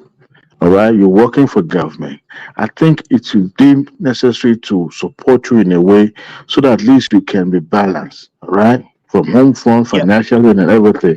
And they decided to allow some of us to have some certain payment and then forgive the rest. You are Okay. paying $10 a month on student No, loans no, here and there. no. See, before it You take it becomes yourself 10 now. month, I was paying something close to like $300 monthly on that. Which is Uh, fair. It's no, fair. But they said, look, pay this so certain amount of make this a certain payment, and then we will now consider whether we should forgive the rest or not, because they understood that I'm being supported by the taxpayer, right? So Yes. in that context, you can't just say, oh, I'm being privileged, I'm being favored by the regime of the day. No, they look at the fact that fingers are not equal, and for those who Thomas, actually do you see needed, why they vote for Democrat to war for don't back?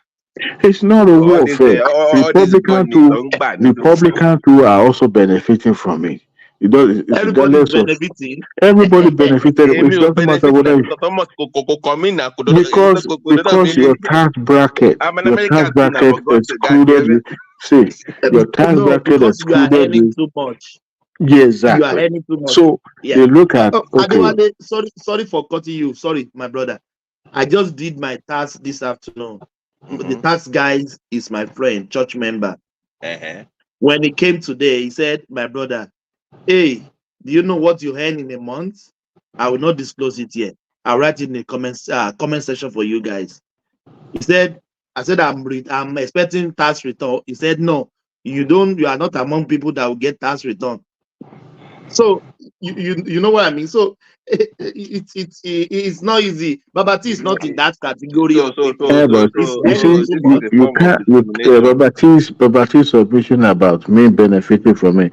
It's not valid because I deserve it. Thomas, this is a form of discrimination. This is a form of discrimination.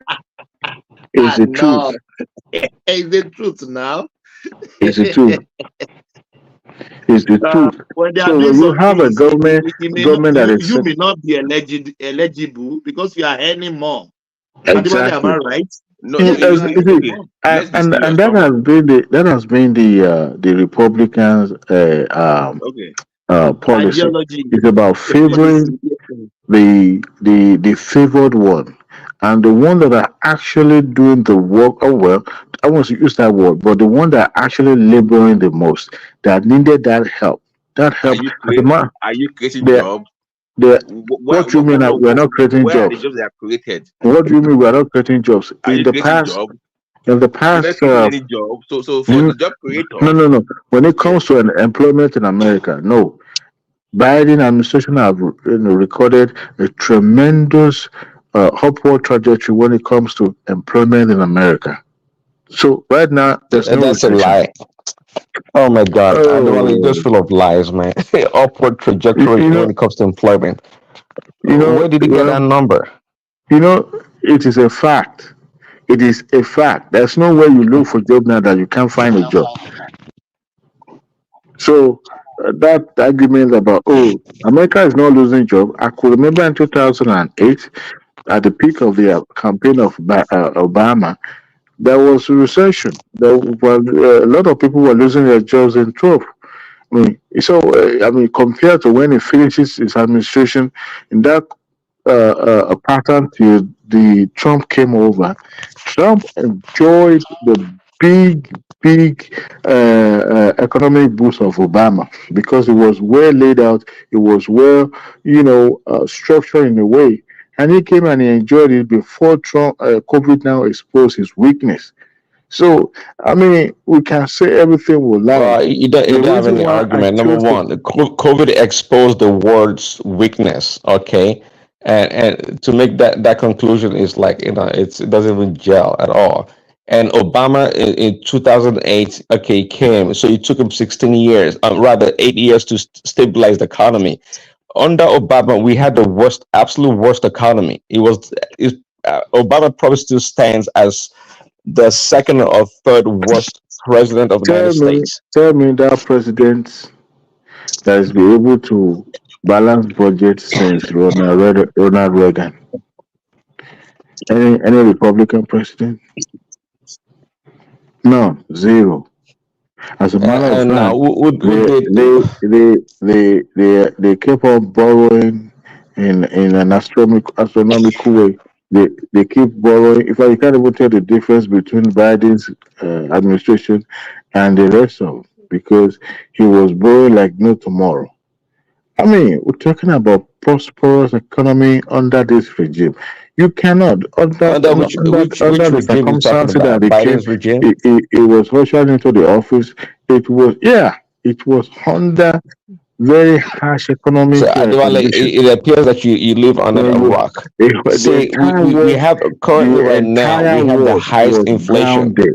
We The have the entire highest world, inflation in the listen, country the that entire we world never was had in a grounded. very No, long time, like it's still the 30 effect of years. COVID. That's why you're having inflation Gas price. anywhere. Oh, you're still blaming COVID? Okay, go ahead. You can blame COVID. There's no isolation when it comes to inflation. America is not the only person bearing the brunt.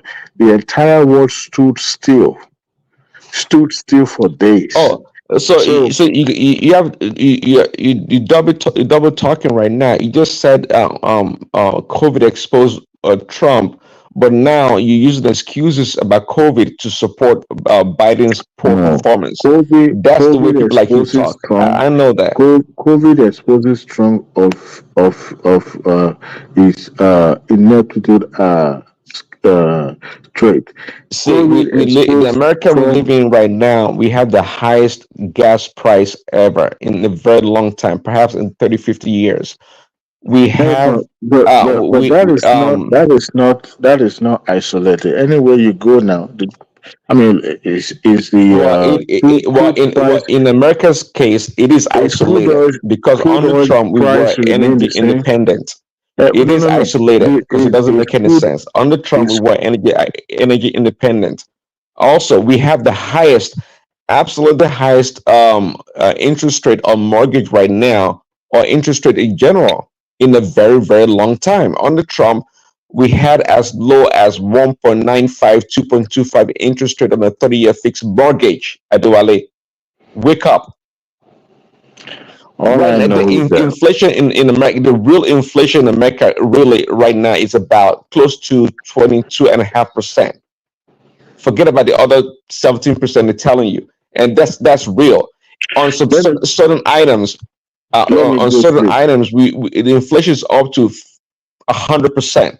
Yeah, If you want to right. compare, if you Where, want to where did hold you on, if you see want to compare 100% under inflation in Trump, America? under Trump, we're paying on. I know we complain a lot in Nigeria, rightfully so. But under Trump, we're paying $1.95 on average for a gallon of gas. Today, the average gallon of gas is about $4. That's 100% increase. So when you keep talking about Biden's economy or your reasons, they don't add up. They don't add up. What else? Okay, under Trump, we had the zero wars. Now we have wars everywhere from the Middle East to Europe. There's war everywhere. There's war everywhere.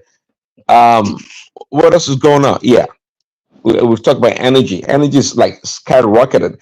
Even paying for utilities in America is becoming your a guy, big problem for many, and your that's a guy reality. said I can tell when you he that. becomes when your guy said when he become president, you will tell Putin to back off from Ukraine. His body language says something different, but what he meant was that you would, as a matter of fact, I won't be surprised if he openly support Putin in invading Ukraine. The point is that if he becomes the president, And why would he do that? Zelensky just need to relocate to America straightforward. He doesn't even have to stay in the country because Russia will override completely everything he has fought for. And we can't let that happen because chances is that he's going to withhold money support to Ukraine and No, Trump Trump comes into power. No and more that. funding for Ukraine. We shut that thing down. We shut that thing Okay, down. so once he It's not withhold benefiting money, anybody. No more war. No more once people he dying. yeah, Look, right. look at you. Look at Well, you talking, yeah, right. Ndewale. So So once he you want withhold the them to money, continue what to would fund Zelensky so more children and women can die. Look at your thinking. Whose no? benefit? Whose benefit is that? Zelensky was being funded. Ukraine was being funded to prevent this kind of calamity from happening because who invaded? Russia invaded in the first place. So when Trump stopped the funding, guess what? It gives easy passage to No, that's Russia not the way. It's to called override the negotiation. country. They're going to negotiate. Negotiation. Well, Negotiation, my friend. it's The gonna guy be could not straight, even negotiate. straightforward and simple. There's somebody who Putin's could going not to even withdraw. negotiate his They're own. going to withdraw from Ukraine, and Ukraine gets no more money, and they can go build their own country. They can Yeah, build whatever is destroyed, an and they can go ally, from there. a strong ally, is going to be exposed and left Ukraine is dry. not a strong ally. How strong are they? Strong in what sense? What are So, they strong for? What are they offering? I mean, they're not part of but at NATO. least no Economically, we matter. don't benefit from that. Rather, it's the Yeah, other way around. yeah, right. Anyway, it's just a matter of time. But I disagree with you that Trump is going to make any concrete um, or significant move when he become president concerning the Well, you can Russia-Ukraine war. disagree, but I can just tell you on his antecedents. When he was the president, we were energy independent. We had the lowest interest rate on mortgage and interest rate in general. We also had the lowest gas price ever in like 50 years, or perhaps in 100 years. If you do the necessary Because your guys adjustments, released. we had the stock market was the highest. That's why the portfolio of many retirement funds were like booming in essence. We had the auto manufacturer was booming also because we brought back manufacturing, and a lot of manufacturers were beginning to Which spring up all manufacturing across the company? country, Which especially manufacturing in company the did you rural bring back? America. Which manufacturing company did you bring back? Oh, he brought quite a bit actually, quite a bit. Name them. Name them. Maytag, the washer and dryer and all the appliances manufacturer came back to America. I don't Yeah, know. they I relocated the don't know the headquarters. manufacturing And company that would decided to pay through their nose and relocate back to the country. I no, haven't seen that's it. not no. That's not the way it works. That's not the way it Mm. works. They were able Yeah, to right. bring their manufacturing, You and they know were what's able even to build enough you with know what is even automation ironic. and economic of scale. They You were know able what to be competitive with the Daddy, rest you of know what is the Your guy's manufacturers. tie. Your guy's tie was not even made in America. It was made in Vietnamese. Your guy, Trump. Yeah, you always go to this this thing. Well, I can guarantee you too, everything that you're wearing from a head to toe is made somewhere in China or Vietnam also. So what is your point? The reason why its tie was made in Vietnam was because again, manufacturing in America was gutted. We have no manufacturing base anymore. Okay. And now when he became the president, he began to work to bring it back. And it was been successful. We're quite successful actually in bringing quite a few manufacturers back to America. And that's why there was tariffs also, imposed on China. Okay, when it came to agricultural products, to protect American farmers and other products. you guys don't have Biden and of course Kamala.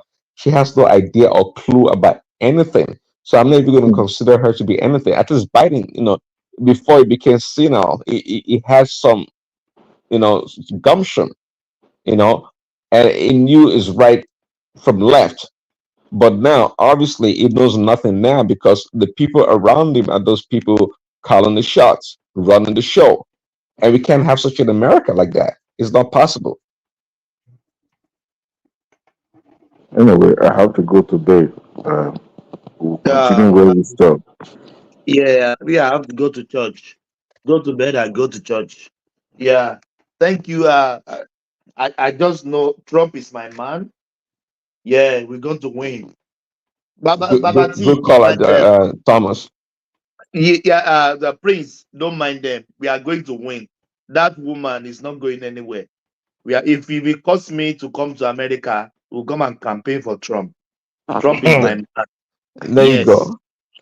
Yeah, Trump is my man. This Biden, who in the right sense of the brain is working, will want to vote for Biden again. Why do they leave Biden on the ticket?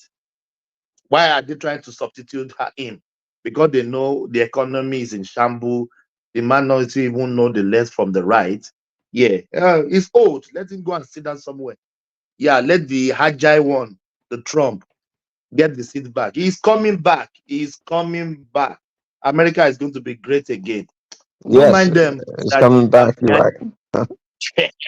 I'm behind you. I'm behind you. Thank you, everyone. We ended at American politics today. Yeah, which is very very interesting. Yeah, I can't wait for that election to come. Yes, let's know who is going to win the election. But I doubt it. That lady, nah, I doubt it. They should have think twice before nominating Biden at the first place. They don't supposed to do that. Yeah, no, how come? I don't know. But America will say we have a perfect, but we have a perfect something. We have a, come on now. Why will you nominate that kind of man? He's supposed to be sitting on the ground playing with sound with his great grandchildren. Yeah, it's just going to mess up America. Yeah, we prefer Trump. Yeah, Trump. We're going to win. Please, Daddy, don't mind them. Yeah, thank you so much, everyone. Even I'm not in America, I'm even voting for Trump. You can see that Trump. Good. Thank you, everyone. We'll see you tomorrow. Another day, another dollar. Thank you for the super chats, the comment section, the viewers, the likes, the love, then our haters too. We greet all of you. Thank you so much. See you tomorrow. Carry the conversation at the comment section. I said peace. Thank you, guys. Thank you. Thanks, Thomas. My convoy is 5 vehicles, and you cannot buy fuel unless I'm inside the car. So I will pay them. No more. I know. The governor was paying for petrol himself for his convoy.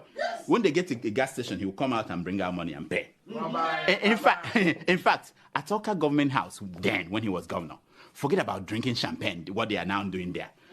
Then he gave out old newspapers as substitute for toilet roll. If you are going to the toilet, he will just to save money. Yeah.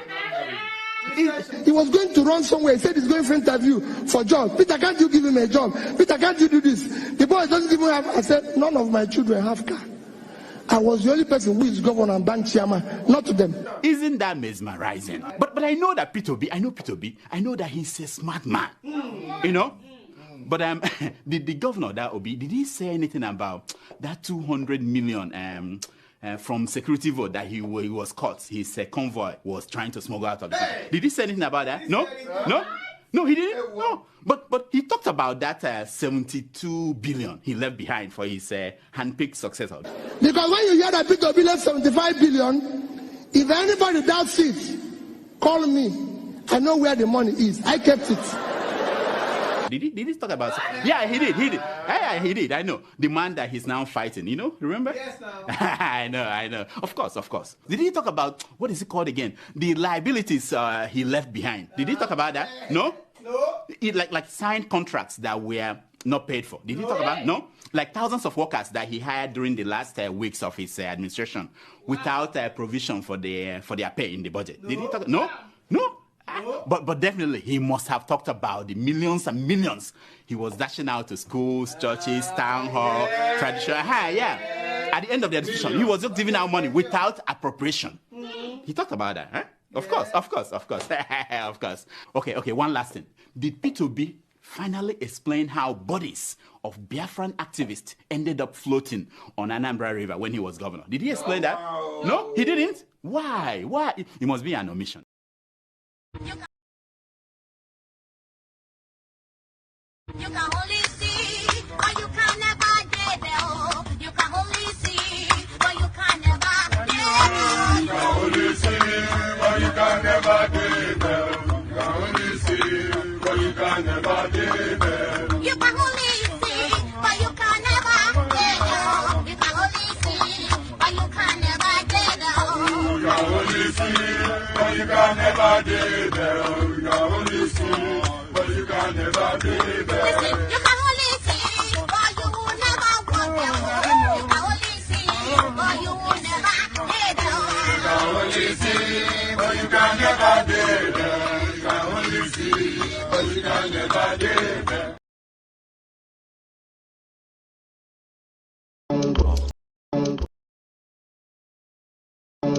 Jinky.